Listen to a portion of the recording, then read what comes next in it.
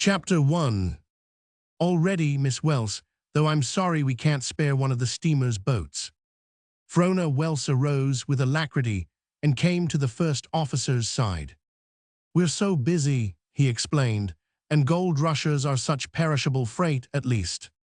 I understand, she interrupted, and I too am behaving as though I were perishable, and I am sorry for the trouble I am giving you, but, she turned quickly and pointed to the shore. Do you see that big log house, between the clump of pines and the river? I was born there. Guess I'd be in a hurry myself, he muttered sympathetically as he piloted her along the crowded deck. Everybody was in everybody else's way, nor was there one who failed to proclaim it at the top of his lungs. 1,000 gold seekers were clamoring for the immediate landing of their outfits.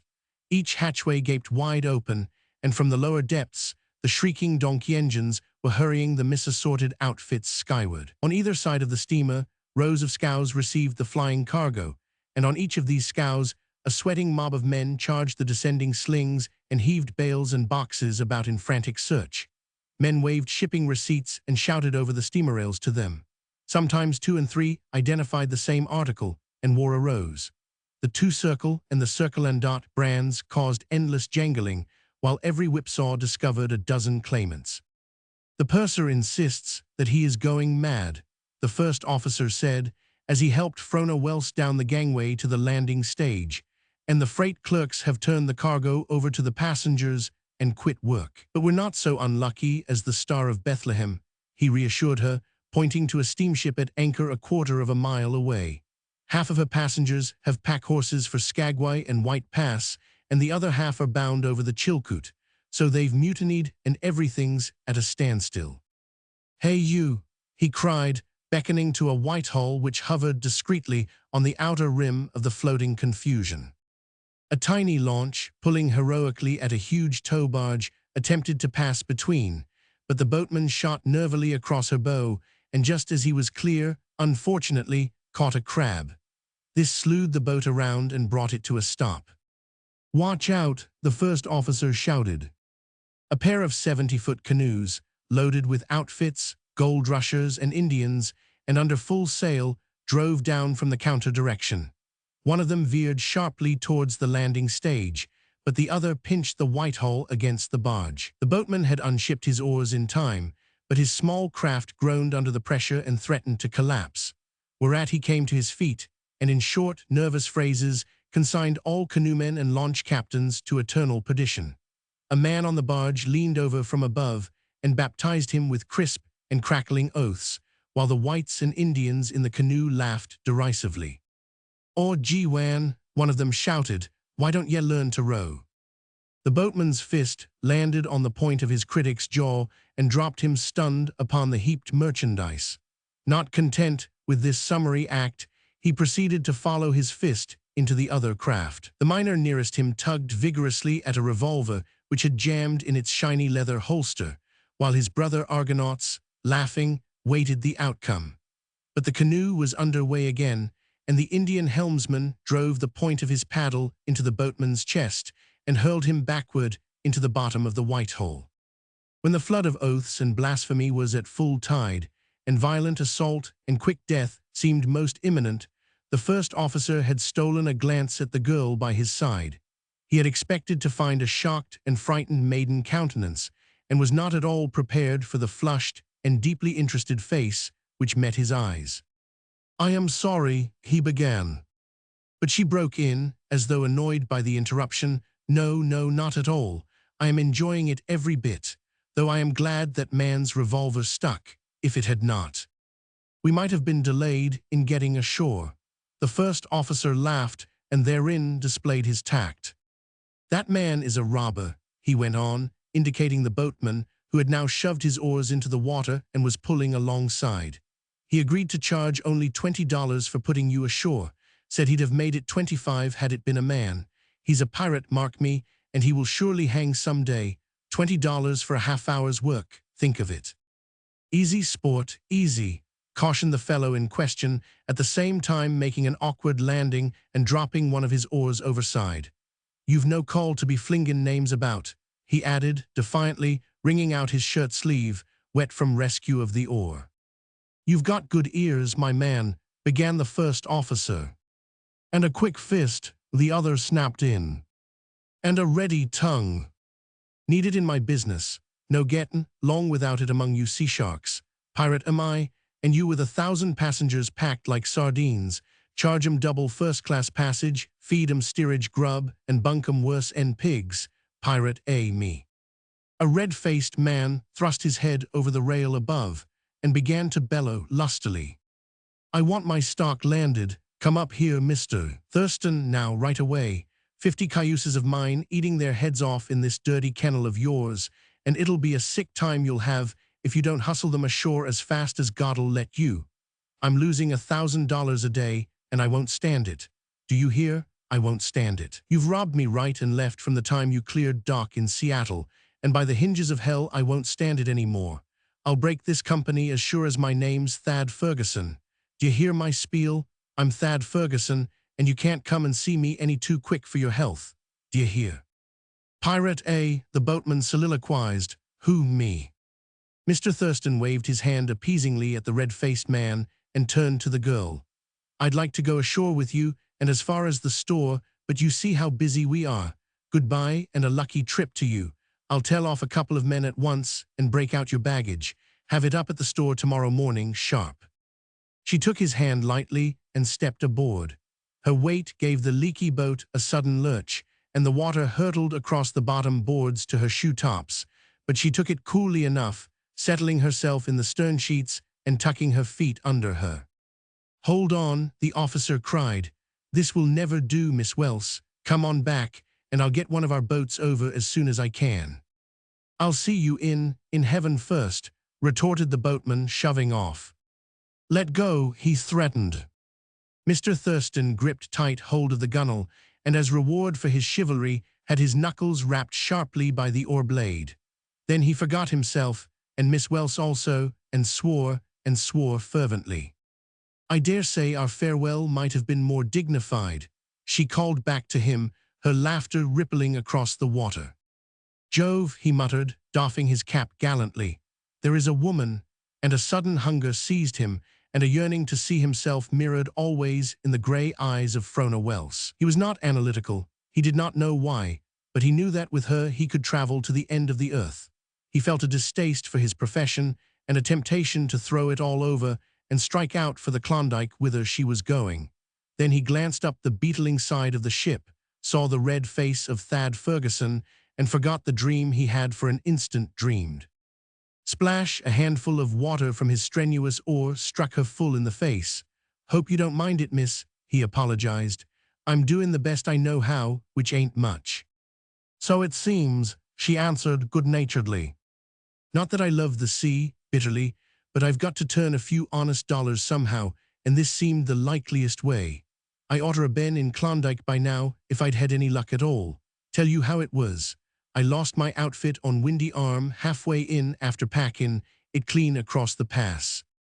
Zip, splash, she shook the water from her eyes, squirming the while as some of it ran down her warm back. "You'll do," he encouraged her. "You're the right stuff for this country, going all the way in." She nodded cheerfully. "Then you'll do, but as I was saying, after I lost my outfit I hit back for the coast, bane broke, to hustle up another one. That's why I'm charging high-pressure rates, and I hope you don't feel sore at what I made you pay. I'm no worse than the rest, miss, sure. I had to dig up 100 for this old tub, which ain't worth 10 down in the States. Same kind of prices everywhere. Over on the Skagway Trail, horseshoe nails is just as good as a quarter any day. A man goes up to the bar and calls for a whiskey. Whiskey's $50. Well, he drinks his whiskey, plunks down 2 horseshoe nails, and it's okay, no kick common on horseshoe nails. They use 'em to make change. You must be a brave man to venture into the country again after such an experience. Won't you tell me your name? We may meet on the inside." "Who, me? Oh, I'm Del Bishop, pocket miner, and if ever we run across each other, remember I'd give you the last shirt. I mean, remember my last bit of grub is yours." "Thank you," she answered with a sweet smile, for she was a woman who loved the things which rose straight from the heart. He stopped rowing long enough to fish about in the water around his feet for an old corned beef can. "You'd better do some bailin'," he ordered, tossing her the can. "She's leakin' worse since that squeeze." Frona smiled mentally, tucked up her skirts, and bent to the work. At every dip, like great billows heaving along the skyline, the glacier-fretted mountains rose and fell.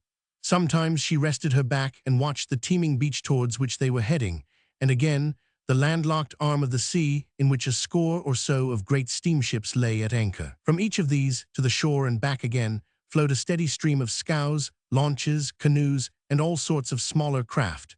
Man, the mighty toiler, reacting upon a hostile environment, she thought, going back in memory to the masters whose wisdom she had shared in lecture room and midnight study.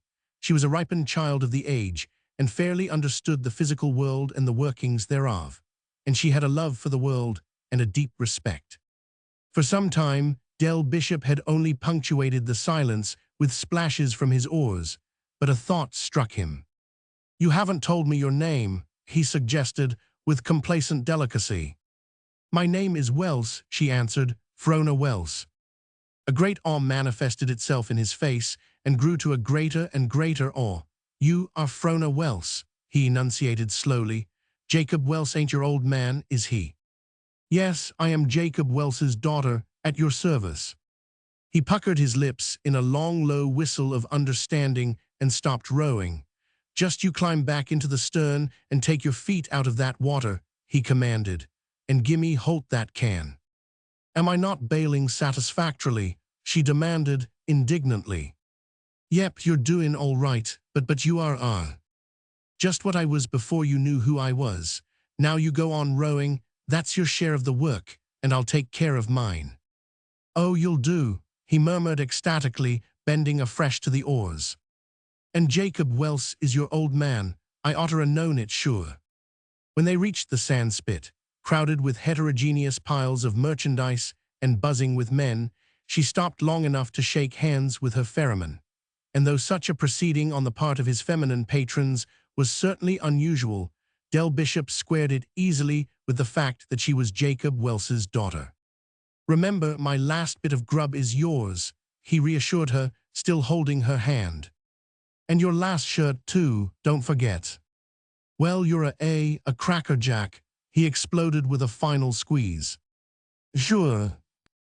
Her short skirt did not block the free movement of her limbs, and she discovered with pleasurable surprise that the quick tripping step of the city pavement had departed from her, and that she was swinging off in the long, easy stride which is born of the trail, and which comes only after much travail and endeavor. More than one gold rusher, shooting keen glances at her ankles and gray-gaitered calves, affirmed Del Bishop's judgment. And more than one glanced up at her face and glanced again, for her gaze was frank, with the frankness of comradeship, and in her eyes there was always a smiling light, just trembling on the verge of dawn, and did the onlooker smile, her eyes smiled also. And the smiling light was Protean-mooded, merry, sympathetic, joyous, quizzical, the complement of whatsoever kindled it. And sometimes the light spread over all her face, till the smile prefigured by it was realized, but it was always in frank and open comradeship. And there was much to cause her to smile as she hurried through the crowd, across the sandspit, and over the flat towards the log building she had pointed out to Mr. Thurston. Time had rolled back, and locomotion and transportation were once again in the most primitive stages. Men who had never carried more than parcels in all their lives had now become bearers of burdens. They no longer walked upright under the sun, but stooped the body forward and bowed the head to the earth. Every back had become a pack saddle, and the strap-galls were beginning to form. They staggered beneath the unwanted effort, and legs became drunken with weariness and titubated in divers directions till the sunlight darkened and bearer and burden fell by the way. Other men, exulting secretly, piled their goods on two-wheeled go-karts and pulled out blithely enough, only to stall at the first spot where the great round boulders invaded the trail. Whereat they generalized anew upon the principles of Alaskan travel, discarded the go-kart, or trundled it back to the beach, and sold it at fabulous price to the last man landed. Tenderfeet, with 10 pounds of Colt's revolvers, cartridges, and hunting knives belted about them, wandered valiantly up the trail and crept back softly, shedding revolvers, cartridges, and knives in despairing showers. And so, in gasping and bitter sweat, these sons of Adam suffered for Adam's sin.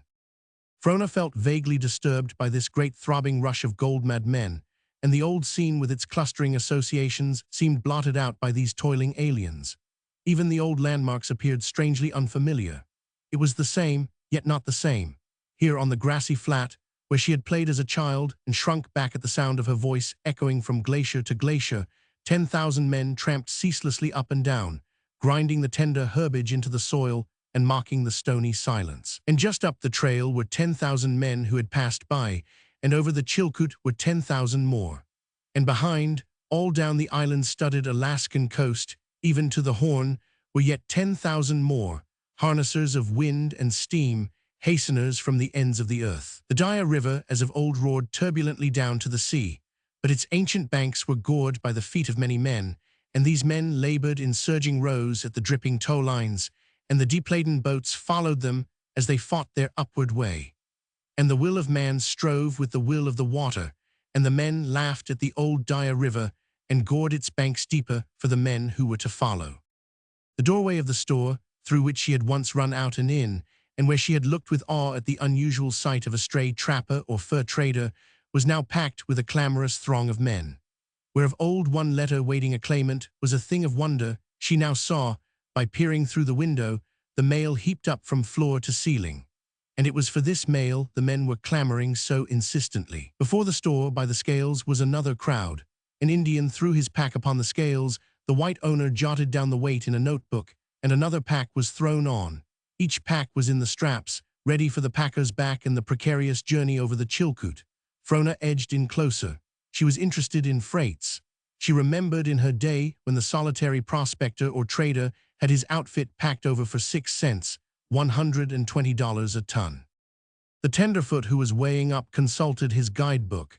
8 cents, he said to the Indian, whereupon the Indians laughed scornfully and chorused, 40 cents. A pained expression came into his face, and he looked about him anxiously. The sympathetic light in Frona's eyes caught him, and he regarded her with intent blankness. In reality, he was busy reducing a 3-ton outfit to terms of cash at $40 per hundredweight, $2,400 for 30 miles. He cried, "What can I do?" Frona shrugged her shoulders. "You'd better pay them the 40 cents, she advised, "else they will take off their straps." The man thanked her, but instead of taking heed, went on with his haggling. One of the Indians stepped up and proceeded to unfasten his pack straps.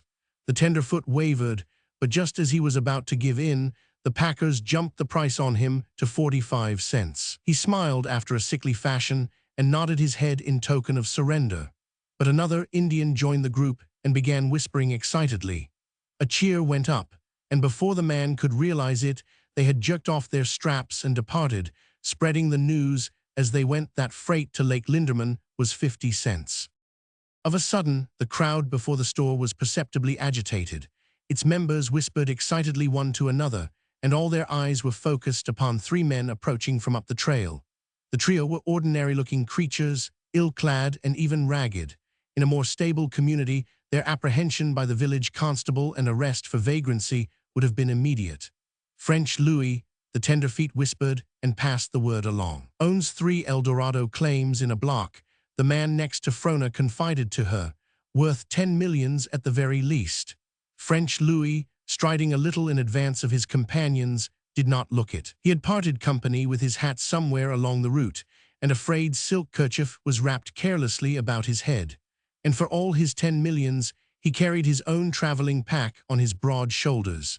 And that one, the one with the beard, that's Swiftwater Bill, another of the Eldorado kings. "How do you know?" Frona asked doubtingly. "No," the man exclaimed. "No, why his picture has been in all the papers for the last 6 weeks. See," he unfolded a newspaper, "and a pretty good likeness too. I've looked at it so much I'd know his mug among 1,000. "Then who is the third one?" she queried, tacitly accepting him as a fount of authority. Her informant lifted himself on his toes to see better. "I don't know," he confessed sorrowfully, then tapped the shoulder of the man next to him. "Who is the lean, smooth-faced one, the one with the blue shirt and the patch on his knee?" Just then Frona uttered a glad little cry and darted forward. Matt, she cried, Matt McCarthy. The man with the patch shook her hand heartily, though he did not know her, and distrust was plain in his eyes. Oh, you don't remember me, she chattered, and don't you dare say you do. If there weren't so many looking, I'd hug you, you old bear. And so Big Bear went home to the little bears, she recited solemnly. And the little bears were very hungry, and Big Bear said, guess what? I have got my children, and one little bear guessed berries, and one little bear guessed salmon, and t'other little bear guessed porcupine. Then Big Bear laughed, woof, woof, and said, a nice big fat man. As he listened, recollection avowed itself in his face, and when she had finished, his eyes wrinkled up, and he laughed a peculiar, laughable, silent laugh. Sure, and it's well I know ye, he explained, but for the life Roman for me, I can't put me finger on ye. She pointed into the store and watched him anxiously. Now I have ye, he drew back and looked her up and down, and his expression changed to disappointment. It couldn't be, I mistook ye could neither a lived in that shanty, thrusting a thumb in the direction of the store. Frona nodded her head vigorously. Then it's your own self after all, the little motherless darlin', with the gould hair I combed the knots out Roman for many's the time, the little witch that run barefoot and bare-legged over all the place. Yes, yes, she corroborated gleefully. The little divil that stole the dog team and went over the pass in the dead o' winter for to see where the world come to an end on the ither side, just because old Matt McCarthy was after tellin' her fairy stories.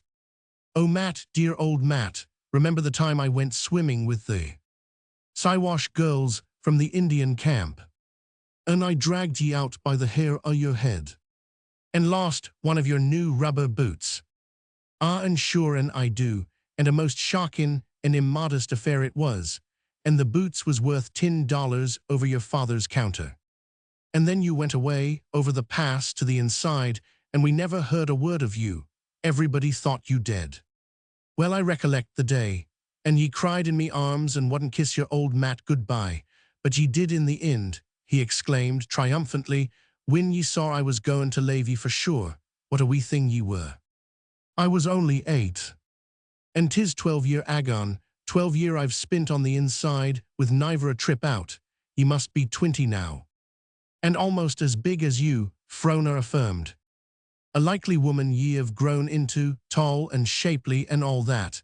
He looked her over critically. But ye could, stood a bit more flesh, I'm thinkin'. No, no, she denied. Not at 20, Matt, not at 20. Feel my arm, you'll see. She doubled that member till the biceps knotted. Tease muscle, he admitted, passing his hand admiringly over the swelling bunch, just as though ye'd been workin' hard for your livin'. Oh, I can swing clubs and box and fence, she cried, successively striking the typical postures, and swim and make high dives, chin a bar 20 times, and then walk on my hands. There. Is that what ye have been doin'?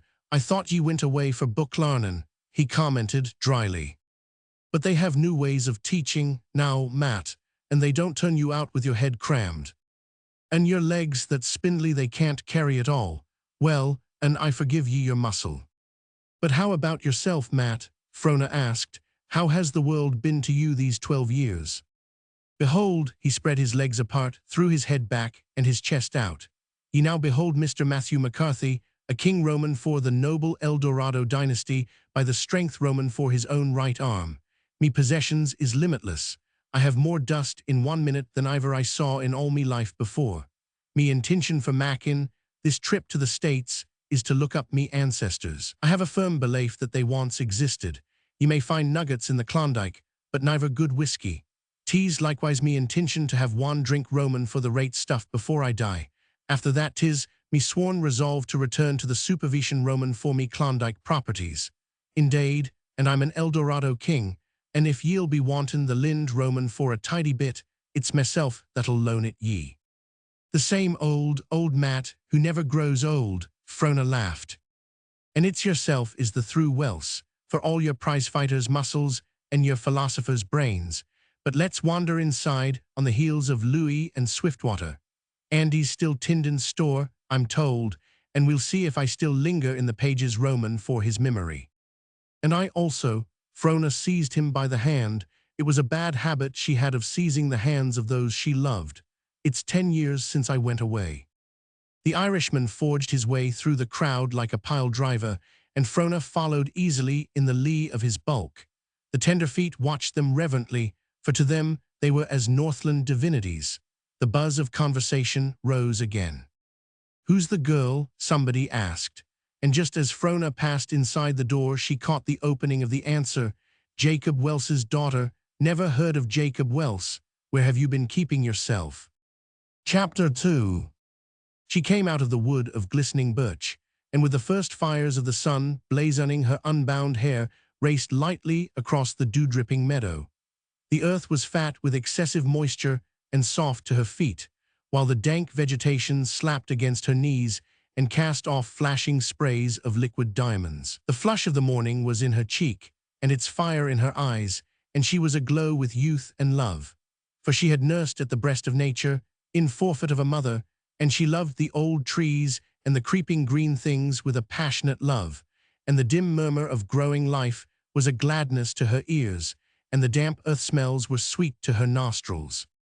Where the upper reach of the meadow vanished in a dark and narrow forest aisle, amid clean-stemmed dandelions and color-bursting buttercups, she came upon a bunch of great Alaskan violets. Throwing herself at full length, she buried her face in the fragrant coolness, and with her hands drew the purple heads in circling splendor about her own. And she was not ashamed. She had wandered away amid the complexities and smirch and withering heats of the great world, and she had returned, simple and clean and wholesome. And she was glad of it as she lay there, slipping back to the old days, when the universe began and ended at the skyline, and when she journeyed over the pass to behold the abyss. It was a primitive life, that of her childhood, with few conventions, but such as there were, stern ones, and they might be epitomized, as she had read somewhere in her later years, as the faith of food and blanket. This faith had her father kept, she thought, remembering that his name sounded well on the lips of men. And this was the faith she had learned, the faith she had carried with her across the abyss and into the world, where men had wandered away from the old truths and made themselves selfish dogmas and casuistries of the subtlest kinds. The faith she had brought back with her, still fresh and young and joyous. And it was all so simple, she had contended. Why should not their faith be as her faith, the faith of food and blanket, the faith of trail and hunting camp, the faith with which strong, clean men faced the quick danger and sudden death by field and flood? Why not? The faith of Jacob Welse, of Matt McCarthy, of the Indian boys she had played with, of the Indian girls she had led to Amazonian war, of the very wolf dogs straining in the harnesses and running with her across the snow. It was healthy, it was real, it was good, she thought, and she was glad. The rich notes of a robin saluted her from the birch wood and opened her ears to the day. A partridge boomed afar in the forest, and a tree squirrel launched unerringly into space above her head and went on, from limb to limb and tree to tree, scolding graciously the while. From the hidden river rose the shouts of the toiling adventurers, already parted from sleep and fighting their way towards the pole. Frona arose, shook back her hair, and took instinctively the old path between the trees to the camp of Chief George and the Daya tribesmen. She came upon a boy, breech-clouted and bare, like a copper god. He was gathering wood, and looked at her keenly over his bronze shoulder. She bade him good morning blithely in the Daya tongue, but he shook his head and laughed insultingly and paused in his work to hurl shameful words after her. She did not understand, for this was not the old way, and when she passed a great and glowering Sitkan buck, she kept her tongue between her teeth. At the fringe of the forest, the camp confronted her, and she was startled. It was not the old camp of a score or more of lodges clustering and huddling together in the open as though for company, but a mighty camp. It began at the very forest, and flowed in and out among the scattered tree clumps on the flat, and spilled over and down to the river bank, where the long canoes were lined up 10 and 12 deep. It was a gathering of the tribes, like unto none in all the past, and 1,000 miles of coast made up the tally.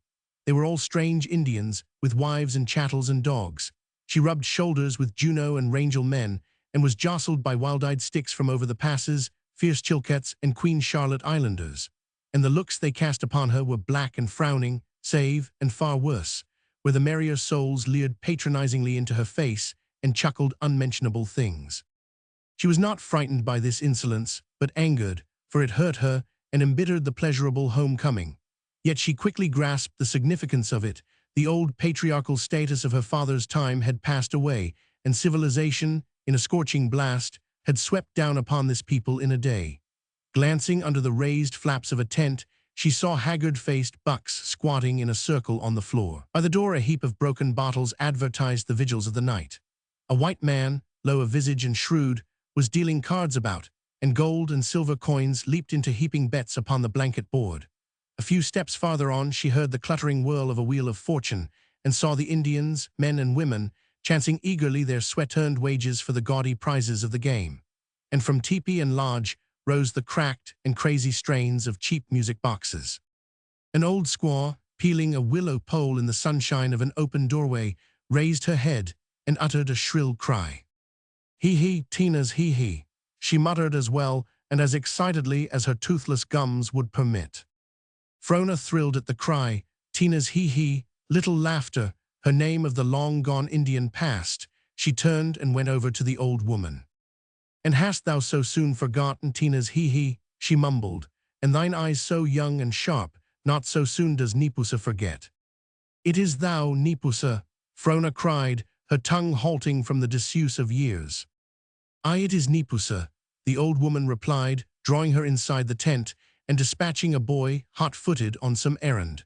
They sat down together on the floor, and she patted Frona's hand lovingly, peering, meanwhile, blear-eyed and misty, into her face. "Aye, it is Nipusa, grown old quickly after the manner of our women. Nipusa, who dandled thee in her arms when thou wast a child. Nipusa, who gave thee thy name, Tina's hee-hee, who fought for thee with death when thou wast ailing, and gathered growing things from the woods and grasses of the earth and made of them tea, and gave thee to drink. But I marked little change, for I knew thee at once. It was thy very shadow on the ground that made me lift my head. A little change, mayhap. Tall thou art, and like a slender willow in thy grace, and the sun has kissed thy cheeks more lightly of the years. But there is the old hair, flying wild and of the color of the brown seaweed floating on the tide, and the mouth, quick to laugh and loth to cry.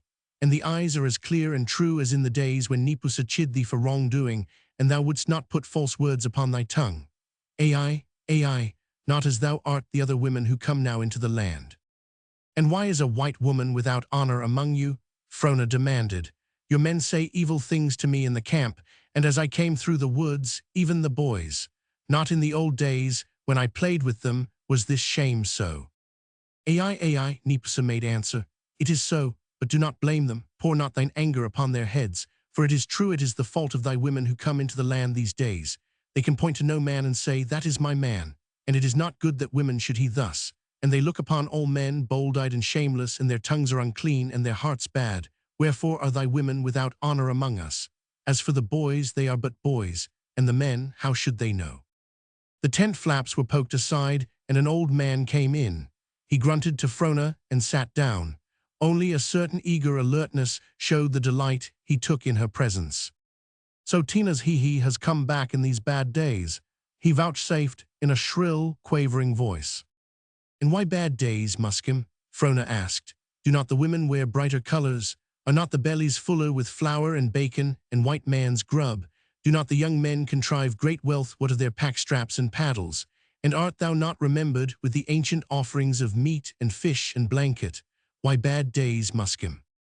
"True," he replied in his fine, priestly way, a reminiscent flash of the old fire lighting his eyes. "It is very true. The women wear brighter colors, but they have found favor in the eyes of thy white men, and they look no more upon the young men of their own blood. Wherefore the tribe does not increase, nor do the little children longer clutter the way of our feet. It is so.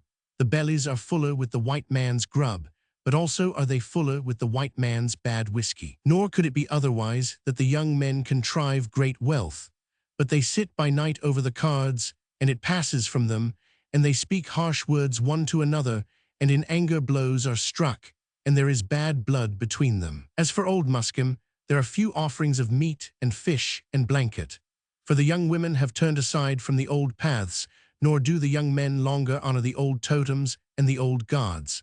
So these are bad days, Tina's hee-hee, and they behold old Muskim go down in sorrow to the grave. Ai, it is so, wailed Nipusa.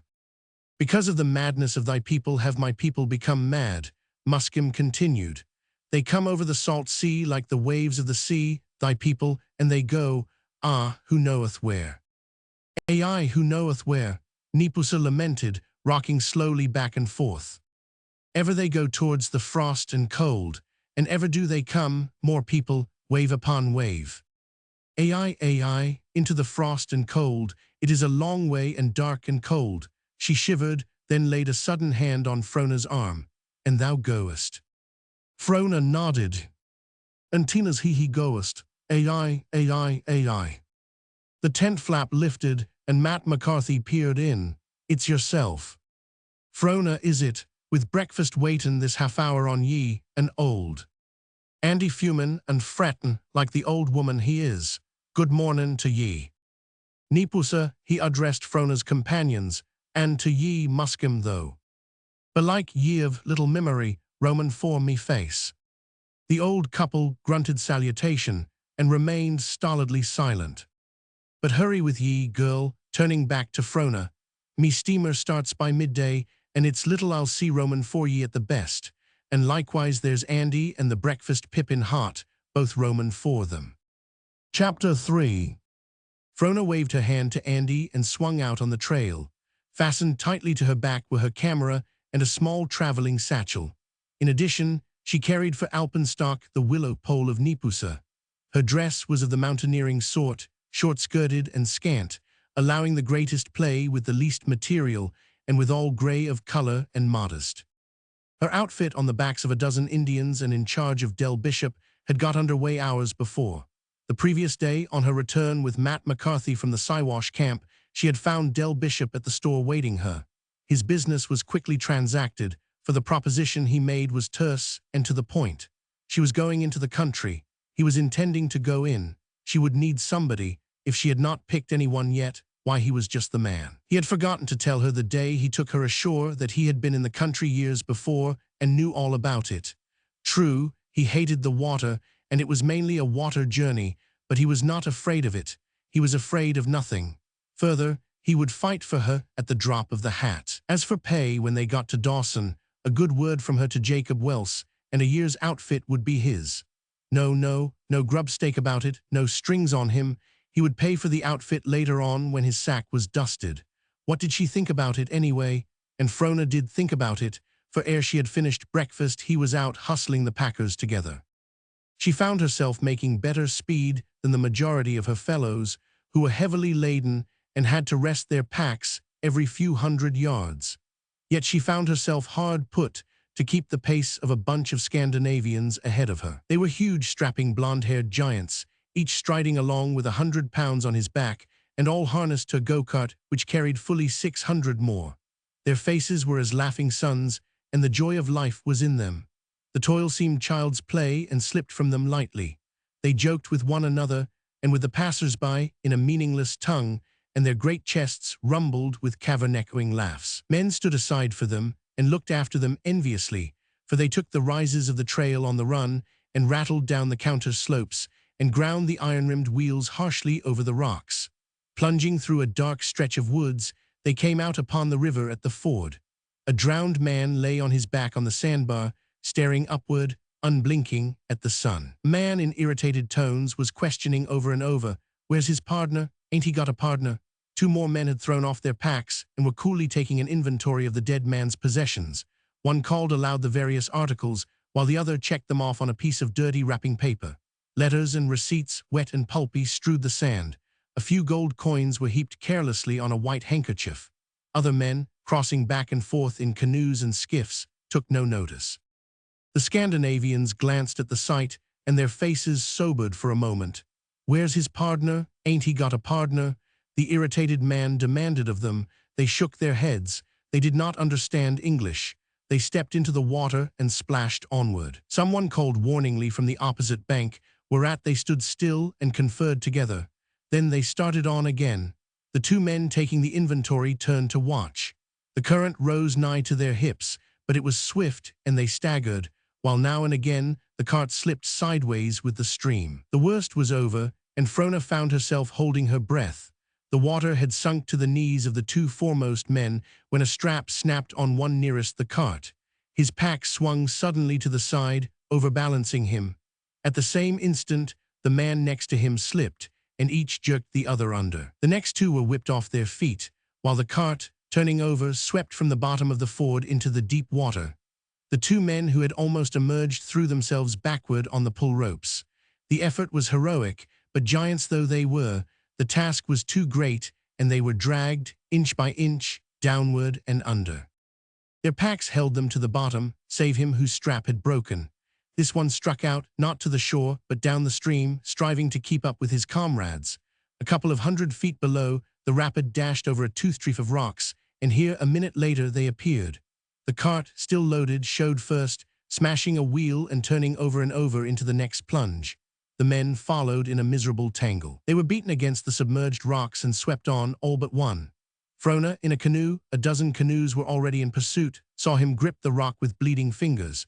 She saw his white face in the agony of the effort, but his hold relaxed and he was jerked away, just as his free comrade, swimming mightily, was reaching for him. Hidden from sight, they took the next plunge, showing for a second, still struggling, at the shallow foot of the rapid. A canoe picked up the swimming man, but the rest disappeared in a long stretch of swift, deep water. For a quarter of an hour the canoes plied fruitlessly about, then found the dead men gently grounded in an eddy. A tow rope was requisitioned from an upcoming boat, and a pair of horses from a pack train on the bank, and the ghastly jetsam hauled ashore. Frona looked at the 5 young giants lying in the mud, broken-boned, limp, uncaring. They were still harnessed to the cart, and the poor worthless packs still clung to their backs. The 6 sat in the midst, dry-eyed and stunned. A dozen feet away the steady flood of life flowed by, and Frona melted into it and went on. The dark spruce-shrouded mountains drew close together in the dire canyon, and the feet of men churned the wet, sunless earth into mire and bog-hole. And when they had done this, they sought new paths, till there were many paths. And on such a path Frona came upon a man spread carelessly in the mud. He lay on his side, legs apart and one arm buried beneath him, pinned down by a bulky pack. His cheek was pillowed restfully in the ooze, and on his face there was an expression of content. He brightened when he saw her, and his eyes twinkled cheerily. "'Bout time you hove along," he greeted her. "Been waitin' an hour on you as it is." "That's it," as Frona bent over him. "Just unbuckle that strap. The pesky thing, 'twas just out o' my reach all the time." "Are you hurt?" she asked. He slipped out of his straps, shook himself, and felt the twisted arm. "Nope. Sound as $1, thank you, and no kick to register either." He reached over and wiped his muddy hands on a low-bowed spruce. "Just my luck, but I got a good rest, so what's the good of mackin' a beef about it? You see, I tripped on that little root there and slip, slump, slam, and slush. There I was, down and out, and the buckle just out o' reach. And there I lay for a blasted hour, everybody hitting the lower path." "But why didn't you call out to them? And make 'em climb up the hill to me? Them all tuckered out with their own work. Not on your life, wasn't serious enough. If any other man make me climb up just because he'd slipped down, I'd take him out o' the mud all right, and punch him back into the mud again. Besides, I knew somebody was bound to come along my way after a while." "Oh, you'll do," she cried, appropriating Del Bishop's phrase. "You'll do for this country." "Yep," he called back, shouldering his pack and starting off at a lively clip. "And anyway, I got a good rest." The trail dipped through a precipitous morass to the river's brink. A slender pine tree spanned the screaming foam and bent midway to touch the water. The surge beat upon the taper trunk and gave it a rhythmical swaying motion, while the feet of the packers had worn smooth its wave-washed surface. 80 feet, it stretched in ticklish insecurity. Frona stepped upon it, felt it move beneath her, heard the bellowing of the water, saw the mad rush, and shrank back. She slipped the knot of her shoelaces and pretended great care in the tying thereof as a bunch of Indians came out of the woods, above and down, through the mud. 3 or 4 bucks led the way, followed by many squaws, all bending in the head straps to the heavy packs. Behind came the children burdened according to their years, and in the rear 6 dozen dogs, tongues lagging out and dragging forward painfully under their several loads. The men glanced at her sideways, and one of them said something in an undertone. Frona could not hear, but the snicker which went down the line brought the flush of shame to her brow and told her more forcibly than could the words. Her face was hot, for she sat disgraced in her own sight, but she gave no sign. The leaders stood aside, and one by one, and never more than one at a time, they made the perilous passage. At the bend in the middle their weight forced the tree under, and they felt for their footing, up to the ankles in the cold, driving torrent. Even the little children made it without hesitancy, and then the dogs whining and reluctant, but urged on by the man. When the last had crossed over, he turned to Frona. Horse trail," he said, pointing up the mountain's side. "Much better you take horse trail, more far, much better." But she shook her head and waited till he reached the farther bank, for she felt the call, not only upon her own pride, but upon the pride of her race, and it was a greater demand than her demand, just as the race was greater than she. So she put foot upon the log, and with the eyes of the alien people upon her, walked down into the foam-white swirl. She came upon a man weeping by the side of the trail. His pack, clumsily strapped, sprawled on the ground. He had taken off a shoe, and one naked foot showed swollen and blistered. "What is the matter?" she asked, halting before him. He looked up at her, then down into the depths, where the dire river cut the gloomy darkness with its living silver. The tears still welled in his eyes, and he sniffled. "What is the matter?" she repeated. "Can I be of any help?" "No," he replied. "How can you help? My feet are raw, and my back is nearly broken, and I am all tired out.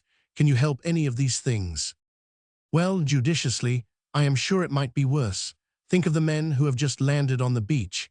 It will take them 10 days or 2 weeks to backtrip their outfits as far as you have already got yours." "But my partners have left me and gone on," he moaned, a sneaking appeal for pity in his voice. "And I am all alone, and I don't feel able to move another step.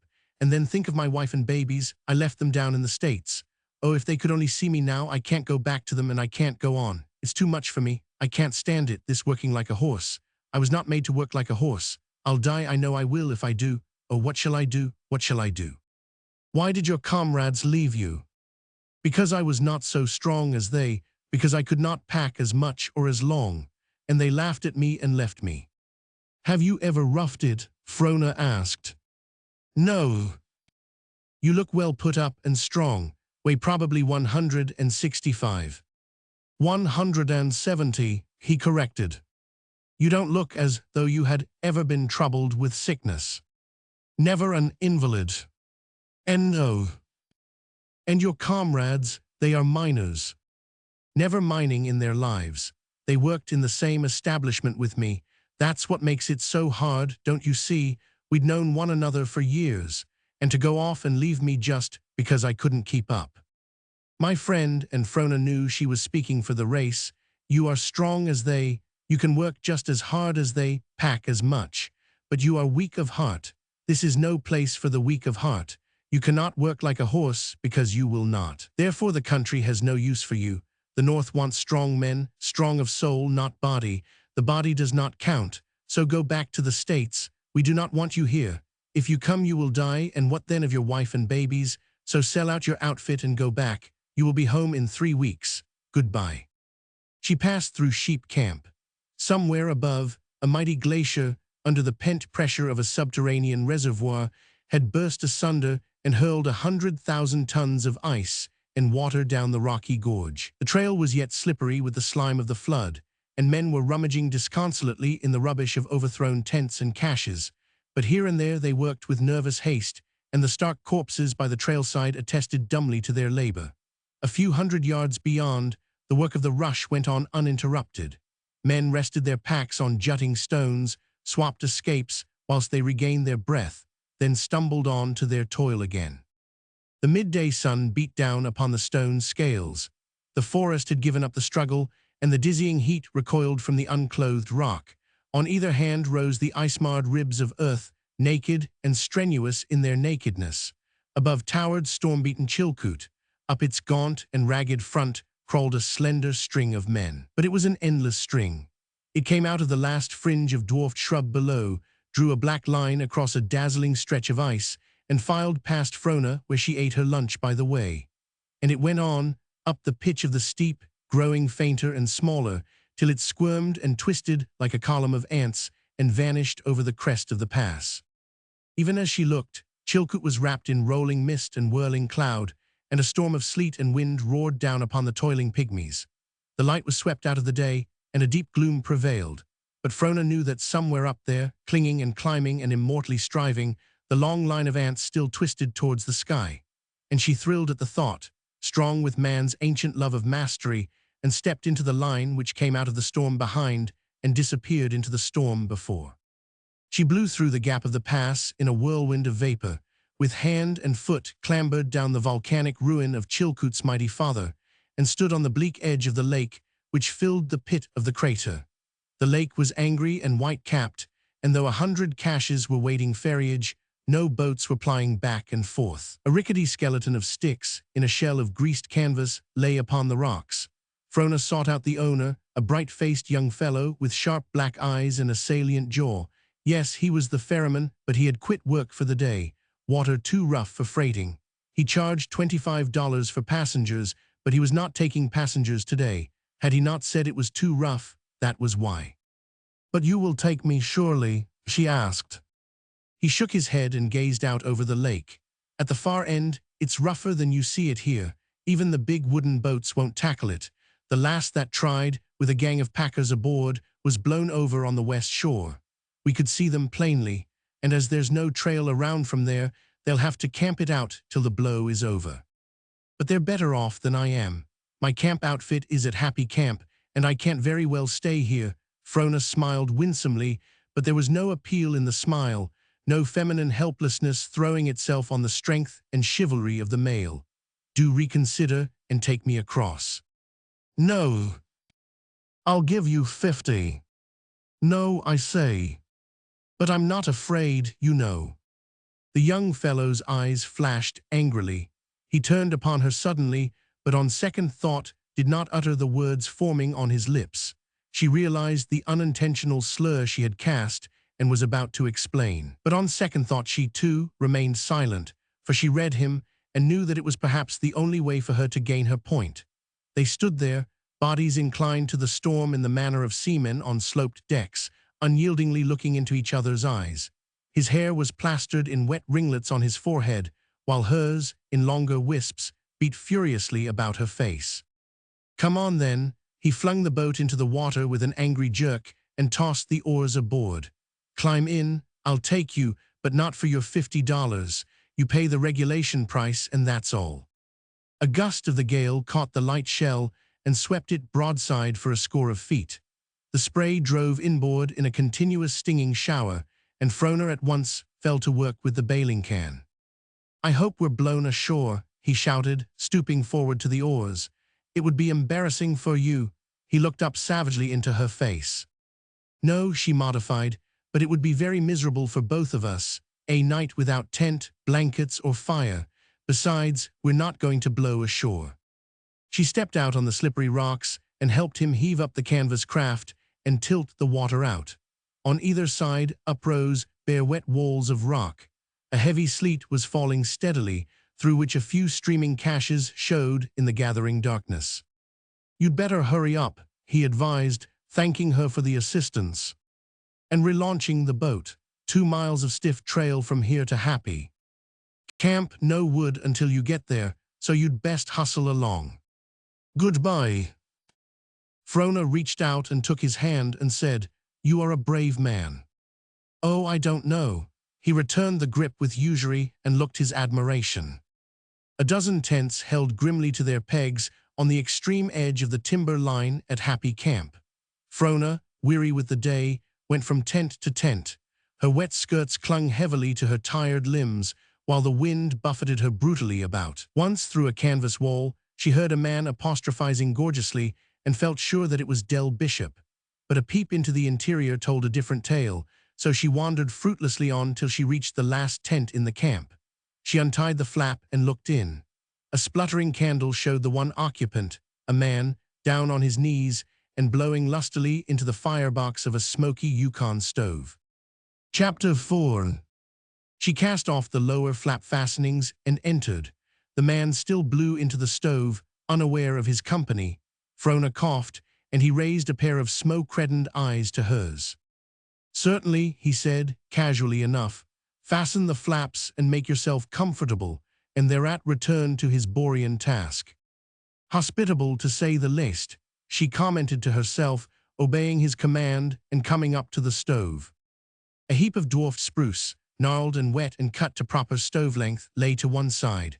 Frona knew it well, creeping and crawling and twisting itself among the rocks of the shallow alluvial deposit, unlike its arboreal prototype, rarely lifting its head more than a foot from the earth.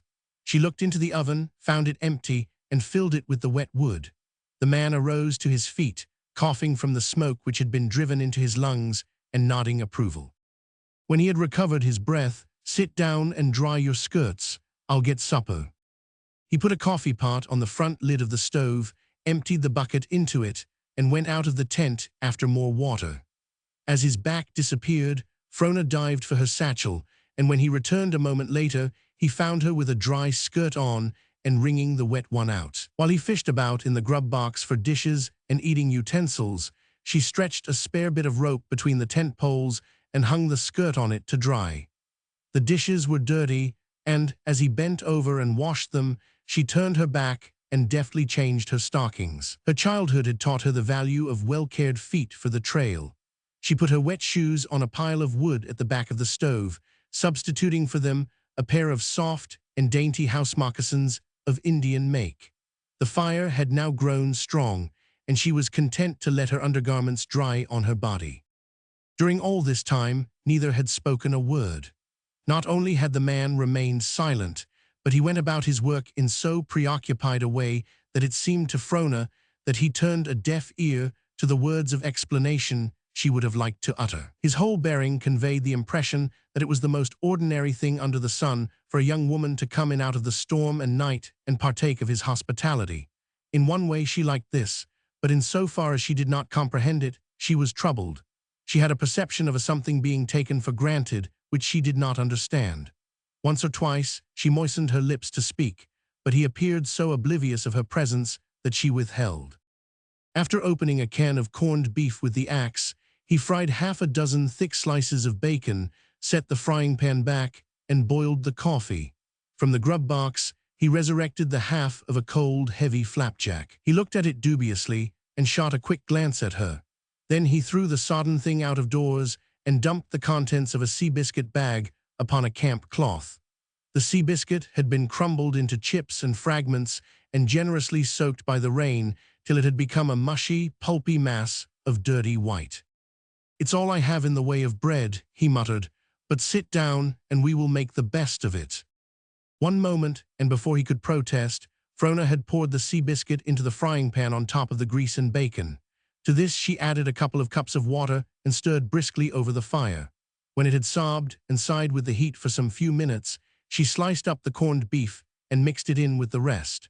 And by the time she had seasoned it heavily with salt and black pepper, a savory steam was rising from the concoction. "Must say it's pretty good stuff," he said, balancing his plate on his knee and sampling the mess avidiously. "What do you happen to call it?" "Slumgullion," she responded curtly, and thereafter the meal went on in silence. Frona helped him to the coffee, studying him intently the while, and not only was it not an unpleasant face, she decided, but it was strong. Strong, she amended, potentially rather than actually. A student, she added, for she had seen many students' eyes and knew the lasting impress of the midnight oil long continued, and his eyes bore the impress. Brown eyes, she concluded, and handsome as the male's should be handsome, but she noted with surprise, when she refilled his plate with slumgullion, that they were not at all brown in the ordinary sense, but hazel brown. In the daylight she felt certain, and in times of best health, they would seem gray and almost blue-gray. She knew it well. Her one girl chum and dearest friend had had such an eye. His hair was chestnut brown, glinting in the candlelight to gold, and the hint of waviness in it explained the perceptible droop to his tawny mustache. For the rest, his face was clean-shaven and cut on a good masculine pattern. At first she found fault with the more than slight cheek hollows under the cheekbones, but when she measured his well-knit, slenderly muscular figure, With its deep chest and heavy shoulders, she discovered that she preferred the hollows. At least, they did not imply lack of nutrition. The body gave the lie to that, while they themselves denied the vice of overfeeding. Height, 5 feet, 9, she summed up from out of her gymnasium experience, an age anywhere between 25 and 30, though nearer the former most likely. "Haven't many blankets," he said abruptly, pausing to drain his cup and set it over on the grub box.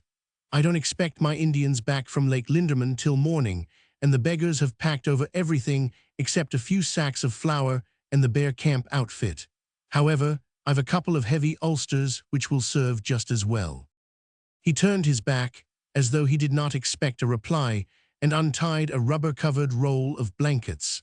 Then he drew the 2 ulsters from a clothes bag and threw them down on the bedding. "Vaudeville artist, I suppose?" He asked the question seemingly without interest, as though to keep the conversation going, and in fact, as if he knew the stereotyped answer beforehand. But to Frona, the question was like a blow in the face. She remembered Nepus's Philippic against the white women who were coming into the land, and realized the falseness of her position and the way in which he looked upon her. But he went on before she could speak. "Last night I had 2 vaudeville queens and 3 the night before, only there was more bedding then.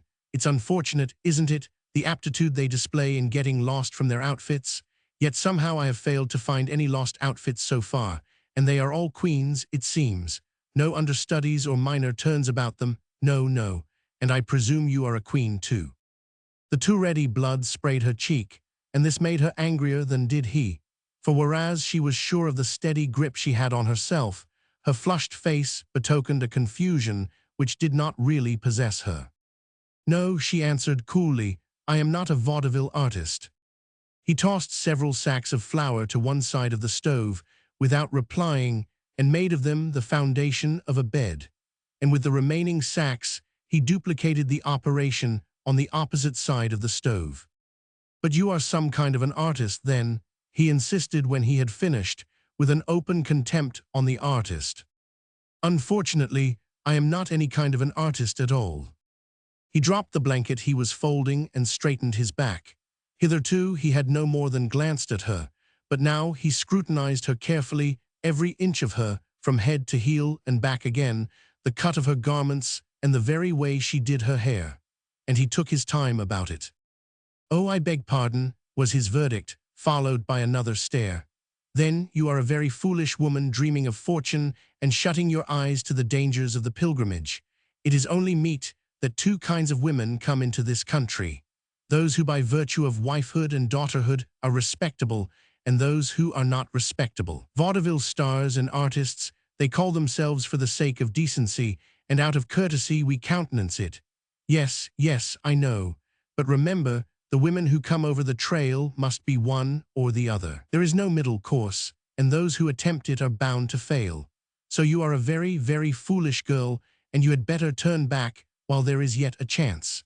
If you will view it in the light of a loan from a stranger, I will advance your passage back to the States and start an Indian over the trail with you tomorrow for Daya." Once or twice, Frona had attempted to interrupt him, but he had waved her imperatively to silence with his hand. "I thank you," she began, but he broke in. "Oh, not at all, not at all."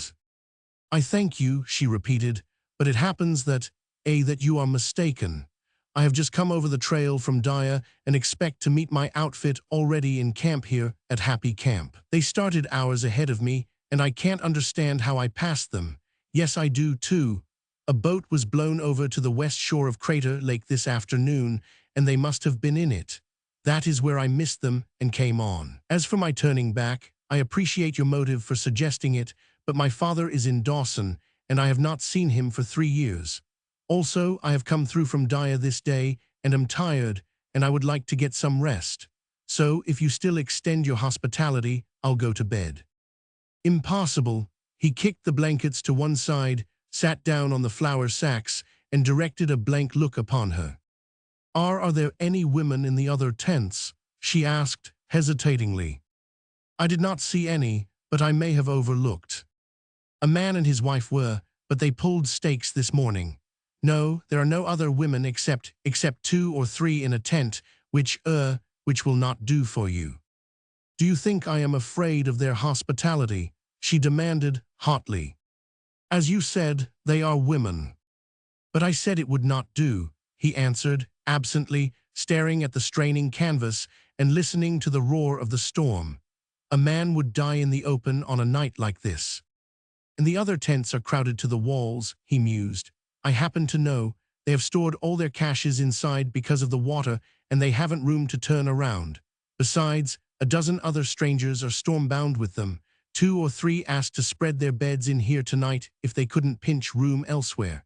Evidently they have, but that does not argue that there is any surplus space left. And anyway. He broke off helplessly. The inevitableness of the situation was growing. Can I make Deep Lake tonight? Frona asked, forgetting herself to sympathize with him, then becoming conscious of what she was doing and bursting into laughter. But you couldn't ford the river in the dark. He frowned at her levity, and there are no camps between. Are you afraid? She asked with just the shadow of a sneer. Not for myself. Well then, I think I'll go to bed. I might sit up and keep the fire going, he suggested after a pause. Fiddlesticks, she cried, as though your foolish little code were saved in the list. We are not in civilization. This is the trail to the pole. Go to bed. He elevated his shoulders in token of surrender. Agreed. What shall I do then? Help me make my bed, of course. Sacks laid crosswise. Thank you, sir, but I have bones and muscles that rebel. Here, pull them around this way. Under her direction, he laid the sacks lengthwise in a double row. This left an uncomfortable hollow with lumpy sack corners down the middle, but she smote them flat with the side of the axe, and in the same manner lessened the slope to the walls of the hollow. Then she made a triple longitudinal fold in a blanket and spread it along the bottom of the long depression. He soliloquized. Now I see why I sleep so badly. Here goes. And he speedily flung his own sacks into shape. It is plain you are unused to the trail, she informed him, spreading the topmost blanket and sitting down. Perhaps so, he made answer, but what do you know about this trail life? He growled a little later. Enough to conform, she rejoined equivocally, pulling out the dried wood from the oven and replacing it with wet. Listen to it, how it storms, he exclaimed. It's growing worse if worse be possible. The tent reeled under the blows of the wind, the canvas booming hollowly at every shock, while the sleet and rain rattled overhead like skirmish fire grown into a battle. In the lulls, they could hear the water streaming off at the side walls with the noise of small cataracts. He reached up curiously and touched the wet roof. A burst of water followed instantly at the point of contact and coursed down upon the grub box. You mustn't do that, Frona cried, springing to her feet. She put her finger on the spot and, pressing tightly against the canvas, ran it down to the side wall. The leak at once stopped. You mustn't do it, you know, she reproved. Jove, was his reply, and you came through from Dyer today, aren't you stiff? Quite a bit, she confessed, candidly, and sleepy. Good night, she called to him several minutes later, stretching her body luxuriously in the warm blankets. And a quarter of an hour after that, oh, I say, are you awake? Yes, his voice came muffled across the stove. What is it? Have you the shavings cut? Shavings, he queried sleepily. What shavings? For the fire in the morning, of course, so get up and cut them. He obeyed without a word, but ere he was done she had ceased to hear him. The ubiquitous bacon was abroad on the air when she opened her eyes. Day had broken, and with it the storm. The wet sun was shining cheerily over the drenched landscape and in at the widespread flaps. Already work had begun, and groups of men were filing past under their packs. Frona turned over on her side. Breakfast was cooked. Her host had just put the bacon and fried potatoes in the oven and was engaged in propping the door ajar with 2 sticks of firewood. Good morning, she grated. And good morning to you, he responded, rising to his feet and picking up the water bucket. I don't hope that you slept well, for I know you did. Frona laughed. I'm going out after some water, he vouchsafed, and when I return, I shall expect you ready for breakfast. After breakfast, basking herself in the sun, Frona descried a familiar bunch of men rounding the tail of the glacier in the direction of Crater Lake. She clapped her hands. There comes my outfit, and Del Bishop as shamefaced as can be, I'm sure, at his failure to connect.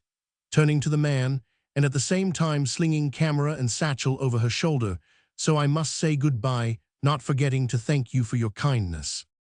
Oh, not at all, not at all. Pray don't mention it. I'd do the same for any vaudeville artist. He looked his reproach, but went on. I don't know your name, nor do I wish to know it. Well, I shall not be so harsh, for I do know your name, Mr. Vance. Corliss, I saw it on the shipping tags, of course, she explained. And I want you to come and see me when you get to Dawson. My name is Frona Welse, goodbye. Your father is not Jacob Welse, he called after her as she ran lightly down towards the trail. She turned her head and nodded. But Del Bishop was not shamefaced, nor even worried. Trust a Welse to land on their feet on a soft spot. He had consoled himself as he dropped off to sleep the night before, but he was angry, madder en hops, in his own vernacular. Good mornin', he saluted, and it's plain by your face you had a comfortable night of it, and no thanks to me. You weren't worried, were you? She asked. Worried about a Welse? Who, me? Not on your life. I was too busy tellin' Crater Lake what I thought of it. I don't like the water, I told you so, and it's always playin' me scurvy, not that I'm afraid of it, though. Hey, you Pete, turning to the Indians, hit her up, got to make Linderman by noon. Frona Welse, Vance Corliss was repeating to himself. The whole thing seemed a dream, and he reassured himself by turning and looking after her retreating form. Del Bishop and the Indians were already out of sight behind a wall of rock. Frona was just rounding the base. The sun was full upon her, and she stood out radiantly against the black shadow of the wall beyond. She waved her alpenstock, and as he doffed his cap, rounded the brink and disappeared. Chapter 5. The position occupied by Jacob Welse was certainly an anomalous one. He was a giant trader in a country without commerce, a ripened product of the 19th century, flourishing in a society as primitive as that of the Mediterranean Vandals. A captain of industry and a splendid monopolist, he dominated the most independent aggregate of men ever drawn together from the ends of the earth. An economic missionary, a commercial St. Paul, he preached the doctrines of expediency and force. Believing in the natural rights of man, a child himself of democracy, he bent all men to his absolutism. Government of Jacob Welse, for Jacob Welse, and the people by Jacob Welse, was his unwritten gospel. Single-handed he had carved out his dominion till he gripped the domain of a dozen Roman provinces. At his ukase, the population ebbed and flowed over 100,000 miles of territory, and cities sprang up or disappeared at his bidding. Yet he was a common man. The air of the world first smote his lungs on the open prairie by the River Platte, the blue sky overhead, and beneath, the green grass of the earth pressing against his tender nakedness. On the horses his eyes first opened, still saddled and gazing in mild wonder on the miracle, for his trapper father had but turned aside from the trail that the wife might have quiet and the birth be accomplished. An hour or so and the two, which were now three, were in the saddle and overhauling their trapper comrades. The party had not been delayed, no time lost. In the morning his mother cooked the breakfast over the campfire and capped it with a 50-mile ride into the next sundown.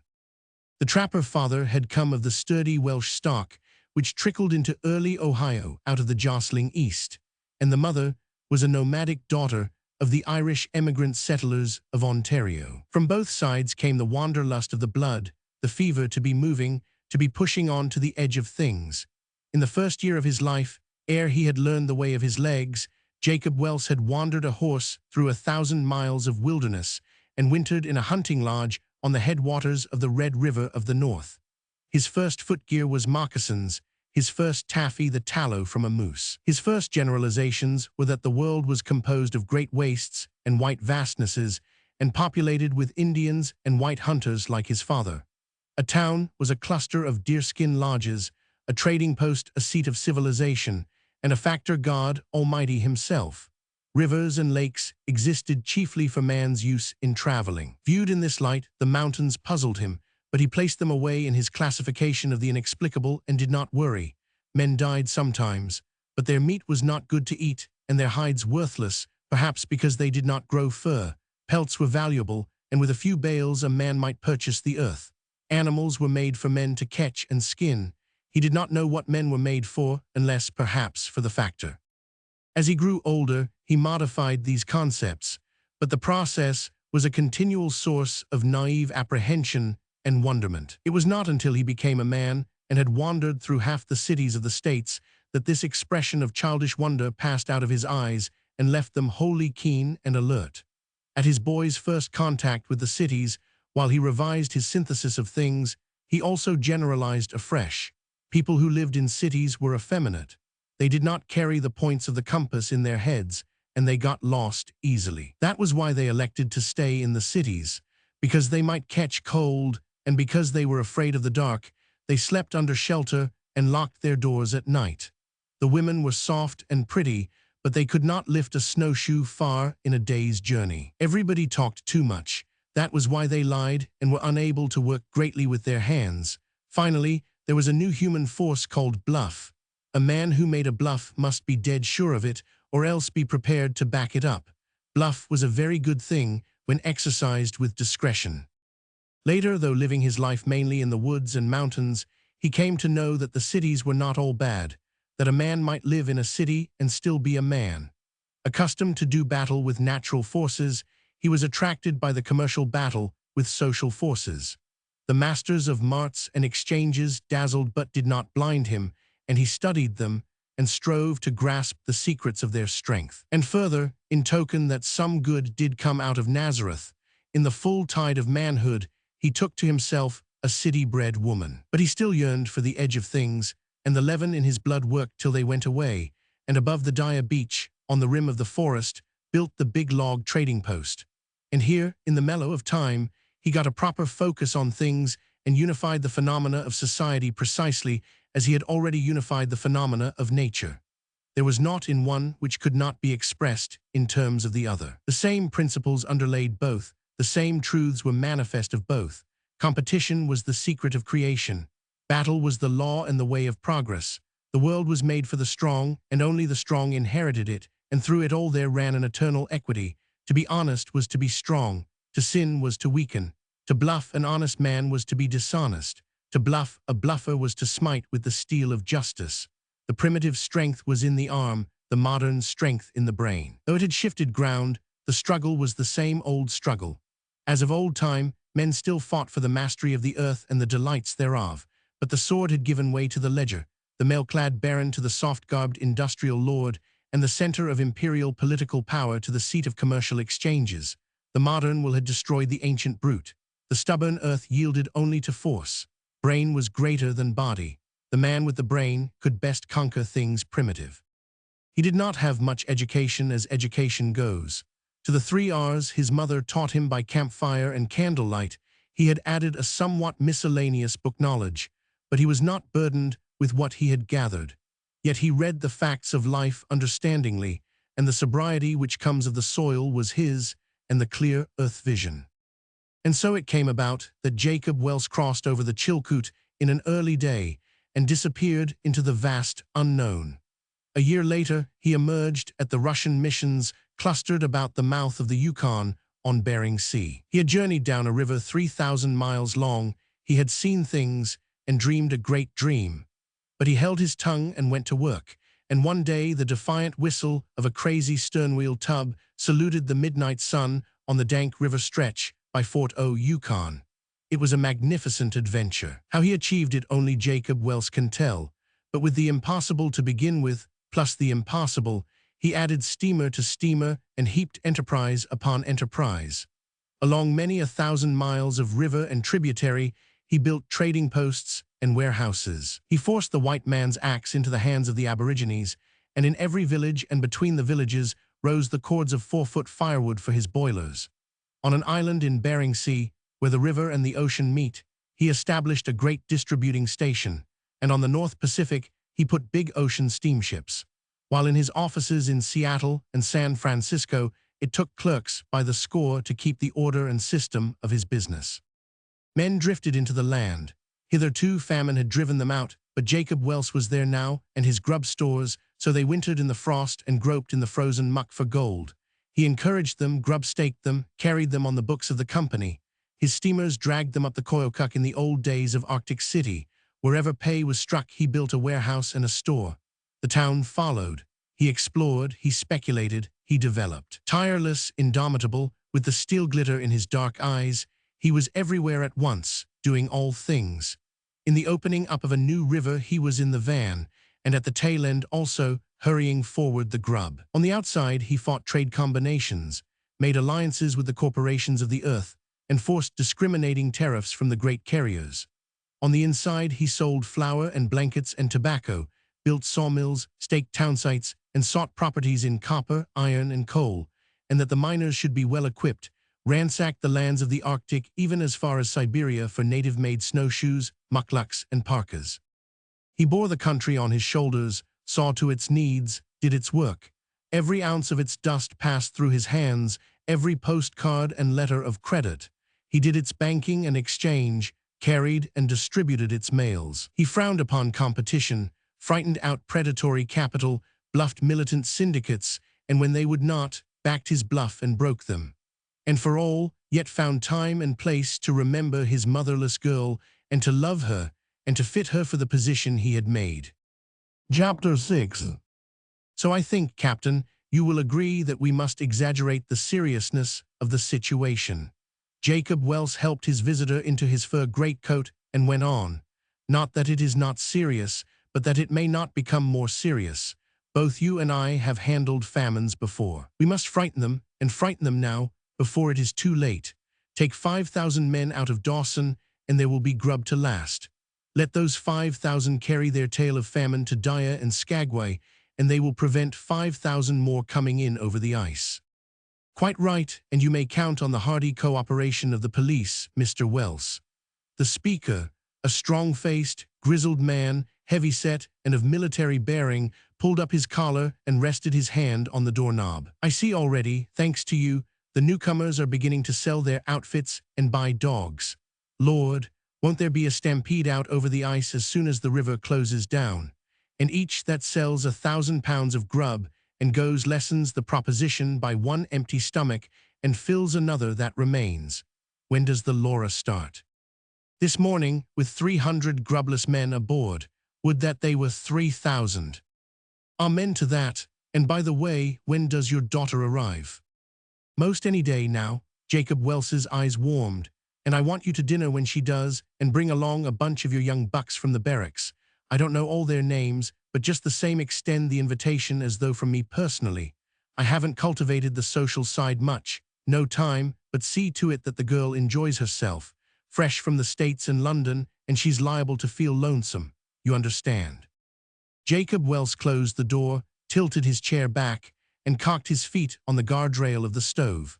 For 1/2 minute, a girlish vision wavered in the shimmering air above the stove, then merged into a woman of fair Saxon type.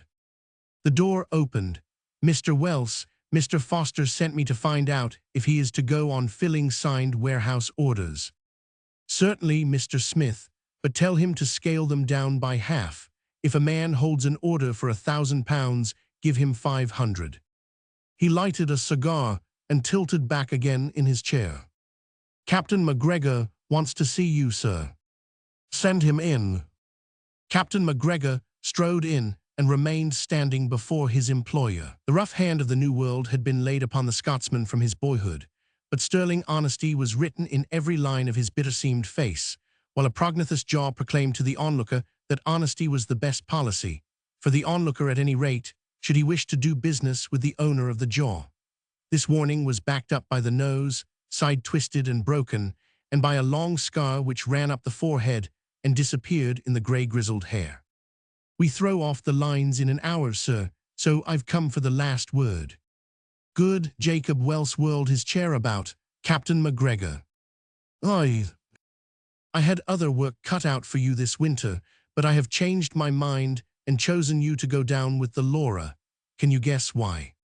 Captain McGregor swayed his weight from one leg to the other, and a shrewd chuckle of a smile wrinkled the corners of his eyes. "Going to be trouble," he grunted. "And I couldn't have picked a better man. Mr. Bawley will give you detailed instructions as you go aboard. But let me say this, if we can't scare enough men out of the country, there'll be need for every pound of grub at Fort Yukon. Understand?" "Aye." "So no extravagance. You are taking 300 men down with you. The chances are that twice as many more will go down as soon as the river freezes. You'll have 1,000 to feed through the winter. Put them on rations, working rations, and see that they work. Cordwood, $6 per cord, and piled on the bank where steamers can make a landing. No work, no rations. Understand?" "Aye." 1,000 men can get ugly if they are idle. They can get ugly anyway. Watch out they don't rush the caches. If they do, do your duty." The other nodded grimly. His hands gripped unconsciously, while the scar on his forehead took on a livid hue. "There are 5 steamers in the ice. Make them safe against the spring breakup, but first transfer all their cargoes to one big cache. You can defend it better and make the cache impregnable. Send a messenger down to Fort Burr, asking Mr. Carter for 3 of his men. He doesn't need them. Nothing much is doing at Circle City. Stop in on the way down and take half of Mr. Birdwell's men. You'll need them. There'll be gunfighters in plenty to deal with. Be stiff. Keep things in check from the start.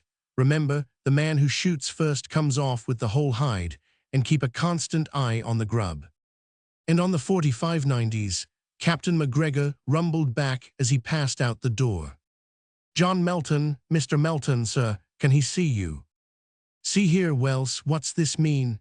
John Melton followed wrathfully on the heels of the clerk, and he almost walked over him as he flourished a paper before the head of the company. "Read that. What's it stand for?" Jacob Welse glanced over it and looked up coolly. 1,000 pounds of grub. "That's what I say, but that fellow you've got in the warehouse says no. 500's all it's good for." He spoke the truth. "But it stands for 1,000 pounds, but in the warehouse it is only good for 500. That your signature?" thrusting the receipt again into the other's line of vision. "Yes." "Then what are you going to do about it?" "Give you 500, what are you going to do about it?" "Refuse to take it." "Very good, there is no further discussion." "Yes, there is. I propose to have no further dealings with you. I'm rich enough to freight my own stuff in over the passes, and I will next year. Our business stops right now and for all time." "I cannot object to that. You have $300,000 in dust deposited with me. Go to Mr. Atchler and draw it at once." The man fumed impotently up and down. "Can't I get that other 500? Great God, man, I've paid for it. You don't intend me to starve." "Look here, Melton." Jacob Welse paused to knock the ash from his cigar. "At this very moment, what are you working for? What are you trying to get?" 1,000 pounds of grub. "For your own stomach." The Bonanzo King nodded his head. Just so, the lines showed more sharply on Jacob Welse's forehead. "You are working for your own stomach. I am working for the stomachs of 20,000. But you filled Tim McReady's 1,000 pounds yesterday all right.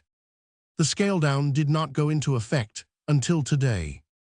But why am I the one to get it in the neck hard? Why didn't you come yesterday and Tim McReady today?" Melton's face went blank, and Jacob Welse answered his own question with shrugging shoulders.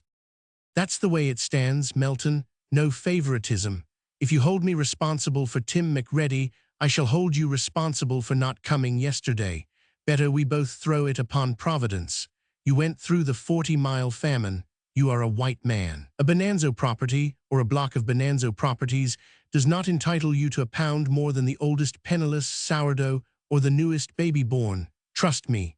As long as I have a pound of grub you shall not starve. Stiffen up. Shake hands. Get a smile on your face and make the best of it." Still savage of spirit, though rapidly toning down, the king shook hands and flung out of the room. Before the door could close on his heels, a loose-jointed Yankee shambled in, thrust a moccasined foot to the side and hooked a chair under him and sat down. Say, he opened up, confidentially, people's gettin' scared over the grub proposition, I guess some. Hello, Dave, that you? S'pose so, but as I was saying, there'll be a lively stampede further outside soon, as the river freezes. Think so? Unheard. Then I'm glad to hear it. It's what the country needs, going to join them. Not in 1,000 years. Dave Harney threw his head back with smug complacency. Freighted my truck up to the mine yesterday. Went a bit too soon about it either, but say, suthin' happened to the sugar. Had it all on the last sled, and just where the trail turns off the Klondike into Bonanza, what does that sled do but break through the ice? I never seen the beat of it, the last sled of all, and all the sugar, so I just thought I'd drop in today and get 100 pounds or so. White or brown, I ain't particular. Jacob Welse shook his head and smiled, but Harney hitched his chair closer. The clerk of yourn said he didn't know, and as there wa'n't no call to pester him, I said I'd just drop round and see you. I don't care what it's wuth. Make it 100 even, that'll do me handy. Say, he went on easily, noting the decidedly negative poise of the other's head. I've got a tolerable sweet tooth, I have. Recollect the taffy I made over on Preacher Creek that time? I declare, how time does fly. That was all of 6 years ago if it's a day. More'n that surely, 7 by the gimcracky. But as I was saying, I'd rather do without my plug of star than sugar. And about that sugar, got my dogs outside. Better go round to the warehouse and get it, pretty good idea. But he saw the no shaping on Jacob Welse's lips, and hurried on before it could be uttered. Now I don't want to hog it, wouldn't do that for the world, so if you're short, I can put up with 75. He studied the other's face, and I might do with 50. I appreciate your position, and I ain't low-down critter enough to pester. What's the good of spilling words, Dave? We haven't a pound of sugar to spare. As I was saying, I ain't no hog, and seein' it's you, Welse, I'll make to scrimp along on 25. Not an ounce. Not the least leetle, mite. Well, don't get het up. We'll just furge it I asked you for any, and I'll drop round some likelier time. So long, say. He threw his jaw to one side and seemed to stiffen the muscles of his ear as he listened intently. That's the Laura's whistle. She's startin' soon, goin' to see her off, come along. Jacob Welse pulled on his bearskin coat and mittens, and they passed through the outer offices into the main store. So large was it that the 10-score purchasers before the counters made no apparent crowd. Many were serious-faced, and more than one looked darkly at the head of the company as he passed. The clerks were selling everything except grub, and it was grub that was in demand. Holding it for a rise, famine prices, a red-whiskered miner sneered. Jacob Welse heard it, but took no notice. He expected to hear it many times, and more unpleasantly, ere the scare was over. On the sidewalk, he stopped to glance over the public bulletins posted against the side of the building. Dogs lost, found, and for sale occupied some space, but the rest was devoted to notices of sales of outfits. The timid were already growing frightened. Outfits of 500 pounds were offering at $1 a pound, without flour, others with flour at $1.50. Jacob Welse saw Melton talking with an anxious-faced newcomer, and the satisfaction displayed by the Bonanza King told that he had succeeded in filling his winter's cash. "Why don't you smell out the sugar, Dave?" Jacob Welse asked, pointing to the bulletins. Dave Harney looked his reproach. "Meb, you think I ain't been smellin'? I've clean wore my dogs out chassin' round from Klondike City to the hospital. Can't get your fingers on it for love or money." They walked down the block-long sidewalk, past the warehouse doors, and the long teams of waiting huskies curled up in wolfish comfort in the snow. It was for this snow, the first permanent one of the fall, that the miners up creek had waited to begin their freighting. "Curious, ain't it?" Dave hazarded suggestively as they crossed the main street to the river bank. "Mighty curious, me ownin' 2 500-foot Eldorado claims and a fraction, wuth 5 millions if I'm wuth a cent, and no sweetenin' fur my coffee or mush. Why, gosh dang it, this country kin go to blazes. I'll sell out. I'll quit it cold. I'll go back to the States." "Oh no, you won't," Jacob Welse answered. "I've heard you talk before. You put in a year up Stewart River on straight meat, if I haven't forgotten. And you ate salmon belly and dogs up the Tanana, to say nothing of going through 2 famines, and you haven't turned your back on the country yet. And you never will, and you'll die here as sure as that's the Laura's spring being hauled aboard. And I look forward confidently to the day when I shall ship you out in a lead-lined box and burden the San Francisco end with the trouble of winding up your estate. You are a fixture, and you know it." As he talked, he constantly acknowledged greetings from the passers-by. Those who knew him were mainly old-timers, and he knew them all by name, though there was scarcely a newcomer to whom his face was not familiar. "I'll just bet I'll be in Paris in 1900, the El Dorado king protested feebly. But Jacob Welse did not hear. There was a jangling of gongs as McGregor saluted him from the pilot house, and the Laura slipped out from the bank. The men on the shore filled the air with good luck farewells and last advice, but the 300 grubless ones, turning their backs on the Golden Dream, were moody and dispirited, and made small response. The Laura backed out through a channel cut in the shore ice, swung about in the current, and with a final blast put on full steam ahead. The crowd thinned away and went about its business, leaving Jacob Welse the center of a group of a dozen or so. The talk was of the famine, but it was the talk of men. Even Dave Harney forgot to curse the country for its sugar shortage and waxed facetious over the newcomers, Chechequos he called them, having recourse to the Siwash tongue. In the midst of his remarks, his quick eye lighted on a black speck floating down with the mush ice of the river. "Just look at that," he cried, "a Peterborough canoe runnin' the ice."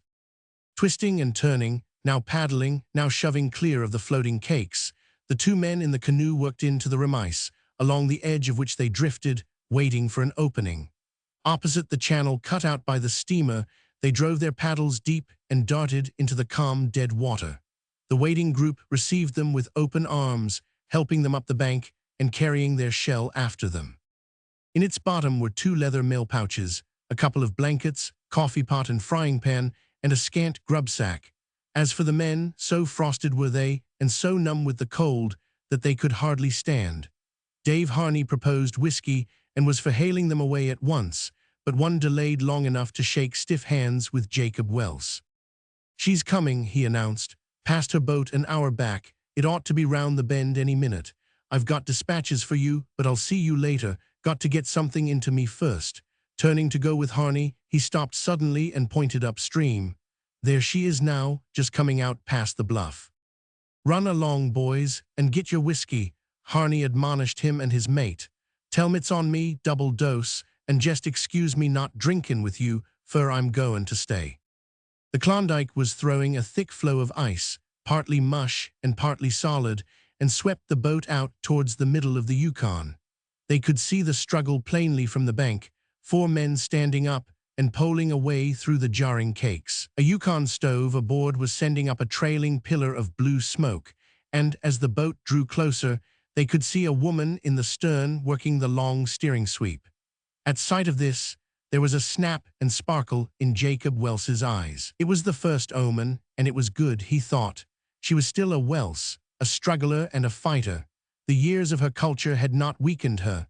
Though tasting of the fruits of the first remove from the soil, she was not afraid of the soil. She could return to it gleefully and naturally. So he mused till the boat drove in, ice-rimed and battered, against the edge of the remise. The one white man aboard sprang out, painter in hand, to slow it down and work into the channel. But the remise was formed of the night, and the front of it shelved off with him into the current. The nose of the boat sheared out under the pressure of a heavy cake, so that he came up at the stern. The woman's arm flashed over the side to his collar, and at the same instant, sharp and authoritative, her voice rang out to the Indian oarsman to back water. Still holding the man's head above water, she threw her body against the sweep and guided the boat stern foremost into the opening. A few more strokes, and it grounded at the foot of the bank. She passed the collar of the chattering man to Dave Harney, who dragged him out and started him off on the trail of the mail carriers. Frona stood up, her cheeks glowing from the quick work. Jacob Welse hesitated. Though he stood within reach of the gunwale, a gulf of 3 years was between. The womanhood of 20, added unto the girl of 17, made a sum more prodigious than he had imagined. He did not know whether to bear hug the radiant young creature or to take her hand and help her ashore. But there was no apparent hitch, for she leaped beside him and was into his arms. Those above looked away to a man till the two came up the bank hand in hand. Gentlemen, my daughter, there was a great pride in his face. Frona embraced them all with a comrade's smile, and each man felt that, for an instant her eyes had looked straight into his. Chapter 7. That Vance Corliss wanted to see more of the girl he had divided blankets with goes with the saying. He had not been wise enough to lug a camera into the country, but nonetheless, by a yet subtler process, a sun picture had been recorded somewhere on his cerebral tissues. In the flash of an instant it had been done. A wave message of light and color, a molecular agitation and integration, a certain minute though definite corrugation in a brain recess. And there it was, a picture complete, the blazing sunlight on the beetling black, a slender gray form, radiant, starting forward to the vision from the marge where light and darkness met.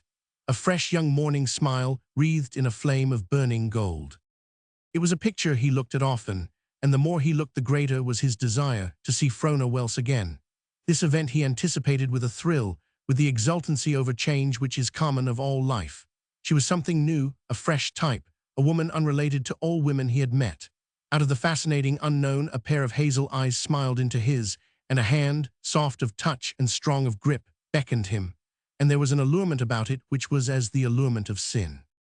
Not that Vance Corliss was anybody's fool, nor that his had been an anchorite's existence, but that his upbringing, rather, had given his life a certain puritanical bent. Awakening intelligence and broader knowledge had weakened the early influence of an austere mother, but had not wholly eradicated it. It was there, deep down, very shadowy, but still a part of him. He could not get away from it. It distorted, ever so slightly, his concepts of things. It gave a squint to his perceptions, and very often, when the sex feminine was concerned, determined his classifications. He prided himself on his largeness when he granted that there were 3 kinds of women. His mother had only admitted 2, but he had outgrown her. It was incontestable that there were 3 kinds, the good, the bad, and the partly good and partly bad. That the last usually went bad, he believed firmly. In its very nature, such a condition could not be permanent. It was the intermediary stage, marking the passage from high to low, from best to worst. All of which might have been true, even as he saw it, but with definitions for premises, conclusions cannot fail to be dogmatic. What was good and bad, there it was.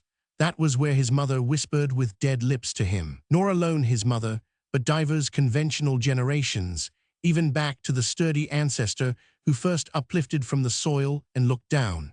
For Vance Corliss was many times removed from the red earth, and though he did not know it, there was a clamor within him for a return lest he perish.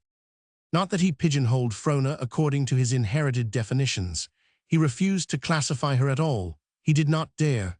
He preferred to pass judgment later when he had gathered more data. And there was the allurement, the gathering of the data, the great critical point where purity reaches dreamy hands towards pitch and refuses to call it pitch, till defiled. No, Vance Corliss was not a cad. And since purity is merely a relative term, he was not pure. That there was no pitch under his nails was not because he had manicured diligently, but because it had not been his luck to run across any pitch. He was not good because he chose to be, because evil was repellent, but because he had not had opportunity to become evil. But from this, on the other hand, it is not to be argued that he would have gone bad had he had a chance. He was a product of the sheltered life. All his days had been lived in a sanitary dwelling. The plumbing was excellent. The air he had breathed had been mostly ozone, artificially manufactured. He had been sunbathed in balmy weather and brought in out of the wet when it rained. And when he reached the age of choice, he had been too fully occupied to deviate from the straight path, along which his mother had taught him to creep and toddle, and along which he now proceeded to walk upright, without thought of what lay on either side. Vitality cannot be used over again. If it be expended on one thing, there is none left for the other thing. And so with Vance Corliss. Scholarly lucubrations and healthy exercises during his college days had consumed all the energy his normal digestion extracted from a wholesome, omnivorous diet. When he did discover a bit of surplus energy, he worked it off in the society of his mother and of the conventional minds and prim teas she surrounded herself with. Result: a very nice young man, of whom no maid's mother need ever be in trepidation, a very strong young man, whose substance had not been wasted in riotous living, a very learned young man, with a Freiburg mining engineer's diploma and a BA sheepskin from Yale. And lastly, a very self-centered, self-possessed young man. Now his greatest virtue lay in this. He had not become hardened in the mold baked by his several forebears and into which he had been pressed by his mother's hands. Some atavism had been at work in the making of him, and he had reverted to that ancestor who sturdily uplifted. But so far this portion of his heritage had lain dormant. He had simply remained adjusted to a stable environment. There had been no call upon the adaptability which was his, but whensoever the call came, being so constituted, it was manifest that he should adapt, should adjust himself to the unwanted pressure of new conditions. The maxim of the rolling stone may be all true, but notwithstanding, in the scheme of life, the inability to become fixed is an excellence par excellence. Though he did not know it, this inability was Vance Corliss's most splendid possession. But to return, he looked forward with great sober glee to meeting Frona Welse, and in the meanwhile consulted often the sun-picture he carried of her. Though he went over the pass and down the lakes and river with a push of money behind him, London syndicates are never niggardly in such matters. Frona beat him into Dawson by a fortnight. While on his part money in the end overcame obstacles, on hers the name of Welse was a talisman greater than treasure. After his arrival, a couple of weeks were consumed in buying a cabin, presenting his letters of introduction, and settling down. But all things come in the fullness of time, and so, one night after the river closed, he pointed his moccasins in the direction of Jacob Welse's house. Mrs. Scoville, the Gold Commissioner's wife, gave him the honor of her company. Corliss wanted to rub his eyes, steam heating apparatus in the Klondike, but the next instant he had passed out of the hall through the heavy portieres and stood inside the drawing-room. And it was a drawing-room. His moose-hide moccasins sank luxuriantly into the deep carpet, and his eyes were caught by a Turner sunrise on the opposite wall.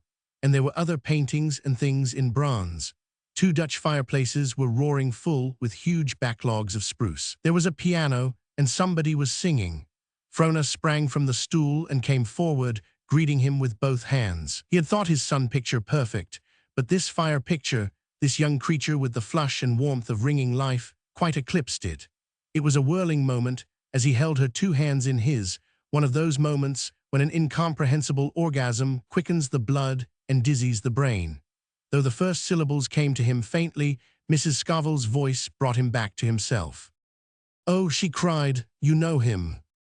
And Frona answered, "Yes, we met on the Dyer Trail, and those who meet on the Dyer Trail can never forget." "How romantic!" The Gold Commissioner's wife clapped her hands. Though fat and 40 and phlegmatic of temperament, between exclamations and hand-clappings, her waking existence was mostly explosive. Her husband secretly averred that did God himself deign to meet her face to face, she would smite together her chubby hands and cry out, "How romantic!" "How did it happen?" she continued. "He didn't rescue you over a cliff or that sort of thing, did he? Do say that he did. And you never said a word about it, Mr. Corliss. Do tell me, I'm just dying to know." "Oh, nothing like that," he hastened to answer. "Nothing much. That is we." He felt a sinking as Frona interrupted. There was no telling what this remarkable girl might say. "He gave me of his hospitality, that was all," she said. "And I can vouch for his fried potatoes, while for his coffee it is excellent when one is very hungry." "Ingrate," he managed to articulate, and thereby to gain a smile, ere he was introduced to a cleanly built lieutenant of the mounted police, who stood by the fireplace discussing the grub proposition with a dapper little man very much out of place in a white shirt and stiff collar. Thanks to the particular niche in society into which he happened to be born, Corliss drifted about easily from group to group, and was much envied therefore by Del Bishop, who sat stiffly in the first chair he had dropped into, and who was waiting patiently for the first person to take leave, that he might know how to compass the maneuver. In his mind's eye he had figured most of it out, knew just how many steps required to carry him to the door, was certain he would have to say goodbye to Frona, but did not know whether or not he was supposed to shake hands all around. He had just dropped in to see Frona and say, "Howdy," as he expressed it, and had unwittingly found himself in company. Corliss, having terminated a buzz with a Miss Mortimer on the decadence of the French symbolists, encountered Del Bishop. But the pocket miner remembered him at once from the one glimpse he had caught of Corliss standing by his tent door in happy camp. Was Almighty obliged to him for his night's hospitality to Miss Frona, seeing, as he'd been sidetracked down the line, that any kindness to her was a kindness to him, and that he'd remember it, by God, as long as he had a corner of a blanket to pull over him. Hoped it hadn't put him out. Miss Frona'd said that bedding was scarce, but it wasn't a cold night, more blowy than crisp, so he reckoned there couldn't a been much shiverin', all of which struck Corliss as perilous, and he broke away at the first opportunity, leaving the pocket miner yearning for the door. But Dave Harney, who had not come by mistake, avoided gluing himself to the first chair. Being an El Dorado king, he had felt it incumbent to assume the position in society to which his numerous millions entitled him, and though unused all his days to social amenities other than the out-hanging latch string and the general pot, he had succeeded to his own satisfaction as a knight of the carpet. Quick to take a cue, he circulated with an aplomb which his striking garments and long shambling gait only heightened, and talked choppy and disconnected fragments with whomsoever he ran up against. The Miss Mortimer, who spoke Parisian French, took him aback with her symbolists, but he evened matters up with a goodly measure of the bastard lingo of the Canadian voyageurs, and left her gasping and meditating over a proposition to sell him 25 pounds of sugar, white or brown. But she was not unduly favored, for with everybody he adroitly turned the conversation to grub, and then led up to the eternal proposition. Sugar or bust, he would conclude gaily each time and wander on to the next. But he put the capstone on his social success by asking Frona to sing the touching ditty, "I left my happy home for you." This was something beyond her, though she had him hum over the opening bars so that she could furnish the accompaniment. His voice was more strenuous than sweet, and Del Bishop, discovering himself at last, joined in raucously on the choruses. This made him feel so much better that he disconnected himself from the chair, and when he finally got home, he kicked up his sleepy tent mate to tell him about the high time he'd had over at the Welses. Mrs. Scoville tittered and thought it all so unique, and she thought it so unique several times more when the lieutenant of mounted police and a couple of compatriots roared "Rule Britannia" and "God Save the Queen," and the Americans responded with "My Country," "Tease of Thee," and "John Brown." Then Big Alec Beaubien, the Circle City King, demanded the Marseillaise, and the company broke up chanting "Die Wachtem Rhein" to the frosty night.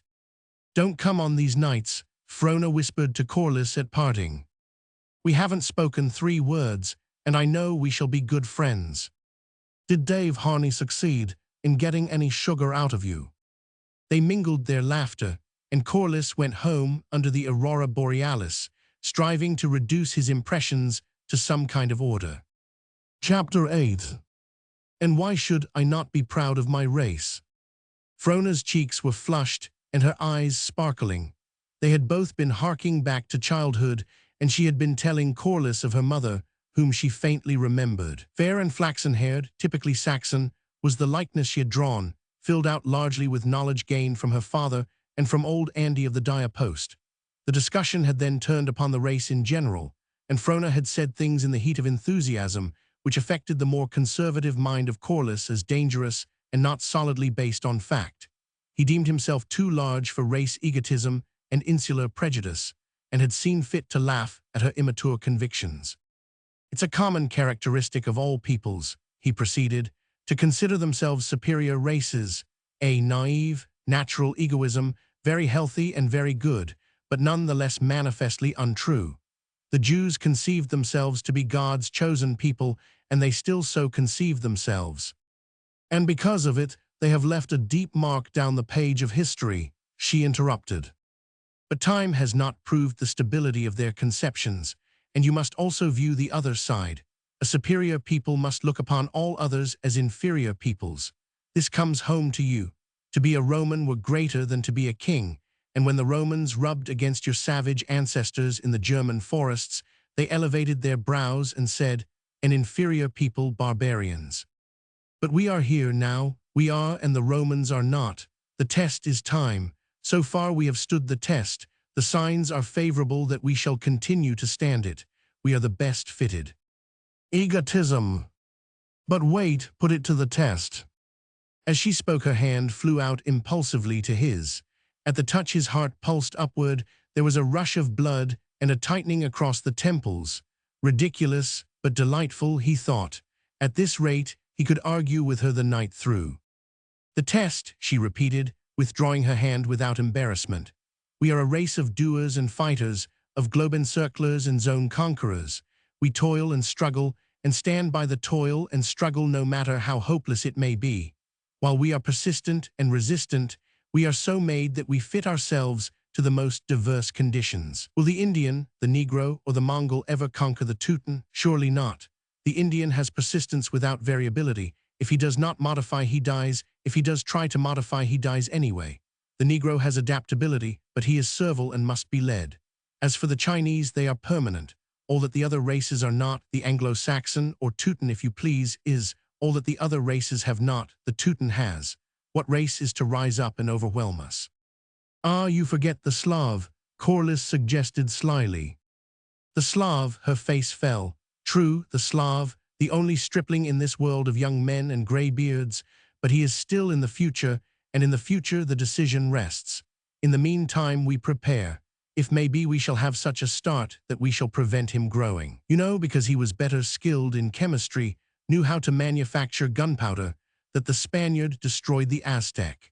May not we, who are possessing ourselves of the world and its resources, and gathering to ourselves all its knowledge, may not we nip the Slav ere he grows a thatch to his lip? Vance Corliss shook his head noncommittally and laughed. Oh, I know I become absurd and grow overwarm, she exclaimed. But after all, one reason that we are the salt of the earth is because we have the courage to say so. And I am sure your warmth spreads, he responded. See, I'm beginning to glow myself. We are not gods, but nature's chosen people, we Angles and Saxons and Normans and Vikings, and the earth is our heritage. Let us arise and go forth. Now you are laughing at me, and besides, we have already gone forth. Why have you fared into the north, if not to lay hands on the race legacy? She turned her head at the sound of approaching footsteps and cried for greeting, I appeal to you, Captain Alexander. I summon you to bear witness. The captain of police smiled in his sternly mirthful fashion as he shook hands with Frona and Corliss. Bear witness? He questioned. Ah, yes. Bear witness, oh my comrades, what a hard-bit gang were we. The servants of the sweephead, but the masters of the sea. He quoted the verse with a savage solemnity exulting through his deep voice. This, and the appositeness of it, quite carried Frona away, and she had both his hands in hers on the instant. Corliss was aware of an inward wince at the action. It was uncomfortable. He did not like to see her so promiscuous with those warm, strong hands of hers. Did she so favor all men who delighted her by word or deed? He did not mind her fingers closing round his, but somehow it seemed wanton when shared with the next comer. By the time he had thought thus far, Frona had explained the topic under discussion, and Captain Alexander was testifying.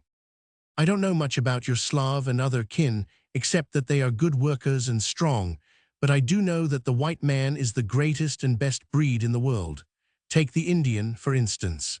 The white man comes along and beats him at all his games, outworks him, outroughs him, outfishes him, outhunts him. As far back as their myths go, the Alaskan Indians have packed on their backs, but the gold rushers, as soon as they had learned the tricks of the trade, packed greater loads and packed them farther than did the Indians. Why, last May, the Queen's birthday, we had sports on the river. In the 1, 2, 3, 4, and 5 men canoe races, we beat the Indians right and left. Yet they had been born to the paddle, and most of us had never seen a canoe until man-grown. But why is it? Corliss queried. I do not know why, I only know that it is. I simply bear witness. I do know that we do what they cannot do, and what they can do, we do better. Frona nodded her head triumphantly at Corliss. Come, acknowledge your defeat so that we may go into dinner. Defeat for the time being at least. The concrete facts of paddles and pack straps quite overcome your dogmatics. Ah, I thought so. More time, all the time in the world. But let us go in. We'll see what my father thinks of it, and Mr. Keller. A symposium on Anglo-Saxon supremacy.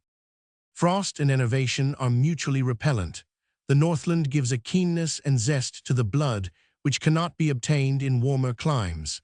Naturally so then, the friendship which sprang up between Corliss and Frona was anything but languid. They met often under her father's roof tree and went many places together. Each found a pleasurable attraction in the other, and a satisfaction which the things they were not in accord with could not mar. Frona liked the man because he was a man.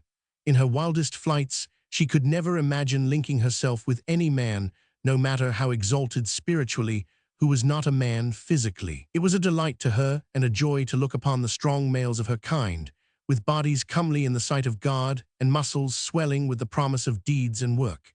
Man, to her, was preeminently a fighter. She believed in natural selection and in sexual selection, and was certain that if man had thereby become possessed of faculties and functions, they were for him to use and could but tend to his good, and likewise with instincts. If she felt drawn to any person or thing, it was good for her to be so drawn, good for herself. If she felt impelled to joy in a well-built frame and well-shaped muscle, why should she restrain? Why should she not love the body and without shame?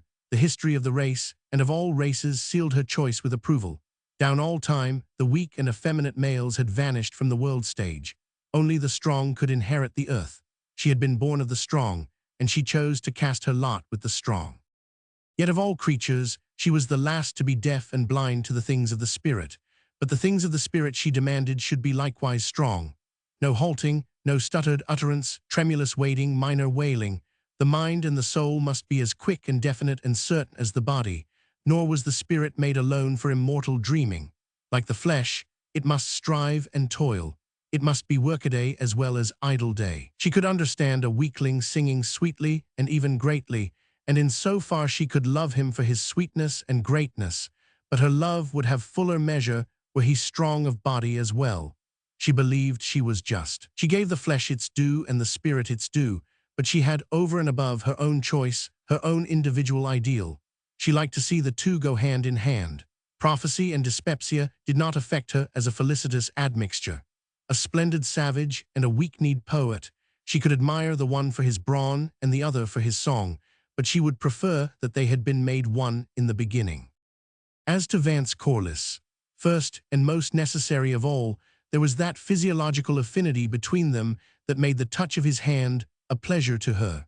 Though souls may rush together, if body cannot endure body, happiness is reared on sand, and the structure will be ever unstable and tottery. Next, Corliss had the physical potency of the hero without the grossness of the brute. His muscular development was more qualitative than quantitative, and it is the qualitative development which gives rise to beauty of form. A giant need not be proportioned in the mold, nor a thew be symmetrical to be massive. And finally, none the less necessary but still finally, Vance Corliss was neither spiritually dead nor decadent. He affected her as fresh and wholesome and strong, as reared above the soil but not scorning the soil.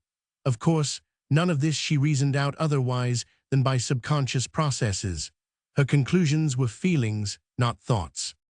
Though they quarreled and disagreed on innumerable things, deep down, underlying all, there was a permanent unity. She liked him for a certain stern soberness that was his, and for his saving grace of humor. Seriousness and banter were not incompatible. She liked him for his gallantry, made to work with and not for display. She liked the spirit of his offer at Happy Camp, when he proposed giving her an Indian guide and passage money back to the United States. He could do as well as talk. She liked him for his outlook, for his innate liberality, which she felt to be there, somehow, no matter that often he was narrow of expression. She liked him for his mind. Though somewhat academic, somewhat tainted with latter-day scholasticism, it was still a mind which permitted him to be classed with the intellectuals. He was capable of divorcing sentiment and emotion from reason. Granted that he included all the factors, he could not go wrong. And here was where she found chief fault with him, his narrowness which precluded all the factors, his narrowness which gave the lie to the breadth she knew was really his. But she was aware that it was not an irremediable defect, and that the new life he was leading was very apt to rectify it. He was filled with culture. What he needed was a few more of life's facts. And she liked him for himself, which is quite different from liking the parts which went to compose him. For it is no miracle for two things, added together, to produce not only the sum of themselves, but a third thing which is not to be found in either of them. So with him, she liked him for himself, for that something which refused to stand out as a part or a sum of parts, for that something which is the cornerstone of faith and which has ever baffled philosophy and science. And further, to like, with Frona Welse, did not mean to love. First and above all, Vance Corliss was drawn to Frona Welse because of the clamor within him for a return to the soil. In him, the elements were so mixed that it was impossible for women, many times removed, to find favor in his eyes. Such he had met constantly, but not one had ever drawn from him a superfluous heartbeat. Though there had been in him a growing instinctive knowledge of lack of unity, the lack of unity which must precede, always, the love of man and woman, not one of the daughters of Eve he had met had flashed irresistibly in to fill the void. Elective affinity, sexual affinity, or whatsoever the intangible essence known as love is, had never been manifest. When he met Frona, it had at once sprung, full-fledged, into existence. But he quite misunderstood it, took it for a mere attraction towards the new and unaccustomed. Many men, possessed of birth and breeding, have yielded to this clamor for return. In giving the apparent lie to their own sanity and moral stability, many such men have married peasant girls or barmaids, and those to whom evil apportioned itself have been prone to distrust the impulse they obeyed, forgetting that nature makes or mars the individual for the sake always of the type. For in every such case of return, the impulse was sound. Only that time and space interfered, and propinquity determined whether the object of choice should be barmaid or peasant girl. Happily for Vance Corliss, time and space were propitious, and in Frona he found the culture he could not do without, and the clean, sharp tang of the earth he needed. In so far as her education and culture went, she was an astonishment. He had met the scientifically smattered young woman before, but Frona had something more than smattering. Further, she gave new life to old facts, and her interpretations of common things were coherent and vigorous and new. Though his acquired conservatism was alarmed and cried danger, he could not remain cold to the charm of her philosophizing, while her scholarly attainments were fully redeemed by her enthusiasm. Though he could not agree with much that she passionately held, he yet recognized that the passion of sincerity and enthusiasm was good. But her chief fault, in his eyes, was her unconventionality. Woman was something so inexpressibly sacred to him that he could not bear to see any good woman venturing where the footing was precarious. Whatever good woman thus ventured, overstepping the metes and bounds of sex and status, he deemed did so of wantonness. And wantonness of such order was akin to, well, he could not say it when thinking of Frona, though she hurt him often by her unwise acts. However, he only felt such hurts when away from her. When with her, looking into her eyes which always looked back, or at greeting and parting pressing her hand which always pressed honestly, it seemed certain that there was in her nothing but goodness and truth. And then he liked her in many different ways for many different things, for her impulses and for her passions which were always elevated. And already, from breathing the Northland air, he had come to like her for that comradeship which at first had shocked him.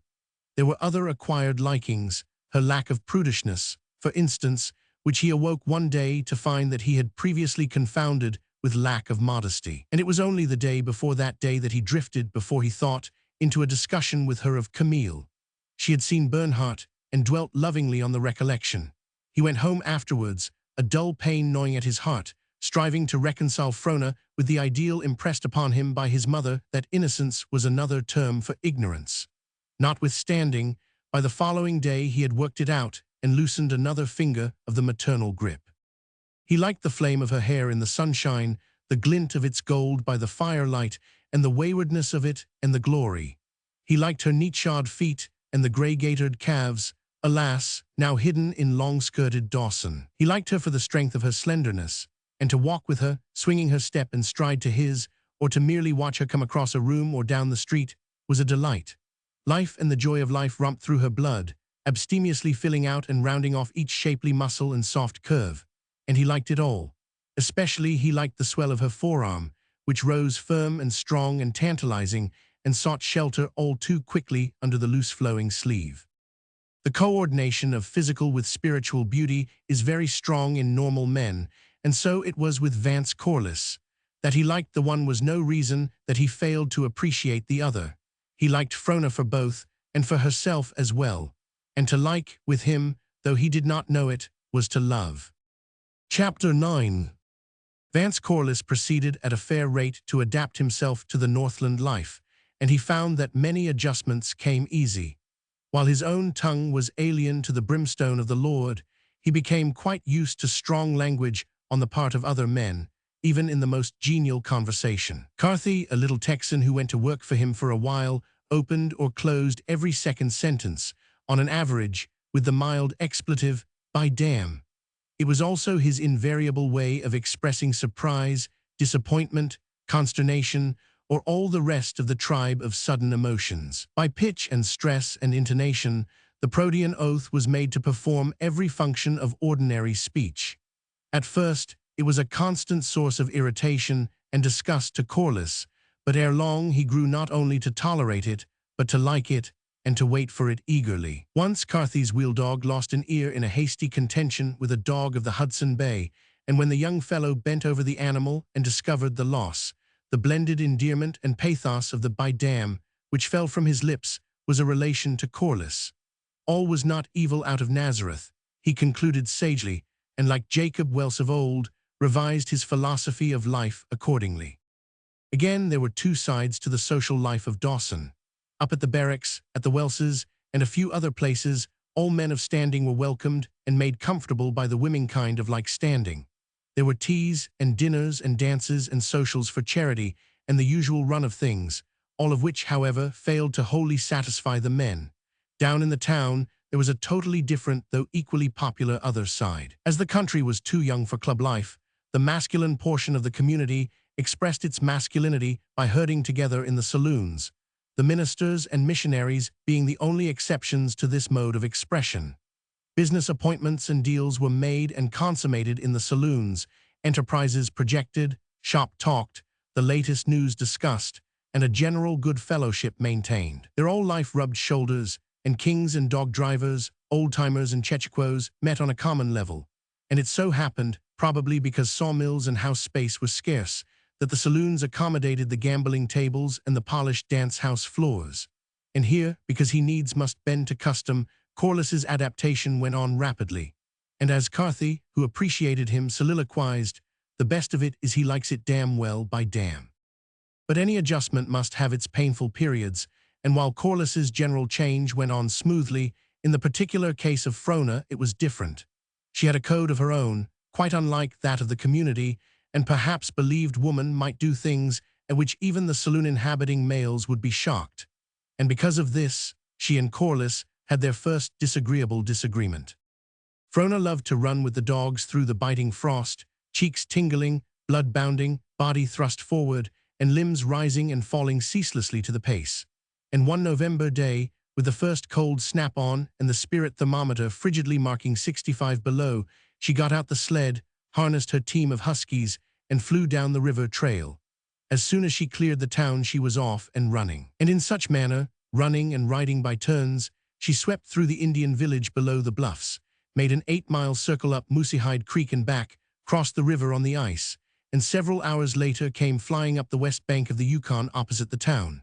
She was aiming to tap and return by the trail for the wood sleds which crossed thereabout, but a mile away from it, she ran into the soft snow and brought the winded dogs to a walk. Along the rim of the river, and under the frown of the overhanging cliffs, she directed the path she was breaking. Here and there, she made detours to avoid the outjutting talus, and at other times followed the ice in against the precipitous walls and hugged them closely around the abrupt bends. And so, at the head of her huskies, she came suddenly upon a woman sitting in the snow and gazing across the river at smoke-canopied Dawson. She had been crying, and this was sufficient to prevent Frona's scrutiny from wandering farther. A tear, turned to a globule of ice, rested on her cheek, and her eyes were dim and moist. There was an expression of hopeless, fathomless woe. "Oh," Frona cried, stopping the dogs and coming up to her. "You are hurt? Can I help you?" she queried, though the stranger shook her head. "But you mustn't sit there. It is nearly 70 below, and you'll freeze in a few minutes. Your cheeks are bitten already." She rubbed the afflicted parts vigorously with a mitten of snow and then looked down on the warm, returning glow. "I beg pardon." The woman rose somewhat stiffly to her feet. and I thank you, but I am perfectly warm, you see, settling the fur cape more closely about her with a snuggling movement, and I had just sat down for the moment. Frona noted that she was very beautiful, and her woman's eye roved over and took in the splendid furs, the make of the gown, and the beadwork of the moccasins which peeped from beneath. And in view of all this, and of the fact that the face was unfamiliar, she felt an instinctive desire to shrink back. "And I haven't hurt myself," the woman went on. "Just a mood, that was all, looking out over the dreary, endless white." "Yes," Frona replied, mastering herself, "I can understand. There must be much of sadness in such a landscape, only it never comes that way to me. The somberness and the sternness of it appeal to me, but not the sadness. And that is because the lines of our lives have been laid in different places," the other ventured, reflectively. "It is not what the landscape is, but what we are. If we were not, the landscape would remain, but without human significance. That is what we invest it with. Truth is within ourselves, it takes no rise from outward things, whate'er you may believe." Frona's eyes brightened, and she went on to complete the passage. "There is an inmost center in us all, where truth abides in fullness and around. And how does it go, I have forgotten. Wall upon wall, the gross flesh hems it in." The woman ceased abruptly, her voice trilling off into silvery laughter with a certain bitter, reckless ring to it which made Frona inwardly shiver. She moved as though to go back to her dogs, but the woman's hand went out in a familiar gesture, twin to Frona's own, which went at once to Frona's heart. "Stay a moment," she said, with an undertone of pleading in the words, "and talk with me. It is long since I have met a woman." She paused while her tongue wandered for the word. Who could quote Paracelsus? "You are, I know you, you see, you are Jacob Welse's daughter, Frona Welse, I believe." Frona nodded her identity, hesitated, and looked at the woman with secret intentness. She was conscious of a great and pardonable curiosity, of a frank outreaching for fuller knowledge. This creature so like, so different, old as the oldest race, and young as the last rose-tinted babe, flung far as the farthermost fires of men, and eternal as humanity itself. Where were they unlike, this woman and she? Her 5 senses told her not. By every law of life they were no. Only by the fast-drawn lines of social caste and social wisdom were they not the same. So she thought, even as for one searching moment she studied the other's face. And in the situation she found an uplifting awfulness, such as comes when the veil is thrust aside and one gazes on the mysteriousness of deity. She remembered, her feet take hold of hell, her house is the way to the grave, going down to the chamber of death. And in the same instant strong upon her was the vision of the familiar gesture with which the woman's hand had gone out in mute appeal, and she looked aside, out over the dreary endless white, and for her, too, the day became filled with sadness. She gave an involuntary, half-nervous shiver, though she said, naturally enough, "Come, let us walk on and get the blood moving again. I had no idea it was so cold till I stood still." She turned to the dogs, "Mush on, King, you sandy mush," and back again to the woman, "I am quite chilled, and as for you, you must be quite warm, of course. You have been running and your clothes are wet against you, while I have kept up the needful circulation and no more. I saw you when you leaped off the sled below the hospital and vanished down the river like a Diana of the snows. How I envied you, you must enjoy it." "Oh, I do," Frona answered simply. "I was raised with the dogs. It savors of the Greek." Frona did not reply, and they walked on in silence. Yet Frona wished, though she dared not dare, that she could give her tongue free rein, and from out of the other's bitter knowledge, for her own soul's sake and sanity, draw the pregnant human generalizations which she must possess. And over her welled a wave of pity and distress, and she felt a discomfort, for she knew not what to say or how to voice her heart. And when the other's speech broke forth, she hailed it with a great relief. "Tell me," the woman demanded, half eagerly, half masterly, "tell me about yourself. You are new to the inside. Where were you before you came in? Tell me." So the difficulty was solved, in a way, and Frona talked on about herself, with a successfully feigned girlhood innocence, as though she did not appreciate the other or understand her ill-concealed yearning for that which she might not have, but which was Frona's. There is the trail you are trying to connect with. They had rounded the last of the cliffs, and Frona's companion pointed ahead to where the walls receded and wrinkled to a gorge, out of which the sleds drew the firewood across the river to town. I shall leave you there, she concluded. But are you not going back to Dawson? Frona queried. It is growing late, and you had better not linger. No, I. Her painful hesitancy brought Frona to a realization of her own thoughtlessness, but she had made the step, and she knew she could not retrace it. We will go back together, she said bravely, and in candid all knowledge of the other, I do not mind. Then it was that the blood surged into the woman's cold face, and her hand went out to the girl in the old way. No, I beg of you, she stammered. I beg of you, I prefer to continue my walk a little farther. See, someone is coming now. By this time they had reached the wood trail, and Frona's face was flaming as the others had flamed. A light sled, dogs alope and swinging down out of the gorge, was just upon them. A man was running with the team, and he waved his hand to the two women. Vance, Frona exclaimed, as he threw his lead dogs in the snow and brought the sled to a halt. What are you doing over here? Is the syndicate bent upon cornering the firewood also? No, we're not so bad as that. His face was full of smiling happiness at the meeting as he shook hands with her. But Carthy is leaving me, going prospecting somewhere around the North Pole, I believe, and I came across to look up Del Bishop, if he'll serve. He turned his head to glance expectantly at her companion, and she saw the smile go out of his face and anger come in. Frona was helplessly aware that she had no grip over the situation, and though a rebellion at the cruelty and injustice of it was smoldering somewhere deep down, she could only watch the swift culmination of the little tragedy. The woman met his gaze with a half-shrinking, as from an impending blow, and with a softness of expression which entreated pity. But he regarded her long and coldly, then deliberately turned his back. As he did this, Frona noted her face go tired and gray, and the hardness and recklessness of her laughter were there painted in harsh tones, and a bitter devil rose up and lurked in her eyes. It was evident that the same bitter devil rushed hotly to her tongue, but it chanced just then that she glanced at Frona, and all expression was brushed from her face save the infinite tiredness. She smiled wistfully at the girl, and without a word turned and went down the trail. And without a word Frona sprang upon her sled and was off. The way was wide, and Corliss swung in his dogs abreast of hers.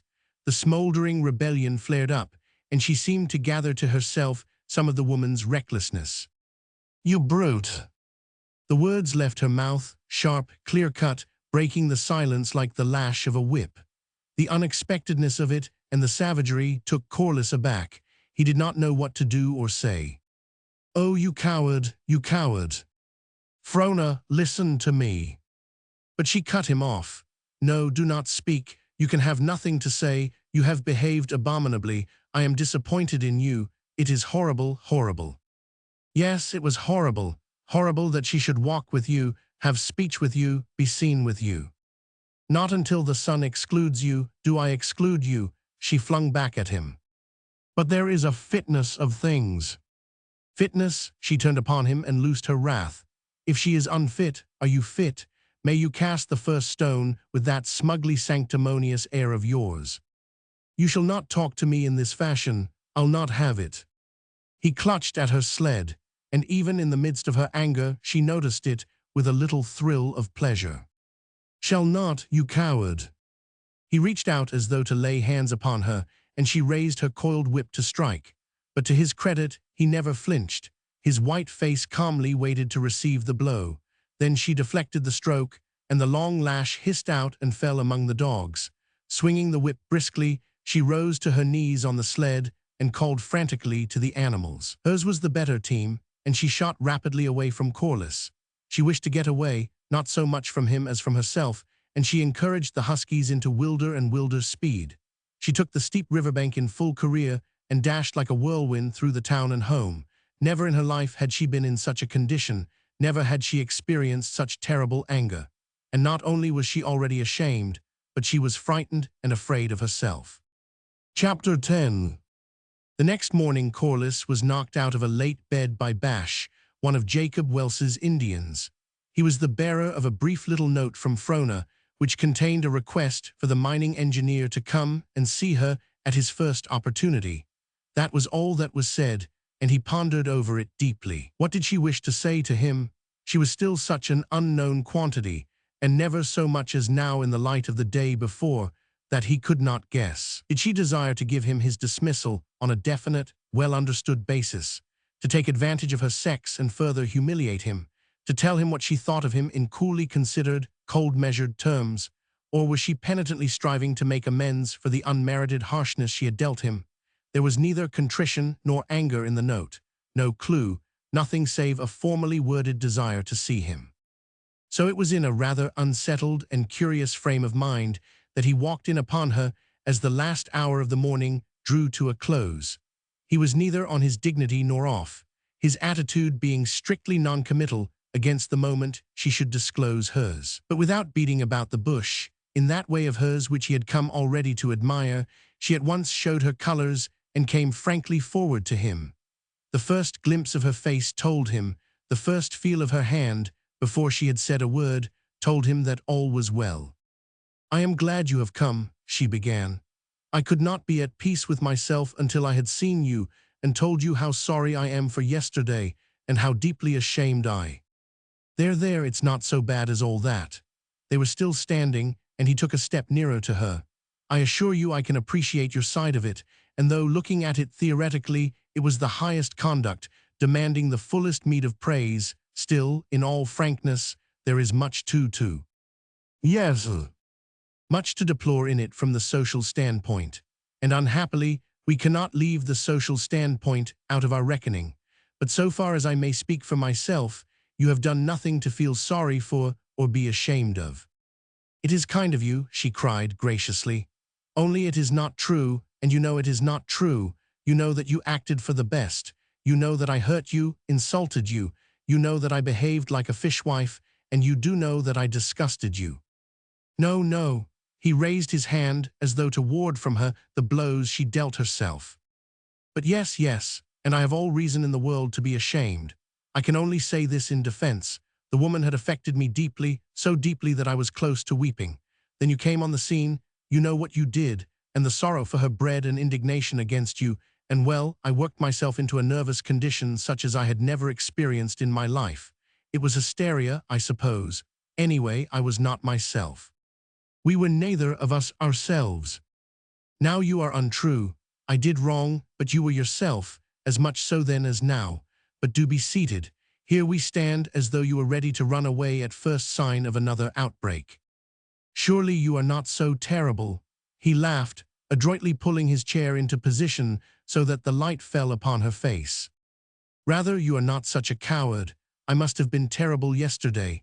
I almost struck you, and you were certainly brave when the whip hung over you. Why, you did not even attempt to raise a hand and shield yourself. I notice the dogs your whip falls among come nevertheless to lick your hand and to be petted." "Ergo," she queried audaciously. "Ergo, it all depends," he equivocated. "And notwithstanding, I am forgiven. As I hope to be forgiven." "I am glad, only you have done nothing to be forgiven for.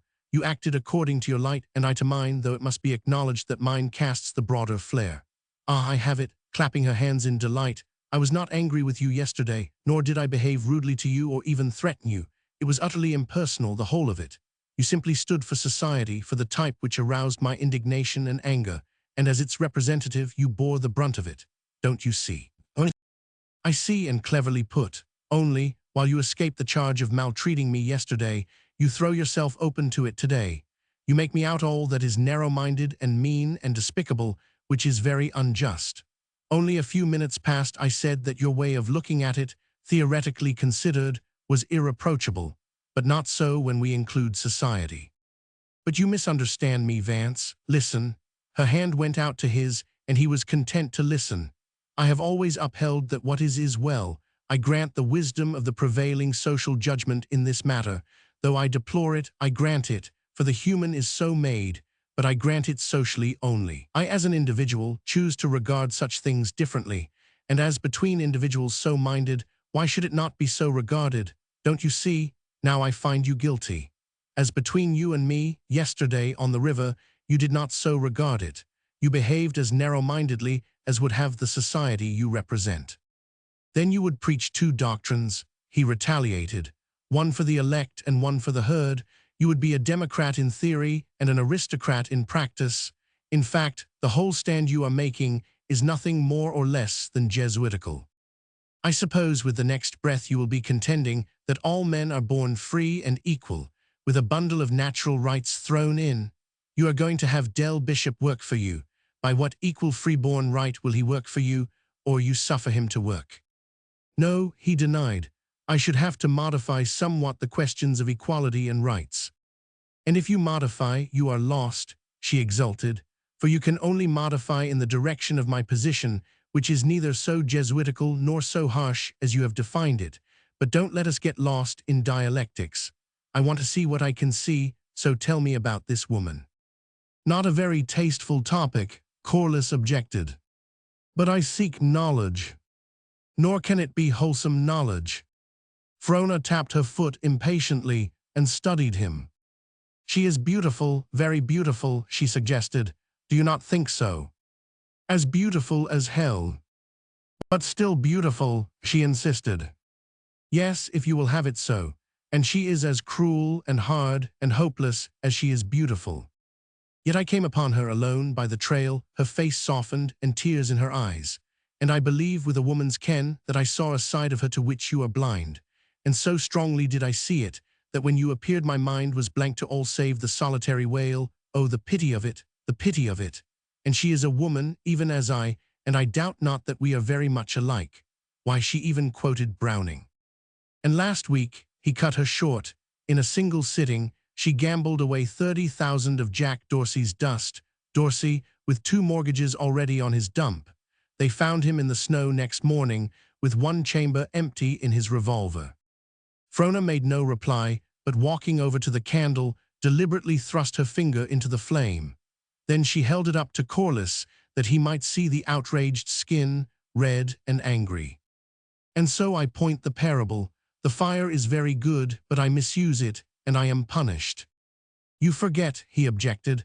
The fire works in blind obedience to natural law. Lucille is a free agent.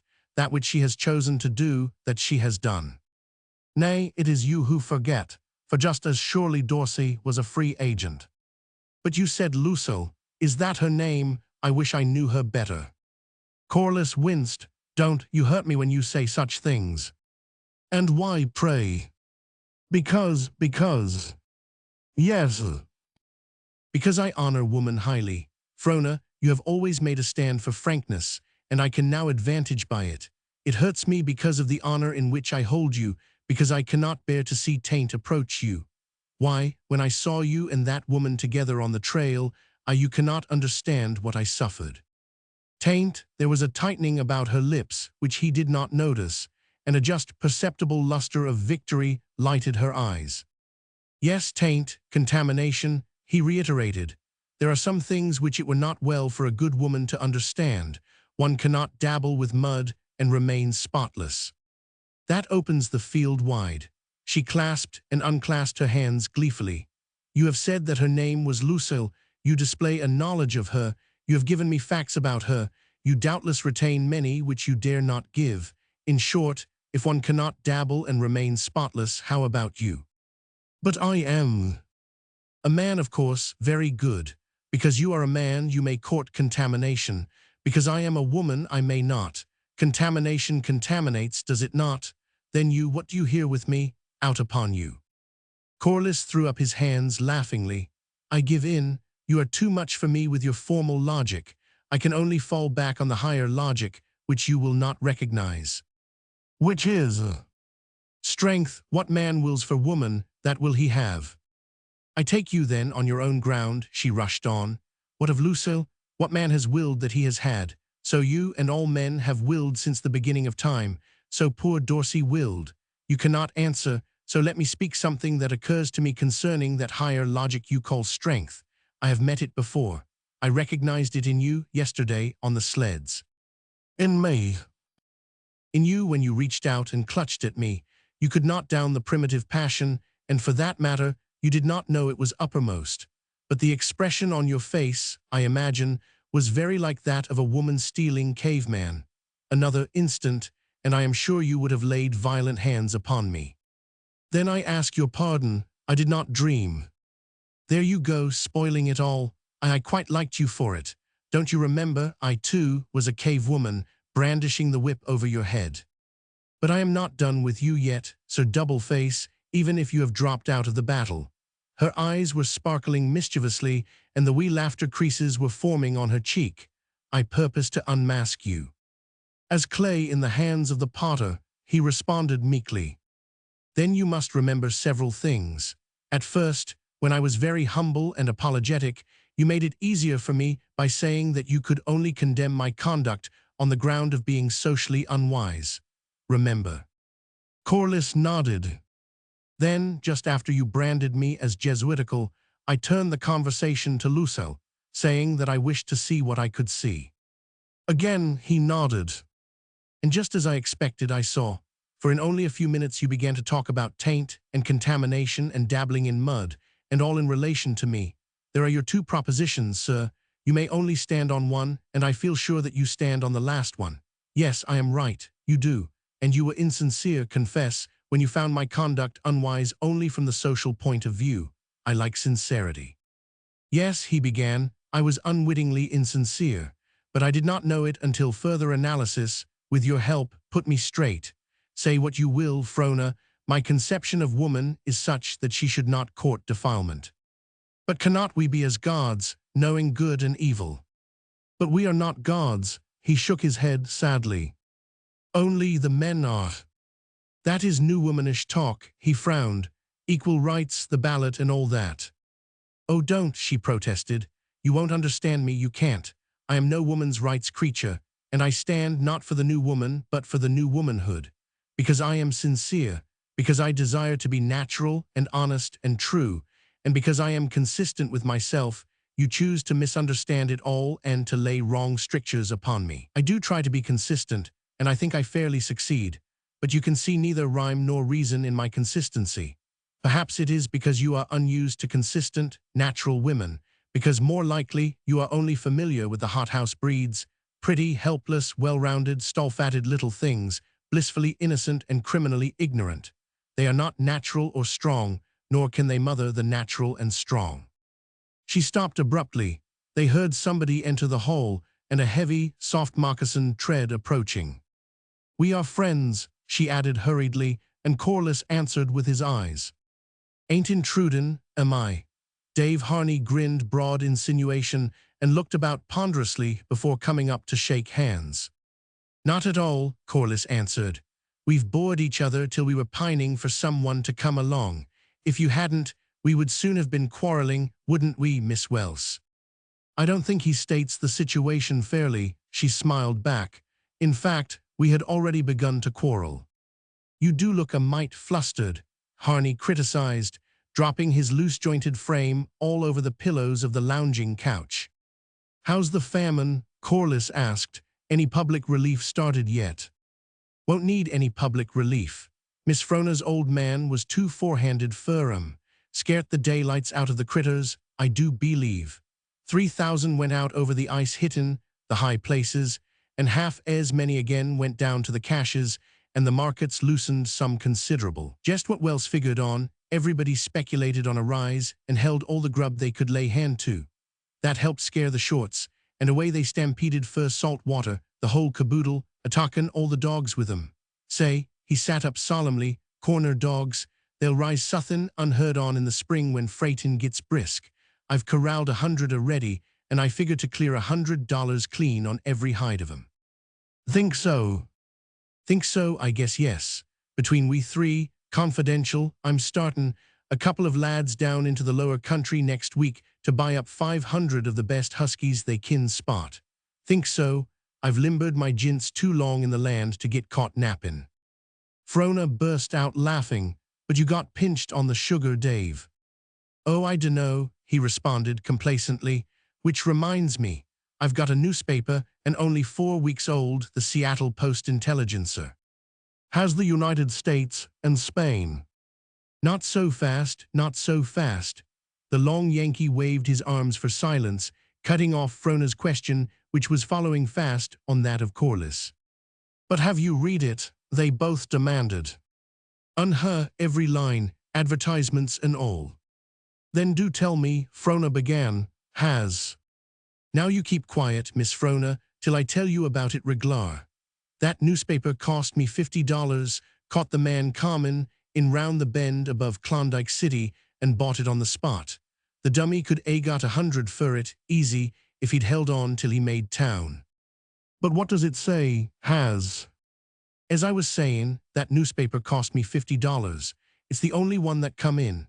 Everybody's just dying to hear the news.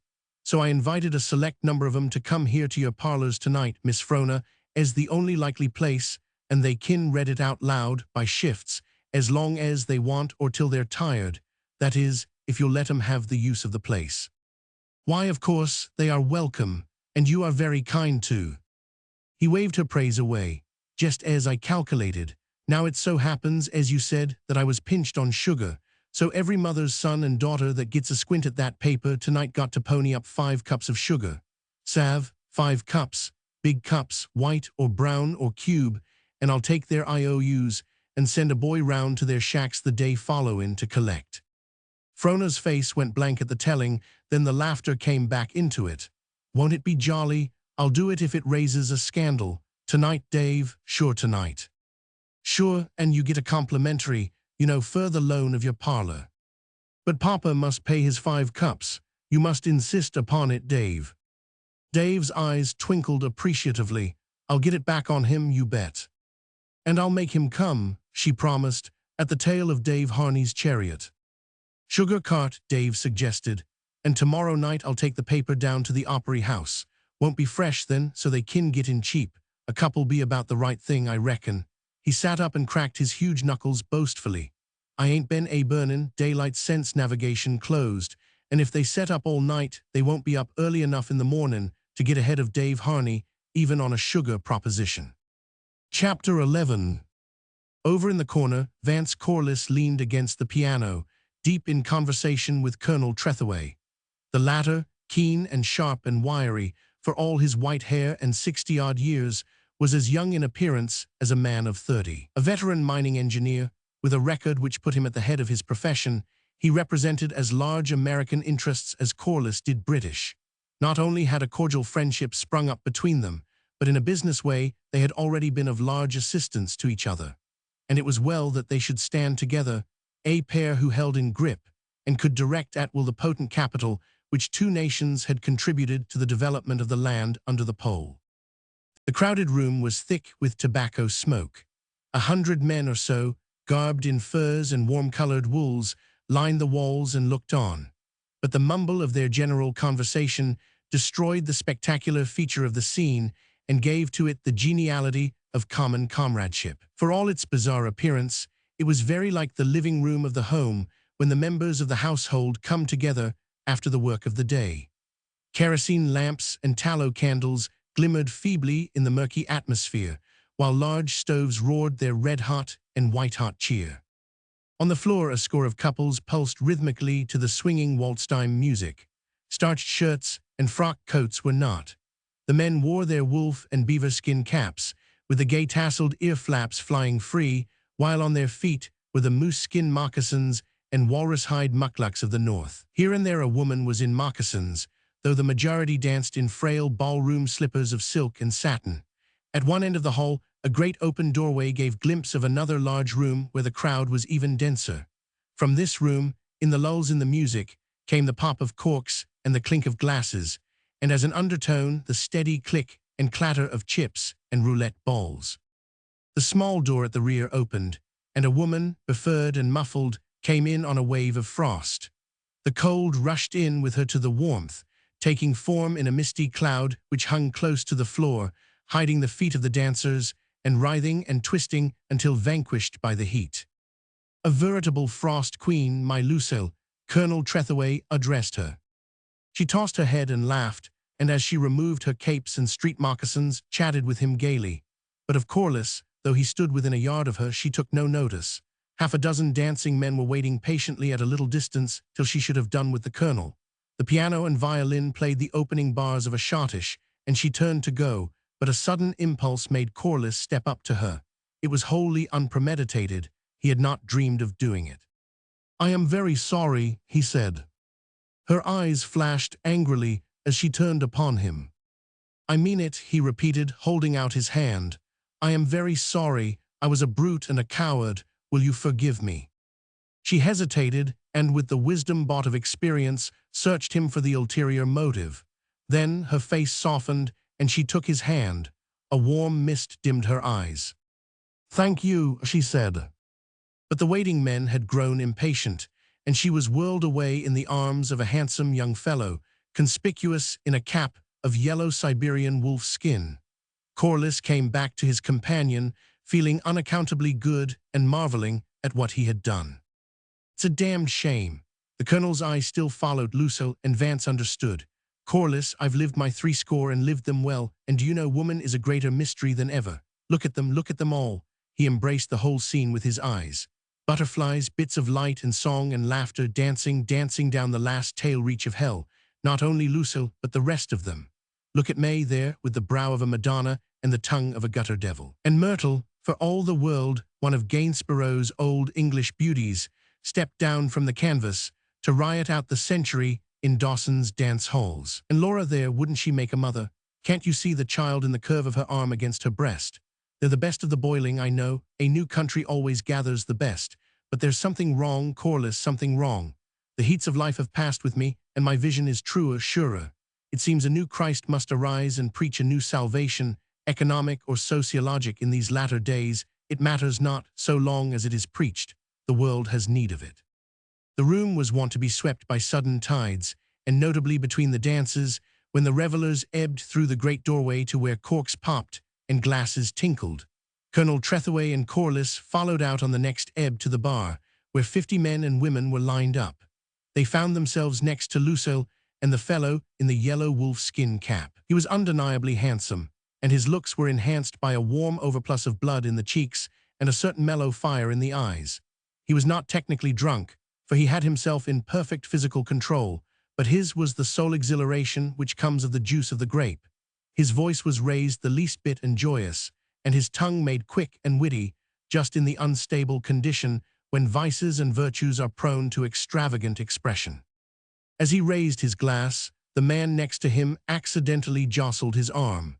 He shook the wine from his sleeve and spoke his mind.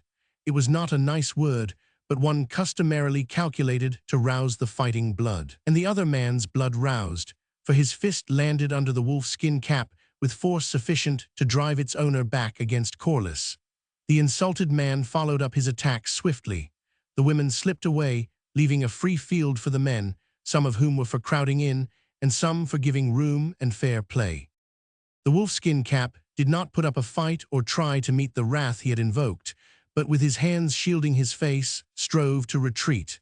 The crowd called upon him to stand up and fight. He nerved himself to the attempt, but weakened as the man closed in on him and dodged away. "Let him alone, he deserves it," the colonel called to Vance as he showed signs of interfering. "He won't fight. If he did, I think I could almost forgive him." "But I can't see him pummel," Vance objected. "If he would only stand up, it wouldn't seem so brutal." The blood was streaming from his nose and from a slight cut over one eye when Corliss sprang between. He attempted to hold the two men apart, but pressing too hard against the truculent individual overbalanced him and threw him to the floor. Every man has friends in a barroom fight, and before Vance knew what was taking place, he was staggered by a blow from a chum of the man he had downed. Del Bishop, who had edged in, let drive promptly at the man who had attacked his employer, and the fight became general. The crowd took sides on the moment and went at it. Colonel Trethewey forgot that the heats of life had passed, and swinging a three-legged stool, danced nimbly into the fray. A couple of mounted police, on liberty, joined him, and with half a dozen others safeguarded the man with the wolfskin cap. Fierce though it was, and noisy, it was purely a local disturbance. At the far end of the bar, the barkeepers still dispensed drinks, and in the next room the music was on and the dancers afoot. The gamblers continued their play, and at only the near tables did they evince any interest in the affair. "Knock 'em down and drag 'em out," Del Bishop grinned as he fought for a brief space shoulder to shoulder with Corliss.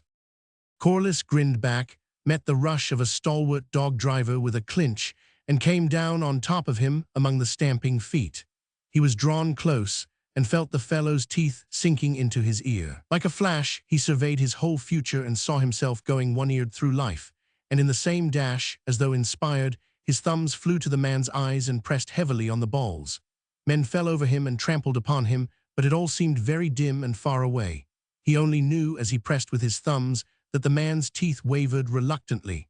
He added a little pressure, a little more, and the man would have been eyeless, and the teeth slackened and slipped their grip. After that, as he crawled out of the fringe of the melee and came to his feet by the side of the bar, all distaste for fighting left him. He had found that he was very much like other men after all, and the imminent loss of part of his anatomy had scraped off 20 years of culture. Gambling without stakes is an insipid amusement, and Corliss discovered, likewise, that the warm blood which rises from hygienic gymnasium work is something quite different from that which pounds hotly along when thew matches thew and flesh impacts on flesh, and the stake is life and limb. As he dragged himself to his feet by means of the bar rail, he saw a man in a squirrel-skin parka lift a beer mug to hurl at Trethaway, a couple of paces off, and the fingers, which were more used to test tubes and water colors, doubled into a hard fist which smote the mug thrower cleanly on the point of the jaw. The man merely dropped the glass and himself on the floor. Vance was dazed for the moment, then he realized that he had knocked the man unconscious, the first in his life, and a pang of delight thrilled through him.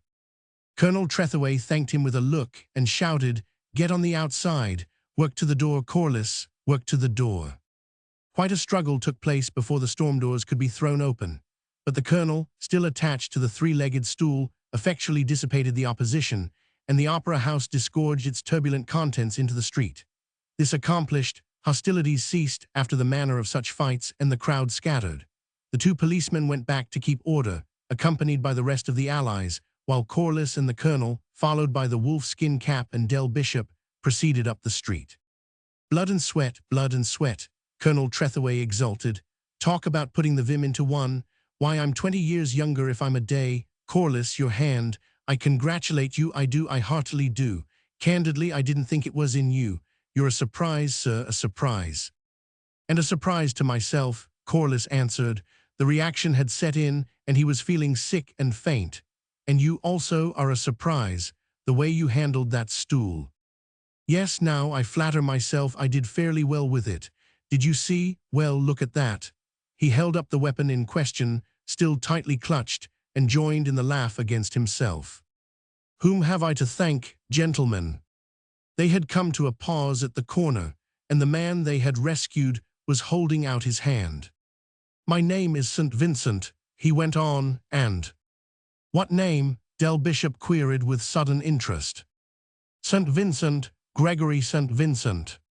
Bishop's fist shot out, and Gregory St. Vincent pitched heavily into the snow. The colonel instinctively raised the stool, then helped Corliss to hold the pocket miner back. "Are you crazy, man?" Vance demanded. "The skunk, I wish I'd hit him harder," was the response. Then, "Oh, that's all right, let go o' me, I won't hit him again, let go o' me, I'm goin' home, good night." As they helped St. Vincent to his feet, Vance could have sworn he heard the colonel giggling, and he confessed to it later as he explained, it was so curious and unexpected. But he made amends by taking it upon himself to see St. Vincent home. "But why did you hit him?" Corliss asked, unavailingly, for the fourth time after he had got into his cabin. "The mean, crawlin' skunk," the pocket miner gritted in his blankets. "What you stop me for anyway? I wish I'd hit him twice as hard." Chapter 12. "Mr. Harney, pleased to meet you. Dave, I believe, Dave Harney, Dave." Harney nodded, and Gregory St. Vincent turned to Frona. "You see, Miss Welse, the world is none so large. Mr. Harney and I are not strangers. After all." The El Dorado king studied the other's face, until a glimmering intelligence came to him. "Hold on," he cried as St. Vincent started to speak. "I got my finger on you. You were smooth-faced then. Let's see, 86, fall of 87, summer of 88. Yep, that's when. Summer of 88 I come floatin' a raft out of Stewart River, loaded down with quarters of moose and strainin' to make the lower country 'fore they went bad. Yep, and down the Yukon you come in a Linderman boat. And I was holdin' strong as it was Wednesday and my pardner as it was Friday, and you put us straight Sunday I believe it was. Yep, Sunday, I declare, 9 years ago, and we swapped moose steaks, fur flour and bakin soda, and sugar. By the Jimcracky, I'm glad to see you." He shoved out his hand, and they shook again. "Come and see me," he invited as he moved away. "I've a right tidy little shack up on the hill and another on El Dorado. Latch strings always out. Come and see me, and stay as long as you've a mind to.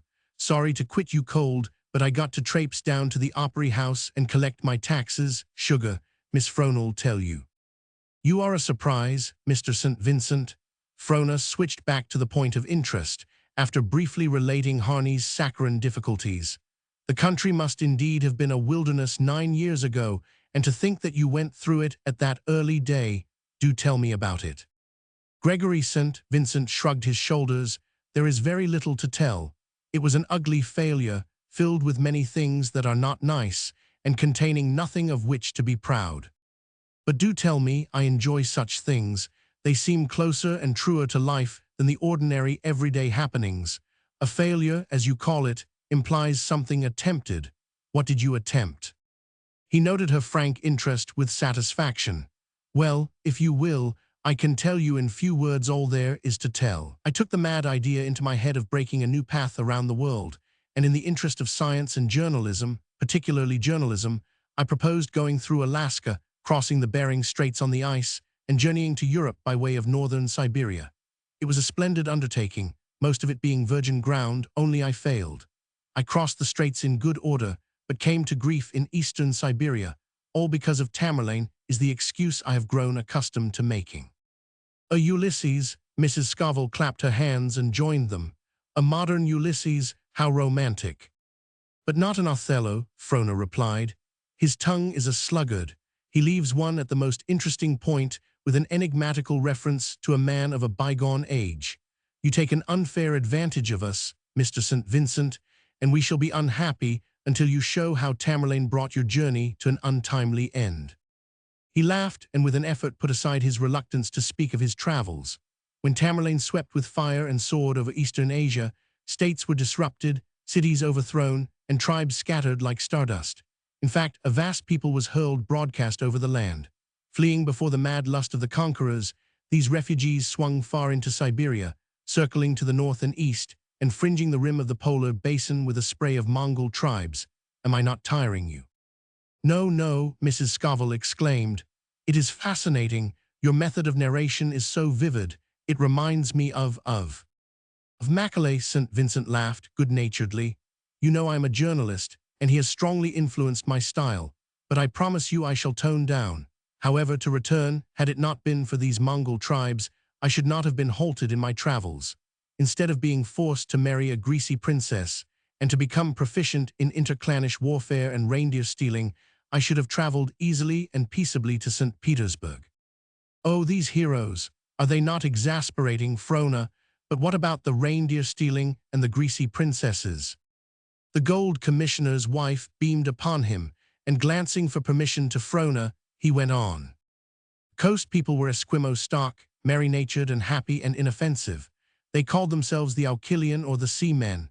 I bought dogs and food from them, and they treated me splendidly, but they were subject to the Chowchuan or interior people who were known as the Deer Men. The Chowchuan were a savage, indomitable breed, with all the fierceness of the untamed Mongol, plus double his viciousness.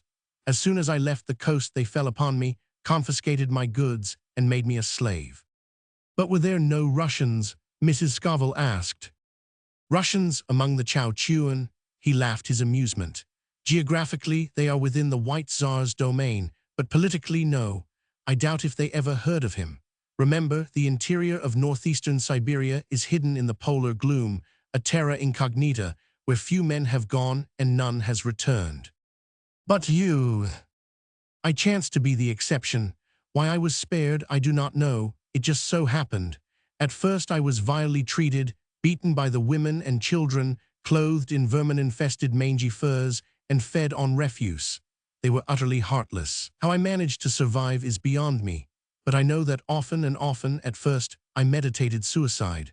The only thing that saved me during that period from taking my own life was the fact that I quickly became too stupefied and bestial. What of my suffering and degradation? Half frozen, half starved, undergoing untold misery and hardship, beaten many and many a time into insensibility, I became the sheerest animal. On looking back, much of it seems a dream. There are gaps which my memory cannot fill. I have vague recollections of being lashed to a sled and dragged from camp to camp and tribe to tribe, carted about for exhibition purposes, I suppose, much as we do lions and elephants and wild men. How far I so journeyed up and down that bleak region I cannot guess, though it must have been several thousand miles. I do know that when consciousness returned to me and I really became myself again, I was fully 1,000 miles to the west of the point where I was captured. It was springtime, and from out of a forgotten past, it seemed I suddenly opened my eyes. A reindeer thong was about my waist and made fast to the tail end of a sled. This thong I clutched with both hands, like an organ grinder's monkey, for the flesh of my body was raw and in great sores from where the thong had cut in. A low cunning came to me, and I made myself agreeable and servile. That night I danced and sang, and did my best to amuse them, for I was resolved to incur no more of the maltreatment which had plunged me into darkness.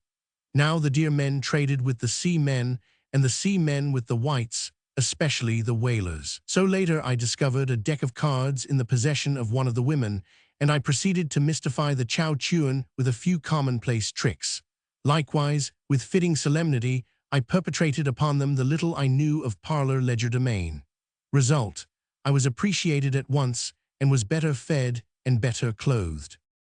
To make a long story short, I gradually became a man of importance. First the old people and the women came to me for advice, and later the chiefs. My slight but rough and ready knowledge of medicine and surgery stood me in good stead, and I became indispensable. From a slave, I worked myself to a seat among the head men, and in war and peace, so soon as I had learned their ways, was an unchallenged authority. Reindeer was their medium of exchange, their unit of value as it were, and we were almost constantly engaged in cattle forays among the adjacent clans, or in protecting our own herds from their inroads. I improved upon their methods, taught them better strategy and tactics, and put a snap and go into their operations which no neighbor tribe could withstand. But still, though I became a power, I was no nearer my freedom. It was laughable, for I had overreached myself and made myself too valuable. They cherished me with exceeding kindness, but they were jealously careful. I could go and come and command without restraint, but when the trading parties went down to the coast, I was not permitted to accompany them. That was the one restriction placed upon my movements. Also, it is very tottery in the high places, and when I began altering their political structures, I came to grief again. In the process of binding together 20 or more of the neighboring tribes in order to settle rival claims, I was given the overlordship of the Federation. But old Payun was the greatest of the under-chiefs, a king in a way, and in relinquishing his claim to the supreme leadership, he refused to forgo all the honors. The least that could be done to appease him was for me to marry his daughter Ilswunga. Nay, he demanded it. I offered to abandon the Federation, but he would not hear of it. And Mrs. Scoville murmured ecstatically. And I married Ilswunga, which is the Chow Chuan name for wild deer. Poor Ilswunga, like Swinburne's Iseult of Brittany and I Tristram. The last I saw of her, she was playing solitaire in the mission of Irkutsk and stubbornly refusing to take a bath. "Oh mercy, it's 10 o'clock, Mrs. Scoville suddenly cried, her husband having at last caught her eye from across the room. "I'm so sorry I can't hear the rest, Mr. St. Vincent, how you escaped and all that. But you must come and see me, I am just dying to hear." "And I took you for a tenderfoot, a chechaquo," Frona said meekly, as St. Vincent tied his ear flaps and turned up his collar preparatory to leaving. "I dislike posing," he answered, matching her meekness. It smacks of insincerity, it really is untrue, and it is so easy to slip into it. Look at the old-timers, sourdoughs as they proudly call themselves. Just because they have been in the country a few years, they let themselves grow wild and woolly and glorify in it. They may not know it, but it is a pose. Insofar as they cultivate salient peculiarities, they cultivate falseness to themselves and live lies. I hardly think you are wholly just, Frona said, in defense of her chosen heroes. I do like what you say about the matter in general, and I detest posing, but the majority of the old-timers would be peculiar in any country, under any circumstances. That peculiarity is their own, it is their mode of expression, and it is, I am sure, just what makes them go into new countries. The normal man, of course, stays at home. Oh, I quite agree with you, Miss Welse, he temporized easily. I did not intend it so sweepingly. I meant to brand that sprinkling among them who are poseurs. In the main, as you say, they are honest and sincere and natural. Then we have no quarrel. But Mr. St. Vincent, before you go, would you care to come tomorrow evening? We are getting up theatricals for Christmas. I know you can help us greatly, and I think it will not be altogether unenjoyable to you. All the younger people are interested. The officials, officers of police, mining engineers, gentlemen rovers, and so forth, to say nothing of the nice women. You are bound to like them. I am sure I shall, as he took her hand. Tomorrow, did you say? Tomorrow evening, good night. A brave man, she told herself as she went bayed from the door, and a splendid type of the race. Chapter 13. Gregory St. Vincent swiftly became an important factor in the social life of Dawson. As a representative of the Amalgamated Press Association, he had brought with him the best credentials a powerful influence could obtain, and over and beyond, he was well qualified socially by his letters of introduction. It developed in a quiet way that he was a wanderer and explorer of no small parts, and that he had seen life and strife pretty well all over the earth's crust. And withal, he was so mild and modest about it that nobody, not even among the men, was irritated by his achievements. Incidentally, he ran across numerous old acquaintances. Jacob Welse he had met at St. Michael's in the fall of '88, just prior to his crossing Bering Straits on the ice. A month or so later, Father Barnum, who had come up from the lower river to take charge of the hospital, had met him a couple of 100 miles on his way north of St. Michael's. Captain Alexander, of the police, had rubbed shoulders with him in the British legation at Peking, and Bettles, another old-timer of standing, had met him at Fort O, Yukon 9 years before. So Dawson, ever prone to look askance at the casual comer, received him with open arms. Especially was he a favorite with the women. As a promoter of pleasures and an organizer of amusements, he took the lead, and it quickly came to pass that no function was complete without him. Not only did he come to help in the theatricals, but insensibly, and as a matter of course, he took charge. Frona, as her friends charged, was suffering from a stroke of Ibsen, so they hit upon the doll's house, and she was cast for Nora. Corliss, who was responsible, by the way, for the theatricals, having first suggested them, was to take Torvald's part, but his interest seemed to have died out, or at any rate, he begged off on the plea of business rush. So St. Vincent, without friction, took Torvald's lines. Corliss did manage to attend one rehearsal.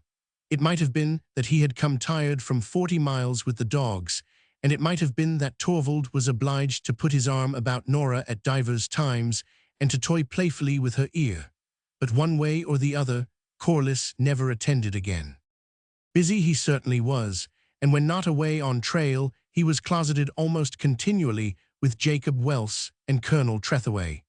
That it was a deal of magnitude was evidenced by the fact that Welse's mining interests, involved alone, mounted to several millions. Corliss was primarily a worker and doer, and on discovering that his thorough theoretical knowledge lacked practical experience, he felt put upon his mettle and worked the harder. He even marveled at the silliness of the men who had burdened him with such responsibilities simply because of his pull, and he told Trethaway as much. But the colonel, while recognizing his shortcomings, liked him for his candor and admired him for his effort and for the quickness with which he came to grasp things actual. Del Bishop, who had refused to play any hand but his own, had gone to work for Corliss because by so doing he was enabled to play his own hand better. He was practically unfettered, while the opportunities to further himself were greatly increased. Equipped with the best of outfits and a magnificent dog team, his task was mainly to run the various creeks and keep his eyes and ears open. Pocket miner, first, last, and always, he was privately on the constant lookout for pockets, which occupation did not interfere in the least with the duty he owed his employer. And as the days went by, he stored his mind with miscellaneous data concerning the nature of the various placer deposits and the lay of the land, against the summer when the thawed surface and the running water would permit him to follow a trace from creek bed to side slope and source. Corliss was a good employer, paid well, and considered it his right to work men as he worked himself. Those who took service with him either strengthened their own manhood and remained, or quit and said harsh things about him. Jacob Welse noted this trait with appreciation, and he sounded the mining engineer's praises continually. Frona heard and was gratified, for she liked the things her father liked, and she was more gratified because the man was Corliss. But in his rush of business she saw less of him than formerly, while St. Vincent came to occupy a greater and growing portion of her time. His healthful, optimistic spirit pleased her, while he corresponded well to her idealized natural man and favorite racial type. Her first doubt, that if what he said was true, had passed away. All the evidence had gone counter. Men who at first questioned the truth of his wonderful adventures gave in after hearing him talk. Those to any extent conversant with the parts of the world he made mention of could not but acknowledge that he knew what he talked about. Young Soley, representing Bannock's News Syndicate, and Holmes of the Fairweather, recollected his return to the world in '91 and the sensation created thereby. And Sid Winslow, Pacific Coast journalist, had made his acquaintance at the Wanderers Club shortly after he landed from the United States revenue cutter which had brought him down from the north. Further, as Frona Welse saw, he bore the earmarks of his experiences. They showed their handiwork in his whole outlook on life. Then the primitive was strong in him, and his was a passionate race pride which fully matched hers. In the absence of Corliss, they were much together, went out frequently with the dogs, and grew to know each other thoroughly. All of which was not pleasant to Corliss, especially when the brief intervals he could devote to her were usually intruded upon by the correspondent. Naturally, Corliss was not drawn to him, and other men who knew or had heard of the Opera House occurrence only accepted him after a tentative fashion. Trethewey had the indiscretion, once or twice, to speak slightingly of him, but so fiercely was he defended by his admirers that the colonel developed the good taste to thenceforward keep his tongue between his teeth. Once, Corliss, listening to an extravagant panegyric bursting from the lips of Mrs. Scoville, permitted himself the luxury of an incredulous smile, but the quick wave of color in Frona's face and the gathering of the brows warned him. At another time, he was unwise enough and angry enough to refer to the Opera House broil. He was carried away, and what he might have said of that night's happening would have redounded neither to St. Vincent's credit nor to his own, had not Frona innocently put a seal upon his lips ere he had properly begun. "Yes," she said, "Mr. St. Vincent told me about it. He met you for the first time that night, I believe. You all fought royally on his side, you and Colonel Trethewey. He spoke his admiration unreservedly and, to tell the truth, with enthusiasm." Corliss made a gesture of depreciation. "No, no, from what he said you must have behaved splendidly, and I was most pleased to hear. It must be great to give the brute the rein now and again, and healthy too. Great for us who have wandered from the natural and softened to sickly ripeness, just to shake off artificiality and rage up and down. And yet the inmost mentor, serene and passionless, viewing all and saying, 'This is my other self. Behold, I who am now powerless am the power behind and ruleth still. This other self, mine ancient, violent, elder self, rages blindly as the beast, but 'tis I sitting apart who discern the merit of the cause and bid him rage or bid him cease. Oh, to be a man!'" Corliss could not help a humoring smile, which put Frona upon defense at once. "Tell me, Vance, how did it feel? Have I not described it rightly? Were the symptoms yours? Did you not hold aloof and watch yourself play the brute?" He remembered the momentary daze which came when he stunned the man with his fist, and nodded. "And pride," she demanded inexorably, "or shame?" "A little of both, and more of the first than the second," he confessed. "At the time I suppose I was madly exultant, then afterwards came the shame, and I tossed awake half the night. And finally..."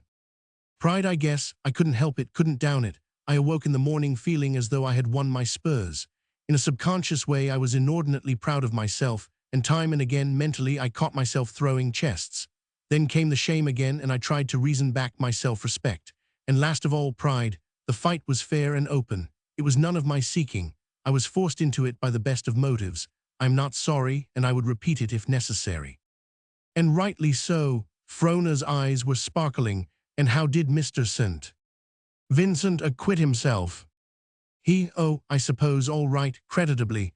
I was too busy watching my other self to take notice. But he saw you. Most likely so. I acknowledge my negligence. I should have done better, the chances are, had I thought it would have been of interest to you, pardon me, just my bungling wit. The truth is, I was too much of a greenhorn to hold my own and spare glances on my neighbors. So Corliss went away, glad that he had not spoken, and keenly appreciating St. Vincent's craft, whereby he had so adroitly forestalled adverse comment by telling the story in his own modest, self-effacing way. Two men and a woman, the most potent trinity of factors in the creating of human pathos and tragedy, as ever in the history of man, since the first father dropped down from his arboreal home and walked upright, so at Dawson. Necessarily, there were minor factors, not least among which was Del Bishop, who, in his aggressive way, stepped in and accelerated things. This came about in a trail camp on the way to Miller Creek, where Corliss was bent on gathering in a large number of low-grade claims which could only be worked profitably on a large scale. "I'll not be wasting candles when I make a strike, Sav," the pocket miner remarked savagely to the coffee, which he was settling with a chunk of ice. "Not on your life, I guess rather not." "Kerosene?" Corliss queried, running a piece of bacon rind round the frying pan and pouring in the batter. "Kerosene, hell, you won't see my trail for smoke when I get a gait on for God's country, my wad in my poke and the sunshine in my eyes. Say, how'd a good juicy tenderloin strike you just now? Green onions, fried potatoes, and fixins on the side. Help me, that's the first proposition I'll hump myself up against. Then a general whoopla. For a week, Seattle or Frisco, I don't care a rap which, and then out of money and after a job." "Not on your family tree," Bishop roared. "Cash my sack before I go on the tier, sure pop, and then afterwards, Southern California. Many's the day I've had my eye on a peach of a fruit farm down there, 40,000'll buy it. No more workin' for grub stakes and the like. Figured it out long ago, hired men to work the ranch, a manager to run it, and me ownin' the game and livin' off the percentage. A stable with always a couple of broncos handy to slap the packs and saddles on and be off and away whenever the fever for chassin' pockets came over me. Great pocket country down there, to the east and along the desert. And no house on the ranch. Cert with sweet peas growing up the sides, and in back a patch for vegetables, string beans and spinach and radishes, cucumbers and sparrowgrass, turnips, carrots, cabbage and such, and a woman inside to draw me back when I get to runnin' loco after the pockets. Say, you know all about minnin'. Did you ever go snoozin' round after pockets? No, then just steer clear. They're worse than whiskey, horses, or cards. Women, when they come afterwards, ain't in it. Whenever you get a hankerin' after pockets, go right off and get married. It's the only thing'll save you, and even then, Meb, it won't. I oughta done it years ago. I might have made something of myself if I had. Jerusalem, the jobs I've jumped and the good things chucked in my time just because of pockets. Say, Corliss, you want to get married, you do, and right off. I'm tellin' you straight. Take warnin' from me and don't stay single any longer than God'll let you, sure." Corliss laughed. "Sure, I mean it. I'm older'n you and know what I'm talkin'. Now there's a bit of a thing down in Dawson I'd like to see you get your hands on. You was made for each other, both of you." Corliss was past the stage when he would have treated Bishop's meddling as an impertinence. The trail, which turns men into the same blankets and makes them brothers, was the great leveler of distinctions, as he had come to learn. So he flopped a flapjack and held his tongue. "Why don't you waltz in and win?" Del demanded insistently. "Don't you cotton to her? I know you do, or you wouldn't come back to cabin after baying with her, walkin' like on air. Better waltz in while you got a chance." Why, there was Emmy, a tidy bit of flesh as women go, and we took to each other on the jump. But I kept chassin' pockets and delayin'. And then a big black lumberman, a Canuck, began sidling up to her, and I made up my mind to speak. Only I went off after one more pocket, just one more, and when I got back she was Mrs. Somebody else. So take warning, there's that writer guy, that skunk I poked outside the opera house. He's walking, writing, and getting thick. And here's you just like me, a-rassin' round all creation and letting matrimony slide. Mark my words, Corliss, some fine frost you'll come slipping into camp and find 'em housekeeping. Sure, with nothing left for you in life but pocketing. The picture was so unpleasant that Corliss turned surly and ordered him to shut up. Who, me? Dell asked so aggrievedly that Corliss laughed. What would you do then? He asked. Me, in all kindness I'll tell you. As soon as you get back you go and see her. Make dates with her ahead till you got to put 'em on paper to remember 'em all. Get a cinch on her spare time ahead so as to shut the other fellow out. Don't get down in the dirt to her, she's not that kind, but don't be too high and mighty neither. Just so salve, and then sometime when you see she's feeling good and smilling at you in that way of hers, why up and call her hand. Of course I can't say what the showdown'll be, that's for you to find out, but don't hold off too long about it. Better married early than never.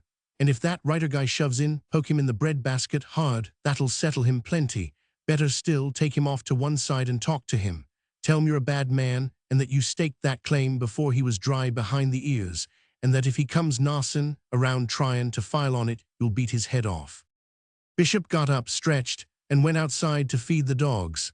Don't forget to beat his head off, he called back, and if you're squeamish about it, just call on me. I won't keep 'em waitin' long. Chapter 14. The salt water, Miss Welse, the strong salt water and the big waves and the heavy boats for smooth or rough, that I know, but the fresh water and the little canoes, eggshells, fairy bubbles, a big breath, a sigh, a heart pulse too much, and poof, over you go, not so that I do not know. Baron Coubertin smiled self-commiseratingly and went on. But it is delightful, magnificent. I have watched and envied. Some day I shall learn. It is not so difficult, St. Vincent interposed, is it, Miss Welse? Just a sure and delicate poise of mind and body. Like the tightrope dancer. Oh, you are incorrigible, Frona laughed. I feel certain that you know as much about canoes as we.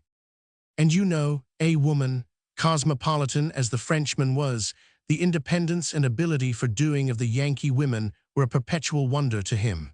How? When I was a very little girl at Dyer among the Indians. But next spring, after the river breaks, we'll give you your first lessons, Mr. St. Vincent and I, so you see, you will return to civilization with accomplishments, and you will surely love it. Under such charming tutorship, he murmured gallantly, but you, Mr. St. Vincent, do you think I shall be so successful that I may come to love it? Do you love it? You who stand always in the background, sparing of speech, inscrutable, as though able but unwilling to speak from out the eternal wisdom of a vast experience. The Baron turned quickly to Frona. We are old friends, did I not tell you? So I may, what you Americans call, josh with him. Is it not so, Mr. St. Vincent? Gregory nodded, and Frona said, I am sure you met at the ends of the earth somewhere.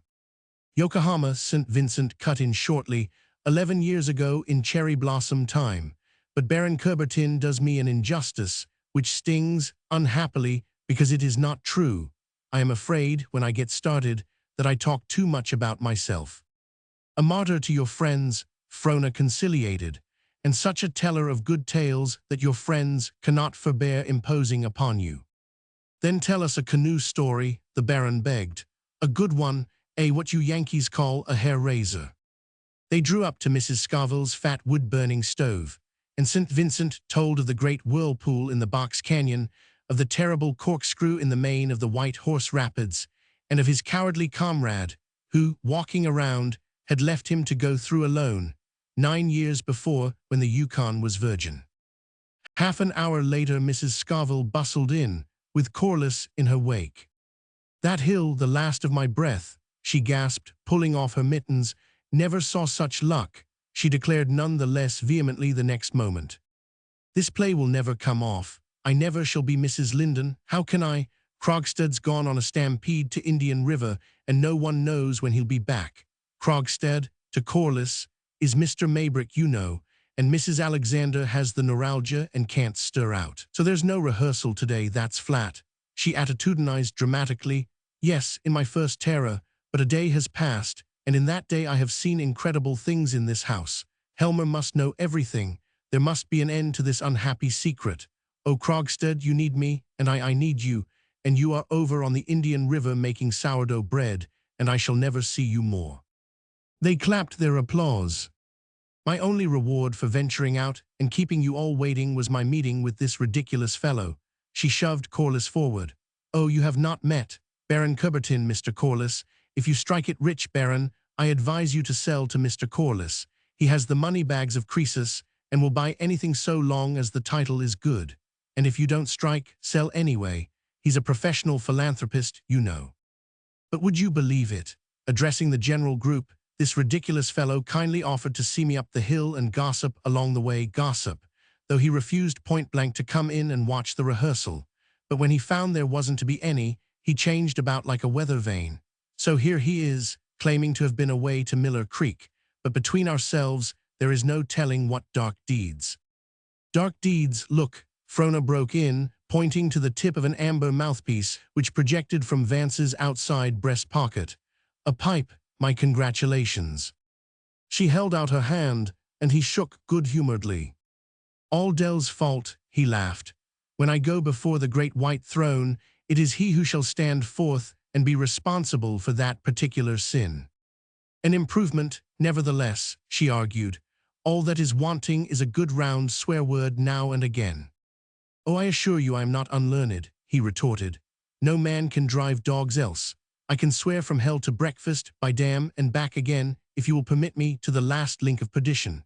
By the bones of Pharaoh and the blood of Judas, for instance, are fairly efficacious with a string of huskies, but the best of my dog-driving nomenclature, more's the pity women cannot stand. I promise you, however, in spite of hell and high water." "Oh," Mrs. Scoville screamed, thrusting her fingers into her ears. "Madame," Baron Coubertin spoke up gravely, "it is a fact, a lamentable fact, that the dogs of the North are responsible for more men's souls than all other causes put together. Is it not so? I leave it to the gentlemen." Both Corliss and St. Vincent solemnly agreed, and proceeded to detonate the lady by swapping heartrending and apposite dog tails. St. Vincent and the Baron remained behind to take lunch with the Gold Commissioner's wife, leaving Frona and Corliss to go down the hill together.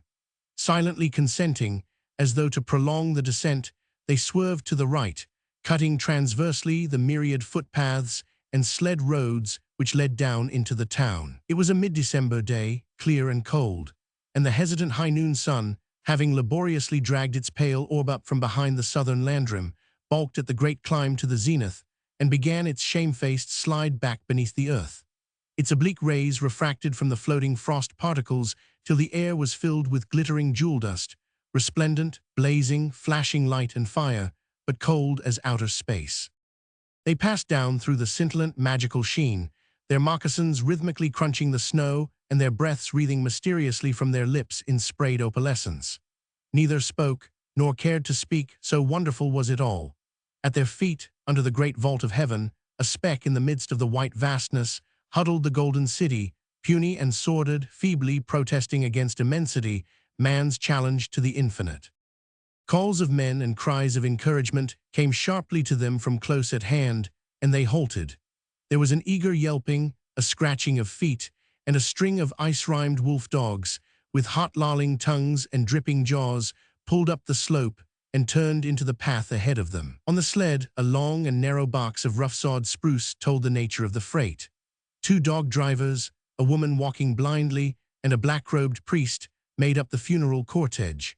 A few paces farther on the dogs were again put against the steep, and with whine and shout and clatter, the unheeding clay was hauled on and upward to its ice-hewn hillside chamber.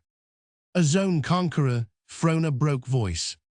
Corliss found his thought following hers and answered, "These battlers of frost and fighters of hunger, I can understand how the dominant races have come down out of the north to empire. Strong to venture, strong to endure, with infinite faith and infinite patience, is it to be wondered at." Frona glanced at him in eloquent silence. "We smote with our swords," he chanted. "To me, it was a joy like having my bright bride by me on the couch. I have marched with my bloody sword, and the raven has followed me. Furiously we fought. The fire passed over the dwellings of men. We slept in the blood of those who kept the gates. But do you feel it, Vance? She cried, her hand flashing out and resting on his arm. I begin to feel, I think, the North has taught me, is teaching me. The old things come back with new significance. Yet I do not know. It seems a tremendous egotism, a magnificent dream. But you are not a Negro or a Mongol, nor are you descended from the Negro or Mongol. Yes, he considered, I am my father's son, and the line goes back to the sea kings who never slept under the smoky rafters of a roof or drained the ale horn by inhabited hearth. There must be a reason for the dead status of the black, a reason for the Teutons spreading over the earth as no other race has ever spread. There must be something in race heredity, else I would not leap at the summons. A great race, Vance, half of the earth its heritage and all of the sea, and in 60 generations it has achieved it all. Think of it, 60 generations, and today it reaches out wider-armed than ever, the smiter and the destroyer among nations, the builder and the lawgiver. Oh, Vance, my love is passionate, but God will forgive, for it is good. A great race, greatly conceived, and if to perish, greatly to perish, don't you remember? Trembles Yggdrasil's ash yet standing, groans that ancient tree, and the Jotun Loki is loosed. The shadows groan on the ways of hell, until the fire of Surt has consumed the tree. A trim steers from the east, the waters rise, the mundane snake is coiled in Jotun rage. The worm heats the water, and the eagle screams, the pale of beak tears carcasses, the ship Naglfar is loosed. Surt from the south comes with flickering flame, shines from his sword the Valgod's sun. Swaying there like a furred Valkyrie above the final carnage of men and gods, she touched his imagination, and the blood surged exultingly along unknown channels, thrilling and uplifting. The stony hills are dashed together, the giantesses totter, men tread the path of hell, and heaven is cloven. The sun darkens, earth in ocean sinks, fall from heaven the bright stars, fire's breath assails the all-nourishing tree, towering fire plays against heaven itself. Outlined against the blazing air, her brows and lashes white with frost, the jewel dust striking and washing against hair and face, and the south sun lighting her with a great redness, the man saw her as the genius of the race.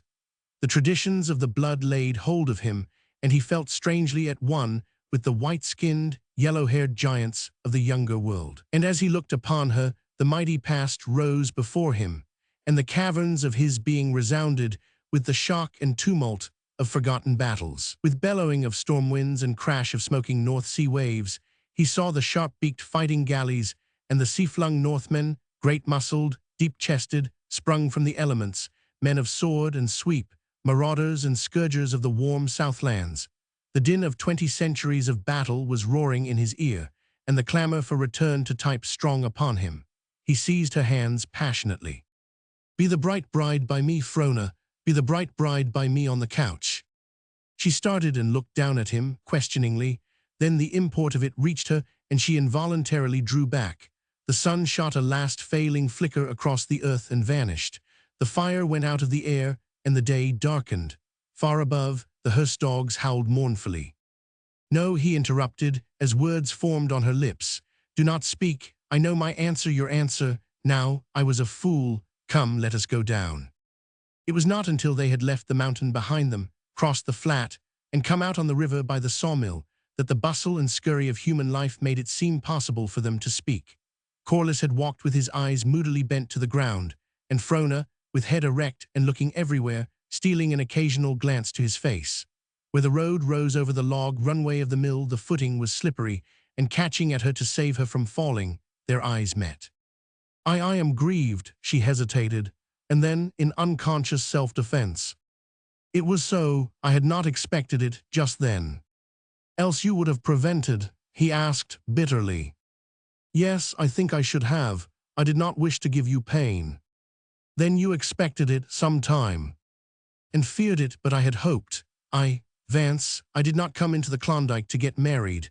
I liked you at the beginning, and I have liked you more and more, never so much as today, but you had never looked upon me in the light of a possible husband. That is what you are trying to say. As he spoke, he looked at her sidewise and sharply, and when her eyes met his with the same old frankness, The thought of losing her maddened him. "But I have," she answered at once. "I have looked upon you in that light, but somehow it was not convincing. Why, I do not know. There was so much I found to like in you, so much." He tried to stop her with a dissenting gesture, but she went on. "So much to admire. There was all the warmth of friendship, and closer friendship, a growing camaraderie, in fact, but nothing more. Though I did not wish more, I should have welcomed it had it come. As one welcomes the unwelcome guest. Why won't you help me, Vance, instead of making it harder? It is hard on you, surely, but do you imagine that I am enjoying it? I feel because of your pain, and further, I know when I refuse a dear friend for a lover, the dear friend goes from me. I do not part with friends lightly. I see doubly bankrupt, friend and lover both, but they are easily replaced. I fancy I was half lost before I spoke. Had I remained silent, it would have been the same anyway. Time softens, new associations, new thoughts and faces, men with marvelous adventures." She stopped him abruptly. "It is useless, Vance, no matter what you may say. I shall not quarrel with you. I can understand how you feel. If I am quarrelsome, then I had better leave you." He halted suddenly, and she stood beside him. "Here comes Dave Harney. He will see you home. It's only a step. You are doing neither yourself nor me kindness." She spoke with final firmness. "I decline to consider this the end. We are too close to it to understand it fairly. You must come and see me when we are both calmer. I refuse to be treated in this fashion. It is childish of you." She shot a hasty glance at the approaching El Dorado king. "I do not think I deserve it at your hands. I refuse to lose you as a friend, and I insist that you come and see me, that things remain on the old footing." He shook his head. "Hello," Dave Harney touched his cap and slowed down loose-jointedly. "Sorry you didn't take my tip. Dog's gone up $1 a pound since yesterday and still a whoopin'. Good afternoon, Miss Frona and Mr.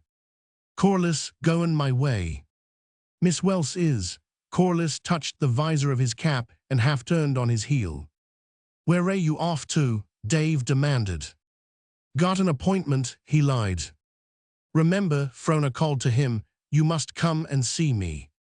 "Too busy, I'm afraid, just now. Goodbye so long, Dave." "Jemimy," Dave remarked, staring after him, "but he's a hustler. Always busy with big things, too. Wonder why he didn't go in for dogs." Chapter 15. But Corliss did go back to see her, and before the day was out. A little bitter self-communion had not taken long to show him his childishness. The sting of loss was hard enough, but the thought, now they could be nothing to each other, that her last impressions of him should be bad, hurt almost as much, and in a way even more. And further, putting all to the side, he was really ashamed. He had thought that he could have taken such a disappointment more manfully, especially since in advance he had not been at all sure of his footing. So he called upon her, walked with her up to the barracks, and on the way, with her help, managed to soften the awkwardness which the morning had left between them. He talked reasonably and meekly, which she countenanced, and would have apologized roundly had she not prevented him. "Not the slightest bit of blame attaches to you," she said. "Had I been in your place, I should probably have done the same and behaved much more outrageously, for you were outrageous, you know. But had you been in my place, and I in yours," he answered with a weak attempt at humor, "there would have been no need." She smiled, glad that he was feeling less strongly about it. "But unhappily, our social wisdom does not permit such a reversal," he added, more with a desire to be saying something. "Ah," she laughed, "there's where my Jesuitism comes in. I can rise above our social wisdom." "You don't mean to say that?" They're shocked as usual. "No, I could not be so crude as to speak outright, but I might finesse, as you whist players say. Accomplish the same end, only with greater delicacy. After all, a distinction without a difference." "Could you?" he asked. "I know I could, if the occasion demanded. I am not one to let what I might deem life happiness slip from me without a struggle. That, judicially, occurs only in books and among sentimentalists. As my father always says, I belong to the strugglers and fighters. That which appeared to me great and sacred, that would I battle for, though I brought heaven tumbling about my ears." "You have made me very happy, Vance," she said at parting by the barracks gates. and things shall go along in the same old way, and mind, not a bit less of you than formerly, but rather much more. But Corliss, after several perfunctory visits, forgot the way which led to Jacob Welse's home and applied himself savagely to his work. He even had the hypocrisy, at times, to felicitate himself upon his escape, and to draw bleak fireside pictures of the dismal future which would have been had he and Frona incompatibly mated. But this was only at times. As a rule, the thought of her made him hungry, in a way akin to physical hunger, and the one thing he found to overcome it was hard work and plenty of it. But even then, what of trail and creek, and camp and survey, he could only get away from her in his waking hours. In his sleep he was ignobly conquered, and Del Bishop, who was with him much, studied his restlessness and gave a ready ear to his mumbled words. The pocket miner put two and two together and made a correct induction from the different little things which came under his notice, but this did not require any great astuteness. The simple fact that he no longer called on Frona was sufficient evidence of an unprospering suit, but Del went a step farther and drew the corollary that St. Vincent was the cause of it all. Several times he had seen the correspondent with Frona, going one place and another, and was duly incensed thereat. "I'll fix 'em yet," he muttered in camp one evening over on Gold Bottom. "Whom?" Corliss queried. "Who? That newspaper man, that's who." "What for?" "Or general principles. Why'n't you let me paste 'em that night at the Opera House?" Corliss laughed at the recollection. "Why did you strike him, Del?" "General principles," Del snapped back and shut up. But Del Bishop, for all his punitive spirit, did not neglect the main chance, and on the return trip, when they came to the forks of El Dorado and Bonanza, he called a halt. "Say, Corliss," he began at once, "do you know what a hunch is?" His employer nodded his comprehension. "Well, I've got one. I ain't never asked favors of you before, but this once I want you to lay over here till tomorrow. Seems to me my fruit ranch is most in sight. I can damn near smell the oranges a-ripenin'." "Certainly," Corliss agreed, "but better still, I'll run on down to Dawson, and you can come in when you've finished hunching." "Say," Del objected, "I said it was a hunch, and I want to ring you in on it, Sav. You're all right, and you've learned a hell of a lot out of books. You're a regular high roller when it comes to the laboratory and all that, but it takes yours truly to get down and read the face of nature without spectacles. Now I've got a theory." Corliss threw up his hands in affected dismay, and the pocket miner began to grow angry. "That's right, laugh, but it's built right up on your own pet theory of erosion and changed riverbeds, and I didn't pocket among the Mexicans 2 years for nothing. Where do you suppose this El Dorado gold came from? Rough, and no signs of washin'? There's where you need your spectacles. Books have made you short-sighted, but never mind how. 'Tisn't exactly pockets neither, but I know what I'm spelling about. I ain't been keeping tab on traces for my health. I can tell you mining sharps more about the lay of El Dorado Creek in 1 minute than you could figure out in a month of Sundays. But never mind, no offense. You lay over with me till tomorrow, and you can buy a ranch 'longside of mine, sure. Well, all right. I can rest up and look over my notes while you're hunting your ancient riverbed." "Didn't I tell you it was a hunch?" Del reproachfully demanded. "And haven't I agreed to stop over? What more do you want?" "To give you a fruit ranch, that's what. Just to go with me and nose round a bit, that's all." "I do not want any of your impossible fruit ranches. I'm tired and worried. Can't you leave me alone? I think I am more than fair when I humor you to the extent of stopping over. You may waste your time nosing around, but I shall stay in camp. Understand? Burn my body, but you're grateful. By the jumpin' Methuselah, I'll quit my job in 2 minutes if you don't fire me. Me a-layin', wake nights and working up my theory, and calculatin' on letting you in, and you a-snorin' and Frona this and Frona that." "That'll do, stop it." "The hell it will, if I didn't know more about gold mining than you do about courtin'." Corliss sprang at him, but Del dodged to one side and put up his fists. Then he ducked a wild right and left swing and sidestepped his way into firmer footing on the hard trail. "Hold on a moment," he cried, as Corliss made to come at him again. "Just a second. If I lick you, will you come up the hillside with me?" "Yes." "And if I don't, you can fire me. That's fair, come on." Vance had no show whatever, as Del well knew, who played with him, feinting, attacking, retreating, dazzling, and disappearing every now and again out of his field of vision in a most exasperating way. As Vance speedily discovered, he possessed very little correlation between mind and body, and the next thing he discovered was that he was lying in the snow and slowly coming back to his senses. How did you do it?" he stammered to the pocket miner, who had his head on his knee and was rubbing his forehead with snow. "Oh, you'll do," Del laughed, helping him limply to his feet. "You're the right stuff. I'll show you sometime. You've got lots to learn yet what you won't find in books, but not now. We've got to wade in and make camp, then you're comin' up the hill with me." He chuckled later as they fitted the pipe of the Yukon stove. "Slow-sighted and short. Couldn't follow me, eh? But I'll show you sometime. Oh, I'll show you all right, all right. Grab an axe and come on," he commanded when the camp was completed. He led the way up El Dorado, borrowed a pick, shovel, and pan at a cabin, and headed up among the benches near the mouth of French Creek. Vance, though feeling somewhat sore, was laughing at himself by this time and enjoying the situation. He exaggerated the humility with which he walked at the heel of his conqueror, while the extravagant servility which marked his obedience to his hired man made that individual grin. "You'll do, you've got the Mackins in you." Del threw down the tools and scanned the run of the snow surface carefully. "Here, take the axe, shinny up the hill, and lug me down some skookum dry wood."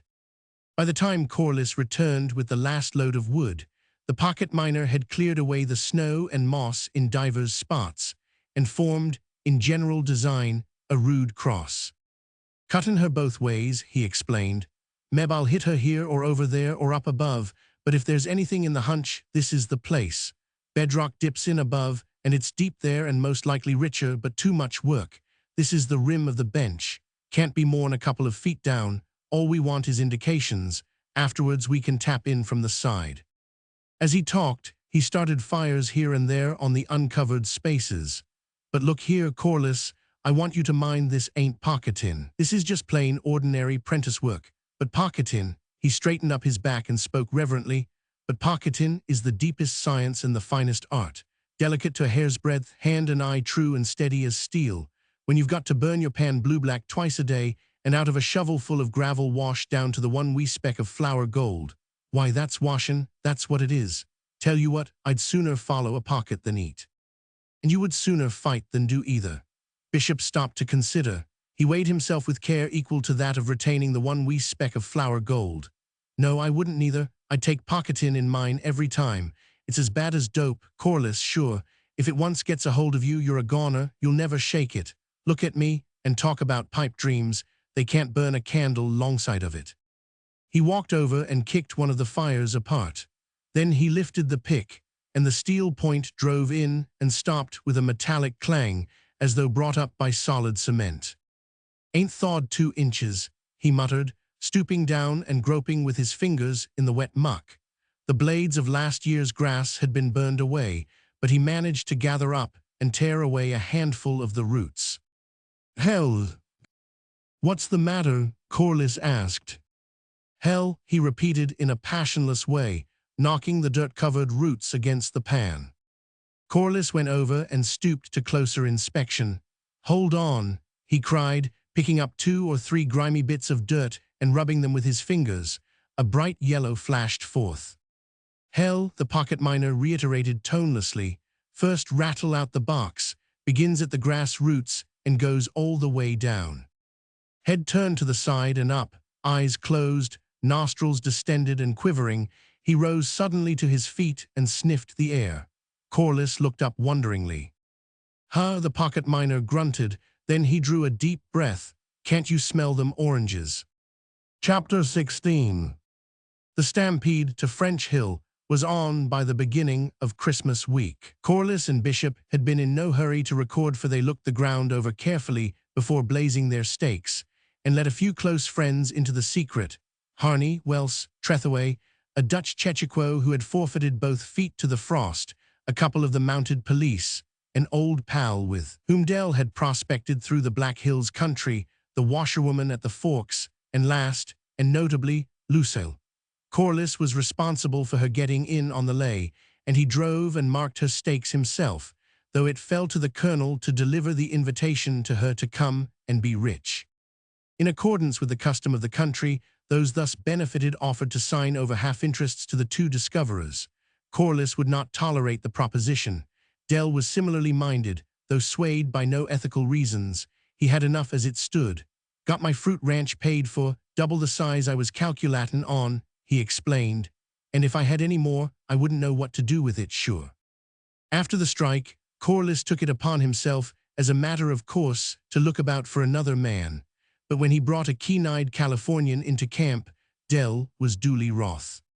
"Not on your life," he stormed. "But you are rich now," Vance answered, "and have no need to work." "Rich hell," the pocket miner rejoined.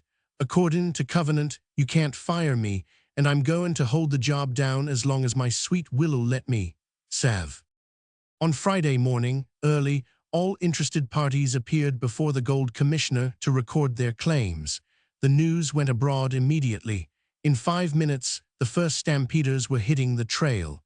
At the end of half an hour, the town was afoot. To prevent mistakes on their property, jumping, moving of stakes, and mutilation of notices, Vance and Dell, after promptly recording, started to return. But with the government seal attached to their holdings, they took it leisurely, the stampeders sliding past them in a steady stream. Midway, Dell chanced to look behind. St. Vincent was in sight, footing it at a lively pace, the regulation stampeding pack on his shoulders. The trail made a sharp bend at that place, and with the exception of the three of them, no one was in sight. "Don't speak to me, don't recognize me," Dell cautioned sharply as he spoke, buttoning his nose strap across his face, which served to quite hide his identity. "There's a waterhole over there. Get down on your belly and make a blind at getting a drink. Then go on by your lonely to the claims. I've business of my own to handle. And for the love of your bother, don't say a word to me or to the skunk. Don't let 'em see your face." Corliss obeyed wonderingly, stepping aside from the beaten path, lying down in the snow, and dipping into the waterhole with an empty condensed milk can. Bishop bent on one knee and stooped, as though fastening his moccasin. Just as St. Vincent came up with him, he finished tying the knot, and started forward with the feverish haste of a man trying to make up for lost time. "I say, hold on, my man," the correspondent called out to him. Bishop shot a hurried glance at him and pressed on. St. Vincent broke into a run till they were side by side again. "Is this the way?" "To the benches of French Hill," Dell snapped him short. "Betcher your life, that's the way I'm headin' so long." He plowed forward at a tremendous rate, and the correspondent, half running, swung in behind with the evident intention of taking the pace. Corliss, still in the dark, lifted his head and watched them go. But when he saw the pocket miner swerve abruptly to the right and take the trail up Adams Creek, the light dawned upon him and he laughed softly to himself. Late that night, Dell arrived in camp on El Dorado, exhausted but jubilant. "Didn't do a thing to him," he cried before he was half inside the tent flaps. "Gimme a bite to eat," grabbing at the teapot and running a hot flood down his throat. "Cookin' fat, slush, old moccasins, candle ends, anything." Then he collapsed upon the blankets and fell to rubbing his stiff leg muscles while Corliss fried bacon and dished up the beans. "What about 'em?" he exulted between mouthfuls. "Well, you can stack your chips that he didn't get in on the French Hill benches. How far is it, my man?"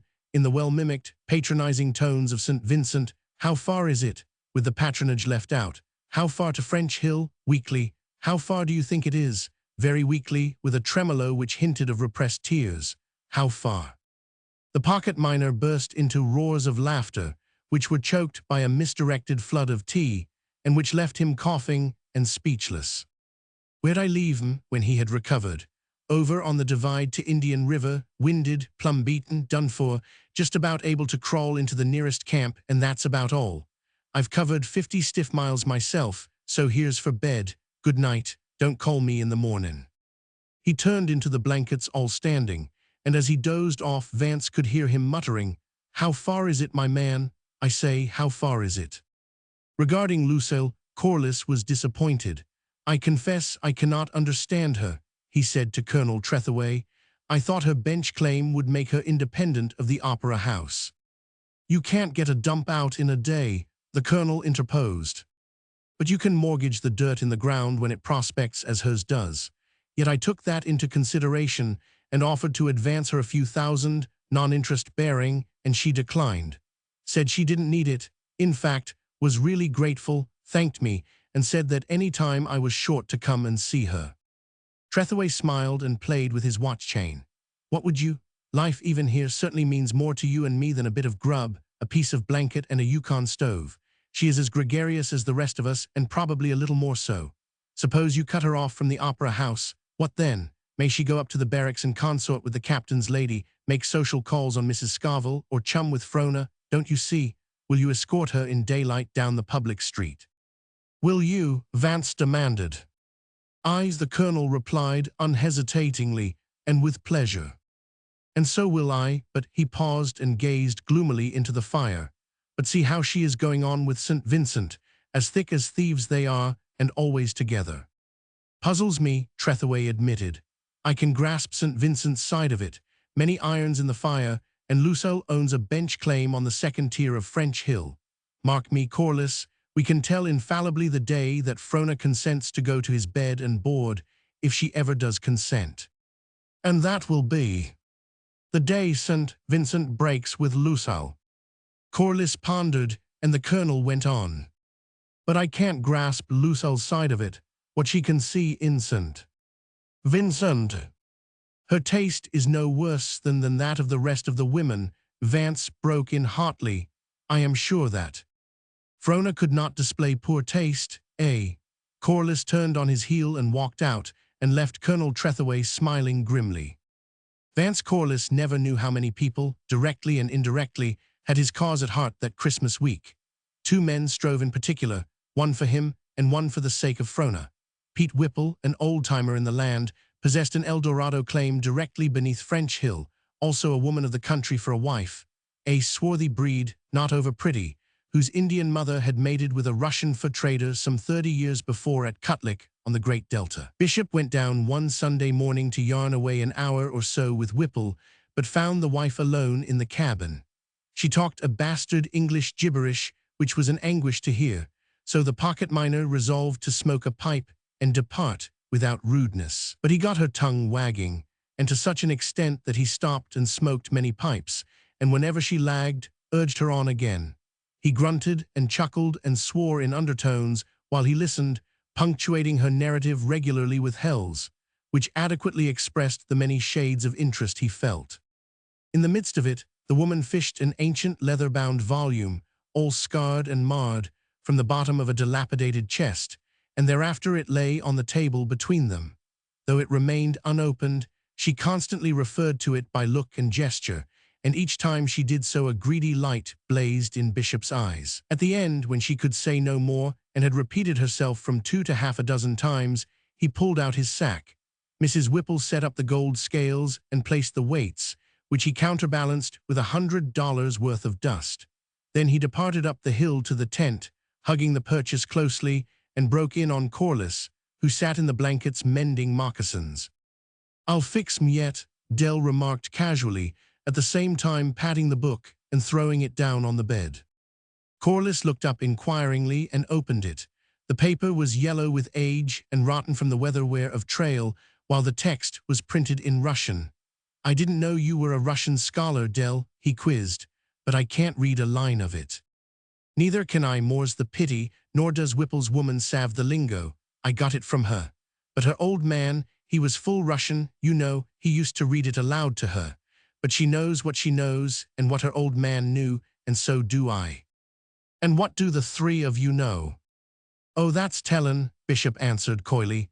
But you wait and watch my smoke, and when you see it risen, you'll know too.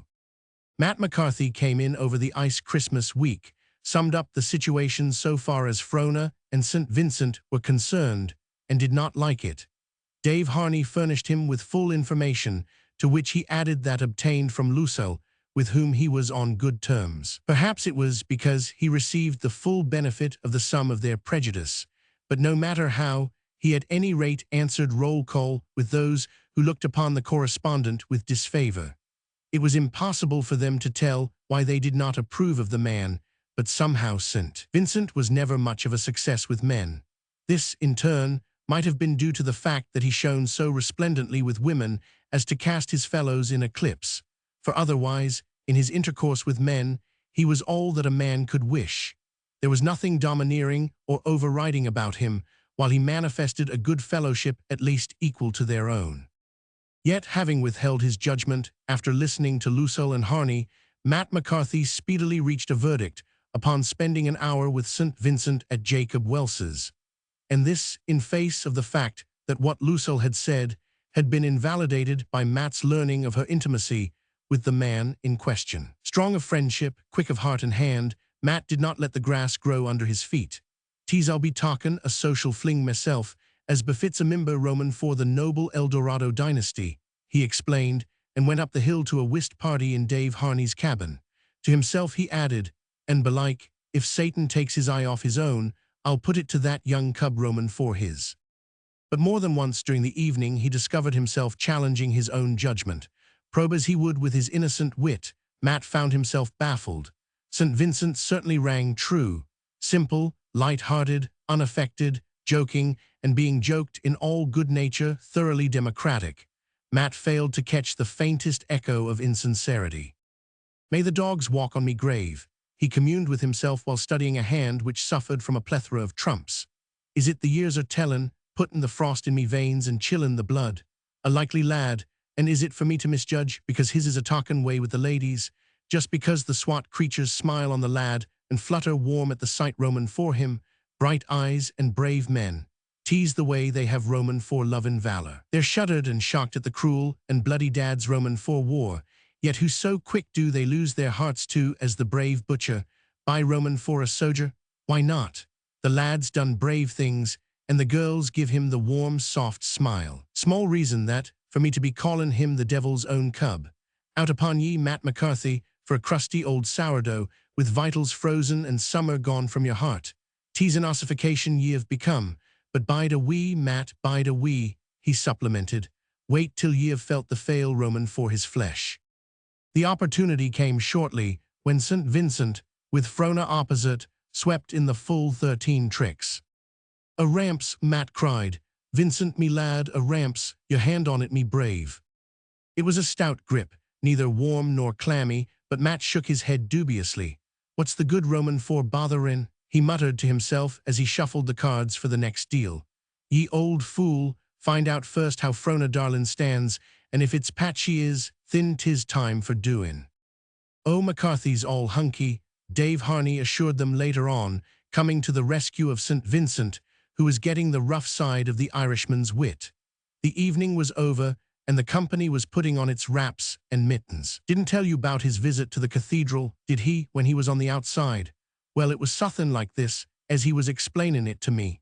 He went to the cathedral durin' service, and took in the priests and choir boys in their surplices, parkas he called 'em, and watched the burnin' of the holy incense. And do ye know, Dave, he says to me, they got in and made a smudge, and there wa'n't a darned mosquito in sight." True ivory word Roman for it. Matt unblushingly fathered Harney's yarn. "And did ye never hear tell Roman for the time Dave and me got drunk on condensed milk?" "Oh, horrors," cried Mrs. Scoville, "but how, do tell us." "'Twas during the time Roman for the candle famine at 40 Mile. Cold snap on, and Dave slides into me shack to pass the time o' day and glues his eyes on me case Roman for condensed milk. 'How'd you like a sip Roman for Morin's good whiskey?' he says, eyeing the case Roman for milk the while. I confess me mouth went wet at the naked thought Roman for it. 'But what's the use Roman for lickin'?' says I, with me sack bulgin' with emptiness. 'Candles worth $10 the dozen,' says he, $1 apiece. Will ye give 6 cans Roman for milk for a bottle Roman for the old stuff?' 'How'll ye do it?' says I. 'Trust me,' says he. 'Give me the cans. 'Tis cold out Roman for doors, and I've a pair Roman for candle molds. And it's the sacred truth I'm tellin' ye all, and if ye run across Bill Morin he'll back me word. For what does Dave Harney do but lug off me 6 cans, freeze the milk into his candle molds, and trade them in to Bill Morin for a bottle Roman for Tanglefoot." As soon as he could be heard through the laughter, Harney raised his voice. "It's true, as McCarthy tells, but he's only told you the half. Can't you guess the rest, Matt?" Matt shook his head. Bane short on milk myself, and not over much sugar. I doctored 3 of your cans with water, which went to make the candles. And by the by, I had milk in my coffee for a month to come. It's on me, Dave, McCarthy admitted. "'Tis only that you're me host, or I'd be shocking the ladies with your notorious disgraces. But I'll lave ye live this time, Dave. Come, spade the partin' guests, we must be movin'." "No ye don't, ye young laddie buck," he interposed, as St. Vincent started to take Frona down the hill. "'Tis her foster daddy sees her home this night." McCarthy laughed in his silent way and offered his arm to Frona, while St. Vincent joined in the laugh against himself, dropped back, and joined Miss Mortimer and Baron Curbertin. "What's this I'm hearin' about you and Vincent?" Matt bluntly asked as soon as they had drawn apart from the others. He looked at her with his keen grey eyes, but she returned the look quite as keenly. "How should I know what you have been hearing?" she countered. "When the talk goes round Roman for a maid and a man, the one pretty and the other not unhandsome, both young and neither married, does it token aught but the one thing?" "Yes, and the one thing, the greatest thing in all the world." Well, Frona was the least bit angry and did not feel inclined to help him. "Marriage, Roman for course," he blurted out.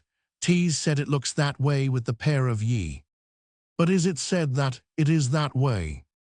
Isn't the looks Roman for it enough?" he demanded. "No, and you are old enough to know better. Mr. St. Vincent and I, we enjoy each other as friends, that is all. But suppose it is as you say, what of it?" "Well," McCarthy deliberated, "there's other talk goes round. 'Tis said Vincent is overthick with a jade down in the town, Lucille, they speak Roman for her. All of which signifies." She waited, and McCarthy watched her dumbly. "I know Lucille and I like her," Frona continued, filling the gap of his silence and ostentatiously maneuvering to help him on. "Do you know her? Don't you like her?" Matt started to speak, cleared his throat, and halted. At last, in desperation, he blurted out, "For 2 cents, Frona, I'd lay ye across me knee." She laughed. "You don't dare. I'm not running bare-legged at Dyer." "Now don't be tassin'," he blarneyed. "I'm not teasing. Don't you like her, Lucille?" "And what Roman for it?" he challenged brazenly. "Just what I asked. What of it?" "Thin I'll tell ye in plain words from a man old enough to be your father. 'Tis undacent, damnably undacent, for a man to kape company with a good young girl." "Thank you," she laughed, dropping a courtesy. Then she added, half in bitterness, "There have been others who—" "Name me the man," he cried hotly. There, go on, you were saying." "That it's a crying shame for a man to kape company with you, and at the same time be chake by jowl with a woman Roman for her stamp." "And why?" "To come drippin' from the muck to dirty your cleanness, and ye can ask why." "But wait, Matt, wait a moment, granting your premises." "Little I know Roman for premises," he growled. "'Tis facts I'm dalin' with." Frona bit her lip. "Never mind, have it as you will, but let me go on and I will deal with facts too. When did you last see Lucille?" "And why are ye askin'?" he demanded suspiciously. "Never mind why, the fact." "Well, thin, the 4-part Roman for last night, and much good may it do ye." "And danced with her?" "A rollickin', Virginia reel, and not sayin' a word Roman for a quadrille or so. 'Tis at square dances I excel myself." Frona walked on in a simulated brown study, no sound going up from the twain save the complaint of the snow from under their moccasins. "Well, thin," he questioned uneasily. "And what Roman for it?" he insisted after another silence. "Oh, nothing," she answered. "I was just wondering which was the muckiest, Mr. St. Vincent or you or myself, with whom you have both been cheek by jowl." Now McCarthy was unversed in the virtues of social wisdom, and though he felt somehow the error of her position, he could not put it into definite thought. So he steered wisely, if weakly, out of danger. "It's gettin' mad ye are with your old Matt," he insinuated, "who has your own good at heart, and because Roman for it makes a fool Roman for himself." "No, I'm not." But ye are there, leaning swiftly to him and kissing him. How could I remember the dire days and be angry? Ah, Frona, darling, well may ye say it. I'm the dust roamin' for the dirt under your feet, and ye may walk on me, anything save get mad. I could die for ye, swing for ye, to make ye happy. I could kill the man that gave ye sorrow, were it but a thimbleful, and go plump into hell with a smile on me face and joy in me heart. They had halted before her door, and she pressed his arm gratefully. I am not angry, Matt, but with the exception of my father, you are the only person I would have permitted to talk to me about this affair in the way you have. And though I like you, Matt, love you better than ever, I shall nevertheless be very angry if you mention it again. You have no right. It is something that concerns me alone, and it is wrong of you to prevent ye walking blind into danger.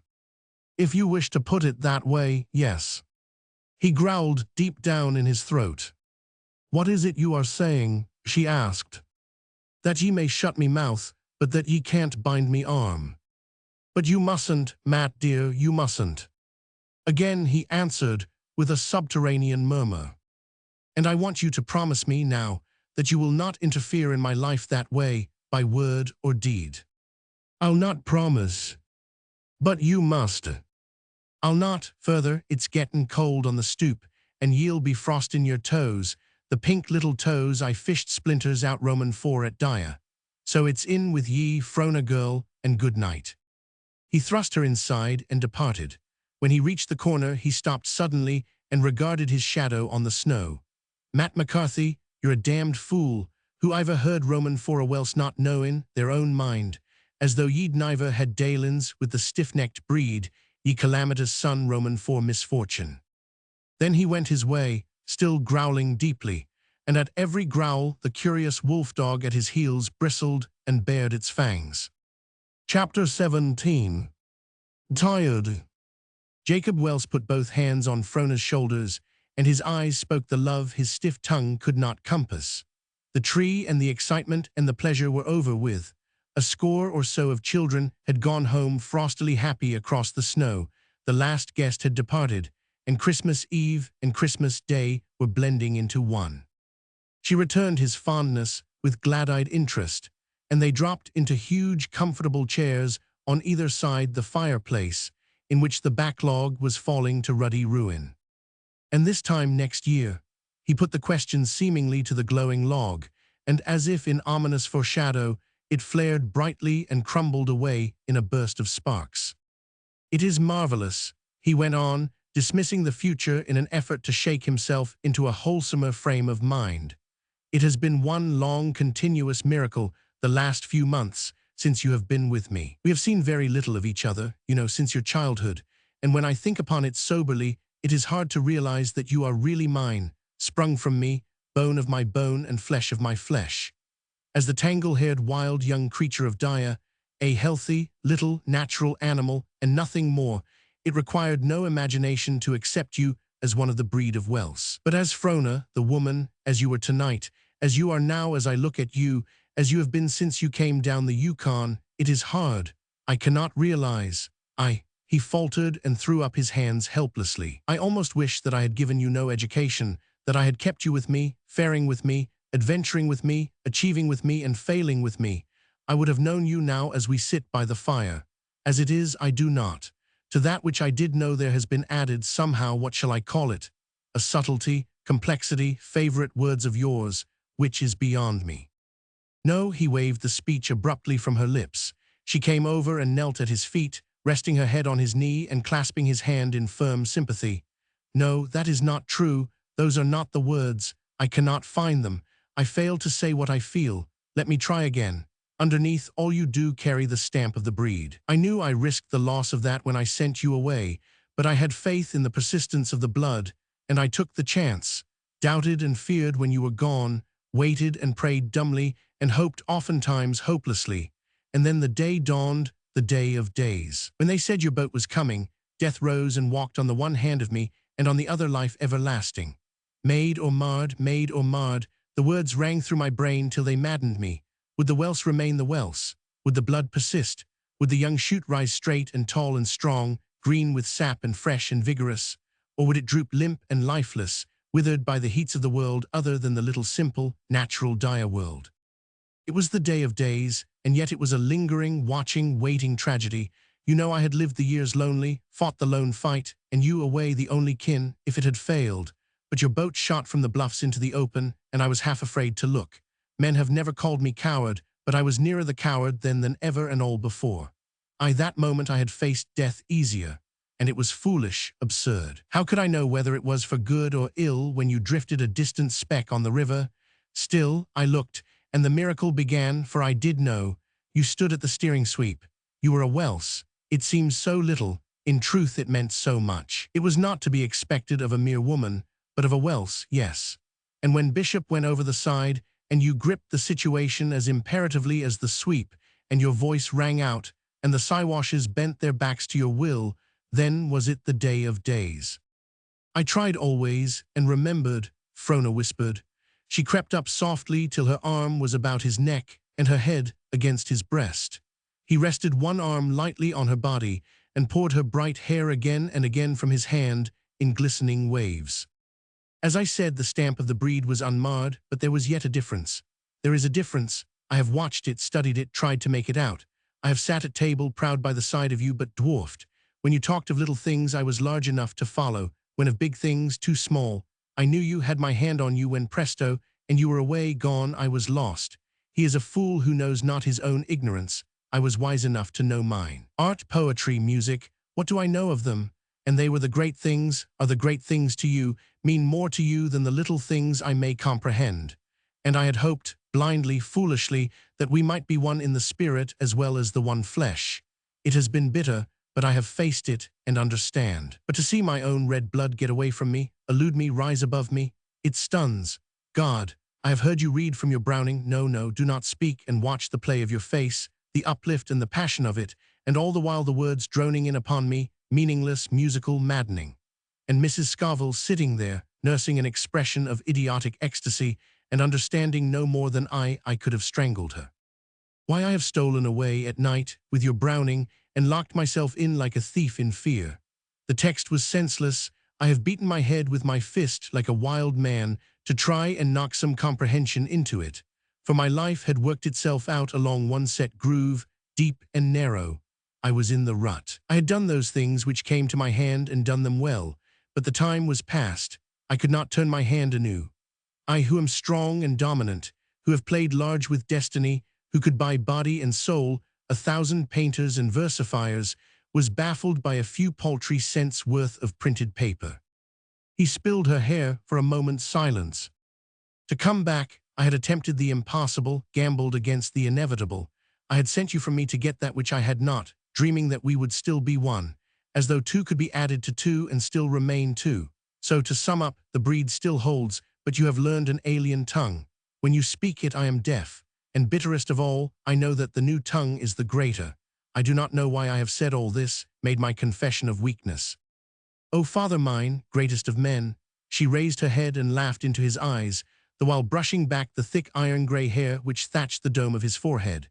You, who have wrestled more mightily, done greater things than these painters and versifiers, you who know so well the law of change, might not the same plaint fall from your father's lips were he to sit now beside you and look upon your work and you?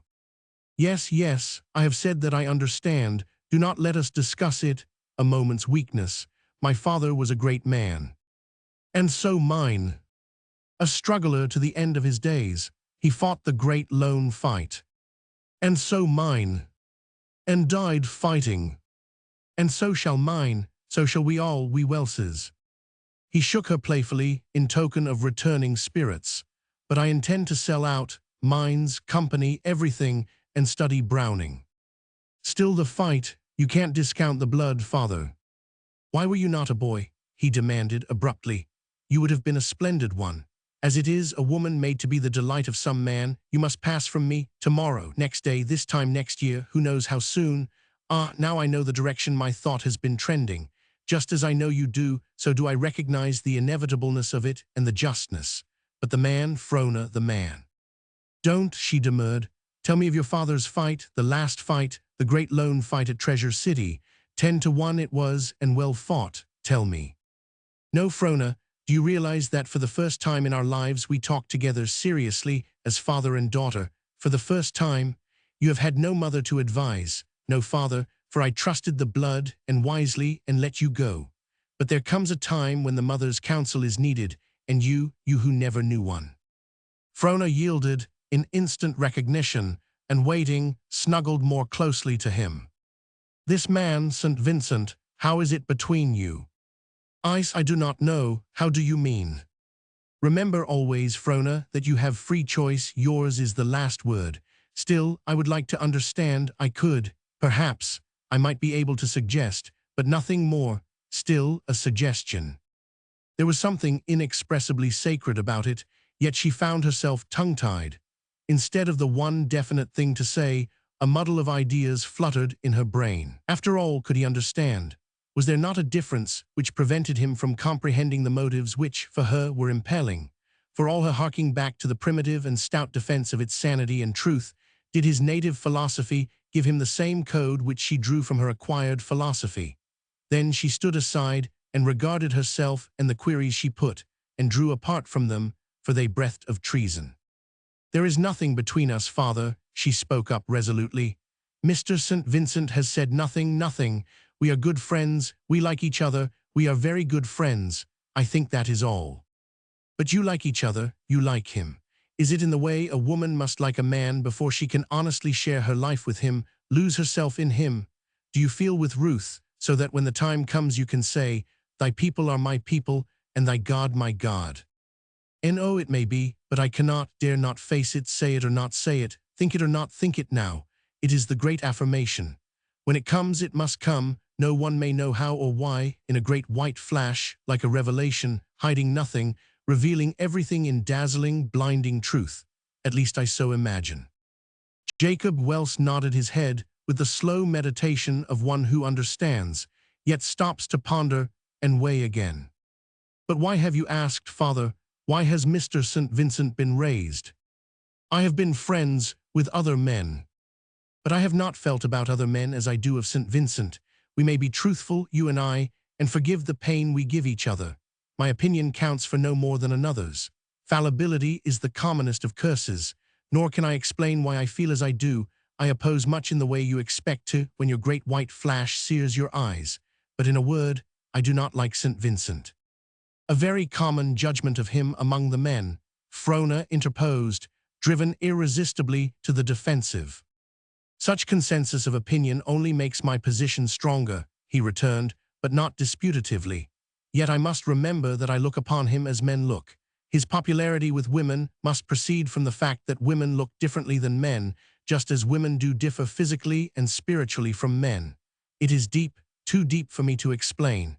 I but follow my nature and try to be just. But have you nothing more definite? She asked, groping for better comprehension of his attitude. Can you not put into some sort of coherence some one certain thing of the things you feel? I hardly dare. Intuitions can rarely be expressed in terms of thought, but let me try. We Welses have never known a coward, and where cowardice is, nothing can endure. It is like building on sand, or like a vile disease which rots, and we know not when it may break forth.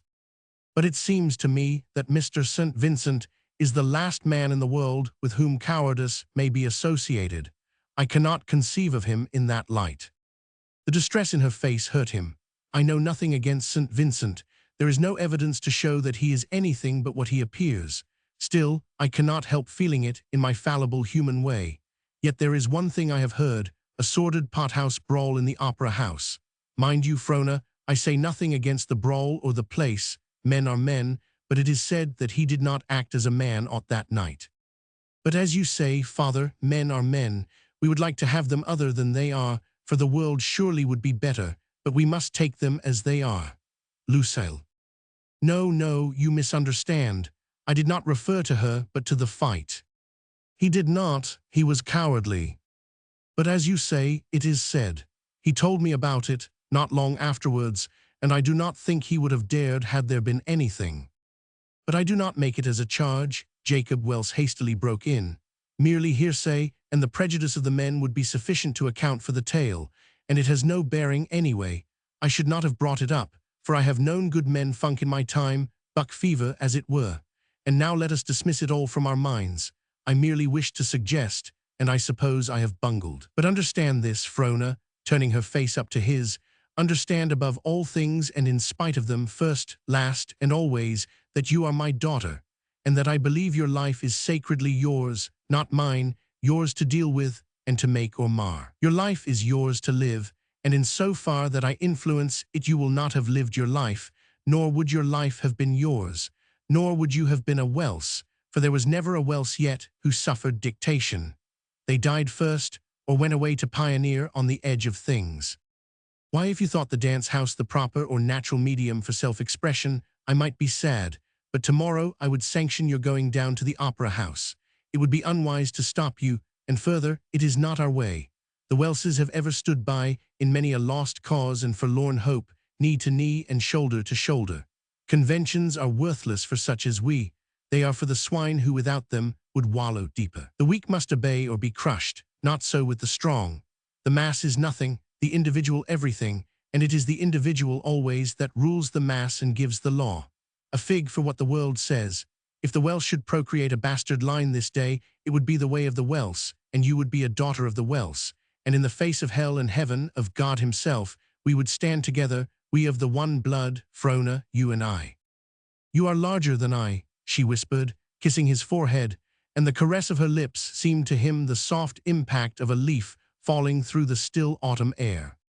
And as the heat of the room ebbed away, he told of her foremother and of his, and of the sturdy Welse who fought the great lone fight, and died, fighting, at Treasure City. Chapter 18. The doll's house was a success. Mrs. Scoville ecstatized over it in terms so immeasurable, so unqualifiable, that Jacob Welse, standing near, bent a glittering gaze upon her plump white throat and unconsciously clutched and closed his hand on an invisible windpipe. Dave Harney proclaimed its excellence effusively, though he questioned the soundness of Nora's philosophy and swore by his Puritan gods that Torvald was the longest-eared jack in 2 hemispheres. Even Miss Mortimer, antagonistic as she was to the whole school, conceded that the players had redeemed it, while Matt McCarthy announced that he didn't blame Nora Darlin the least bit, though he told the Gold Commissioner privately that a song or so and a skirt dance wouldn't have hurt the performance. Of course, the Nora girl was right, he insisted to Harney, both of whom were walking on the heels of Frona and St. Vincent. I'd be seeing. Rubber, your grandmother, Matt wrathfully exclaimed.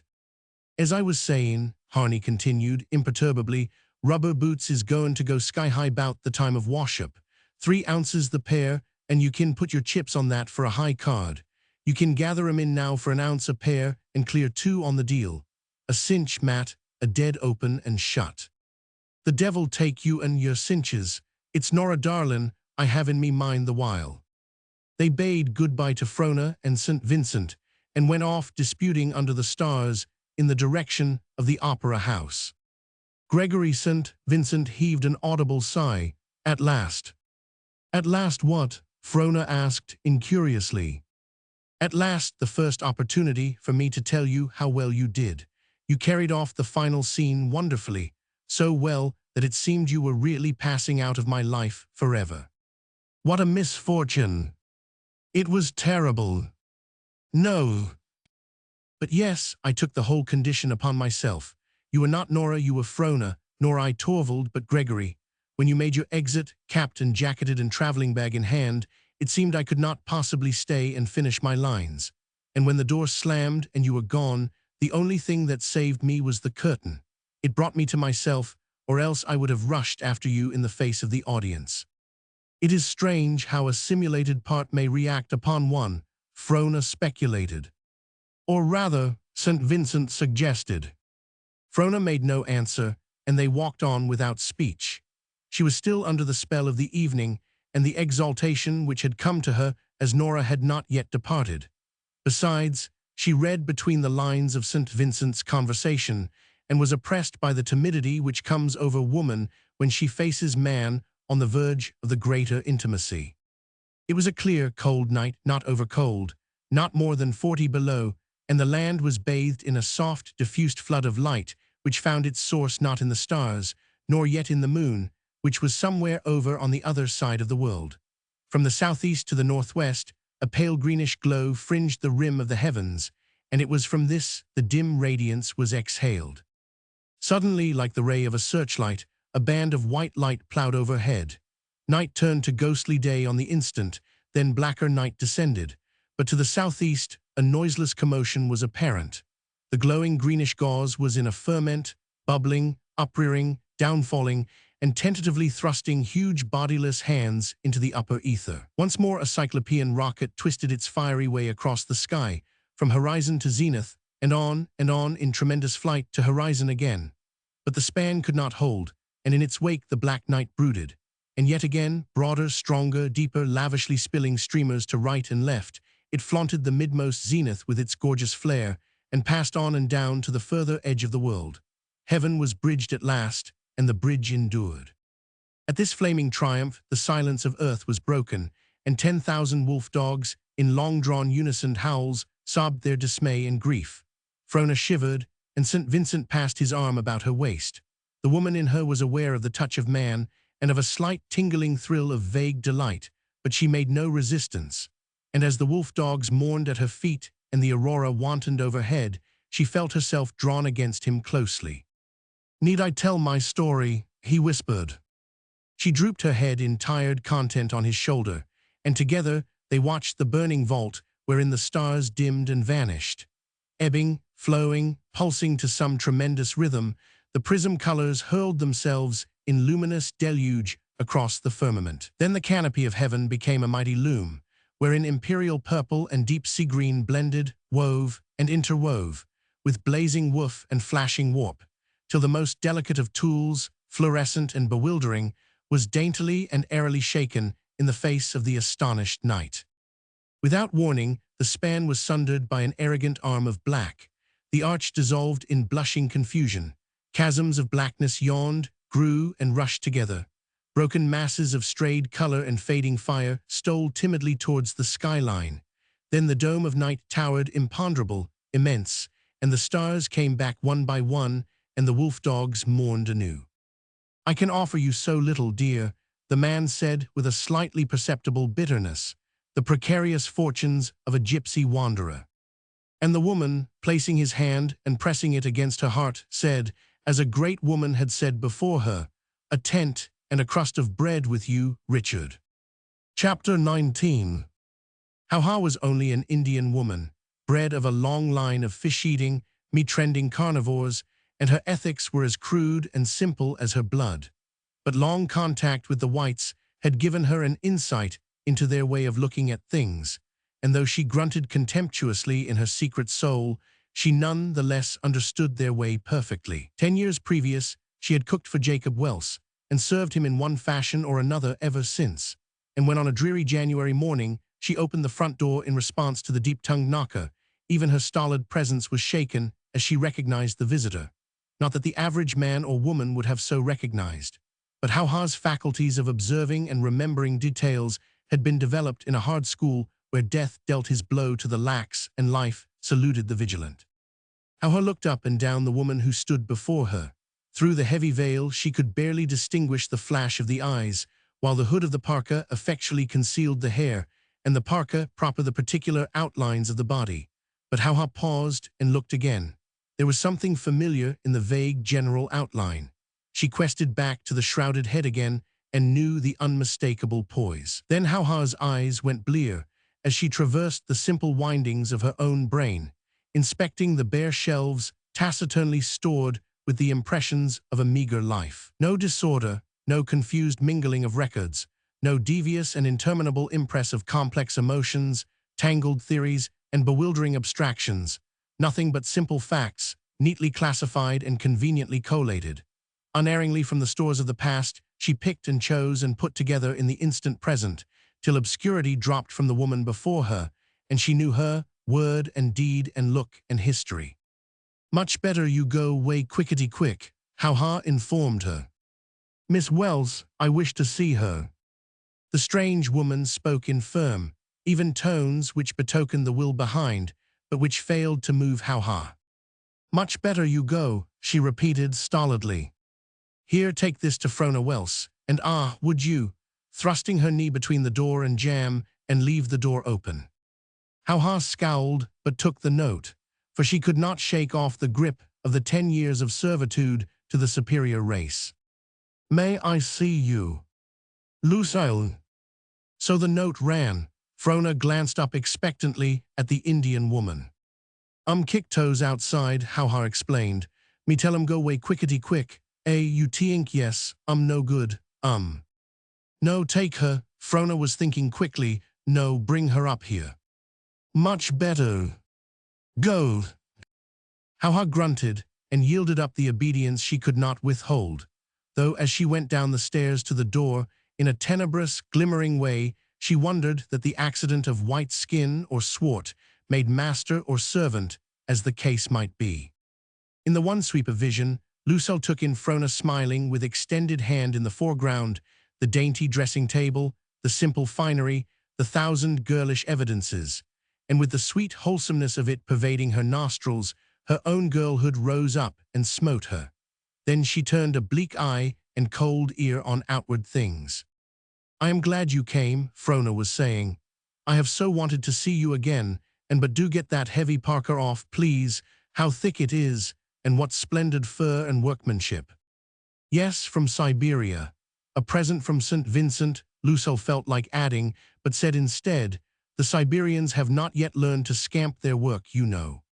She sank down into the low-seated rocker with a native grace which could not escape the beauty-loving eye of the girl, and with proud poised head and silent tongue listened to Frona as the minutes ticked away, and observed with impersonal amusement Frona's painful toil at making conversation. What has she come for? Frona asked herself as she talked on furs and weather and indifferent things. If you do not say something, Lucille, I shall get nervous soon, she ventured at last in desperation. Has anything happened? Lucille went over to the mirror and picked up, from among the trinkets beneath, a tiny open-work miniature of Frona. This is you. How old were you? 16.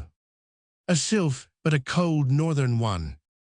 The blood warms late with us, Frona reproved, but is none the less warm for that, Lucille laughed.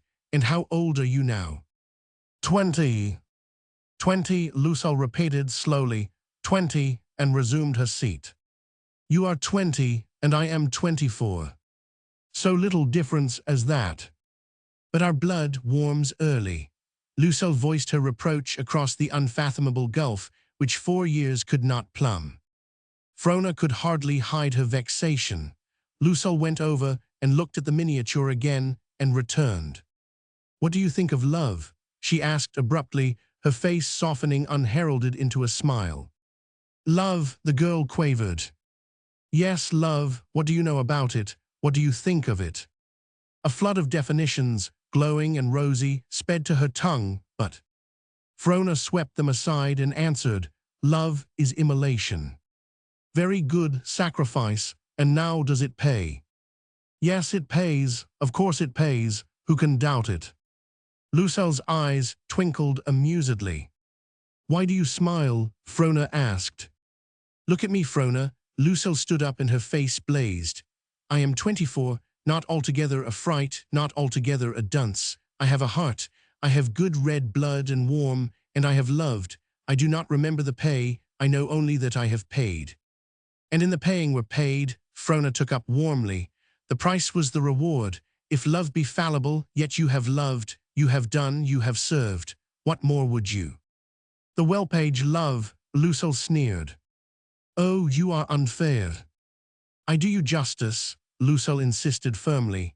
You would tell me that you know, that you have gone unveiled and seen clear-eyed, that without placing more than lips to the brim, you have divined the taste of the dregs, and that the taste is good. The well-paid love. And oh, Frona, I know you are full womanly and broad and lend no ear to little things, but she tapped a slender finger to forehead. It is all here. It is a heady brew, and you have smelled the fumes overmuch. But drain the dregs, turn down the glass, and say that it is good. No, God forbid, she cried passionately. There are good loves. You should find no masquerade, but one fair and shining. Frona was up to her old trick, their common one, and her hand slid down Lucille's arm till hand clasped in hand. You say things which I feel are wrong, yet may not answer. I can, but how dare I? I dare not put mere thoughts against your facts. I who have lived so little cannot in theory give the lie to you who have lived so much. For he who lives more lives than one must die. From out of her pain, Lucille spoke the words of her pain, and Frona, throwing arms about her, sobbed on her breast in understanding. As for Lucille, the slight nervous ingathering of the brows above her eyes smoothed out, and she pressed the kiss of motherhood lightly and secretly on the other's hair. For a space, then the brows ingathered, the lips drew firm, and she put Frona from her. You are going to marry Gregory St. Vincent. Frona was startled. It was only a fortnight old, and not a word had been breathed. How do you know? You have answered. Lucille watched Frona's open face and the bold running advertisement, and felt as the skilled fencer who fronts a tyro, weak of wrist, each opening naked to his hand. How do I know? She laughed harshly. When a man leaves one's arms suddenly, lips wet with last kisses and mouth eric with last lies. And forgets the way back to those arms. So the blood of the Welse pounded up, and like a hot sun dried the mists from her eyes and left them flashing. Then that is why you came. I could have guessed it had I given second thought to Dawson's gossip. It is not too late. Lucille's lip curled, and it is your way. And I am mindful. What is it? Do you intend telling me what he has done, what he has been to you? Let me say that it is useless. He is a man, as you and I are women. No, Lucille lied, swallowing her astonishment. I had not thought that any action of his would affect you. I knew you were too great for that, but have you considered me? Frona caught her breath for a moment. Then she straightened out her arms to hold the man in challenge to the arms of Lucille. Your father over again, Lucille exclaimed. Oh, you impossible. Welse is. But he is not worthy of you, Frona Welse, she continued. Of me, yes. He is not a nice man, a great man, nor a good. His love cannot match with yours. Bah, he does not possess love. Passion of one sort and another is the best he may lay claim to, that you do not want. It is all at the best he can give you. And you, pray what may you give him yourself? A prodigious waste, but your father's yellow. Don't go on, or I shall refuse to listen. It is wrong of you. So Frona made her cease, and then, with bold inconsistency, and what may the woman Lucille give him? Some few wild moments, was the prompt response. A burning burst of happiness, and the regrets of hell, which latter he deserves, as do I, so the balance is maintained, and all is well. But, for there is a devil in him, she held on, a most alluring devil, which delights me, on my soul it does, and which, pray God, Frona, you may never know. For you have no devil, mine matches his and mates. I am free to confess that the whole thing is only an attraction. There is nothing permanent about him, nor about me, and there's the beauty, the balance is preserved. Frona lay back in her chair and lazily regarded her visitor. Lucille waited for her to speak. It was very quiet. Well, Lucille at last demanded, in a low, curious tone, at the same time rising to slip into her parka. Nothing, I was only waiting. I am done. Then let me say that I do not understand you, Frona summed up coldly. I cannot somehow just catch your motive. There is a flat ring to what you have said. However, of this I am sure. For some unaccountable reason you have been untrue to yourself today. Do not ask me, for, as I said before, I do not know where or how, yet I am none the less convinced. This I do know, you are not the Lucille I met by the wood trail across the river.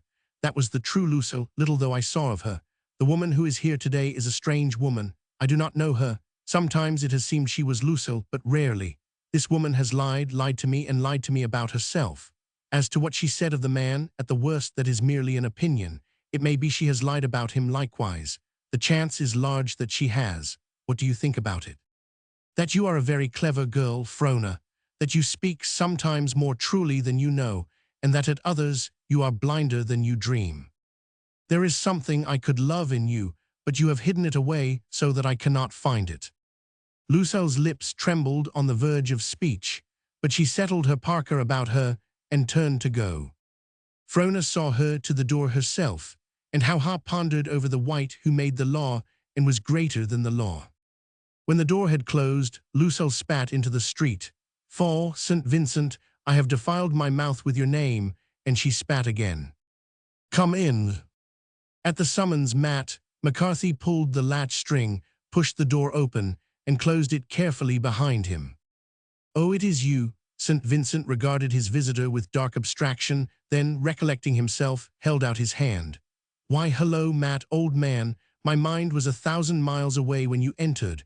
Take a stool and make yourself comfortable. There's the tobacco by your hand. Take a try at it and give us your verdict. And well may his mind be 1,000 miles away, Matt assured himself, for in the dark he had passed a woman on the trail who looked suspiciously like Lucille, but aloud, sure, and it's daydreamin' ye main, and small wonder. How's that? The correspondent asked cheerily. By the same token that I met Lucille down the trail a piece, and the heels roamin' for her moccasins pointing to your shack. It's a bitter tongue the jade slings on occasion, Matt chuckled. That's the worst of it. St. Vincent met him frankly. A man looks sidewise at them for a passing moment, and they demand that the moment be eternal. Off with the old love's a stiff proposition, eh? I should say so, and you understand. It's easy to see, Matt, you've had some experience in your time. In me time, I'll have you know I'm not too old to still enjoy a bit roamin' for a fling. Certainly, certainly, one can read it in your eyes, the warm heart and the roving eye, Matt. He slapped his visitor on the shoulder with a hearty laugh. And I've none the best roamin' for ye, Vincent. 'Tis a wicked lad ye are.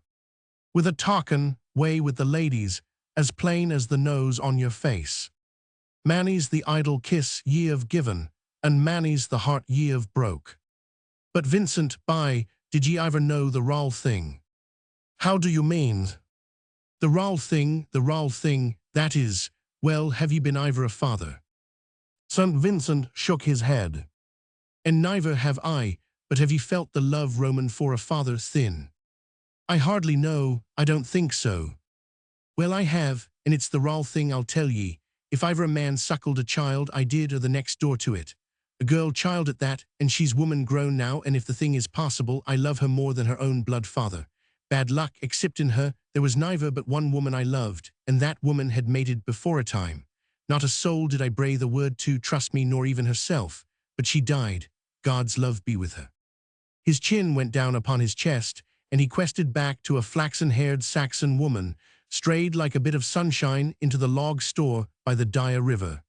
He looked up suddenly and caught St. Vincent's stare, bent blankly to the floor as he mused on other things. A truce to foolishness, Vincent. The correspondent returned to himself with an effort and found the Irishman's small blue eyes boring into him. Are ye a brave man, Vincent? For a second's space, they searched each other's souls, and in that space Matt could have sworn he saw the faintest possible flicker or flutter in the man's eyes. He brought his fist down on the table with a triumphant crash. By God, you're not. The correspondent pulled the tobacco jug over to him and rolled a cigarette. He rolled it carefully, the delicate rice paper crisping in his hand without a tremor, but all the while a red tide mounting up from beneath the collar of his shirt, deepening in the hollows of the cheeks and thinning against the cheekbones above, creeping, spreading, till all his face was aflame. "'Tis good, and likely it saves me fingers a dirty job. Vincent, man, the girl child which is woman grown slapes in Dawson this night. God help us, you and me, but we'll neither hit again the pillow as clean and pure as she. Vincent, a word to the wise, ye'll neither lay holy hand or otherwise upon her." The devil, which Lucille had proclaimed, began to quicken, a fuming, fretting, irrational devil. "I do not like ye, I kape me raisins to myself, it is sufficient, but take this to heart, and take it well. Should ye be mad enough to make her your wife, Roman 4 that damned day ye'll neither see the ending, nor lay eye upon the bridal bed. Why, man, I could bait ye to death with me 2 fists if need be, but it's to be hoped I'll do a nater job. Rest aisy, I promise ye. You Irish pig." So the devil burst forth, and all unaware, for McCarthy found himself eye-high with the muzzle of a Colt's revolver. "Is it loaded?" he asked. "I believe ye, but why are ye lingerin'? Lift the hammer, will ye?" The correspondent's trigger finger moved, and there was a warning click. Now pull it, I say, as though ye could, with that flutter to your eye. St. Vincent attempted to turn his head aside. Look at me, man, McCarthy commanded. Keep your eyes on me when ye do it. Unwillingly, the sideward movement was arrested, and his eyes returned and met the Irishman's. No. St. Vincent ground his teeth and pulled the trigger. At least he thought he did, as men think they do things in dreams. He willed the deed, flashed the order forth, but the flutter of his soul stopped it. "'Tis paralyzed, is it, that shaky little finger?" Matt grinned into the face of the tortured man. "Now turn it aside, so, and drop it, gently, gently, gently." His voice crooned away in soothing diminuendo. When the trigger was safely down, St. Vincent let the revolver fall from his hand, and with a slight audible sigh sank nervelessly upon a stool. He tried to straighten himself, but instead dropped down upon the table and buried his face in his palsied hands. Matt drew on his mittens, looking down upon him pityingly the while, and went out, closing the door softly behind him. Chapter 20. Where nature shows the rough hand, the sons of men are apt to respond with kindred roughness. The amenities of life spring up only in mellow lands, where the sun is warm and the earth fat. The damp and soggy climate of Britain drives men to strong drink. The rosy Orient lures to the dream splendors of the lotus. The big-bodied, white-skinned northern dweller, rude and ferocious, bellows his anger uncouthly and drives a gross fist into the face of his foe. The supple south sojourner, silken of smile and lazy of gesture, waits and does his work from behind, when no man looketh, gracefully and without offense. Their ends are one, the difference lies in their ways, and therein the climate and the cumulative effect thereof is the determining factor. Both are sinners, as men born of women have ever been, but the one does his sin openly, in the clear sight of God. The other, as though God could not see, veils his iniquity with shimmering fancies, hiding it like it were some splendid mystery. These be the ways of men, each as the sun shines upon him and the wind blows against him, according to his kind, and the seed of his father and the milk of his mother. Each is the resultant of many forces which go to make a pressure mightier than he, and which molds him in the predestined shape. But with sound legs under him, he may run away and meet with a new pressure. He may continue running, each new pressure prodding him as he goes, until he dies, and his final form will be that predestined of the many pressures. An exchange of cradle babes, and the base-born slave may wear the purple imperially, and the royal infant begs an alms as wheedlingly or cringe to the lash as abjectly as his meanest subject. A Chesterfield, with an empty belly, chancing upon good fare, will gorge as faithfully as the swine in the next sty, and an Epicurus, in the dirtiglu of the Eskimos, will wax eloquent over the whale oil and walrus blubber or die. Thus, in the young Northland, frosty and grim and menacing, men stripped off the sloth of the South and gave battle greatly. And they stripped likewise much of the veneer of civilization, all of its follies, most of its foibles, and perhaps a few of its virtues. Maybe so, but they reserved the great traditions and at least lived frankly, laughed honestly, and looked one another in the eyes. And so it is not well for women, born south of 53 and reared gently, to knock loosely about the Northland, unless they be great of heart. They may be soft and tender and sensitive, possessed of eyes which have not lost the luster and the wonder, and of ears used only to sweet sounds.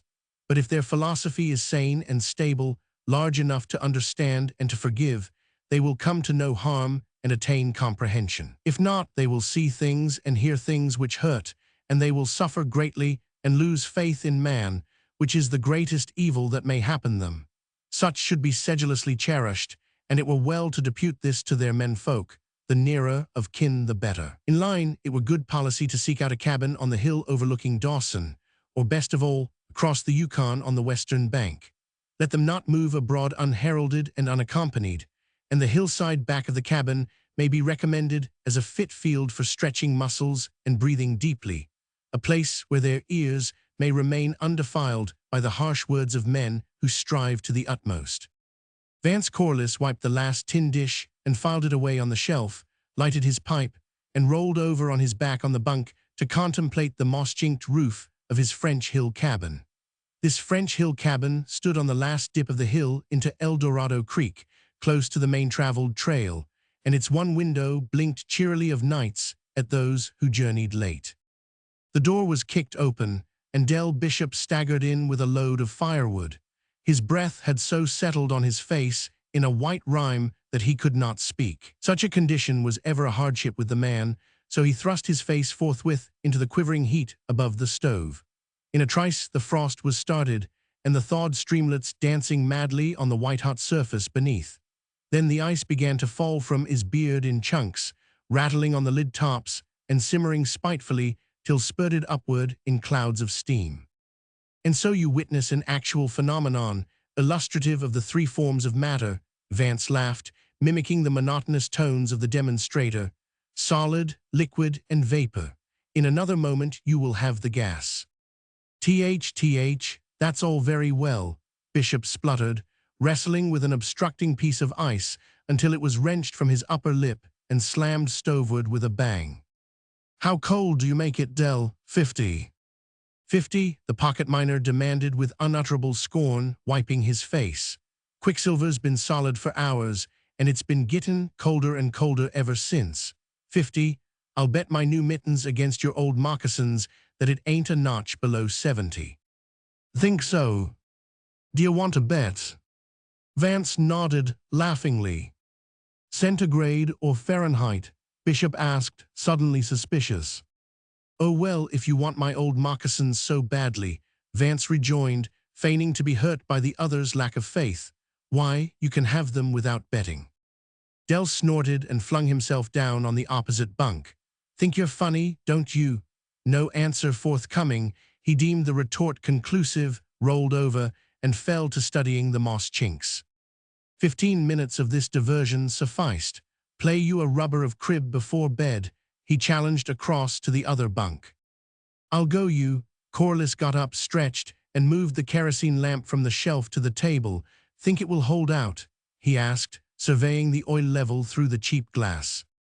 Bishop threw down the crib board and cards and measured the contents of the lamp with his eye. Forgot to fill it, didn't I? Too late now. Do it tomorrow. It'll last the rubber out, sure. Corliss took up the cards, but paused in the shuffling. We've a big trip before us, Del, about a month from now. The middle of March as near as I can plan it. Up the Stewart River to McQuestion, up McQuestion and back again down the Mayo, then across country to Maisie May, winding up at Henderson Creek. On the Indian River. No, Corliss replied as he dealt the hands, just below where the Stewart taps the Yukon, and then back to Dawson before the ice breaks. The pocket miner's eyes sparkled. Keep us hustlin', but say it's a trip, isn't it, hunch? I've received word from the Parker outfit on the Mayo, and McPherson isn't asleep on Henderson. You don't know him. They're keeping quiet, and of course one can't tell, but... Bishop nodded his head sagely, while Corliss turned the trump he had cut. A sure vision of a 24 hand was dazzling him when there was a sound of voices without, and the door shook to a heavy knock. Come in, he bawled, and don't make such a row about it. Look at that, to Corliss, at the same time facing his hand. 15-8, 15-16, and 8 are 24, just my luck. Corliss started swiftly to his feet. Bishop jerked his head about. 2 women and a man had staggered clumsily in through the door and were standing just inside, momentarily blinded by the light. By all the prophets, Cornell, the pocket miner wrung the man's hand and led him forward. You recollect Cornell Corliss, Jake Cornell, 37.5 Eldorado. How could I forget? The engineer acknowledged warmly, shaking his hand. That was a miserable night you put us up last fall, about as miserable as the moose steak was good that you gave us for breakfast. Jake Cornell, hirsute and cadaverous of aspect, nodded his head with emphasis and deposited a corpulent demijohn on the table. Again he nodded his head and glared wildly about him. The stove caught his eye and he strode over to it, lifted a lid, and spat out a mouthful of amber-colored juice. Another stride, and he was back. Course I recollect the night, he rumbled, the ice clattering from his hairy jaws, and I'm danged glad to see you, that's a fact. He seemed suddenly to remember himself and added a little sheepishly, the fact is, we're all danged glad to see you, ain't we, girls? He twisted his head about and nodded his companions up. Blanche, my dear Mr. Corliss, it gives me pleasure to make you acquainted. Caribou Blanche, sir, Caribou Blanche. Pleased to meet you. Caribou Blanche put out a frank hand and looked him over keenly. She was a fair-featured, blondish woman, originally not unpleasing of appearance, but now with lines all deepened and hardened as on the faces of men who have endured much weather-beat. Congratulating himself upon his social proficiency, Jake Cornell cleared his throat and marshaled the second woman to the front.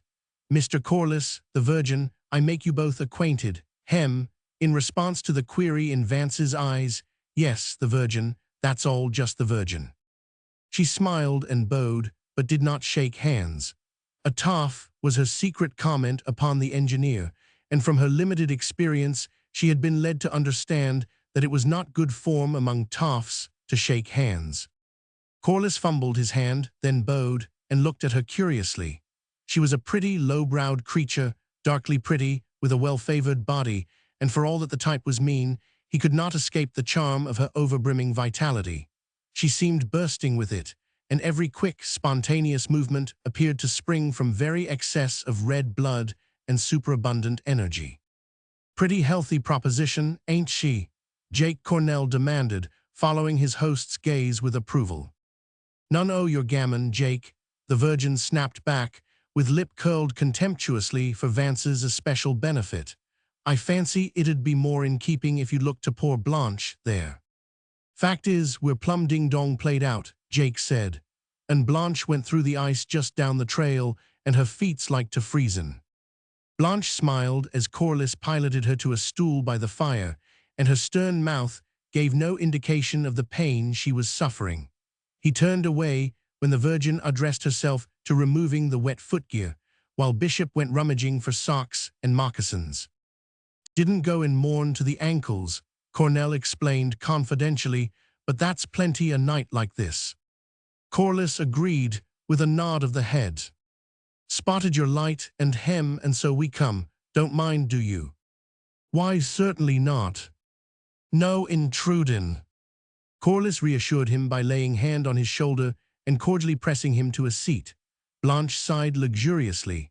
Her wet stockings were stretched up and already steaming, and her feet basking in the capacious warmth of Bishop's Siwash socks.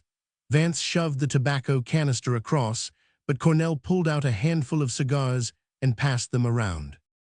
Uncommon bad piece of trail just this side of the turn, he remarked stentoriously, at the same time flinging an eloquent glance at the demijohn. Ice rotten from the springs and no sign till you're into it. Turning to the woman by the stove, how are you feeling, Blanche? Tony, she responded, stretching her body lazily and redisposing her feet, though my legs ain't as limber as when we pulled out.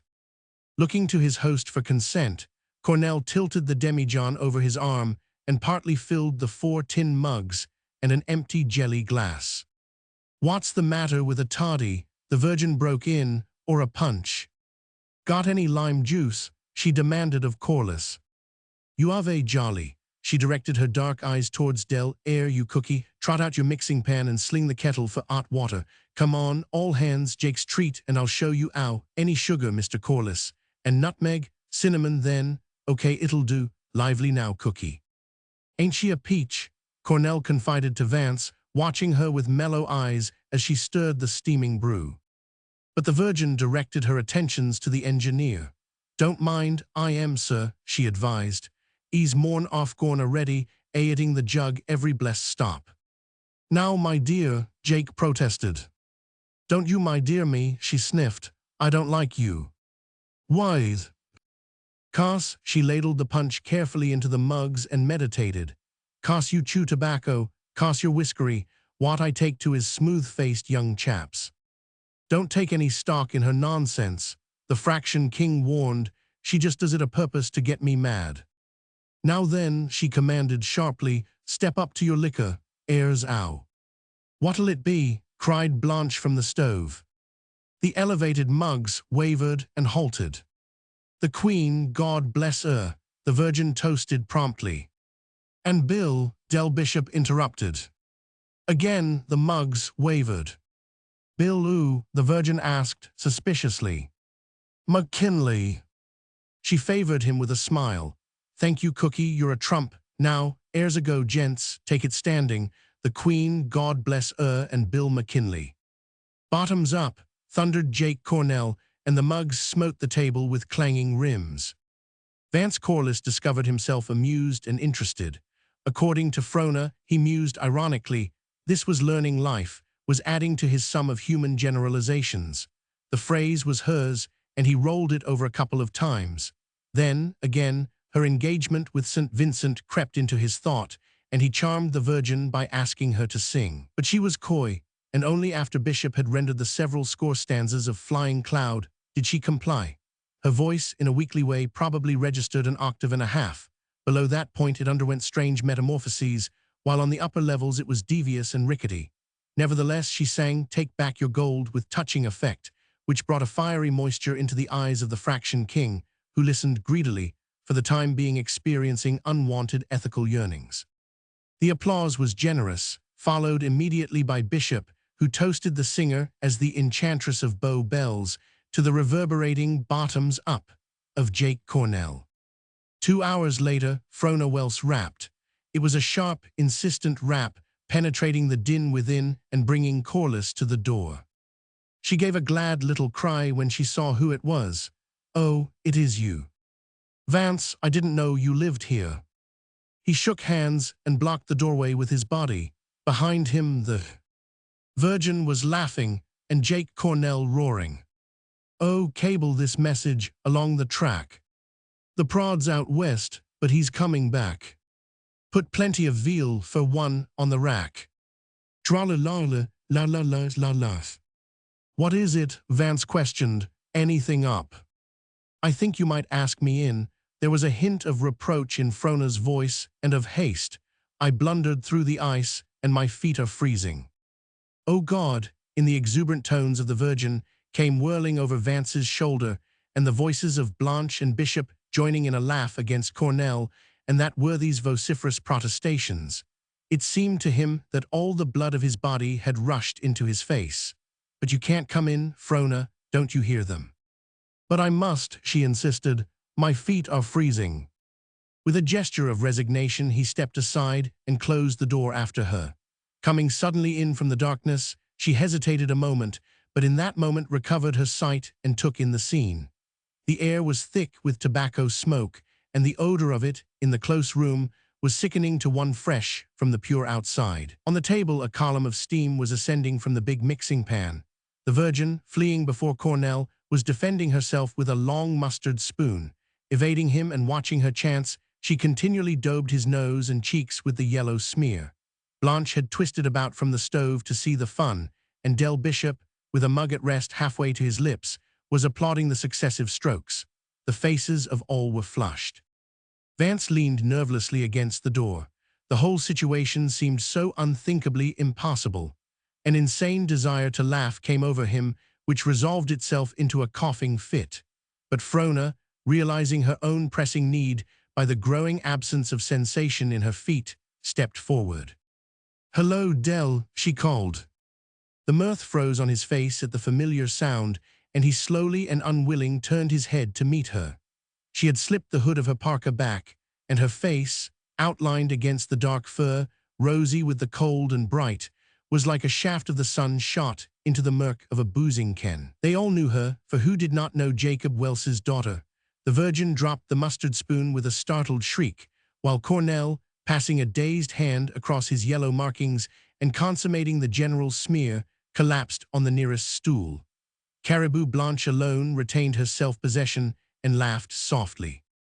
Bishop managed to articulate "hello," but was unable to stave off the silence which settled down. Frona waited a second and then said, "Good evening, all." This way, Vance had recovered himself and seated her by the stove opposite Blanche. "Better get your things off quickly and be careful of the heat. I'll see what I can find for you." "Some cold water, please," she asked. "It will take the frost out." "Del will get it. I hope it is not serious." "No," she shook her head and smiled up to him, at the same time working away at her ice-coated moccasins. "There hasn't been time for more than surface freezing.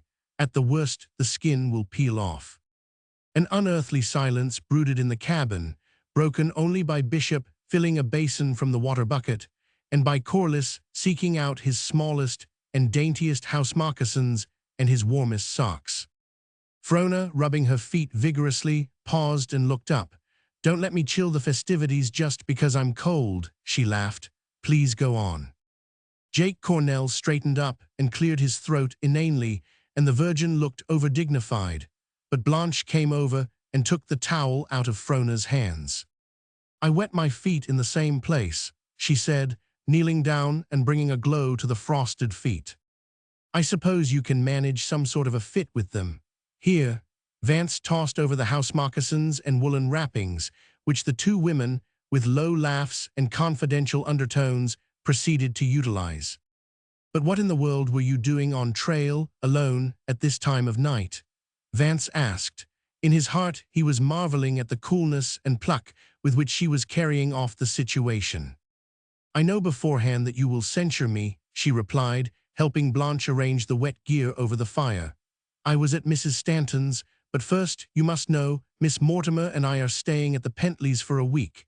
Now, to start fresh again, I intended to leave Mrs. Stanton's before dark, but her baby got into the kerosene, her husband had gone down to Dawson, and well, we weren't sure of the baby up to half an hour ago. She wouldn't hear of me returning alone, but there was nothing to fear. Only I had not expected soft ice in such a snap." "How'd you fix the kid?" Dell asked, intent on keeping the talk going now that it had started. Chewing tobacco, and when the laughter had subsided, she went on. "There wasn't any mustard, and it was the best I could think of.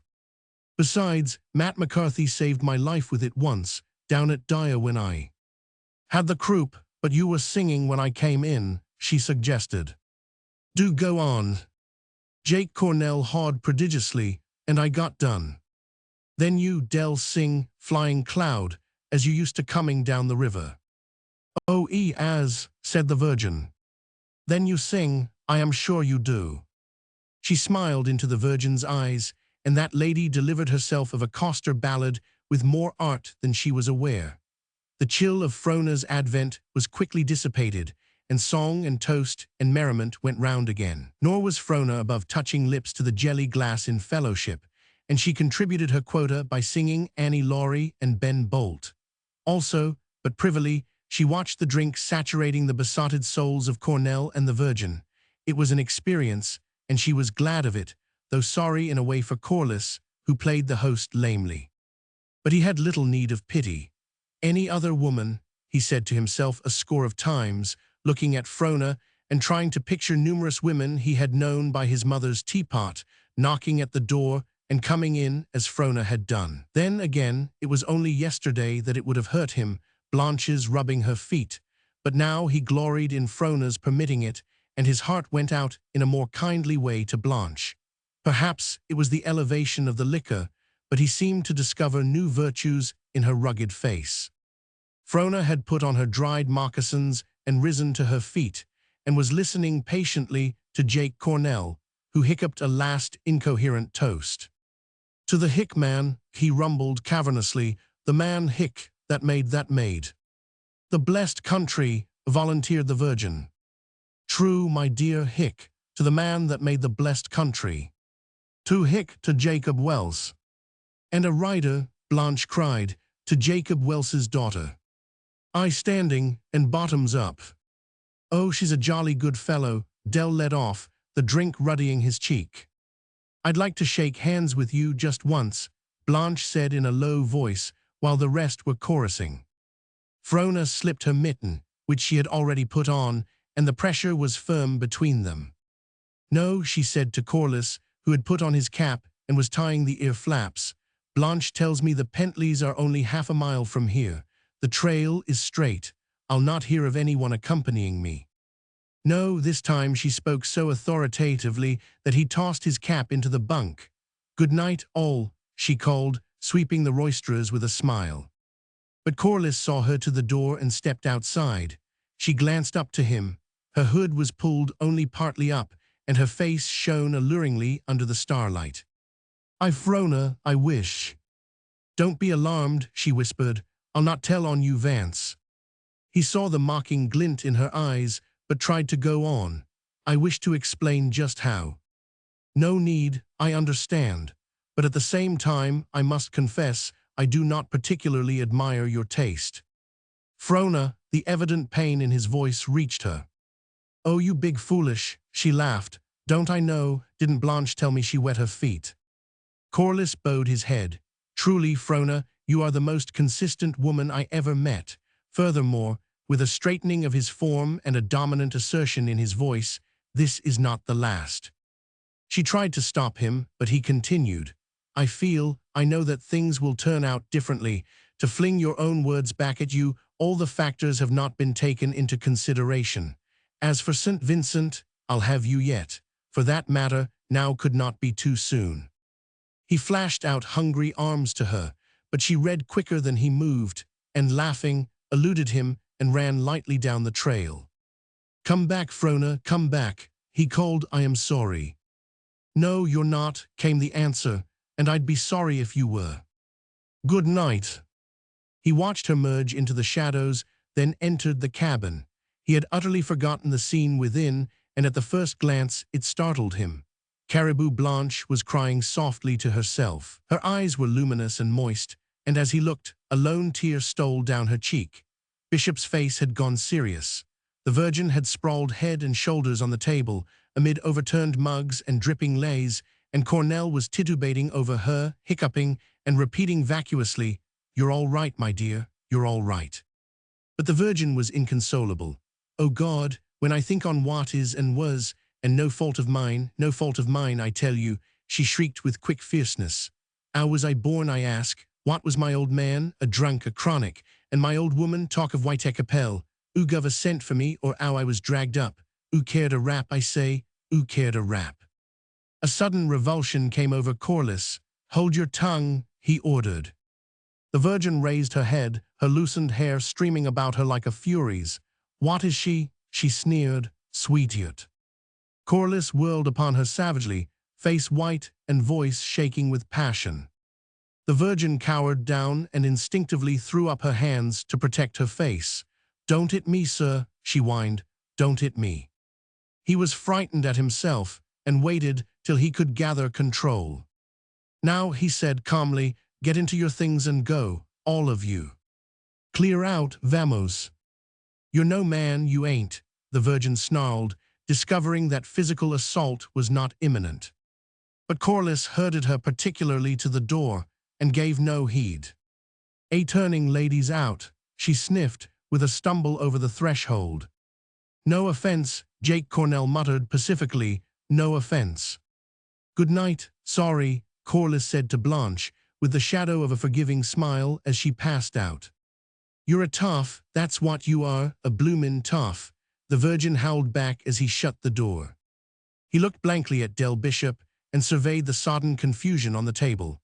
Then he walked over and threw himself down on his bunk. Bishop leaned an elbow on the table and pulled at his wheezy pipe.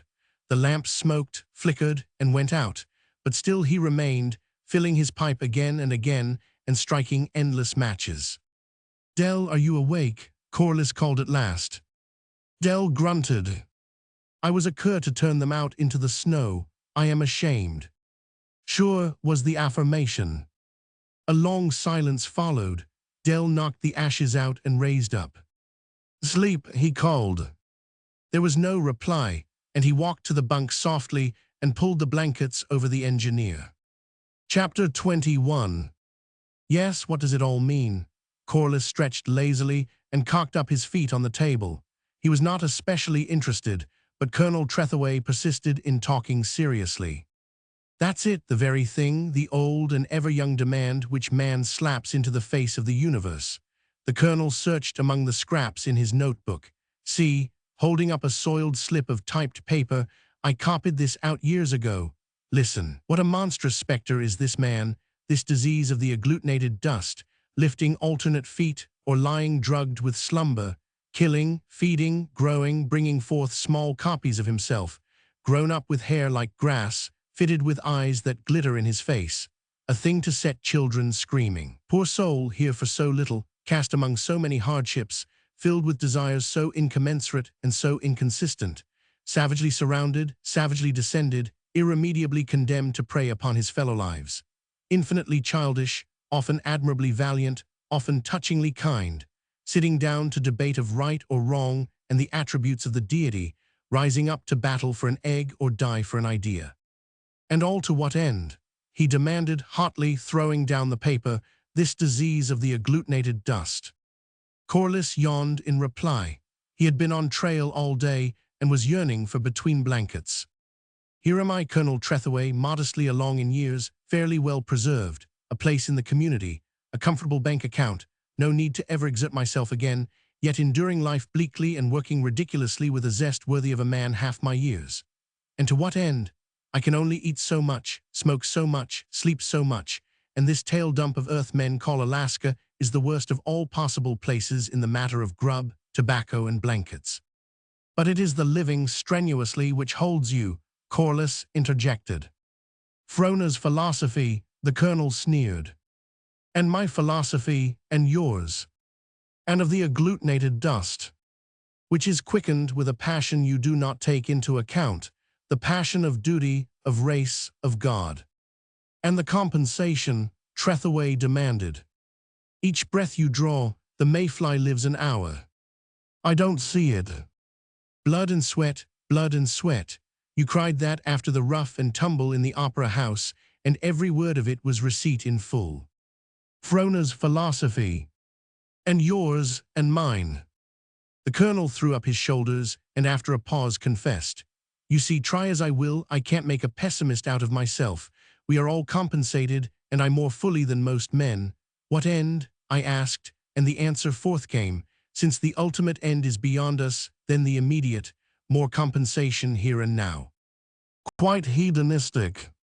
And rational, I shall look to it at once. I can buy grub and blankets for a score. I can eat and sleep for only one, ergo why not for two? Corliss took his feet down and sat up.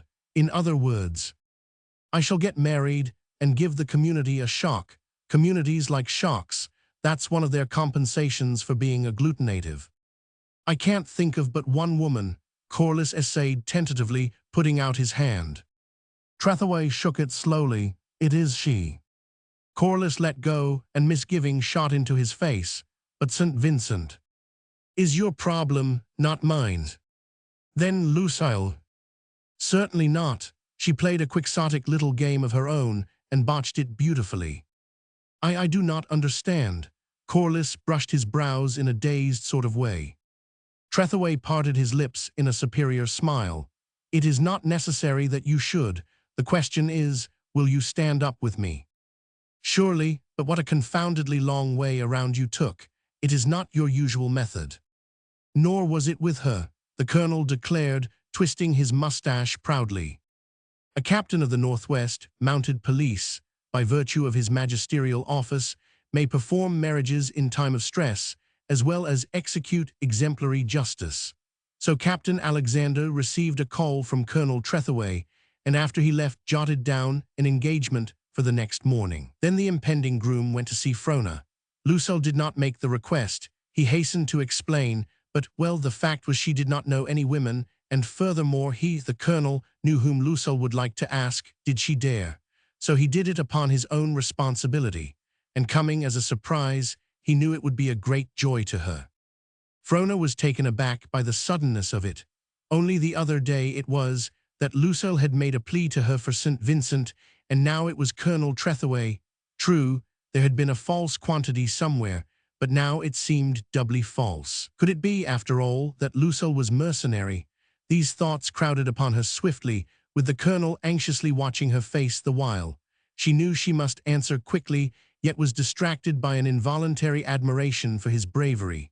So she followed, perforce, the lead of her heart, and consented.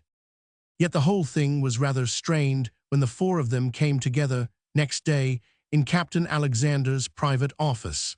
There was a gloomy chill about it. Lucille seemed ready to cry and showed a repressed perturbation quite unexpected of her. While try as she would, Frona could not call upon her usual sympathy to drive away the coldness which obtruded intangibly between them. This, in turn, had a consequent effect on Vance, and gave a certain distance to his manner which forced him out of touch even with the colonel. Colonel Trethaway seemed to have thrown 20 years off his erect shoulders, and the discrepancy in the match which Frona had felt vanished as she looked at him. He has lived the years well, she thought, and prompted mysteriously, almost with vague apprehension, she turned her eyes to Corliss. But if the groom had thrown off 20 years, Vance was not a whit behind. Since their last meeting, he had sacrificed his brown mustache to the frost, and his smooth face, smitten with health and vigor, looked uncommonly boyish. And yet, withal, the naked upper lip advertised a stiffness and resolution hitherto concealed. Furthermore, his features portrayed a growth, and his eyes, which had been softly firm, were now firm with the added harshness or hardness which is bred of coping with things and coping quickly. The stamp of executiveness which is pressed upon men who do, and upon all men who do, whether they drive dogs, buck the sea, or dictate the policies of empires. When the simple ceremony was over, Frona kissed Lucille, but Lucille felt that there was a subtle something wanting, and her eyes filled with unshed tears.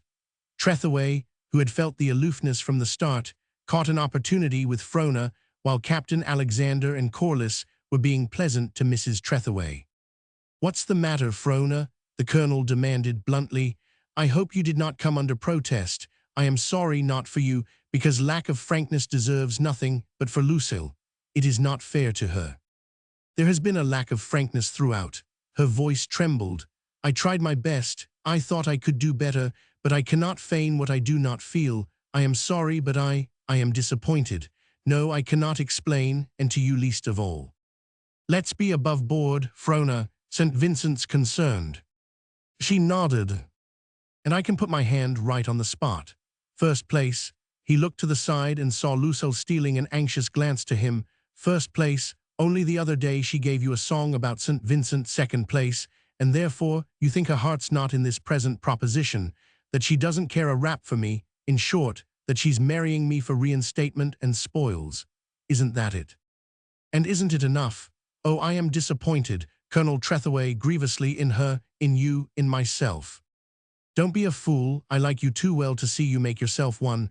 The play's been too quick, that is all. Your eye lost it. Listen, we've kept it quiet, but she's in with the elect on French Hill. Her claims prospected the richest of the outfit. Present indication $500,000 at least. In her own name, no strings attached. Couldn't she take that and go anywhere in the world and reinstate herself? And for that matter, you might presume that I am marrying her for spoils. Frona, she cares for me, and in your ear, she's too good for me. My hope is that the future will make up, but never mind that, haven't got the time now. You consider her affection sudden, eh?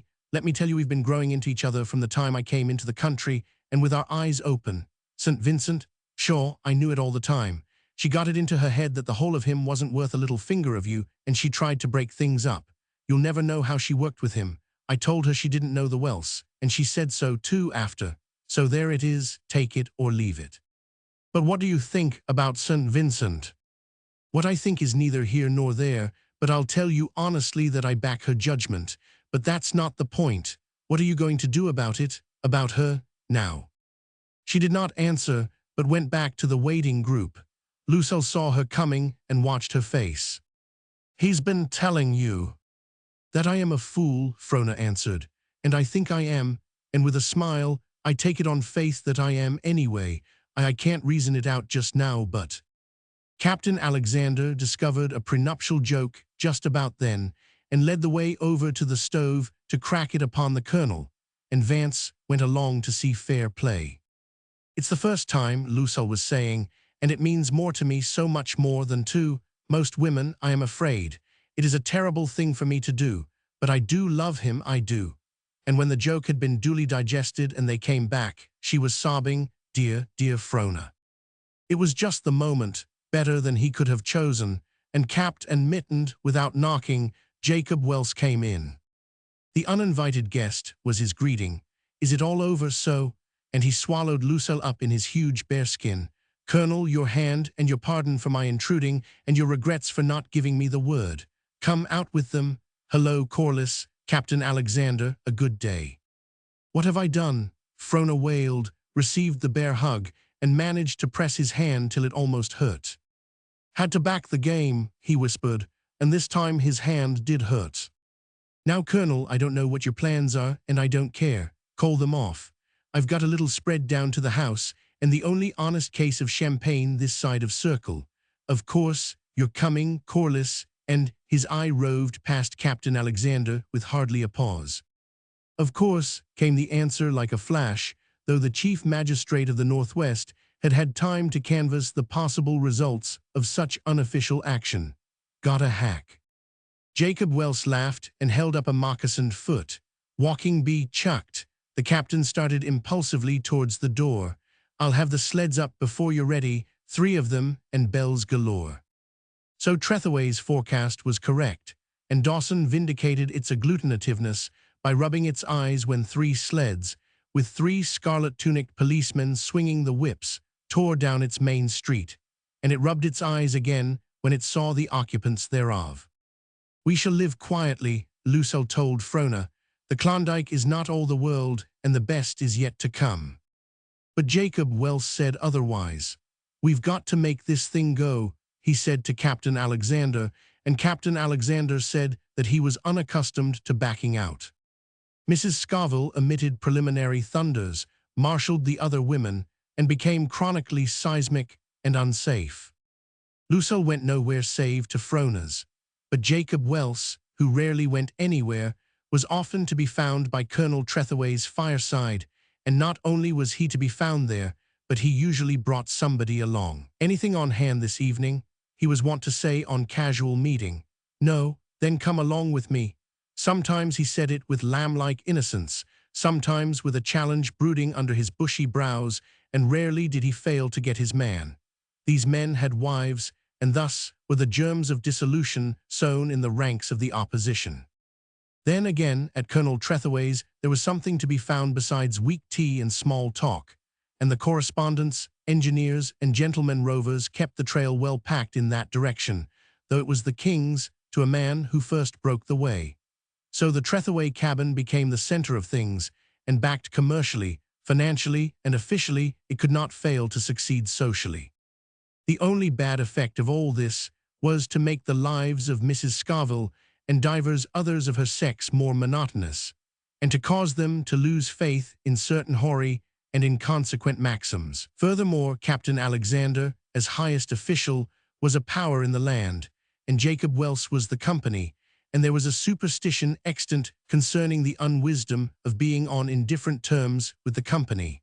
And the time was not long till probably a bare half-dozen remained in outer cold, and they were considered a warped lot anyway. Chapter 22. Quite an exodus took place in Dawson in the spring.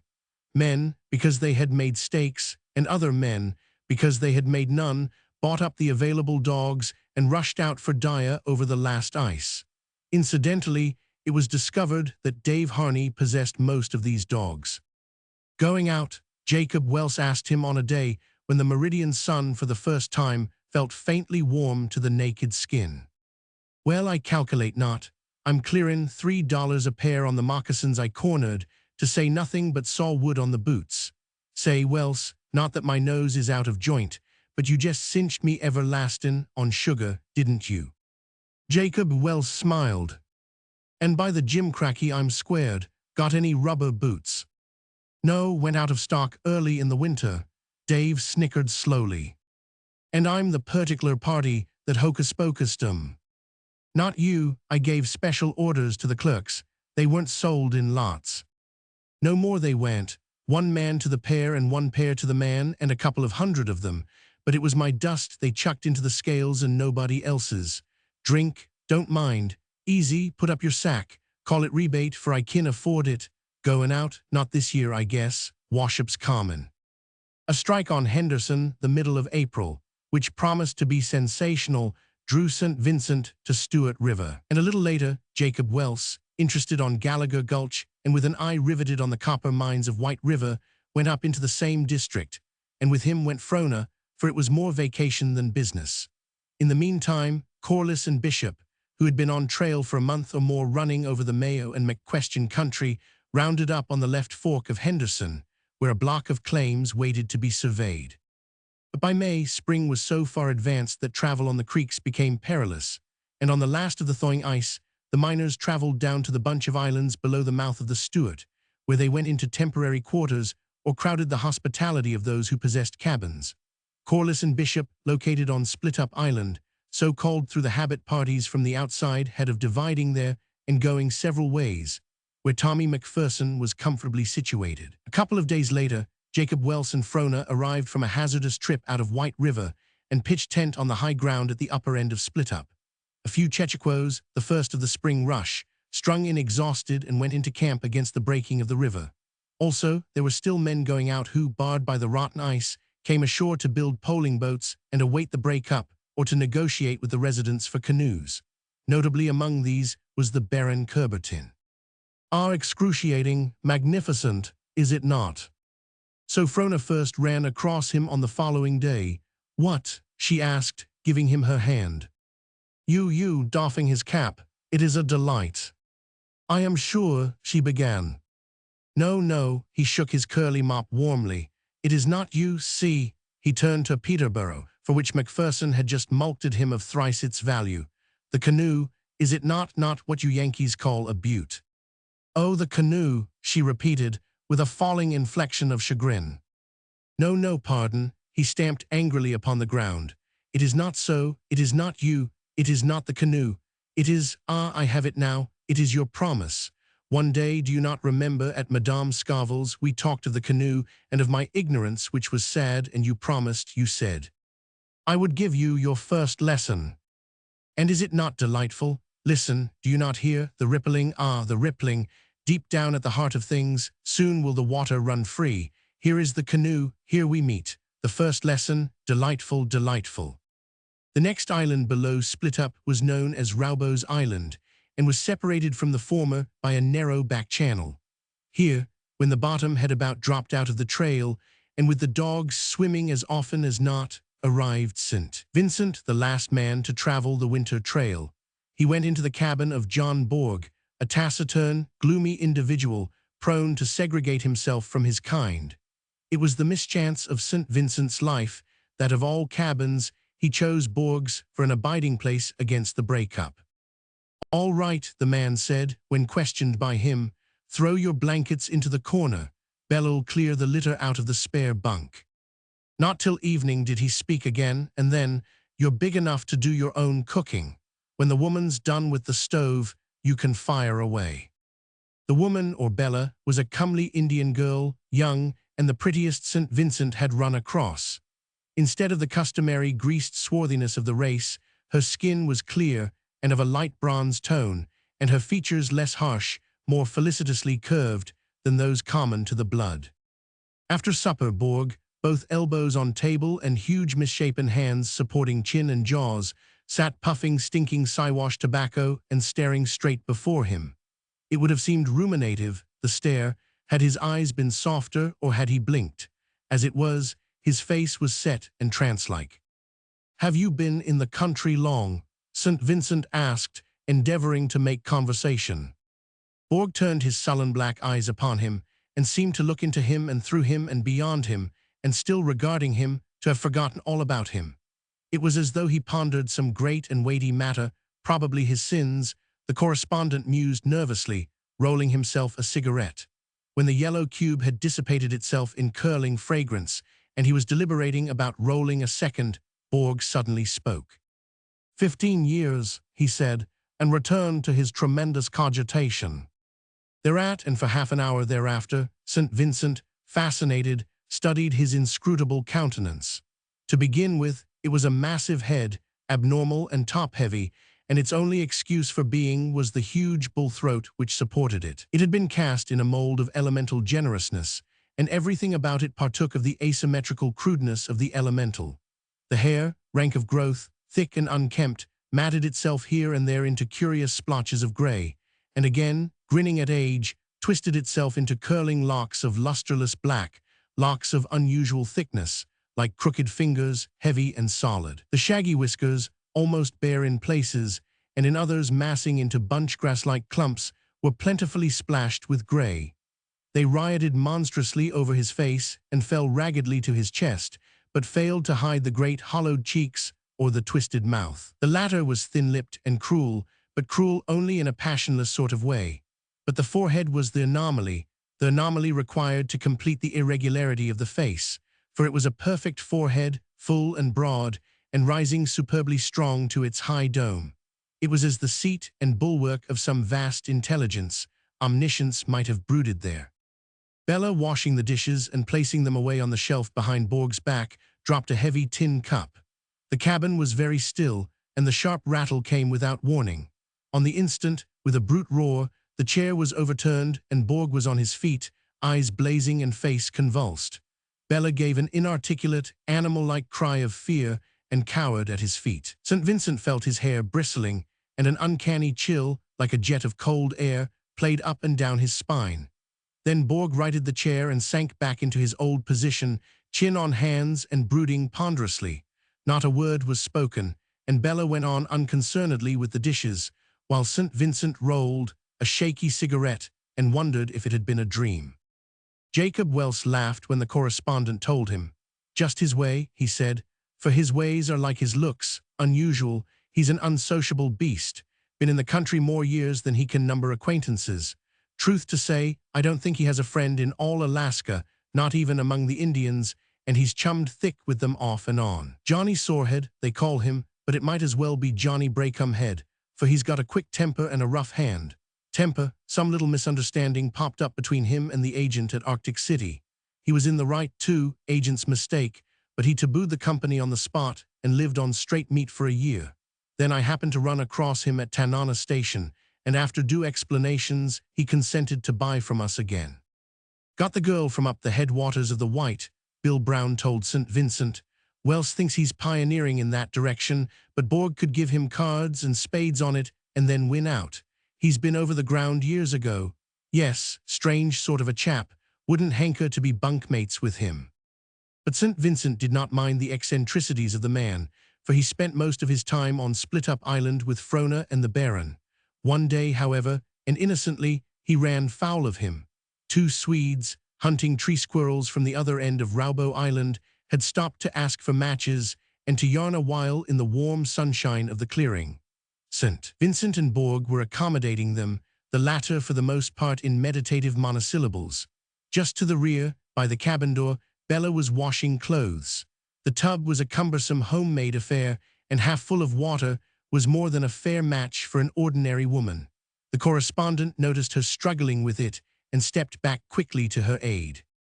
With the tub between them, they proceeded to carry it to one side in order to dump it where the ground drained from the cabin. St. Vincent slipped in the thawing snow and the soapy water splashed up. Then Bella slipped, and then they both slipped. Bella giggled and laughed, and St. Vincent laughed back. The spring was in the air and in their blood, and it was very good to be alive. Only a wintry heart could deny a smile on such a day. Bella slipped again, tried to recover, slipped with the other foot, and sat down abruptly. Laughing gleefully, both of them, the correspondent caught her hands to pull her to her feet. With a bound and a bellow, Borg was upon them. Their hands were torn apart, and St. Vincent thrust heavily backward. He staggered for a couple of yards and almost fell. Then the scene of the cabin was repeated. Bella cowered and groveled in the muck, and her lord towered wrathfully over her.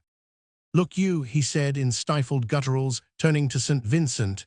"You sleep in my cabin and you cook. That is enough. Let my woman alone." Things went on after that as though nothing had happened.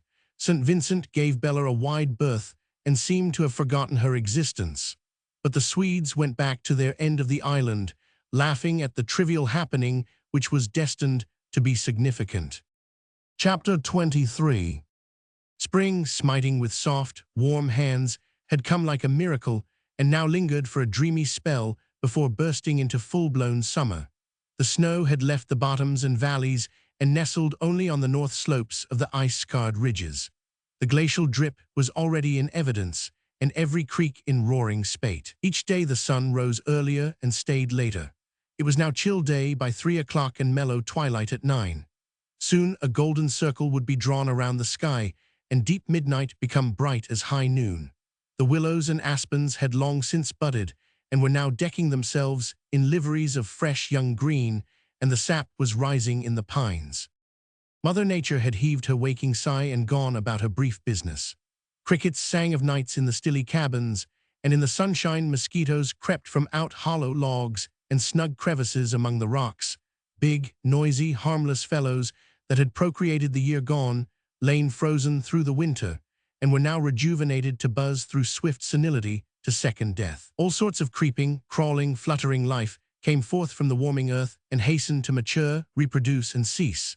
Just a breath of balmy air, and then the long cold frost again. Ah, they knew it well and lost no time.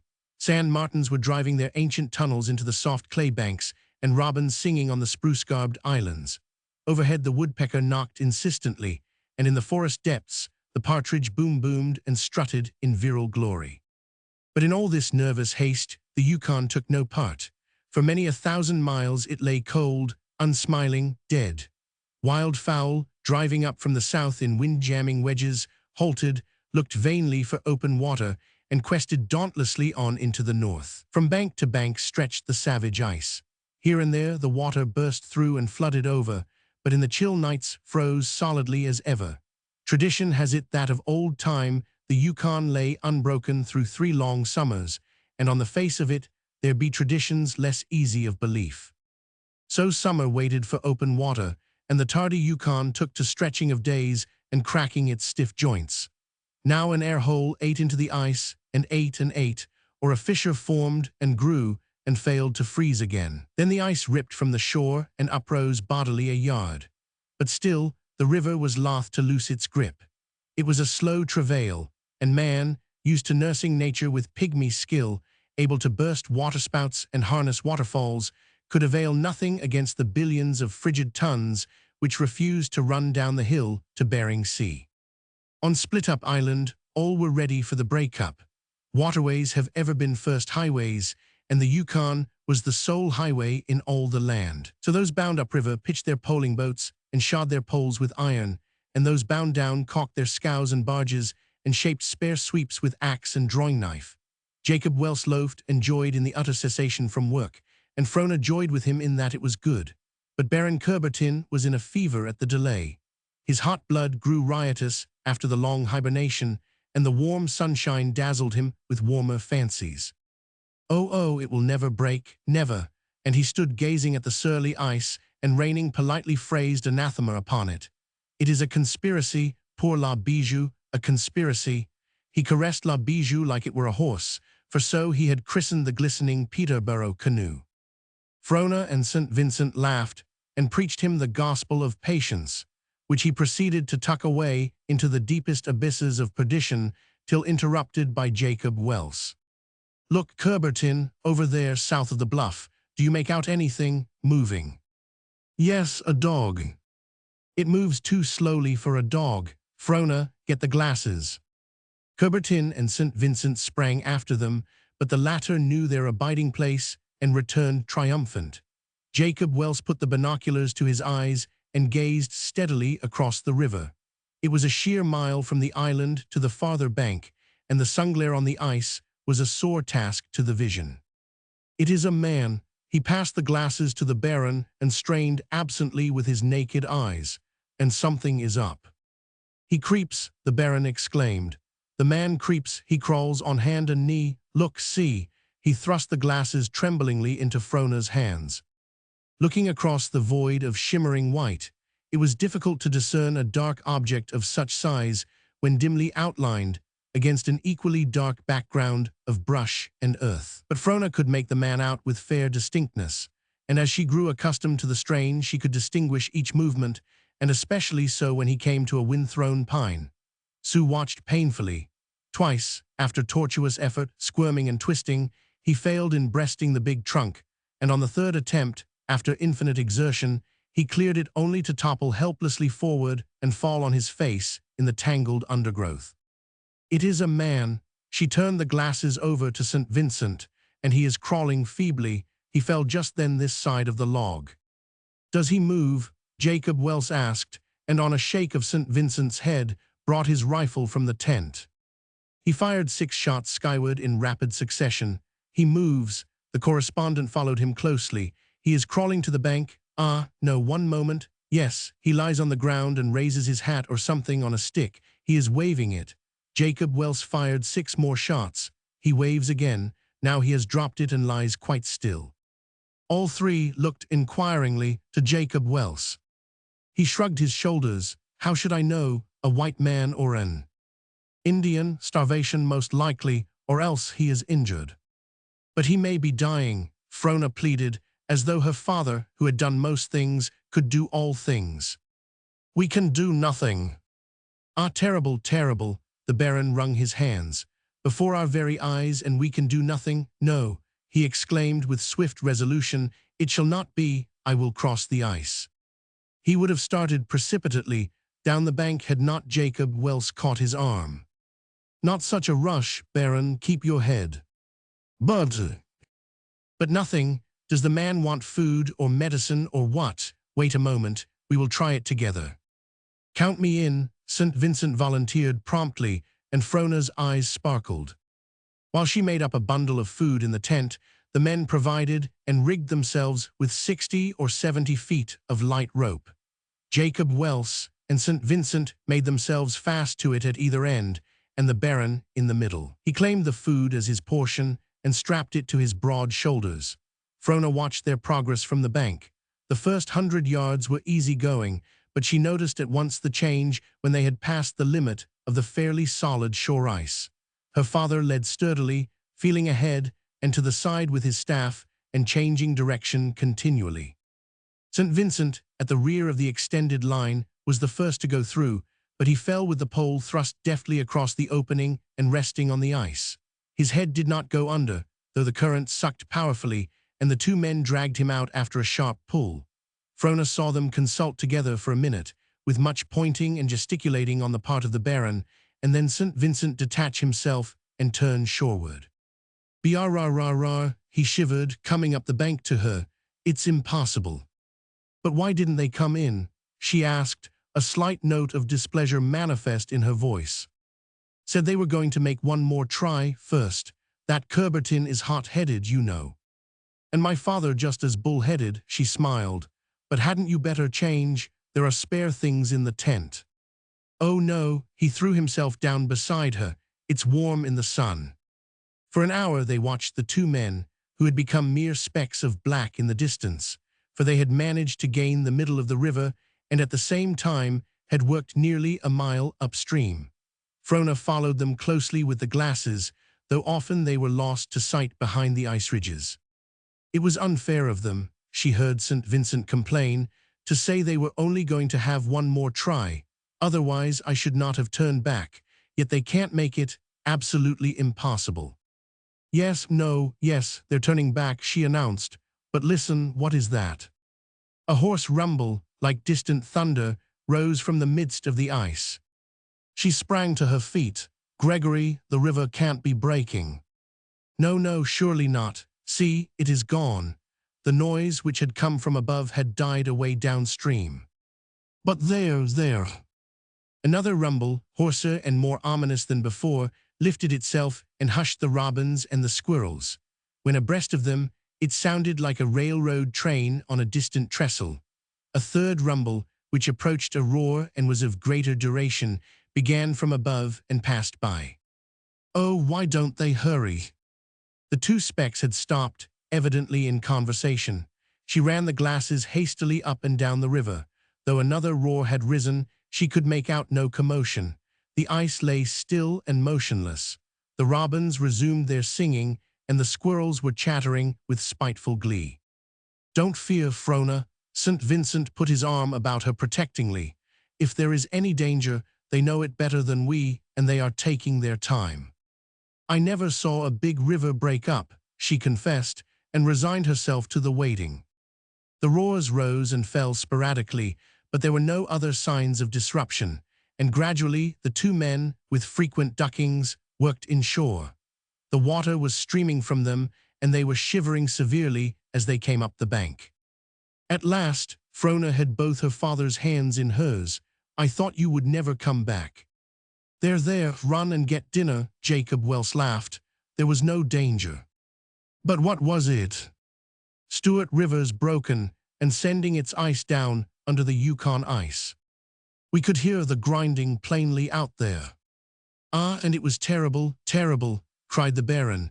"And that poor, poor man, we cannot save him."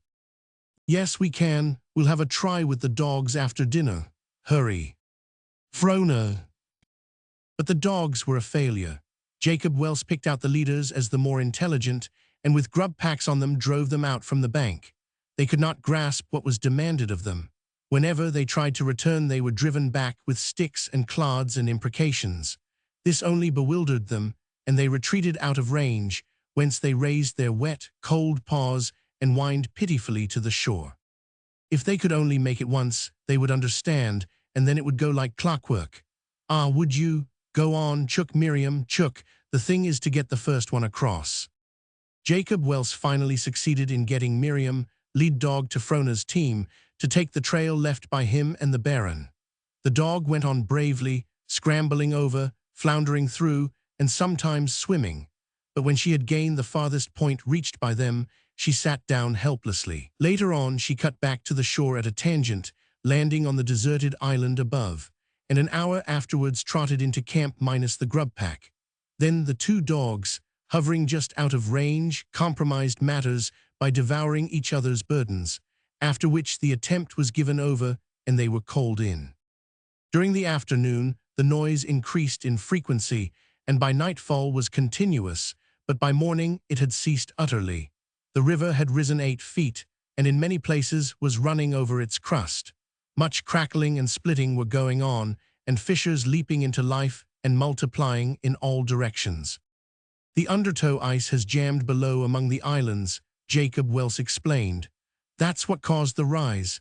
Then, again, it has jammed at the mouth of the Stewart and is backing up. When that breaks through, it will go down underneath and stick on the lower jam." And then, the Baron exulted. "La Bijou will swim again."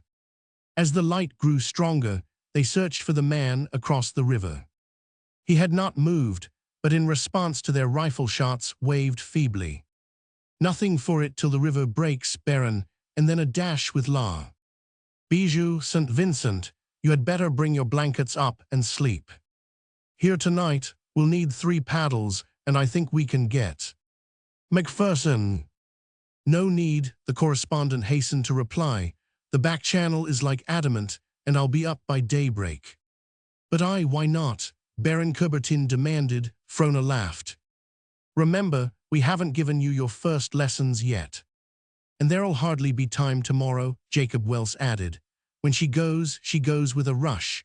St. Vincent Macpherson, and I will have to make the crew, I'm afraid. Sorry, Baron, stay with us another year and you'll be fit." But Baron Coubertin was inconsolable and sulked for a full half-hour.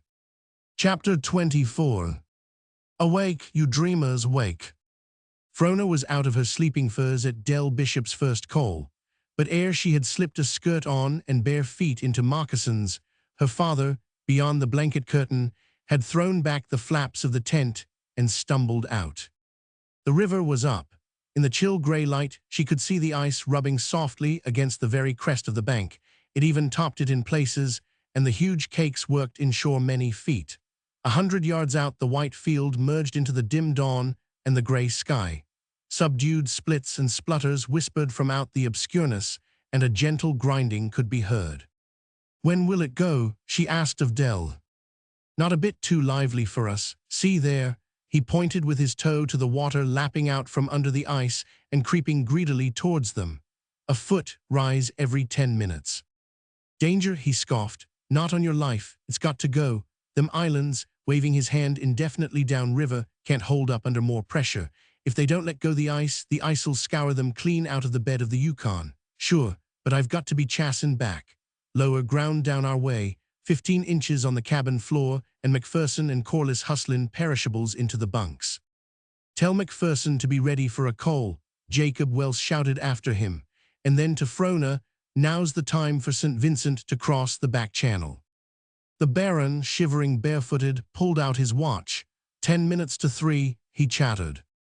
"Hadn't you better go back and get your moccasins?" Frona asked. "There will be time. And miss the magnificence, hark." From nowhere in particular, a brisk crackling arose, then died away. The ice was in motion. Slowly, very slowly, it proceeded downstream. There was no commotion, no ear-splitting thunder, no splendid display of force, simply a silent flood of white, an orderly procession of tight-packed ice, packed so closely that not a drop of water was in evidence. It was there, somewhere down underneath, but it had to be taken on faith. There was a dull hum or muffled grating, but so low in pitch that the ear strained to catch it. Ah, where is the magnificence? It is a fake. The Baron shook his fists angrily at the river, and Jacob Welse's thick brows seemed to draw down in order to hide the grim smile in his eyes. Ha ha, I laugh, I snap my fingers, see, I defy. As the challenge left his lips, Baron Coubertin stepped upon a cake which rubbed lightly past at his feet. So unexpected was it that when Jacob Welse reached after him, he was gone. The ice was picking up in momentum, and the hum growing louder and more threatening. Balancing gracefully, like a circus rider, the Frenchman whirled away along the rim of the bank. 50 precarious feet he rode, his mount becoming more unstable every instant, and he leaped neatly to the shore. He came back laughing, and received for his pains 2 or 3 of the choicest phrases Jacob Welse could select from the essentially masculine portion of his vocabulary.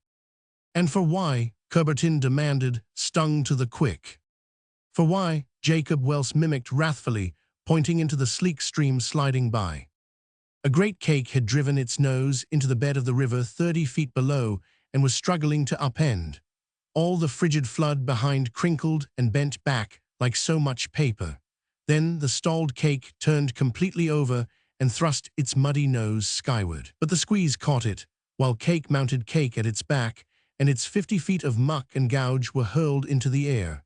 It crashed upon the moving mass beneath, and flying fragments landed at the feet of those that watched.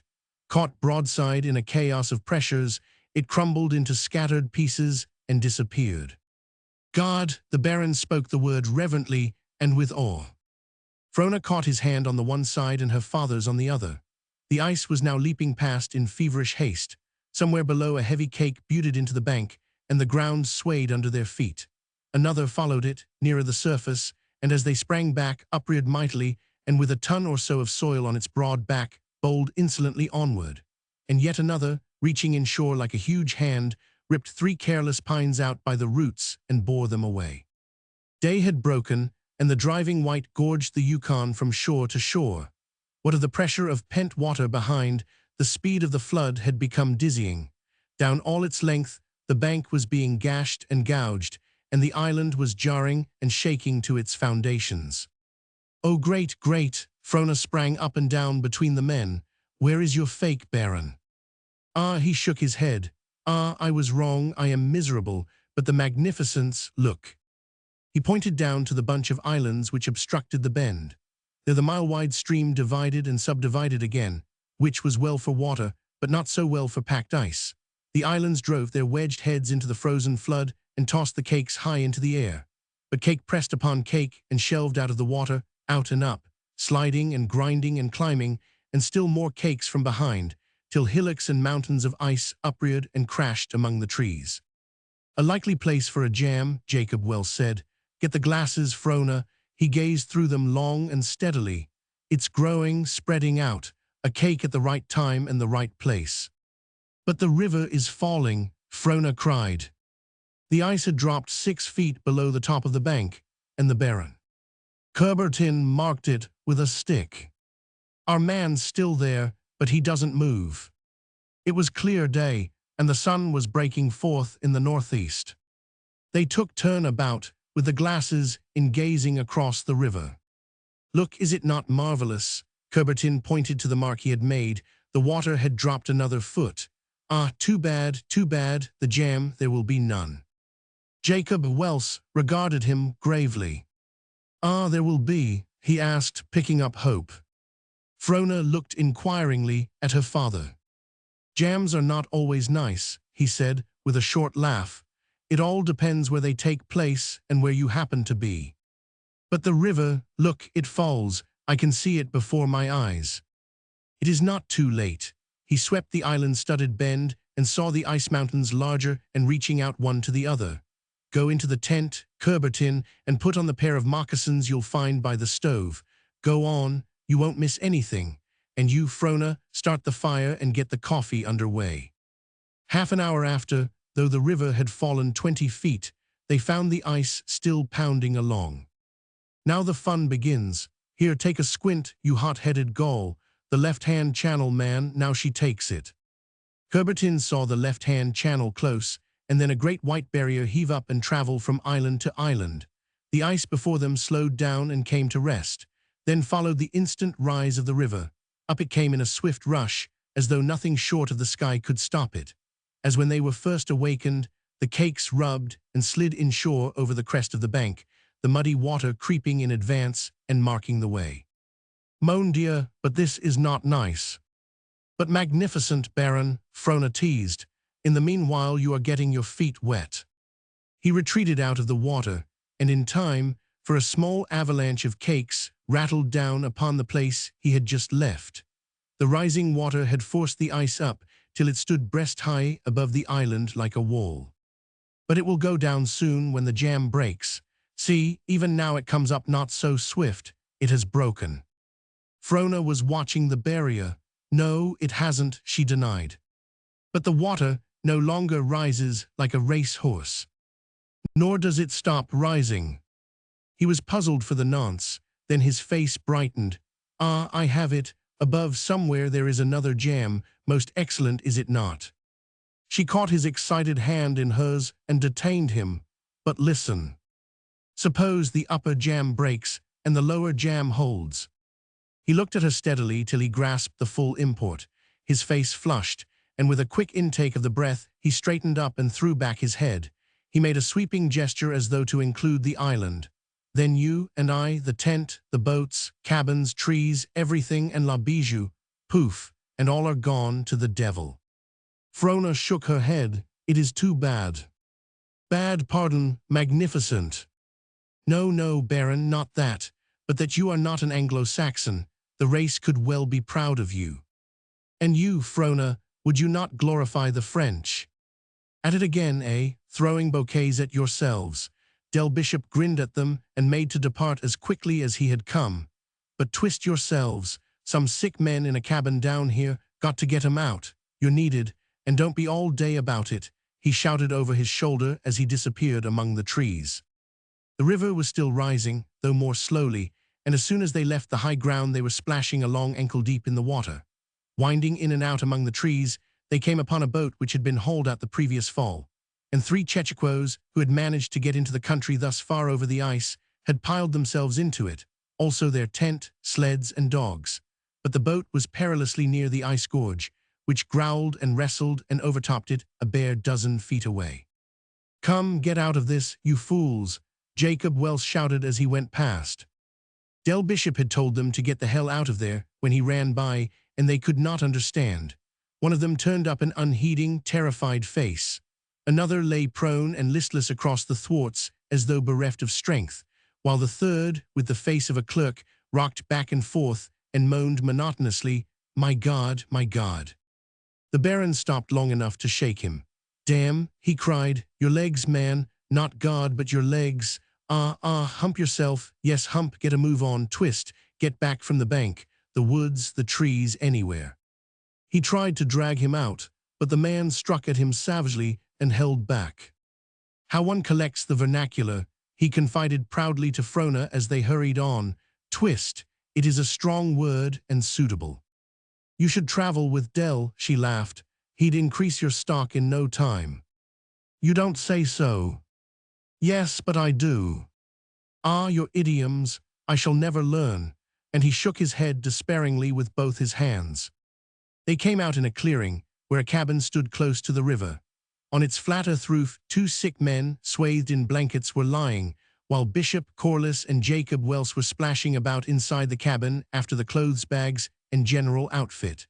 The mean depth of the flood was a couple of feet, but the floor of the cabin had been dug out for purposes of warmth, and there the water was to the waist. "Keep the tobacco dry," one of the sick men said feebly from the roof. "Tobacco, hell," his companion advised. "Look out for the flour, and the sugar," he added as an afterthought.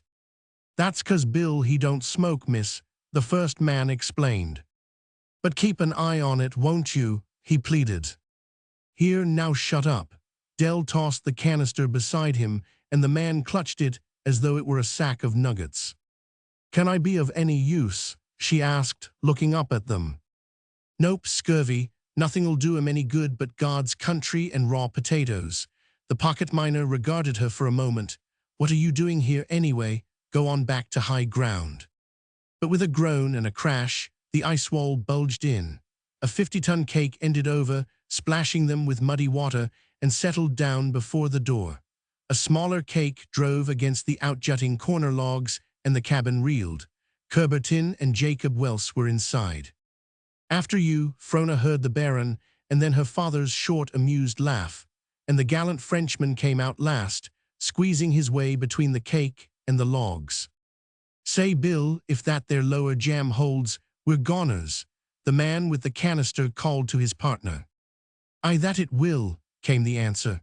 Below Nulato, I saw Bixby Island swept clean as my old mother's kitchen floor. The men came hastily together about Frona. This won't do, we've got to carry them over to your shack, Corliss. As he spoke, Jacob Welse clambered nimbly up the cabin and gazed down at the big barrier. Where's Macpherson? He asked. Petrified, astride the ridgepole this last hour. Jacob Welse waved his arm. It's breaking, there she goes. No kitchen floor this time. Bill, with my respects to your old woman, called he of the tobacco. I, answered the imperturbable Bill. The whole river seemed to pick itself up and start down the stream. With the increasing motion, the ice wall broke in 100 places, and from up and down the shore came the rending and crashing of uprooted trees. Corliss and Bishop laid hold of Bill and started off to Macpherson's, and Jacob Welse and the Baron were just sliding his mate over the eaves when a huge block of ice rammed in and smote the cabin squarely. Frona saw it and cried a warning, but the tiered logs were overthrown like a house of cards. She saw Coubertin and the sick man hurled clear of the wreckage, and her father go down with it. She sprang to the spot, but he did not rise. She pulled at him to get his mouth above water, but at full stretch his head barely showed. Then she let go and felt about with her hands till she found his right arm jammed between the logs. These she could not move, but she thrust between them one of the roof poles which had underlaid the dirt and moss.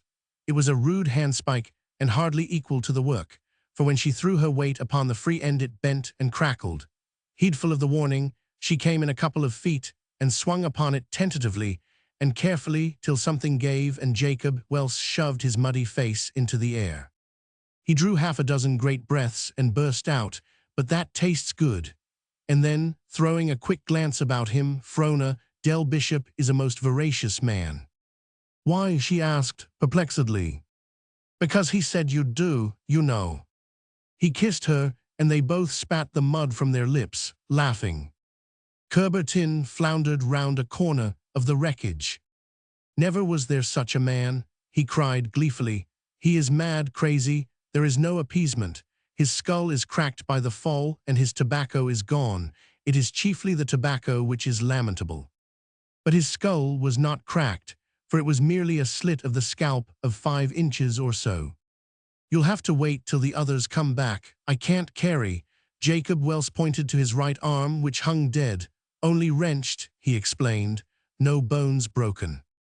The Baron struck an extravagant attitude and pointed down at Frona's foot. Ah, the water, it is gone, and there, a jewel of the flood, a pearl of price. Her well-worn moccasins had gone rotten from the soaking, and a little white toe peeped out at the world of slime. Then I am indeed wealthy, Baron, for I have 9 others. And who shall deny, he cried fervently. What a ridiculous, foolish, lovable fellow it is. I kiss your hand, and he knelt gallantly in the muck. She jerked her hand away, and, burying it with its mate in his curly mop, shook his head back and forth. What shall I do with him, father? Jacob Welse shrugged his shoulders and laughed, and she turned Coubertin's face up and kissed him on the lips. And Jacob Welse knew that his was the larger share in that manifest joy. The river, fallen to its winter level, was pounding its ice glut steadily along, but in falling, it had rimmed the shore with a 20-foot wall of stranded floes. The great blocks were spilled inland among the thrown and standing trees, and the slime-coated flowers and grasses like the titanic vomit of some Northland monster. The sun was not idle, and the steaming thaw washed the mud and foulness from the bergs till they blazed like heaped diamonds in the brightness or shimmered opalescent blue. Yet they were reared hazardously one on another, and ever and anon flashing towers and rainbow minarets crumbled thunderously into the flood. By one of the gaps so made lay La Bijou, and about it, saving chechaquos and sick men, were grouped the denizens of Split-Up. "Na, lad, twa men'll be a plenty." Tommy McPherson sought about him with his eyes for corroboration.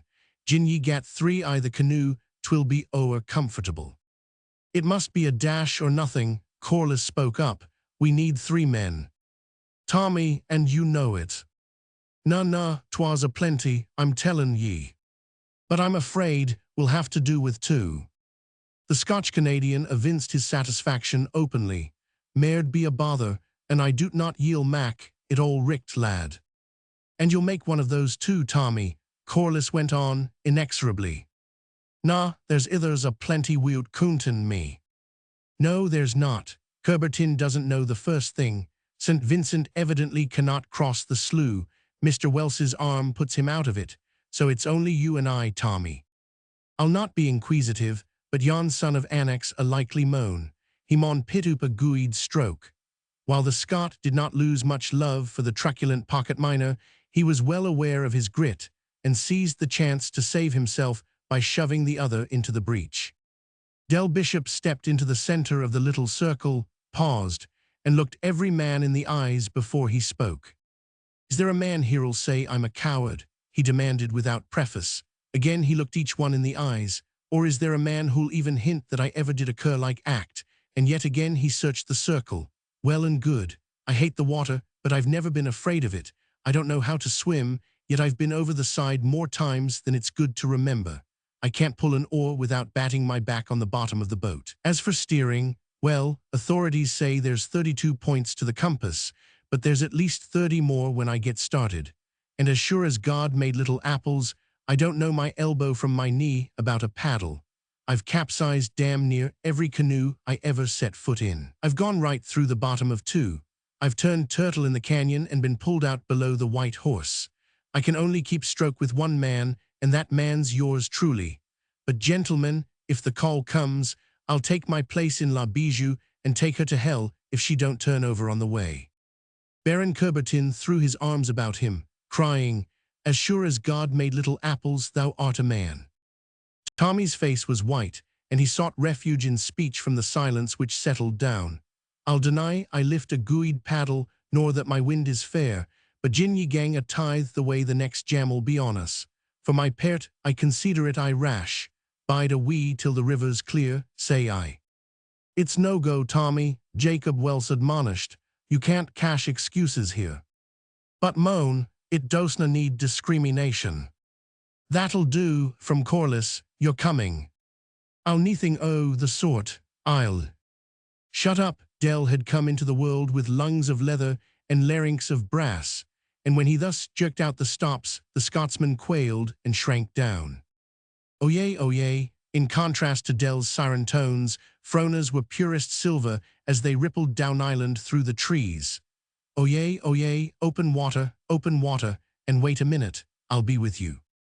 3 miles upstream, where the Yukon curved grandly in from the west, a bit of water appeared. It seemed too marvelous for belief after the granite winter, but McPherson, untouched of imagination, began a crafty retreat. Bide a wee, he protested when collared by the pocket miner. "I've forgot my pipe." "Then you'll bide with us, Tommy," Del sneered, "and I'd let you have a draw of mine if your own wasn't sticking out of your pocket." "'Twas the baccy I'd in mind." "Then dig into this." He shoved his pouch into McPherson's shaking hands. "You'd better shed your coat. Here, I'll help you. And Private Tommy, if you don't act the man, I won't do a thing to you, sure." Corliss had stripped his heavy flannel shirt for freedom, and it was plain, when Frona joined them, that she also had been shedding. Jacket and skirt were gone, and her underskirt of dark cloth ceased midway below the knee. "You'll do," Del commended.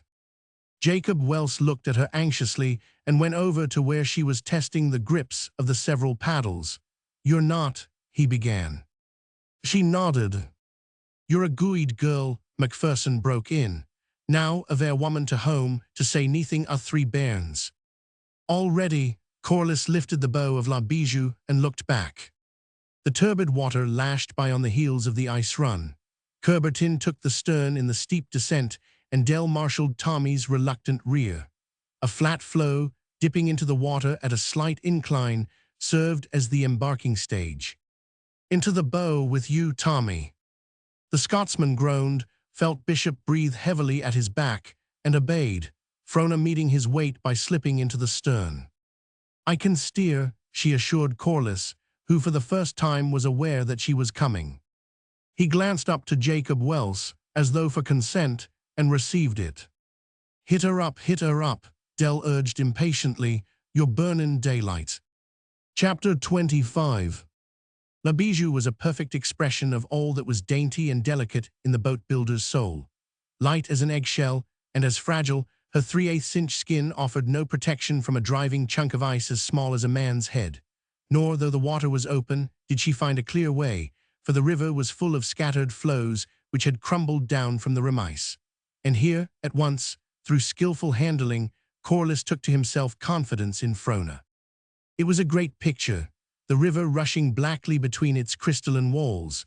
Beyond, the green woods stretching upward to touch the cloud-flecked summer sky, and over all, like a furnace blast, the hot sun beating down. A great picture, but somehow Corliss's mind turned to his mother and her perennial tea, the soft carpets, the prim New England maidservants, the canaries singing in the wide windows, and he wondered if she could understand. And when he thought of the woman behind him, and felt the dip and lift of her paddle, his mother's women came back to him, one by one, and passed in long review, pale, glimmering ghosts, he thought, caricatures of the stock which had replenished the earth, and which would continue to replenish the earth. La Bijou skirted a pivoting floe, darted into a nipping channel, and shot out into the open with the walls grinding together behind. Tommy groaned. "Well done," Corliss encouraged. "The fuel woman," came the backward snarl. "Why couldn't she bide a bit?" Frona caught his words and flung a laugh defiantly. Vance darted a glance over his shoulder to her, and her smile was witchery. Her cap, perched precariously, was sliding off, while her flying hair, a glint in the sunshine, framed her face as he had seen it framed on the Dyer Trail. "How I should like to sing, if it weren't for saving one's breath. Say the Song of the Sword, or the Anchor Chanty." "Or the first chanty," Corliss answered. "Mine was the woman, darkling I found her," he hummed significantly. She flashed her paddle into the water on the opposite side in order to go wide of a jagged cake, and seemed not to hear. "I could go on this way forever." "And I," Corliss affirmed warmly. But she refused to take notice, saying instead, "Vance, do you know? I'm glad we're friends." "No fault of mine, we're not more." "You're losing your stroke, sir," she reprimanded, and he bent silently to the work. La Bijou was driving against the current at an angle of 45 degrees, and her resultant course was a line at right angles to the river. Thus, she would tap the western bank directly opposite the starting point, where she could work upstream in the slacker flood. But a mile of indented shore, and then 100 yards of bluffs rising precipitously from out, a stiff current would still lie between them and the man to be rescued. "Now let us ease up," Corliss advised, as they slipped into an eddy and drifted with the back tide under the great wall of rim ice. "Who would think it mid-May?" She glanced up at the carelessly poised cakes. "Does it seem real to you, Vance?" He shook his head. "Nor to me. I know that I, Frona, in the flesh, am here in a Peterborough, paddling for dear life with 2 men. Year of our Lord 1898, Alaska, Yukon River. This is water that is ice. My arms are tired, my heart up a few beats, and I am sweating, and yet it seems dream. Just think, a year ago I was in Paris." She drew a deep breath and looked out over the water to the further shore, where Jacob Welse's tent, like a snowy handkerchief, sprawled against the deep green of the forest. "I do not believe there is such a place," she added. "There is no Paris." And I was in London a 12-month past, Corliss meditated, but I have undergone a new incarnation. London, there is no London now, it is impossible. How could there be so many people in the world? This is the world, and we know a fact that there are very few people in it, else there could not be so much ice and sea and sky. Tommy, here I know, thinks fondly of a place he calls Toronto. He mistakes. It exists only in his mind, a memory of a former life he knew. Of course, he does not think so. That is but natural, for he is no philosopher, nor does he bother. "Weest will ye," Tommy fiercely whispered. "Your gabble'll bring it doon aboot our heads." Life is brief in the Northland, and fulfillment ever clutters the heels of prophecy. A premonitory tremor sighed down the air, and the rainbow walls swayed above them. The three paddles gripped the water with common accord. La Bijou leaped out from under. Broadside after broadside flared and crashed, and 1,000 frigid tons thundered down behind them.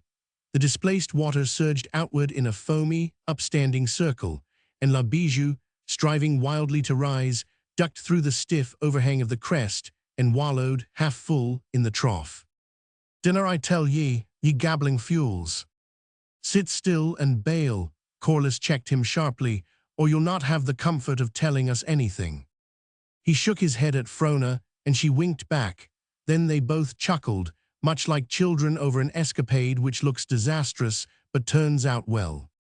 Creeping timidly under the shadow of the impending avalanches, La Bijou slipped noiselessly up the last eddy. A corner of the bluff rose savagely from the river, a monstrous mass of naked rock, scarred and battered of the centuries, hating the river that gnawed it ever, hating the rain that graved its grim face with unsightly seams, hating the sun that refused to mate with it, whereof green life might come forth and hide its hideousness.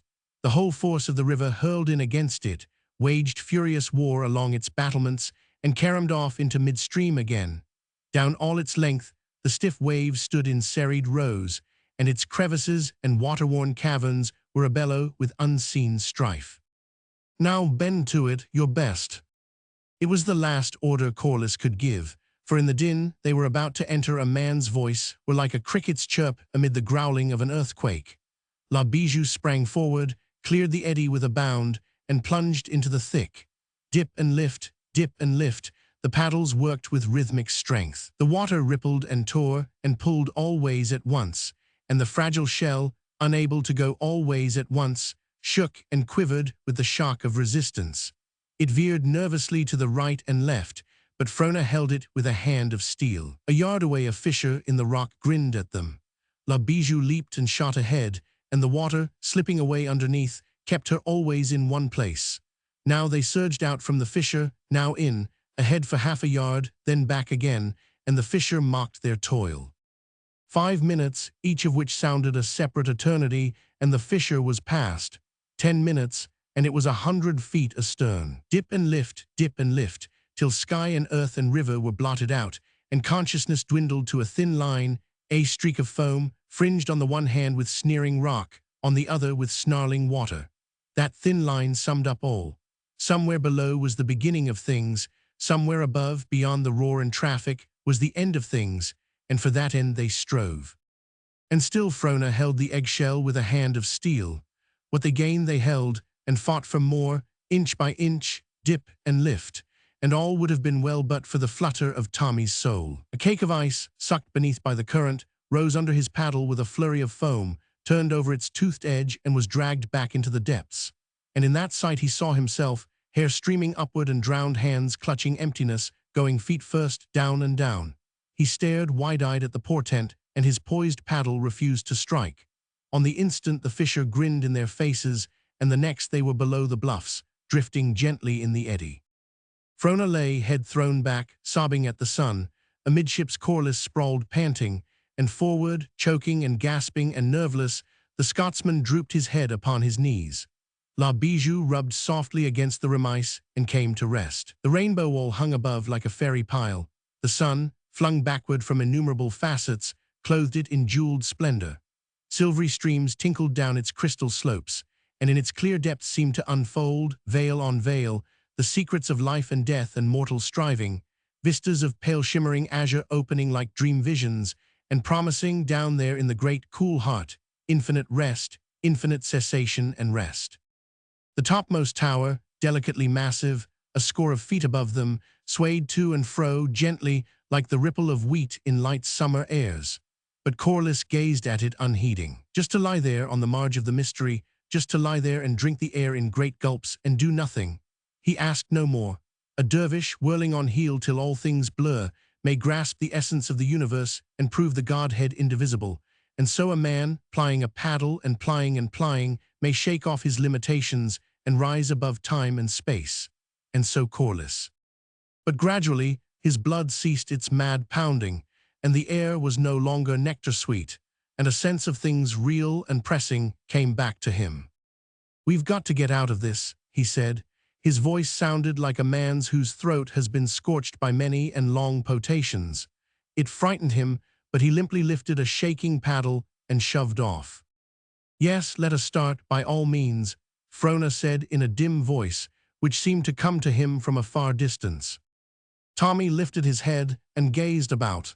"A doot will juist hay to jay it oop. Bend to it. Ye'll no try it anither."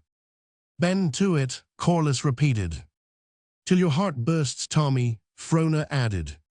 Once again they fought up the thin line, and all the world vanished, save the streak of foam and the snarling water and the grinning fisher.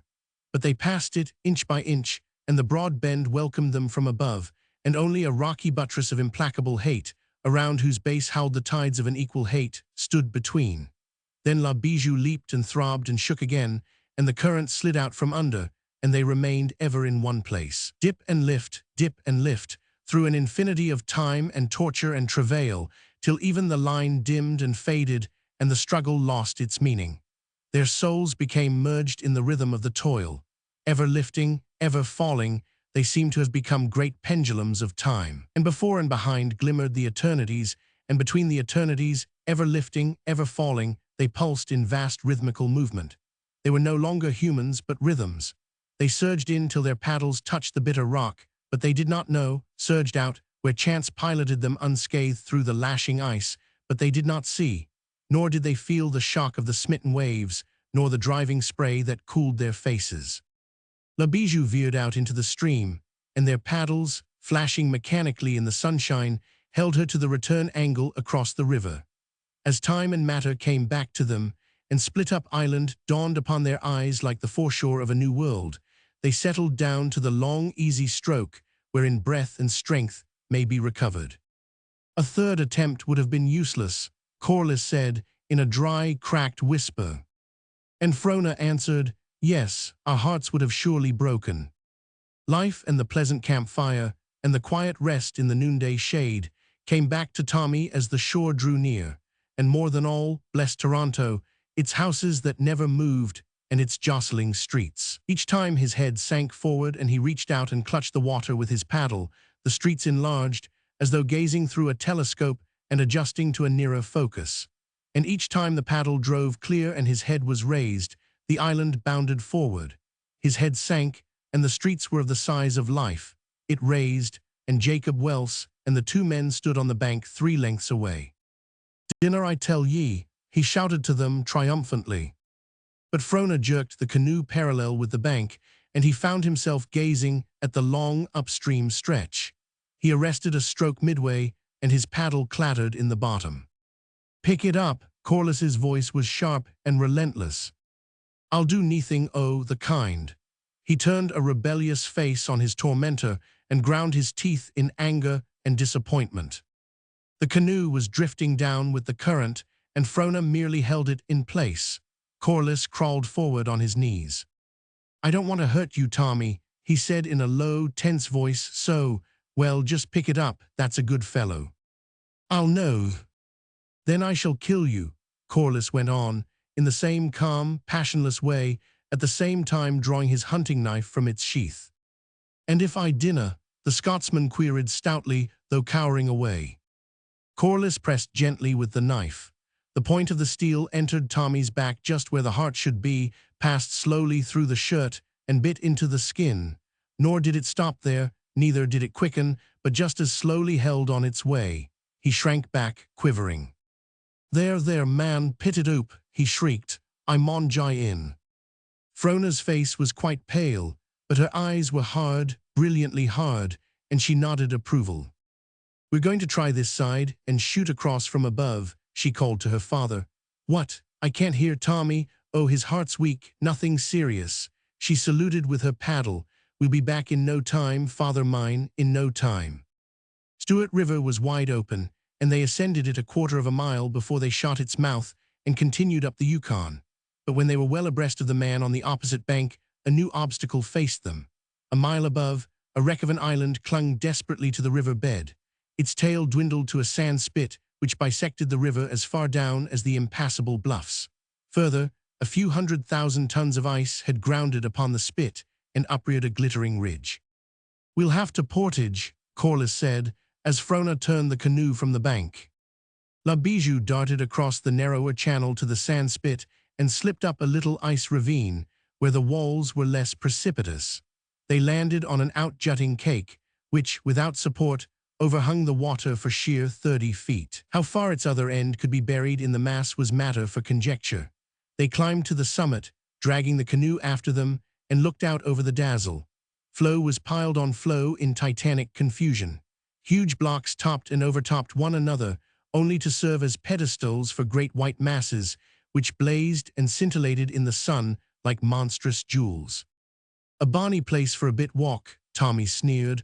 Why the next jam fair to come ony time? He sat down resolutely. No, thank ye kindly, I'll no try it. Frona and Corliss clambered on, the canoe between them. The Persians lashed their slaves into battle, she remarked, looking back. I never understood before. Hadn't you better go back after him? Corliss kicked him up, whimpering, and forced him to go on in advance. The canoe was an affair of little weight, but its bulk, on the steep rises and sharp turns, taxed their strength. The sun burned down upon them. Its white glare hurt their eyes, the sweat oozed out from every pore, and they panted for breath. Oh, Vance, do you know? What? He swept the perspiration from his forehead and flung it from him with a quick flirt of the hand. I wish I had eaten more breakfast. He grunted sympathetically. They had reached the midmost ridge and could see the open river, and beyond, quite clearly, the man and his signal of distress. Below, pastoral in its green quiet, lay Split-Up Island. They looked up to the broad bend of the Yukon, smiling lazily, as though it were not capable at any moment of spewing forth a flood of death. At their feet, the ice sloped down into a miniature gorge, across which the sun cast a broad shadow. Go on, Tommy, Frona bade. We're halfway over, and there's water down there. It's water ye'd be thinkin' on, is it? He snarled, and you a leadin' a buddy to his death. I fear you have done some great sin, Tommy, she said, with a reproving shake of the head, or else you would not be so afraid of death. She sighed and picked up her end of the canoe. Well, I suppose it is natural. You do not know how to die. No more do I want to die, he broke in fiercely. But there come times for all men to die, times when to die is the only thing to do. Perhaps this is such a time. Tommy slid carefully over a glistening ledge and dropped his height to a broad foothold. It's a vera guid, he grinned up, but dinna ye think of their sufficient discrimination to judge for mysel? Why should I no sing my ain sang?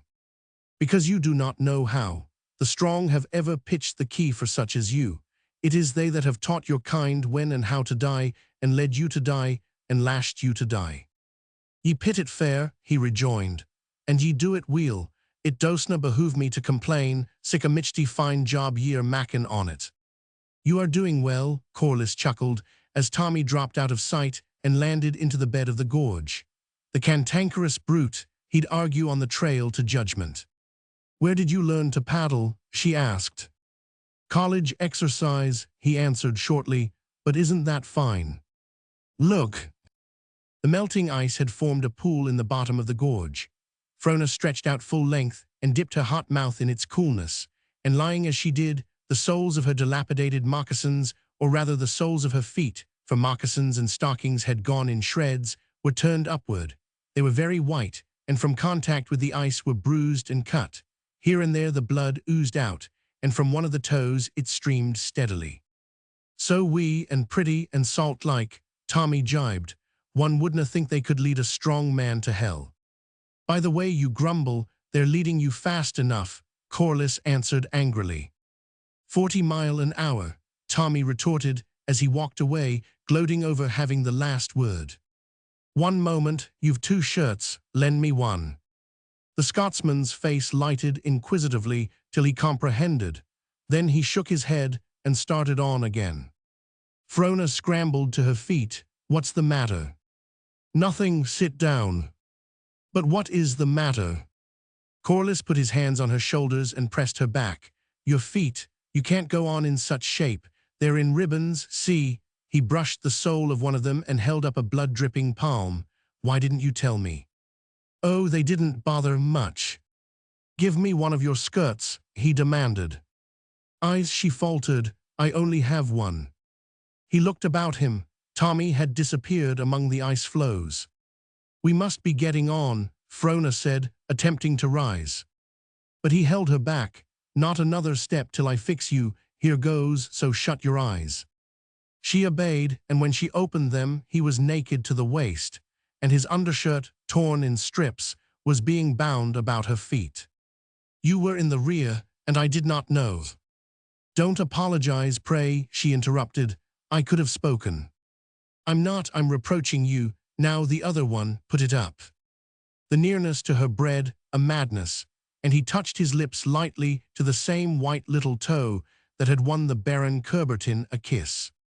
Though she did not draw back, her face flushed, and she thrilled as she had thrilled once before in her life. You take advantage of your own goodness, she rebuked him. Then I will doubly advantage myself. Please don't, she begged. And why not? It is a custom of the sea to broach the spirits as the ship prepares to sink, and since this is a sort of a forlorn hope, you know, why not? But what, Miss Prim? Oh, of all things, you know I do not deserve that. If there were nobody else to be considered, why, under the circumstances. He drew the last knot tight and dropped her foot. Damn St. Vincent anyway, come on. So would I were I you, she laughed, taking up her end of the canoe. But how you have changed, Vance. You are not the same man I met on the Dyer Trail. You hadn't learned to swear then, among other things. No, I'm not the same, for which I thank God and you. Only I think I am honester than you. I always live up to my philosophy. Now confess, that's unfair. You ask too much under the circumstances. Only a little toe. Or else, I suppose, you just care for me in a kind, big brotherly way. In which case, if you really wish it, you may. Do keep quiet, he broke in roughly, or I'll be making a gorgeous fool of myself. Kiss all my toes, she finished. He grunted, but did not deign a reply. The work quickly took their breath, and they went on in silence till they descended the last steep to where Macpherson waited by the open river. Dell hates St. Vincent, she said boldly. Why? Yes, it seems that way. He glanced back at her curiously. And wherever he goes, Dell lugs an old Russian book, which he can't read but which he nevertheless regards, in some sort of way, as St. Vincent's nemesis. And do you know, Frona, he has such faith in it that I can't help catching a little myself. I don't know whether you'll come to me or whether I'll go to you, but... She dropped her end of the canoe and broke out in laughter. He was annoyed, and a hurt spread of blood ruddied his face. If I have, he began. Stupid, she laughed. Don't be silly, and above all, don't be dignified. It doesn't exactly become you at the present moment. Your hair all tangled, a murderous knife in your belt, and naked to the waist like a pirate stripped for battle. Be fierce, frown, swear, anything, but please don't be dignified. I do wish I had my camera. In after years I could say, this, my friends, is Corliss, the great Arctic explorer, just as he looked at the conclusion of his world-famous trip through darkest Alaska. He pointed an ominous finger at her and said sternly, where is your skirt? She involuntarily looked down, but its tatterdemalion presence relieved her, and her face jerked up scarlet. You should be ashamed. Please, please do not be dignified, he laughed. Very true, it doesn't exactly become you at the present moment. Now, if I had my camera. Do be quiet and go on, she said. Tommy is waiting. I hope the sun takes the skin all off your back. she panted vindictively as they slid the canoe down the last shelf and dropped it into the water. 10 minutes later, they climbed the ice wall and on and up the bank, which was partly a hillside, to where the signal of distress still fluttered. Beneath it, on the ground, lay stretched the man. He lay very quietly, and the fear that they were too late was upon them when he moved his head slightly and moaned. His rough clothes were in rags, and the black, bruised flesh of his feet showed through the remnants of his moccasins. His body was thin and gaunt, without flesh pads or muscles, while the bones seemed ready to break through the tight-stretched skin. As Corliss felt his pulse, his eyes fluttered open and stared glassily. Frona shuddered. "Man, it's fair gruesome," Macpherson muttered, running his hand up a shrunken arm. "You go on to the canoe, Frona," Corliss said. "Tommy and I will carry him down." But her lips set firmly. Though the descent was made easier by her aid, the man was well shaken by the time they laid him in the bottom of the canoe, so well shaken that some last shreds of consciousness were aroused. He opened his eyes and whispered hoarsely, "Jacob Welse, dispatches," from the outside.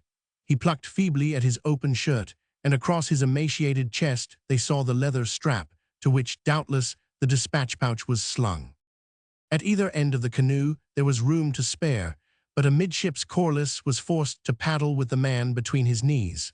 La Bijou swung out blithely from the bank. It was downstream at last, and there was little need for exertion. Vance's arms and shoulders and back, a bright scarlet, caught Frona's attention. "My hopes are realized," she exulted, reaching out and softly stroking a burning arm. "We shall have to put cold cream on it when we get back." "Go ahead," he encouraged. "That feels awfully good."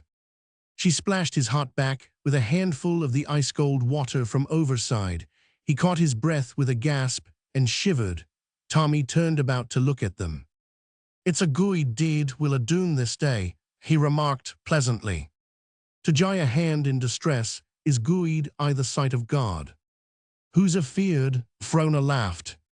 "Weel," he deliberated, "I was a bit fashed, no doot, but—" His utterance ceased, and he seemed suddenly to petrify. His eyes fixed themselves in a terrible stare over Frona's shoulder, and then, slowly and dreamily, with the solemnity fitting an invocation of deity, murmured, "Good God Almighty." They whirled their heads about.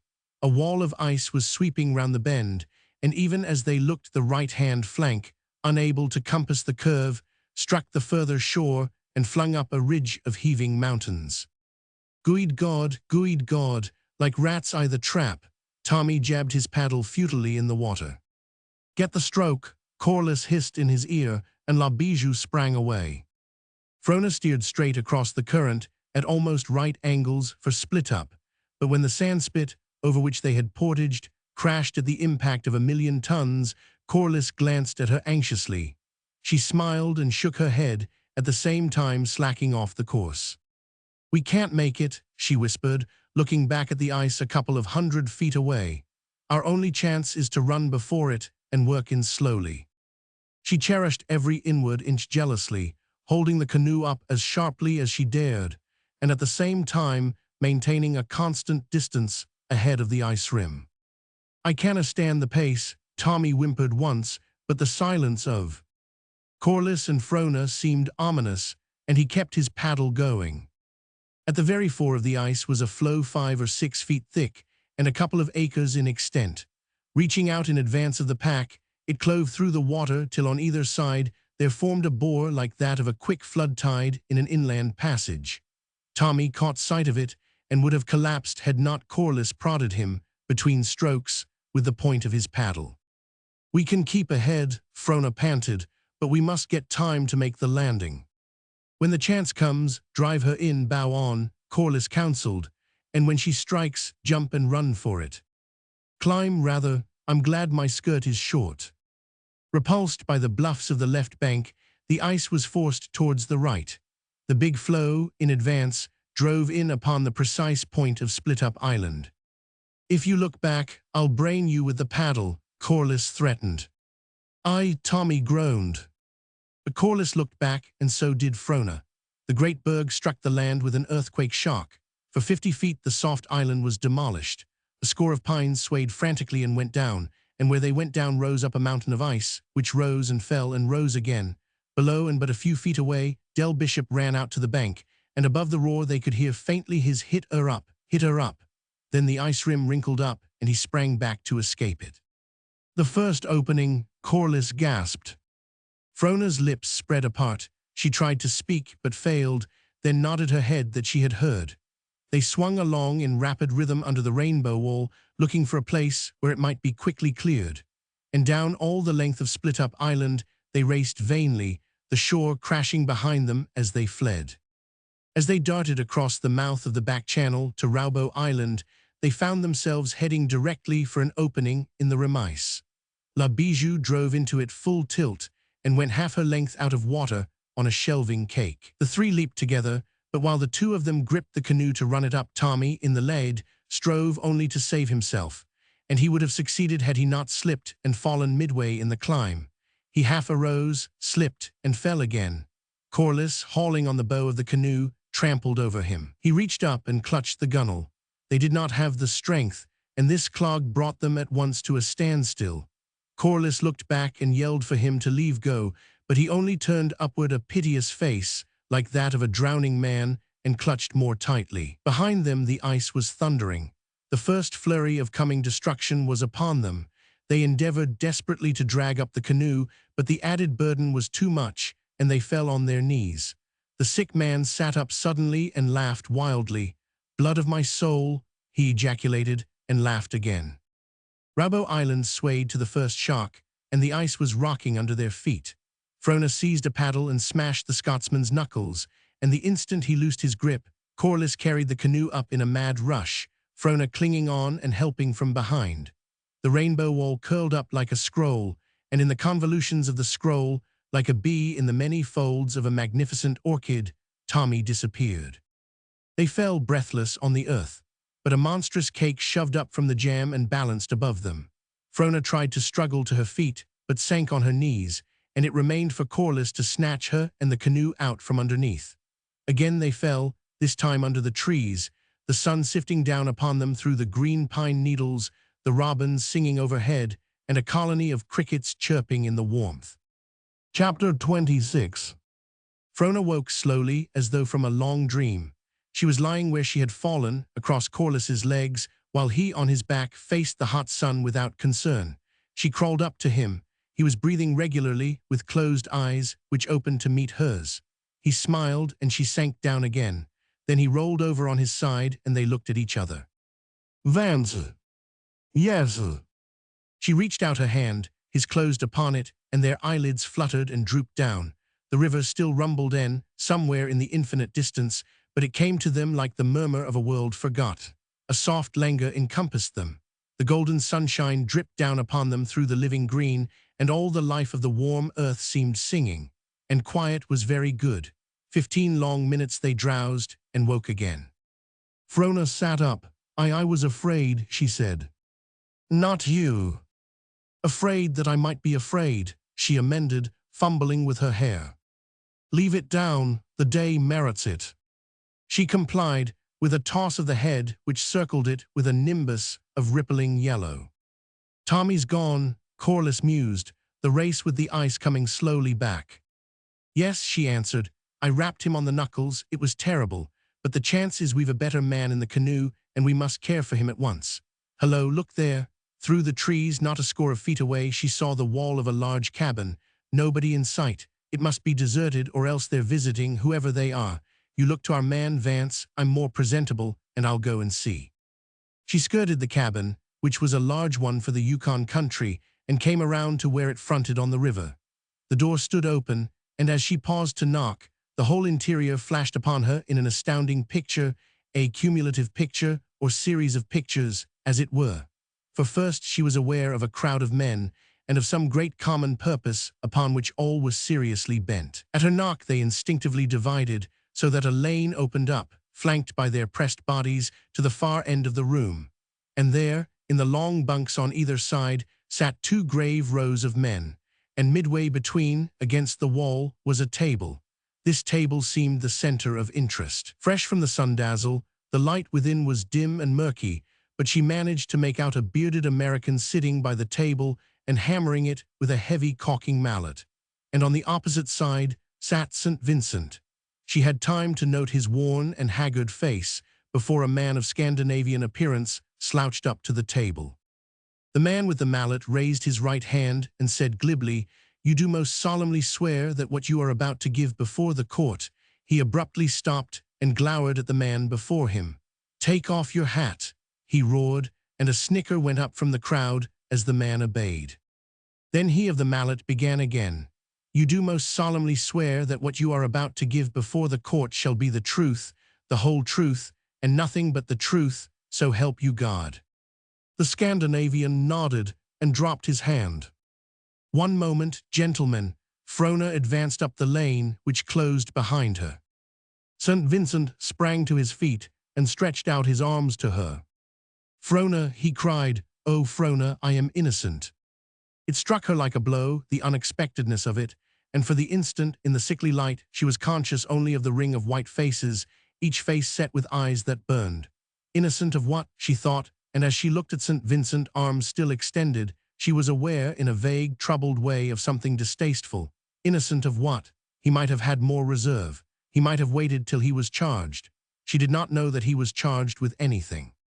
"Friend of the prisoner," the man with the mallet said authoritatively. "Bring a stool forward, some of you." One moment, she staggered against the table and rested a hand on it. "I do not understand. This is all new." But her eyes happened to come to rest on her feet, wrapped in dirty rags, and she knew that she was clad in a short and tattered skirt, that her arm peeped forth through a rent in her sleeve, and that her hair was down and flying.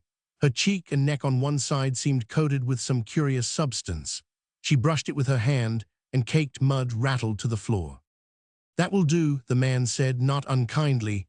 "Sit down, we're in the same box. We do not understand, but take my word for it, we're here to find out. So sit down."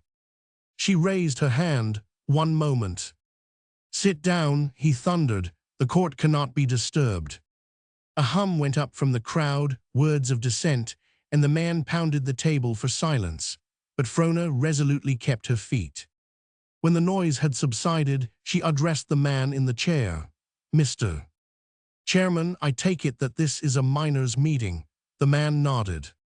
Then, having an equal voice in the managing of this community's affairs, I demand to be heard. It is important that I should be heard.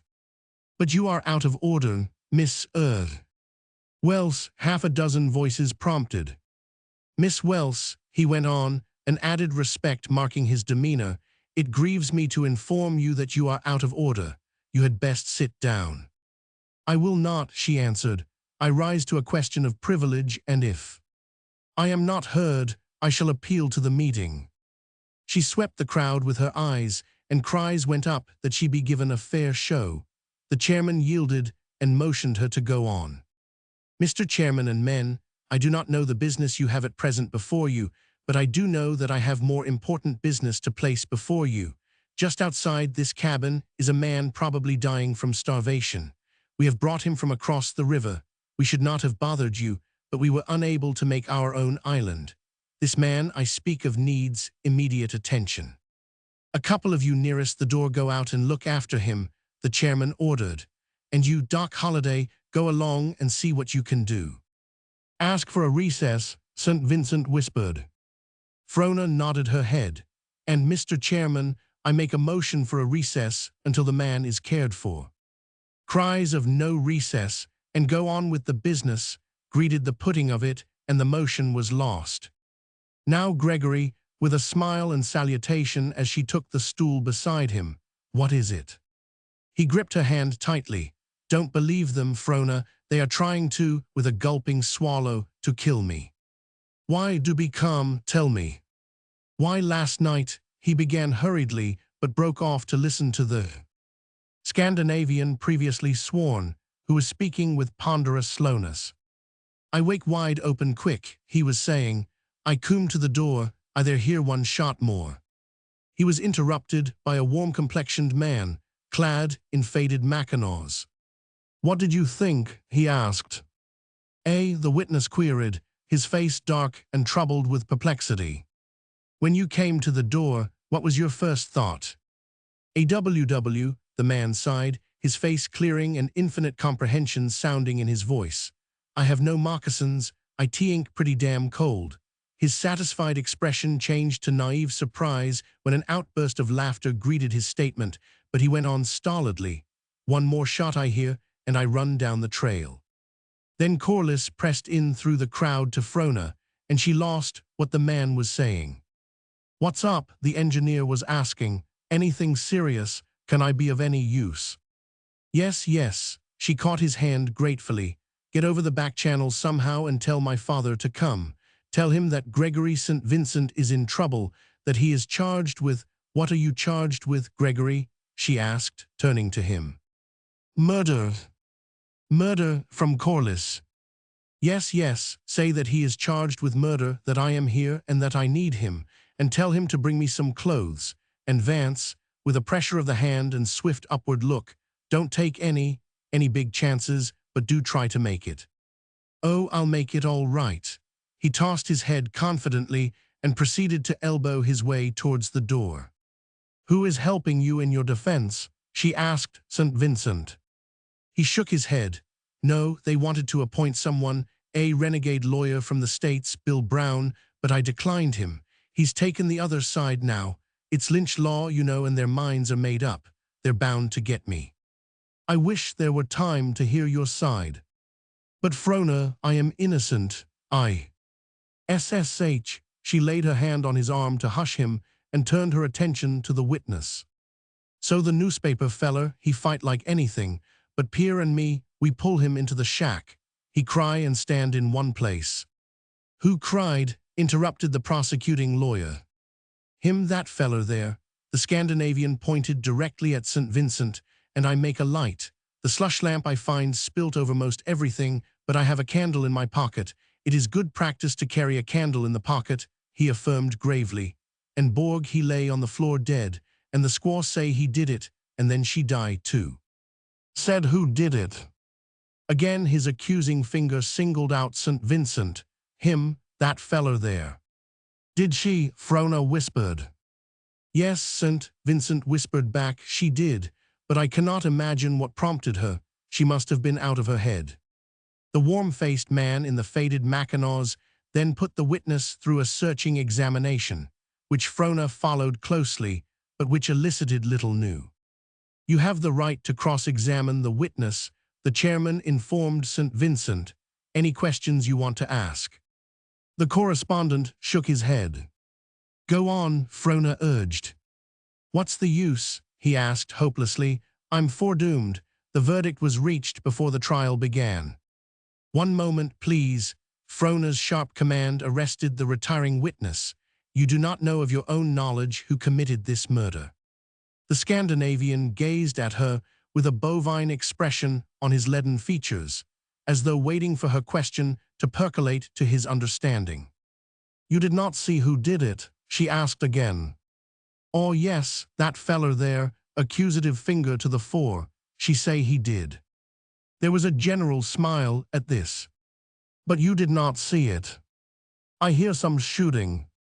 But you did not see who did the shooting. Oh no, but she said. That will do, thank you, she said sweetly, and the man retired. The prosecution consulted its notes. Pierre Laflitche was called out. A slender, swart-skinned man, lithe of figure and graceful, stepped forward to the open space before the table. He was darkly handsome, with a quick, eloquent eye which roved frankly everywhere. It rested for a moment on Frona, open and honest in its admiration, and she smiled and half-nodded, for she liked him at first glance, and it seemed as though they had met of old time. He smiled pleasantly back, the smooth upper lip curling brightly and showing beautiful teeth, immaculately white. In answer to the stereotyped preliminaries, he stated that his name was that of his father's, a descendant of the Coureurs du Bois. His mother, with a shrug of the shoulders and flash of teeth, was a breed. He was born somewhere in the Barrens, on a hunting trip. He did not know where. We men called him an old-timer. He had come into the country in the days of Jack McQuestion, across the Rockies from the Great Slave. On being told to go ahead with what he knew of the matter in hand, he deliberated a moment, as though casting about for the best departure. In the spring it is good to sleep with the open door, he began, his words sounding clear and flute-like and marked by haunting memories of the accents his forbears put into the tongue. And so I sleep last night, but I sleep like the cat. The fall of the leaf, the breath of the wind, and my ears whisper to me, whisper, whisper all the night long. So the first shot, with a quick snap of the fingers, and I am awake just like that, and I am at the door. St. Vincent leaned forward to Frona. It was not the first shot. She nodded, with her eyes still bent on La Flitche, who gallantly waited. Then 2 more shot, he went on, quick together, boom boom, just like that. Borg's shack, I say to myself, and run down the trail. I think Borg kill Bella, which was bad. Bella very fine girl, he confided with one of his irresistible smiles. I like Bella, so I run. And John he run from his cabin like a fat cow, with great noise. What the matter, he say, and I say, I don't know. And then something come wheug, out of the dark just like that, and knock John down and knock me down. We grab everywhere all at once. It is a man, he is in undress. He fight, he cry, oh, oh, oh, just like that. We hold him tight, and by pretty quick he stop. Then we get up, and I say, come along back. Who was the man? La Flitche turned partly, and rested his eyes on St. Vincent. Go on. So the man he will not go back, but John and I say yes, and he go. Did he say anything? I ask him what the matter, but he cry he sob hutish just like that. Did you see anything peculiar about him? La Flitche's brows drew up interrogatively. Anything uncommon, out of the ordinary? Ah oui, blood on the hands. Disregarding the murmur in the room, he went on, his facile play of feature and gesture giving dramatic value to the recital. John make a light, and Bella groan, like the hair seal when you shoot him in the body, just like that when you shoot him in the body under the flipper. And Borg lay over in the corner, I look, he no breathed tall. Then Bella open her eyes, and I look in her eyes, and I know she know me, La Flitche. Who did it, Bella? I ask. And she roll her head on the floor and whisper, so low, so slow, him dead. I know she mean Borg, and I say yes. Then she lift up on one elbow and look about quick, in big hurry, and when she see Vincent she look no more, only she look at Vincent all the time. Then she point at him just like that. Suiting the action to the word, La Flitche turned and thrust a wavering finger at the prisoner. And she say, him, and I say, Bella, who did it? And she say, him, St. Vincent, him do it. And then, La Flitche's head fell limply forward on his chest, and came back naturally erect, as he finished with a flash of teeth, dead. The warm-faced man, Bill Brown, put the quarter-breed through the customary direct examination, which served to strengthen his testimony and to bring out the fact that a terrible struggle must have taken place in the killing of Borg. The heavy table was smashed, the stool and the bunkboard splintered, and the stove overthrown. Never did I see anything like it, La Flitche concluded his description of the wreck. No, never. Brown turned him over to Frona with a bow, which a smile of hers paid for in full. She did not deem it unwise to cultivate cordiality with the lawyer. What she was working for was time for her father to come, time to be closeted with St. Vincent and learn all the details of what really had occurred. So she put questions, interminable questions, to La Flitche. Twice only did anything of moment crop up. You spoke of the first shot, Mr. La Flitche. Now the walls of a log cabin are quite thick. Had your door been closed, do you think you could have heard that first shot? He shook his head, though his dark eyes told her he divined the point she was endeavoring to establish. And had the door of Borg's cabin been closed, would you have heard? Again he shook his head. Then, Mr. La Flitche, when you say the first shot, you do not mean necessarily the first shot fired, but rather the first shot you heard fired. He nodded, and though she had scored her point, she could not see that it had any material bearing after all. Again she worked up craftily to another and stronger climax, though she felt all the time that La Flitche fathomed her. You say it was very dark, Mr. La Flitche. Ah oui, quite dark. How dark? How did you know it was John you met? John make much noise when he run, I know that kind of noise. Could you see him, so as to know that it was he? Ah no. Then, Mr. La Flitche, she demanded, triumphantly, will you please state how you knew there was blood on the hands of Mr. St. Vincent?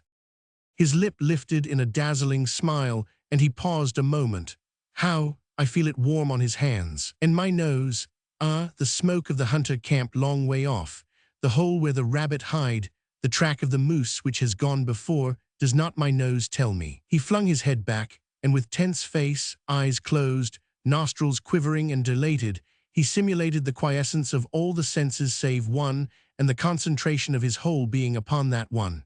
Then his eyes fluttered, partly open, and he regarded her dreamily. I smell the blood on his hands, the warm blood, the hot blood on his hands. And by gad, he can do it, some man exclaimed. And so convinced was Frona that she glanced involuntarily at St. Vincent's hands, and saw there the rusty brown stains on the cuffs of his flannel shirt. As La Flitche left the stand, Bill Brown came over to her and shook hands. "No more than proper I should know the lawyer for the defense," he said, good-naturedly, running over his notes for the next witness. "But don't you think it is rather unfair to me?" she asked brightly. "I have not had time to prepare my case. I know nothing about it except what I have gleaned from your two witnesses. Don't you think, Mr. Brown," her voice rippling along in persuasive little notes, "don't you think it would be advisable to adjourn the meeting until tomorrow?" He deliberated, looking at his watch. "Wouldn't be a bad idea. It's 5 o'clock anyway, and the men ought to be cooking their suppers." She thanked him, as some women can, without speech. Yet, as he looked down into her face and eyes, he experienced a subtler and greater satisfaction than if she had spoken. He stepped to his old position and addressed the room. On consultation of the defense and the prosecution, and upon consideration of the lateness of the hour and the impossibility of finishing the trial within a reasonable limit, I take the liberty of moving an adjournment until 8 o'clock tomorrow morning. "The ayes have it," the chairman proclaimed, coming down from his place and proceeding to build the fire, for he was a part owner of the cabin and cook for his crowd. Chapter 27. Frona turned to St. Vincent as the last of the crowd filed out. He clutched her hands spasmodically, like a drowning man. "Do believe me, Frona, promise me." Her face flushed. "You are excited," she said, "or you would not say such things. Not that I blame you," she relented. "I hardly imagine the situation can be anything else but exciting."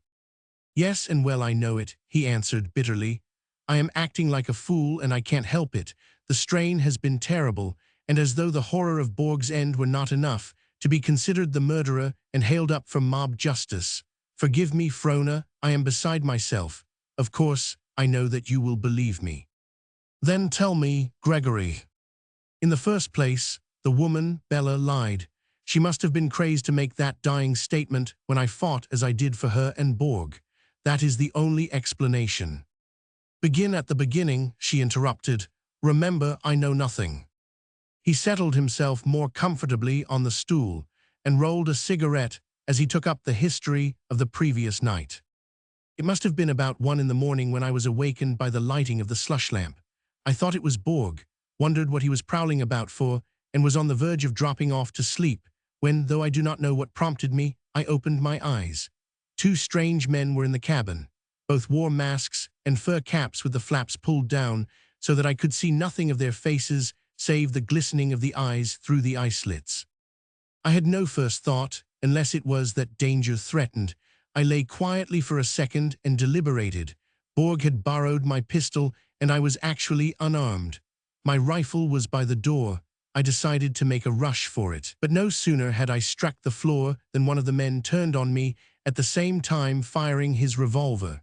That was the first shot, and the one La Flitche did not hear. It was in the struggle afterwards that the door was burst open, which enabled him to hear the last 3. Well, I was so close to the man, and my leap out of the bunk was so unexpected, that he missed me. The next moment we grappled and rolled on the floor.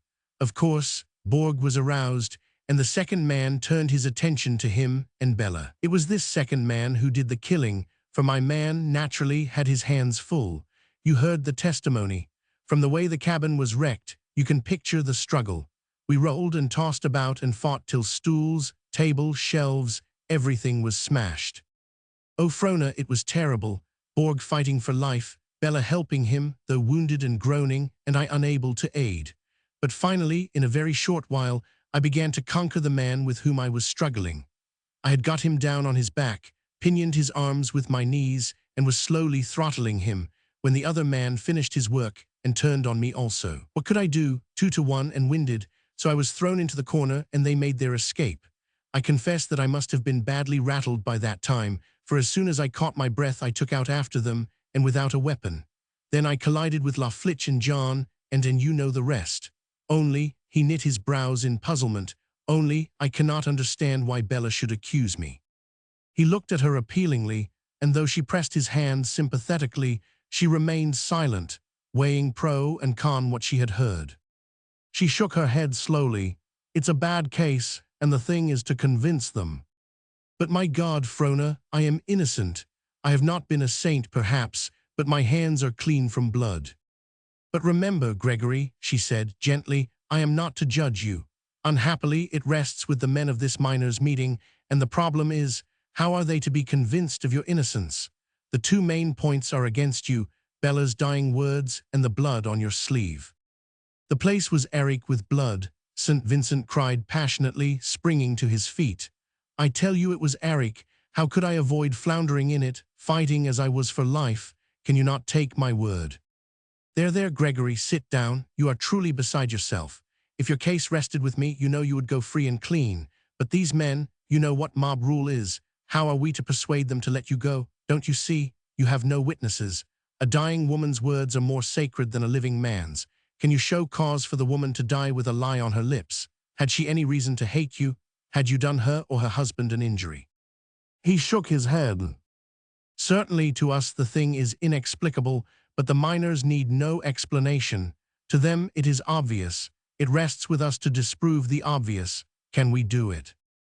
The correspondent sank down despondently, with a collapsing of the chest and a drooping forward of the shoulders. Then am I indeed lost? No, it's not so bad as that. You shall not be hanged, trust me for that. But what can you do? He asked despairingly. They have usurped the law, have made themselves the law. In the first place, the river has broken. That means everything. The governor and the territorial judges may be expected in at any moment with a detachment of police at their backs, and they're certain to stop here. And furthermore, we may be able to do something ourselves. The river is open, and if it comes to the worst, escape would be another way out, and escape is the last thing they would dream of. No, impossible. What are you and I against the many? But there's my father and Baron Coubertin. 4 determined people, acting together, may perform miracles. Gregory, dear, trust me, it shall come out well. She kissed him and ran her hand through his hair, but the worried look did not depart.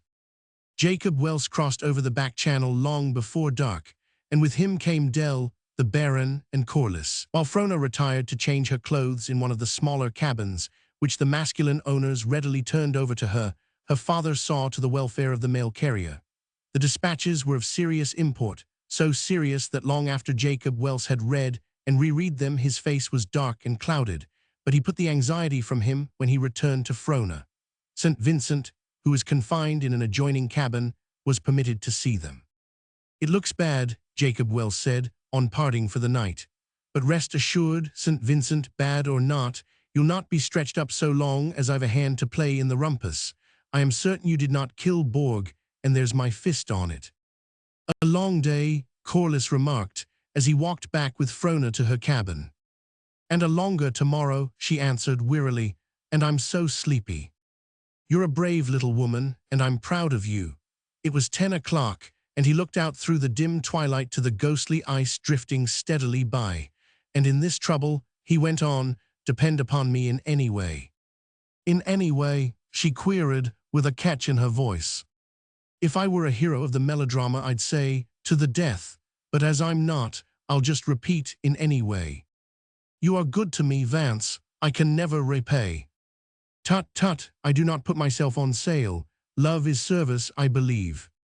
She looked at him for a long time, but while her face betrayed soft wonder, at heart she was troubled, she knew not why, and the events of the day, and of all the days since she had known him, came fluttering through her mind. Do you believe in a white friendship? She asked at last, for I do hope that such a bond may hold us always, a bright, white friendship, a comradeship, as it were. And as she asked, she was aware that the phrase did not quite express what she felt and would desire, and when he shook his head, she experienced a glad little inexplicable thrill. "A comradeship?" he questioned, "when you know I love you." "Yes," she affirmed in a low voice. "I am afraid, after all, that your knowledge of man is very limited. Believe me, we are not made of such clay. A comradeship, a coming in out of the cold to sit by your fire, good.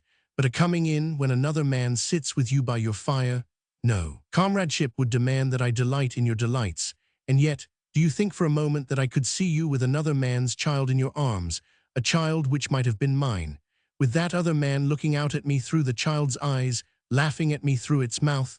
I say, do you think I could delight in your delights? No, no, love cannot shackle itself with white friendships." She put her hand on his arm. "Do you think I am wrong?" he asked, bewildered by the strange look in her face. She was sobbing quietly. "You are tired and overwrought, so there, good night, you must get to bed." "No, don't go, not yet," and she arrested him. "No, no, I am foolish. As you say, I am tired, but listen, Vance, there is much to be done. We must plan tomorrow's work. Come inside, Father and Baron. Curbertin are together, and if the worst comes, we four must do big things." "Spectacular," Jacob Welse commented, when Frona had briefly outlined the course of action and assigned them their parts. "But its very unexpectedness ought to carry it through." "A coup d'etat," was the Baron's verdict. "Magnificent. Ah, I feel warm all over at the thought. Hands up, I cry thus, and very fierce. And if they do not hold up their hands," he appealed to Jacob Welse, "then shoot. Never bluff when you're behind a gun, Curbertin. It's held by good authorities to be unhealthy." "And you are to take charge of La Bijou, Vance," Frona said. "Father thinks there will be little ice tomorrow if it doesn't jam tonight. All you've to do is to have the canoe by the bank just before the door. Of course, you won't know what is happening until St. Vincent comes running. Then in with him, and away you go, Dawson. So I'll say good night and goodbye now, for I may not have the opportunity in the morning. And keep the left-hand channel till you're past the bend," Jacob Welse counseled him. "Then take the cut-offs to the right and follow the swiftest water. Now off with you and into your blankets. It's 70 miles to Dawson, and you'll have to make it at one clip." Chapter 28. Jacob Welse was given due respect when he arose at the convening of the miners' meeting and denounced the proceedings. While such meetings had performed a legitimate function in the past, he contended, when there was no law in the land, that time was now beyond recall, for law was now established, and it was just law. The Queen's government had shown itself fit to cope with the situation, and for them to usurp its powers was to step backward into the night out of which they had come. Further, no lighter word than criminal could characterize such conduct. And yet further, he promised them, in set, sober terms, if anything serious were the outcome, to take an active part in the prosecution of every one of them. At the conclusion of his speech, he made a motion to hold the prisoner for the territorial court and to adjourn, but was voted down without discussion. "Don't you see," St. Vincent said to Frona, "there is no hope." "But there is. Listen," and she swiftly outlined the plot of the night before. He followed her in a half-hearted way, too crushed to partake of her enthusiasm. "It's madness to attempt it," he objected when she had done. "And it looks very much like hanging not to attempt it," she answered a little spiritedly. "Surely you will make a fight." "Surely," he replied hollowly. The first witnesses were two Swedes, who told of the washtub incident, when Borg had given way to one of his fits of anger. Trivial as the incident was, in the light of subsequent events, it at once became serious. It opened the way for the imagination into a vast familiar field. It was not so much what was said as what was left unsaid. Men born of women, the rudest of them, knew life well enough to be aware of its significance, a vulgar common happening capable of but one interpretation. Heads were wagged knowingly in the course of the testimony, and whispered comments went the rounds. Half a dozen witnesses followed in rapid succession. all of whom had closely examined the scene of the crime and gone over the island carefully, and all of whom were agreed that there was not the slightest trace to be found of the two men mentioned by the prisoner in his preliminary statement. To Frona's surprise, Del Bishop went upon the stand. She knew he disliked St. Vincent, but could not imagine any evidence he could possess which would bear upon the case. Being sworn, and age and nationality ascertained, Bill Brown asked him his business. "Pocket miner," he challenged back, sweeping the assemblage with an aggressive glance. Now it happens that a very small class of men follow pocketing, and that a very large class of men, miners, too, disbelieve utterly in any such method or obtaining gold. "Pocket miner," sneered a red-shirted, patriarchal-looking man, a man who had washed his first pan in the Californian diggings in the early 50s. "Yep," Del affirmed. "Now look here, young fella," his interlocutor continued, "d'you mean to tell me you ever struck it in such fangled way?" "Yep."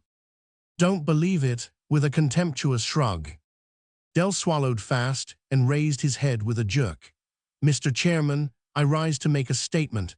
I won't interfere with the dignity of the court, but I just wish to simply and distinctly state that after the meeting's over I'm going to punch the head of every man that gets gay. Understand?" "You're out of order," the chairman replied, rapping the table with the cocking mallet. "And your head too," Del cried, turning upon him. "Damn poor order you preserve. Pocketing's got nothing to do with this here trial, and why don't you shut such fool questions out? I'll take care of you afterwards, you potwaloper." "You will you?" The chairman grew red in the face, dropped the mallet, and sprang to his feet. Del stepped forward to meet him, but Bill Brown sprang in between and held them apart. "Order, gentlemen, order," he begged. "This is no time for unseemly exhibitions, and remember there are ladies present." The two men grunted and subsided, and Bill Brown asked, "Mr. Bishop, we understand that you are well acquainted with the prisoner. Will you please tell the court what you know of his general character?" Del broadened into a smile. "Well, in the first place, he's an extremely quarrelsome disposition." "Hold, I won't have it." The prisoner was on his feet, trembling with anger. "You shall not swear my life away in such fashion, to bring a madman whom I have only met once in my life, to testify as to my character." The pocket miner turned to him. "So you don't know me, Gregory St. Vincent?" "No," St. Vincent replied coldly, "I do not know you, my man." "Don't you man me," Del shouted hotly. But St. Vincent ignored him, turning to the crowd. "I never saw the fellow but once before, and then for a few brief moments in Dawson." "You'll remember before I'm done," Del sneered. "So hold your hush and let me say my little say. I come into the country with him way back in '84. St. Vincent regarded him with sudden interest. "Yep, Mr. Gregory St. Vincent, I see you begin to recollect. I sported whiskers and my name was Brown, Joe Brown, in them days." He grinned vindictively, and the correspondent seemed to lose all interest. "Is it true, Gregory?" Frona whispered. "I begin to recognize," he muttered slowly. "I don't know, no folly, the man must have died." "You say in '84, Mr. Bishop?" Bill Brown prompted. "Yep, in '84. He was a newspaperman bound round the world by way of Alaska and Siberia. I'd run away from a whaler at Sitka, that squares it with Brown, and I engaged with him for 40 a month and found. Well, he quarreled with me." A snicker beginning from nowhere in particular, but passing on from man to man and swelling in volume, greeted this statement. Even Frona and Del himself were forced to smile, and the only sober face was the prisoner's. "But he quarreled with old Andy at Dyer, and with Chief George of the Chilcoots, and the factor at Pelly, and so on down the line. He got us into no end of trouble, and specially woman trouble. He was always monkeying around." "Mr. Chairman, I object." Frona stood up, her face quite calm and blood under control. "There is no necessity for bringing in the amours of Mr. St. Vincent. They have no bearing whatsoever upon the case, and further, none of the men of this meeting are clean enough to be prompted by the right motive in conducting such an inquiry, so I demand that the prosecution at least confine itself to relevant testimony." Bill Brown came up smugly complacent and smiling. "Mr. Chairman, we willingly accede to the request made by the defense. Whatever we have brought out has been relevant and material. Whatever we intend to bring out shall be relevant and material. Mr. Bishop is our star witness, and his testimony is to the point. It must be taken into consideration that we nave no direct evidence as to the murder of John Borg. We can bring no eyewitnesses into court. Whatever we have is circumstantial. It is incumbent upon us to show cause. To show cause, it is necessary to go into the character of the accused. This we intend to do. We intend to show his adulterous and lustful nature, which has culminated in a dastardly deed and jeopardized his neck. We intend to show that the truth is not in him, that he is a liar beyond price, that no word he may speak upon the stand need be accepted by a jury of his peers. We intend to show all this, and to weave it together, thread by thread, till we have a rope long enough and strong enough to hang him with before the day is done. So I respectfully submit, Mr. Chairman, that the witness be allowed to proceed." The chairman decided against Frona, and her appeal to the meeting was voted down. Bill Brown nodded to Dell to resume. "As I was saying, he got us into no end of trouble. Now, I've been mixed up with water all my life, never can get away from it, it seems, and the more I'm mixed the less I know about it. St. Vincent knew this, too, and him a clever hand at the paddle, yet he left me to run the box canyon alone while he walked around.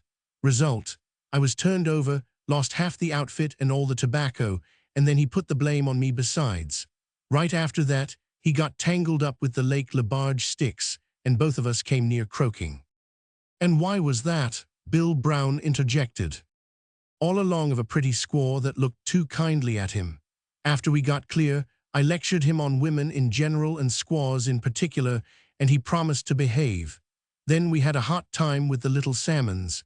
He was cuter this time, and I didn't know for keeps, but I guessed. He said it was the medicine man who got hostile, but nothing'll stir up a medicine man quicker'n women, and the facts pointed that way. When I talked it over with him in a fatherly way, he got wrathy, and I had to take him out on the bank and give him a thrashing. Then he got sulky and didn't brighten up till we ran into the mouth of the Reindeer River, where a camp of Siwashes were fishing salmon. But he had it in for me all the time, only I didn't know it, was ready any time to give me the double cross. Now there's no denying he's got a taking way with women. All he has to do is to whistle 'em up like dogs, most remarkable faculty that. There was the wickedest, prettiest squaw among the reindeers. Never saw her beat, excepting Bella. Well, I guess he whistled her up, for he delayed in the camp longer than was necessary, being partial to women." "That will do, Mr. Bishop," interrupted the chairman, who, from profitless watching of Frona's immobile face, had turned to her hand, the nervous twitching and clinching of which revealed what her face had hidden. "That will do, Mr. Bishop. I think we have had enough of squaws." "Pray do not temper the testimony," Frona chirruped sweetly. "It seems very important." "Do you know what I am going to say next?" Dell demanded hotly of the chairman. "You don't, eh? Then shut up. I'm running this particular sideshow." Bill Brown sprang in to avert hostilities, but the chairman restrained himself, and Bishop went on. "I'd been done with the whole shooting match, squaws and all, if you hadn't broke me off. Well, as I said, he had it in for me, and the first thing I didn't know, he'd hit me on the head with a rifle stock, bundled the squaw into the canoe, and pulled out. You all know what the Yukon country was in '84, and there I was, without an outfit, left alone, 1,000 miles from anywhere. I got out all right, though there's no need of telling how, and so did he. You've all heard of his adventures in Siberia. Well, with an impressive pause, I happen to know a thing or two myself." He shoved a hand into the big pocket of his Mackinaw jacket and pulled out a dingy leather-bound volume of venerable appearance.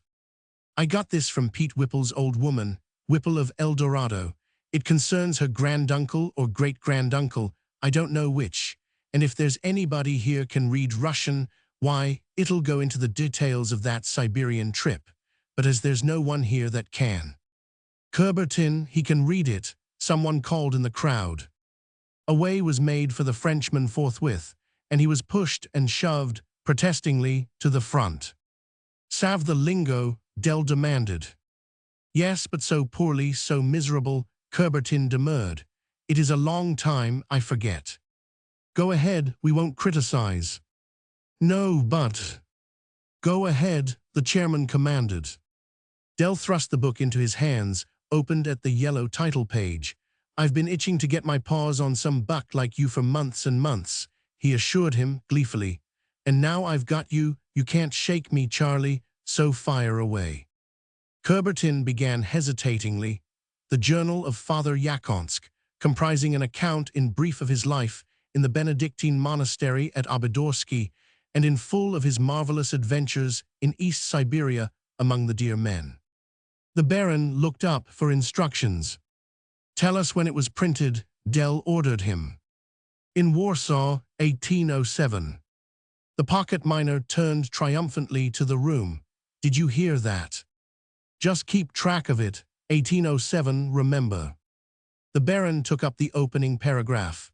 It was because of Tamerlane, he commenced, unconsciously putting his translation into a construction with which he was already familiar. At his first words, Frona turned white, and she remained white throughout the reading. Once she stole a glance at her father and was glad that he was looking straight before him, for she did not feel able to meet his gaze just then. On the other hand, though she knew St. Vincent was eyeing her narrowly, she took no notice of him, and all he could see was a white face devoid of expression. When Tamerlane swept with fire and sword over Eastern Asia, Coubertin read slowly, states were disrupted, cities overthrown, and tribes scattered like stardust. A vast people was hurled broadcast over the land. Fleeing before the conquerors, before the mad lust of the conquerors, these refugees swung far into Siberia, circling to the north and east, and fringing the rim of the polar basin with a spray of Mongol tribes. Skip a few pages, Bill Brown advised, and read here and there. We haven't got all night. Coubertin complied. The coast people are Eskimo stock, merry of nature and not offensive. They call themselves the Aukilian or the Sea Men. From them I bought dogs and food. But they are subject to the Chowchuan, who live in the interior and are known as the Dear Men. The Chowchuan are a fierce and savage race. When I left the coast, they fell upon me, took from me my goods, and made me a slave. He ran over a few pages. I worked my way to a seat among the headmen, but I was no nearer my freedom. My wisdom was of too great value to them for me to depart. Old Payun was a great chief, and it was decreed that I should marry his daughter Ilswunga. Ilswunga was a filthy creature. She would not bathe, and her ways were not good. I did marry Ilswunga, but she was a wife to me only in name. Then did she complain to her father, the old Payun, and he was very wroth. And dissension was sown among the tribes, but in the end I became mightier than ever, what of my cunning and resource, and Ilswunga made no more complaint, for I taught her games with cards which she might play by herself, and other things. Is that enough? Coubertin asked. Yes, that will do, Bill Brown answered. But one moment, please state again the date of publication. 1807, in Warsaw. Hold on, Baron, Del Bishop spoke up. Now that you're on the stand, I've got a question or so to slap into you. He turned to the courtroom. Gentlemen, you've all heard somewhat of the prisoner's experiences in Siberia. You've caught on to the remarkable sameness between them and those published by Father Yakonsk nearly 100 years ago. And you have concluded that there's been some wholesale cribbing somewhere. I propose to show you that it's more than cribbing. The prisoner gave me the shake on the Reindeer River in 88. Fall of 88, he was at St. Michael's on his way to Siberia. 89 and 90 he was, by his talk, cutting up antics in Siberia.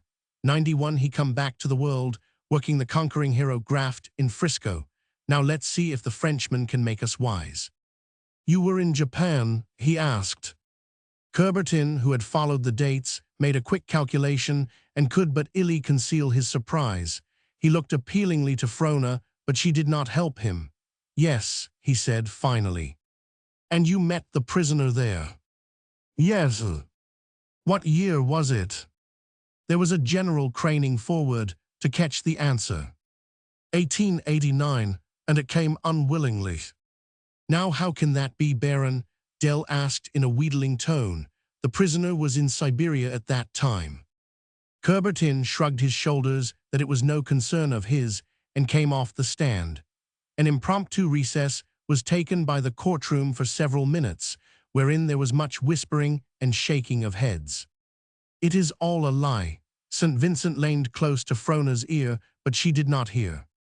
"Appearances are against me, but I can explain it all." But she did not move a muscle, and he was called to the stand by the chairman.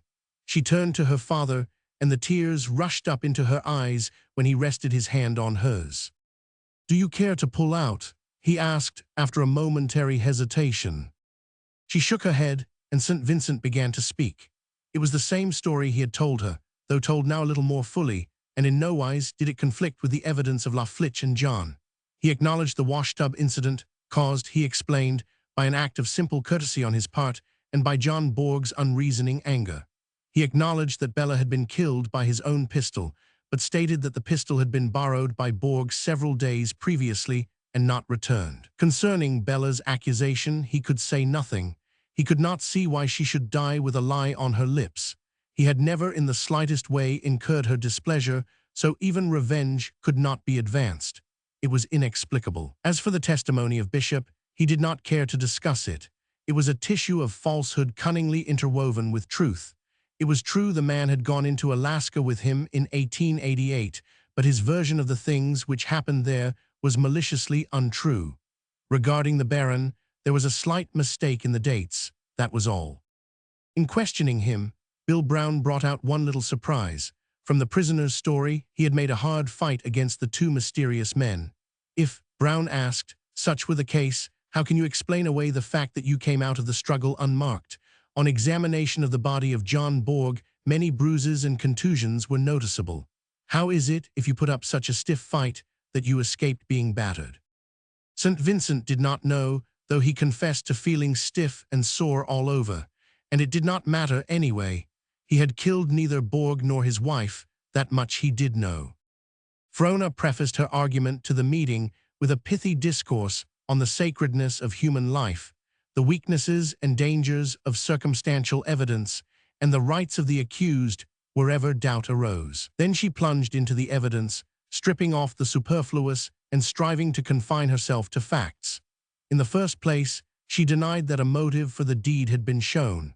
As it was, the introduction of such evidence was an insult to their intelligence, and she had sufficient faith in their manhood and perspicacity to know that such puerility would not sway them in the verdict they were to give. And on the other hand, in dealing with the particular points at issue, she denied that any intimacy had been shown to have existed between Bella and St. Vincent. And she denied, further, that it had been shown that any intimacy had been attempted on the part of St. Vincent. Viewed honestly, the washtub incident, the only evidence brought forward, was a laughable little affair, portraying how the simple courtesy of a gentleman might be misunderstood by a mad boor of a husband. She left it to their common sense. They were not fools. They had striven to prove the prisoner bad-tempered. She did not need to prove anything of the sort concerning John Borg. They all knew his terrible fits of anger. They all knew that his temper was proverbial in the community, that it had prevented him having friends and had made him many enemies. Was it not very probable, therefore, that the masked men were two such enemies? As to what particular motive actuated these two men, she could not say, but it rested with them, the judges, to know whether in all Alaska there were or were not two men whom John Borg could have given cause sufficient for them to take his life. Witness had testified that no traces had been found of these two men, but the witness had not testified that no traces had been found of St. Vincent, Pierre La Flitche, or John the Swede, and there was no need for them so to testify.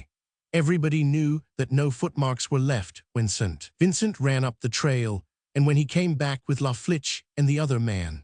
Everybody knew the condition of the trail, that it was a hard-packed groove in the ground, on which a soft moccasin could leave no impression, and that had the ice not gone down the river, no traces would have been left by the murderers in passing from and to the mainland. At this juncture, La Flitche nodded his head in approbation, and she went on. Capital had been made out of the blood on St. Vincent's hands, if they chose to examine the moccasins at that moment on the feet of Mr. La Flitch, they would also find blood. That did not argue that Mr. La Flitch had been a party to the shedding of the blood. Mr. Brown had drawn attention to the fact that the prisoner had not been bruised or marked in the savage encounter which had taken place. She thanked him for having done so. John Borg's body showed that it had been roughly used. He was a larger, stronger, heavier man than St. Vincent. If, as charged, St. Vincent had committed the murder, and necessarily, therefore, engaged in a struggle severe enough to bruise John Borg, how was it that he had come out unharmed? That was a point worthy of consideration. Another one was, why did he run down the trail? It was inconceivable, if he had committed the murder, that he should, without dressing or preparation for escape, run towards the other cabins. It was, however, easily conceivable that he should take up the pursuit of the real murderers, and in the darkness, exhausted, breathless, and certainly somewhat excited, run blindly down the trail. Her summing up was a strong piece of synthesis, and when she had done, the meeting applauded her roundly. But she was angry and hurt, for she knew the demonstration was for her sex rather than for her cause and the work she had done. Bill Brown, somewhat of a shyster, and his ear ever cocked to the crowd, was not above taking advantage when opportunity offered, and when it did not offer, to dogmatize artfully. In this, his native humor was a strong factor, and when he had finished with the mysterious masked men, they were as exploded sun myths, which phrase he promptly applied to them. They could not have got off the island. The condition of the ice for the 3 or 4 hours preceding the break-up would not have permitted it. The prisoner had implicated none of the residents of the island, while every one of them, with the exception of the prisoner, had been accounted for elsewhere. Possibly the prisoner was excited when he ran down the trail into the arms of La Flitch and John the Swede. One should have thought, however, that he had grown used to such things in Siberia, but that was immaterial. The facts were that he was undoubtedly in an abnormal state of excitement, that he was hysterically excited, and that a murderer under such circumstances would take little account of where he ran. Such things had happened before. Many a man had buted into his own retribution. In the matter of the relations of Borg, Bella, and St. Vincent, he made a strong appeal to the instinctive prejudices of his listeners, and for the time being abandoned matter-of-fact reasoning for all-potent sentimental platitudes. He granted that circumstantial evidence never proved anything absolutely. It was not necessary it should. Beyond the shadow of a reasonable doubt was all that was required. That this had been done, he went on to review the testimony. And finally, he said, "You can't get around Bella's last words. We know nothing of our own direct knowledge. We've been feeling around in the dark, clutching at little things and trying to figure it all out. But gentlemen," he paused to search the faces of his listeners, "Bella knew the truth. Hers is no circumstantial evidence." With quick, anguished breath and lifeblood ebbing from her and eyeballs glazing, she spoke the truth. With dark night coming on and the death rattle in her throat, she raised herself weakly and pointed a shaking finger at the accused thus, and she said, him, St. Vincent, him do it." With Bill Brown's finger still boring into him, St. Vincent struggled to his feet. His face looked old and gray, and he looked about him speechlessly. "Funk, funk," was whispered back and forth, and not so softly but what he heard. He moistened his lips repeatedly, and his tongue fought for articulation. "It is as I have said," he succeeded finally. "I did not do it. Before God, I did not do it." He stared fixedly at John the Swede, waiting the while on his laggard thought. I did not do it. I did not. I did not." He seemed to have become lost in some supreme meditation, wherein John the Swede figured largely, and as Frona caught him by the hand and pulled him gently down, some man cried out, "Secret ballot." But Bill Brown was on his feet at once. "No, I say no, an open ballot. We are men, and as men are not afraid to put ourselves on record." A chorus of approval greeted him, and the open ballot began. Man after man, called upon by name, spoke the one word, "Guilty." Baron Coubertin came forward and whispered to Frona. She nodded her head and smiled, and he edged his way back, taking up a position by the door.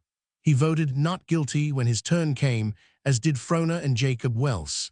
Pierre La Flitch wavered a moment, looking keenly at Frona and St. Vincent, then spoke up, clear and flute-like, "Guilty." As the chairman arose, Jacob Welse casually walked over to the opposite side of the table and stood with his back to the stove. Coubertin, who had missed nothing, pulled a pickle keg out from the wall and stepped upon it. The chairman cleared his throat and rapped for order. "Gentlemen," he announced, "the prisoner." "Hands up," Jacob Welse commanded peremptorily, and a fraction of a second after him came the shrill, "Hands up, gentlemen," of Coubertin. Front and rear they commanded the crowd with their revolvers.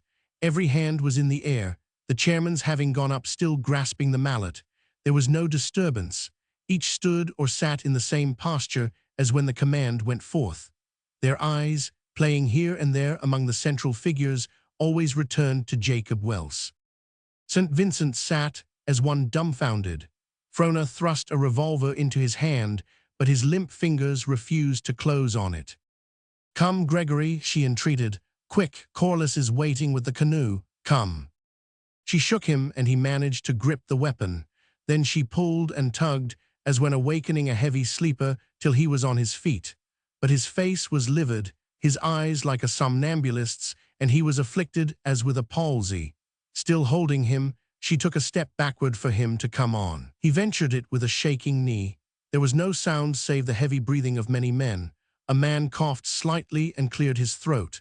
It was disquieting, and all eyes centered upon him rebukingly. The man became embarrassed and shifted his weight uneasily to the other leg. Then the heavy breathing settled down again. St. Vincent took another step, but his fingers relaxed, and the revolver fell with a loud noise to the floor. He made no effort to recover it. Frona stooped hurriedly, but Pierre Laflitche had set his foot upon it. She looked up and saw his hands above his head and his eyes fixed absently on Jacob Welse. She pushed at his leg, and the muscles were tense and hard, giving the lie to the indifference on his face. St. Vincent looked down helplessly, as though he could not understand. But this delay drew the attention of Jacob Welse, and as he tried to make out the cause, the chairman found his chance. Without crooking, his right arm swept out and down, the heavy cocking mallet leaping from his hand. It spanned the short distance and smote Jacob Welse below the ear. His revolver went off as he fell, and John the Swede grunted and clapped a hand to his thigh. Simultaneous with this, the Baron was overcome. Del Bishop, with hands still above his head and eyes fixed innocently before him, had simply kicked the pickle keg out from under the Frenchman and brought him to the floor. His bullet, however, sped harmlessly through the roof. Laflitche seized Frona in his arms. St. Vincent, suddenly awakening, sprang for the door, but was tripped up by the breed's ready foot. The chairman pounded the table with his fist and concluded his broken sentence. "Gentlemen, the prisoner is found guilty as charged." Chapter 29. Frona had gone at once to her father's side, but he was already recovering. Coubertin was brought forward with a scratched face, sprained wrist, and an insubordinate tongue. To prevent discussion and to save time, Bill Brown claimed the floor. "Mr. Chairman, while we condemn the attempt on the part of Jacob Welse, Frona Welse, and Baron Coubertin to rescue the prisoner and thwart justice, we cannot, under the circumstances, but sympathize with them. There is no need that I should go further into this matter. You all know, and doubtless, under a like situation, would have done the same. And so, in order that we may expeditiously finish the business, I make a motion to disarm the 3 prisoners and let them go." The motion was carried, and the 2 men searched for weapons. Frona was saved this by giving her word that she was no longer armed. The meeting then resolved itself into a hanging committee and began to file out of the cabin. "Sorry I had to do it," the chairman said, half apologetically, half defiantly. Jacob Welse smiled. "You took your chance," he answered, "and I can't blame you. I only wish I'd got you, though." Excited voices arose from across the cabin. "Hear you, Lego, step on his fingers, Tim, break that grip. Ouch, ow, pry his mouth open." Frona saw a knot of struggling men about St. Vincent and ran over. He had thrown himself down on the floor and tooth and nail was fighting like a madman. Tim Dugan, a stalwart Celt, had come to close quarters with him, and St. Vincent's teeth were sunk in the man's arm. "Smash him, Tim, smash him. How can I, ye fool, get a pry on his mouth, will ye?" "One moment, please." The men made way for her, drawing back and leaving St. Vincent and Tim. Frona knelt down by him. "Leave go, Gregory, do leave go." He looked up at her, and his eyes did not seem human. He breathed stertorously, and in his throat were the queer little gasping noises of one overwrought. "It is I, Gregory." She brushed her hand soothingly across his brow. "Don't you understand? It is I, Frona, do leave go." His whole body slowly relaxed, and a peaceful expression grew upon his face. His jaw dropped, and the man's arm was withdrawn. "Now listen, Gregory, though you are to die." "But I cannot," he groaned. "You said that I could trust to you, that all would come well." She thought of the chance which had been given, but said nothing. "Oh, Frona, Frona," he sobbed and buried his face in her lap.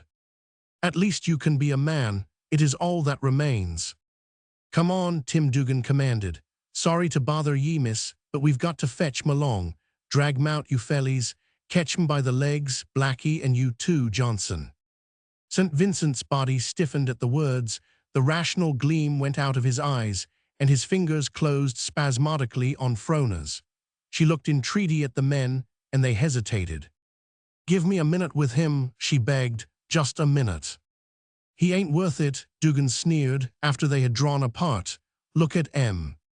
"It's a damned shame," corroborated Blackie, squinting sidewise at Frona, whispering in St. Vincent's ear, the while her hand wandered caressingly through his hair.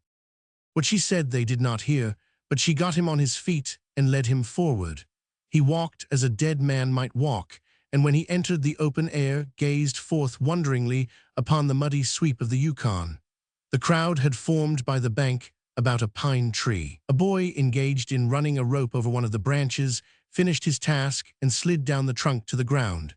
He looked quickly at the palms of his hands and blew upon them, and a laugh went up. A couple of wolf dogs, on the outskirts, bristled up to each other and bared their fangs. Men encouraged them. They closed in and rolled over, but were kicked aside to make room for St. Vincent. Corliss came up the bank to Frona. "What's up?" he whispered. "Is it off?" She tried to speak, but swallowed and nodded her head. "This way, Gregory." She touched his arm and guided him to the box beneath the rope. Corliss, keeping step with them, looked over the crowd speculatively and felt into his jacket pocket. "Can I do anything?" he asked, gnawing his under lip impatiently. "Whatever you say goes, Frona. I can stand them off." She looked at him, aware of pleasure in the sight. She knew he would dare it, but she knew also that it would be unfair. St. Vincent had had his chance, and it was not right that further sacrifice should be made. "No, Vance, it is too late. Nothing can be done." "At least let me try," he persisted. "No, it is not our fault that our plan failed, and her eyes filled. "Please do not ask it of me." "Then let me take you away. You cannot remain here."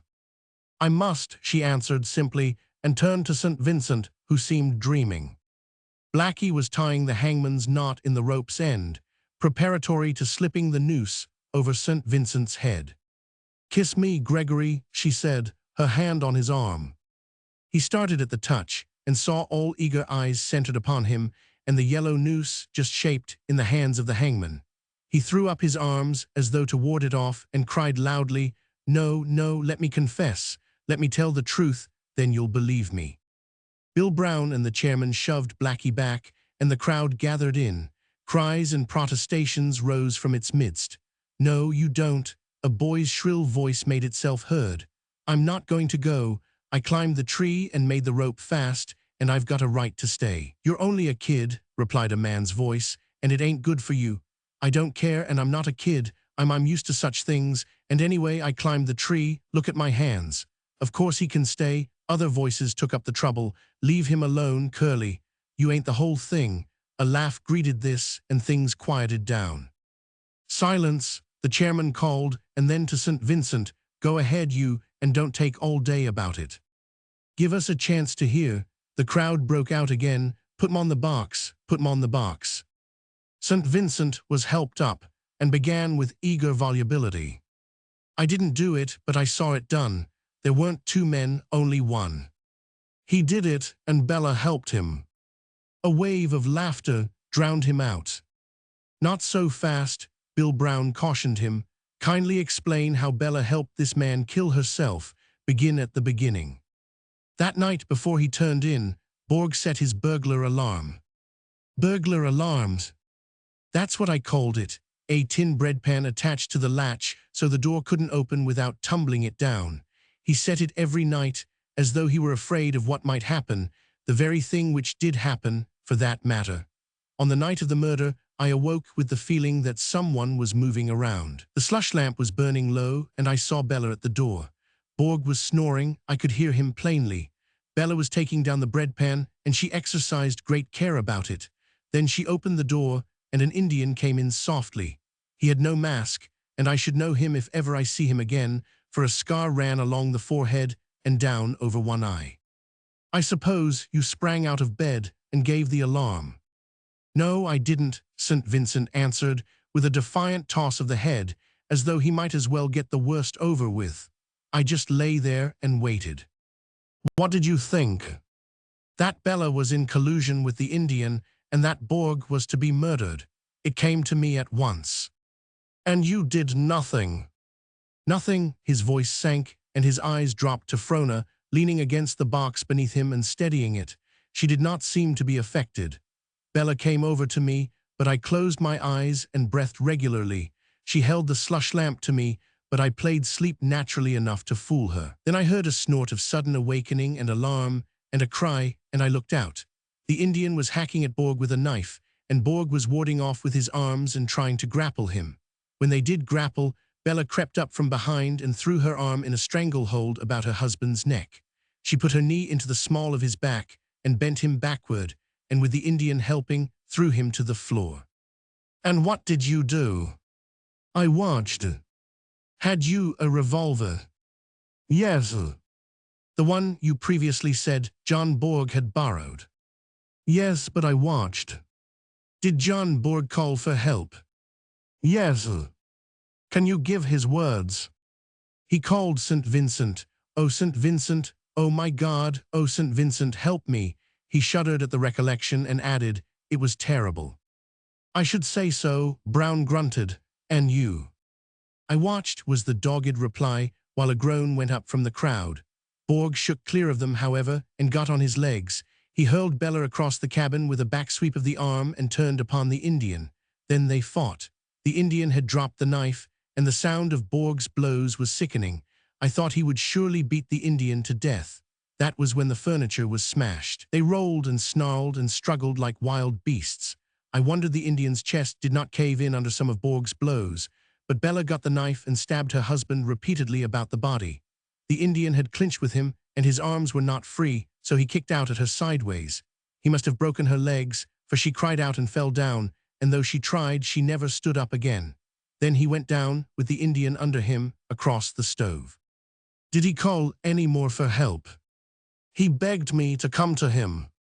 And I watched. He managed to get clear of the Indian and staggered over to me. He was streaming blood, and I could see he was very weak.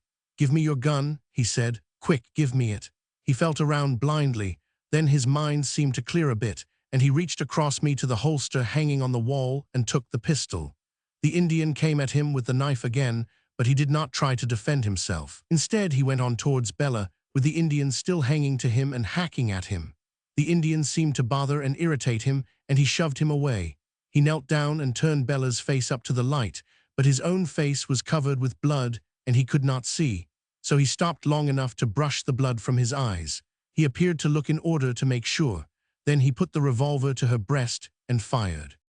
The Indian went wild at this and rushed at him with the knife, at the same time knocking the pistol out of his hand. It was then the shelf with the slush lamp was knocked down.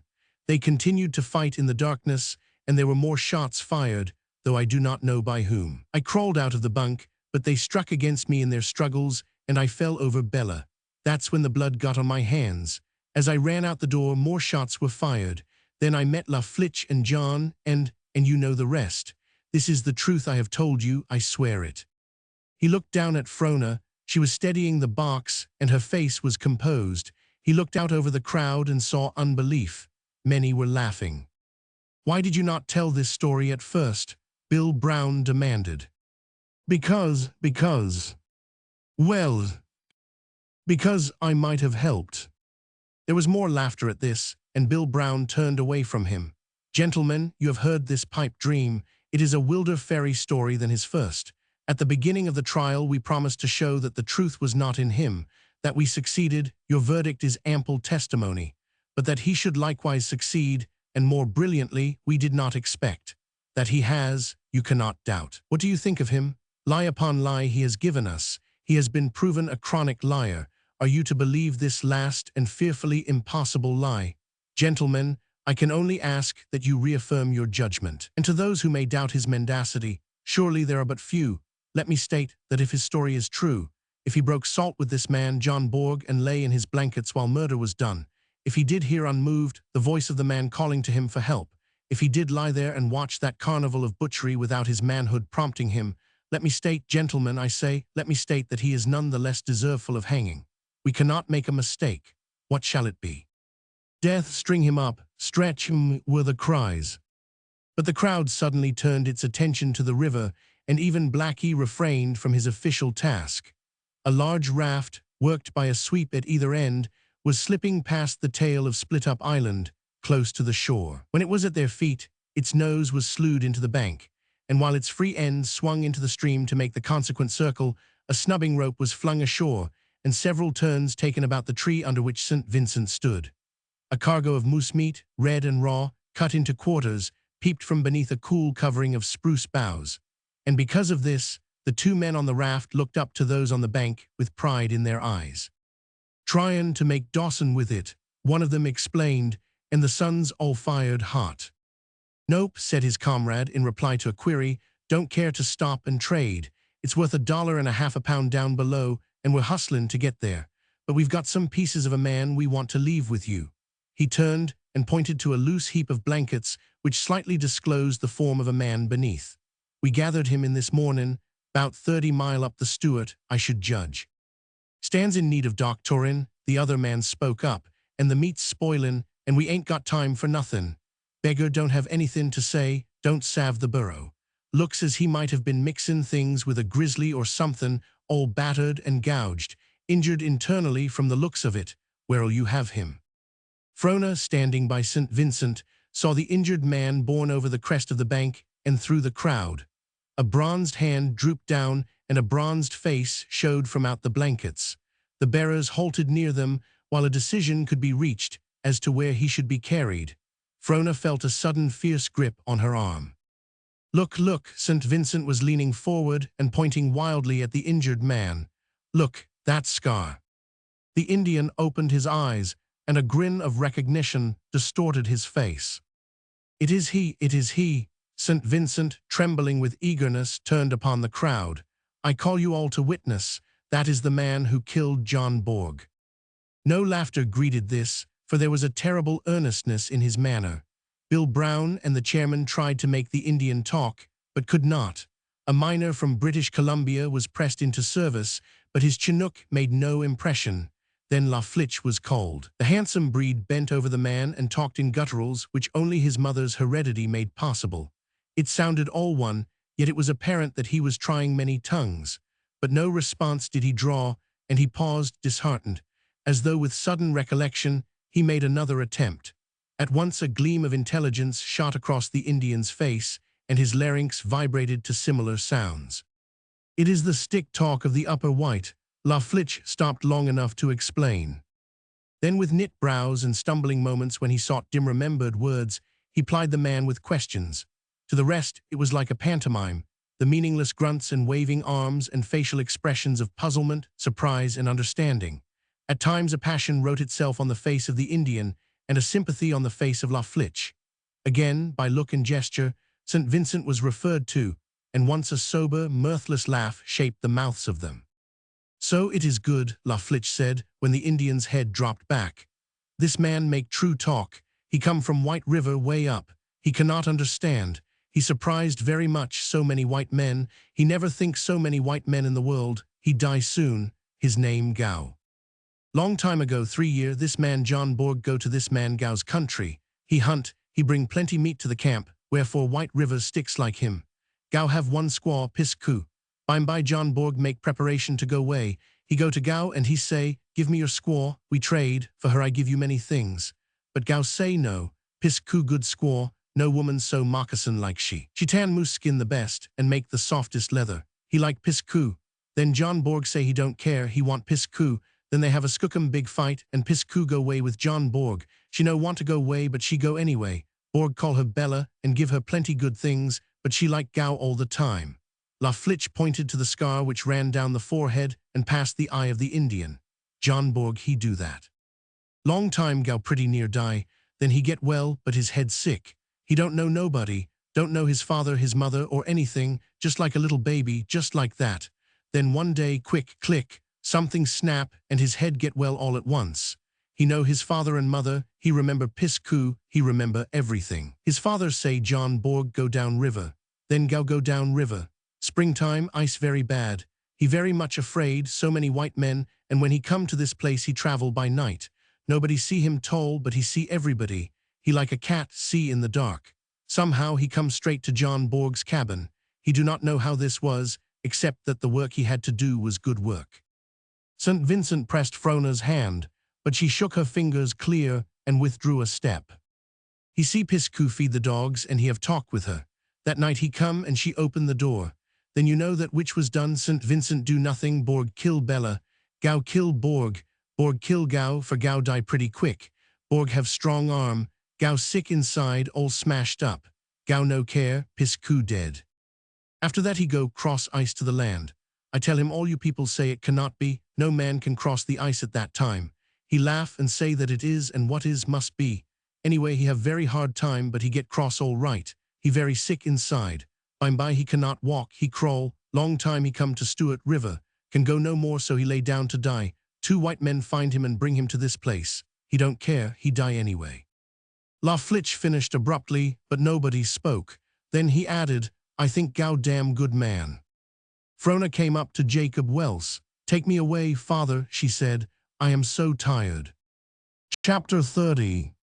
Next morning Jacob Welse, for all of the company and his millions in mines, chopped up the day's supply of firewood, lighted a cigar, and went down the island in search of Baron Coubertin.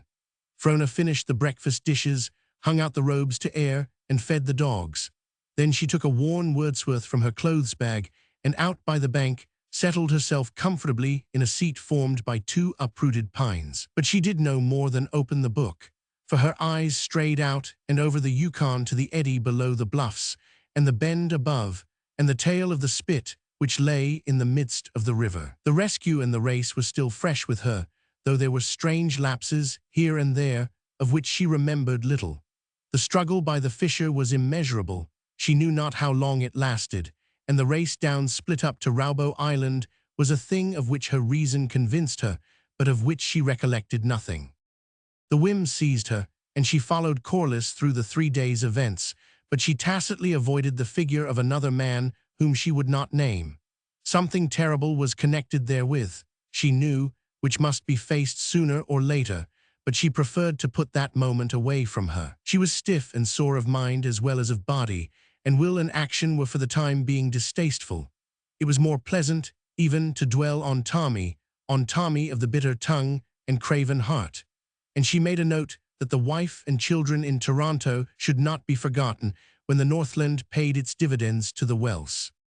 The crackle of a foot on a dead willow twig roused her, and her eyes met St. Vincent's. You have not congratulated me upon my escape, he began breezily, but you must have been dead tired last night. I know I was, and you had that hard pull on the river besides. He watched her furtively, trying to catch some cue as to her attitude and mood. You're a heroine, that's what you are, Frona, he began again with exuberance. And not only did you save the mailman, but by the delay you wrought in the trial you saved me. If one more witness had gone on the stand that first day, I should have been duly hanged before Gao put in an appearance. Fine chap, Gao, too bad he's going to die. I am glad that I could be of help, she replied, wondering the while what she could say. And of course, I am to be congratulated. Your trial is hardly a thing for congratulation, she spoke up quickly, looking him straight in the eyes for the moment. I am glad that it came out as it did, but surely you cannot expect me to congratulate you. Oh, with long-drawn inflection, so that's where it pinches. He smiled good-humoredly and moved as though to sit down, but she made no room for him, and he remained standing. I can certainly explain, if there have been women. Frona had been clenching her hand nervously, but at the word burst out in laughter. Women, she queried. Women, she repeated. Do not be ridiculous. Gregory. After the way you stood by me through the trial, he began reproachfully, I thought. Oh, you do not understand, she said hopelessly. You do not understand. Look at me, Gregory, and see if I can make you understand. Your presence is painful to me. Your kisses hurt me. The memory of them still burns my cheek, and my lips feel unclean. And why? Because of women, which you may explain away. How little do you understand? But shall I tell you? Voices of men came to her from down the riverbank, and the splashing of water. She glanced quickly and saw Del Bishop guiding a poling boat against the current, and Corliss on the bank, bending to the tow rope. Shall I tell you why, Gregory St. Vincent? She said again. Tell you why your kisses have cheapened me? Because you broke the faith of food and blanket. Because you broke salt with a man, and then watched that man fight unequally for life without lifting your hand. Why, I had rather you had died in defending him. The memory of you would have been good. Yes, I had rather you had killed him yourself. At least, it would have shown there was blood in your body. So this is what you would call love, he began scornfully, his fretting, fuming devil beginning to rouse. A fair-weather love, truly, but Lord, how we men learn. I had thought you were well lessoned, she retorted. What of the other women? But what do you intend to do? He demanded, taking no notice. I am not an easy man to cross. You cannot throw me over with impunity. I shall not stand for it, I warn you. You have dared do things in this country which would blacken you were they known. I have ears. I have not been asleep. You will find it no child's play to explain away things which you may declare most innocent. She looked at him with a smile which carried pity in its cold mirth, and it goaded him. I am down, a thing to make a jest upon, a thing to pity, but I promise you that I can drag you with me. My kisses have cheapened you, eh? Then how must you have felt at Happy Camp on the Dyer Trail? As though in answer, Corliss swung down upon them with the tow rope. Frona beckoned a greeting to him. Vance, she said, the mail carrier has brought important news to father, so important that he must go outside. He starts this afternoon with Baron Coubertin in La Bijou. Will you take me down to Dawson? I should like to go at once, today. He suggested you, she added shyly, indicating St. Vincent.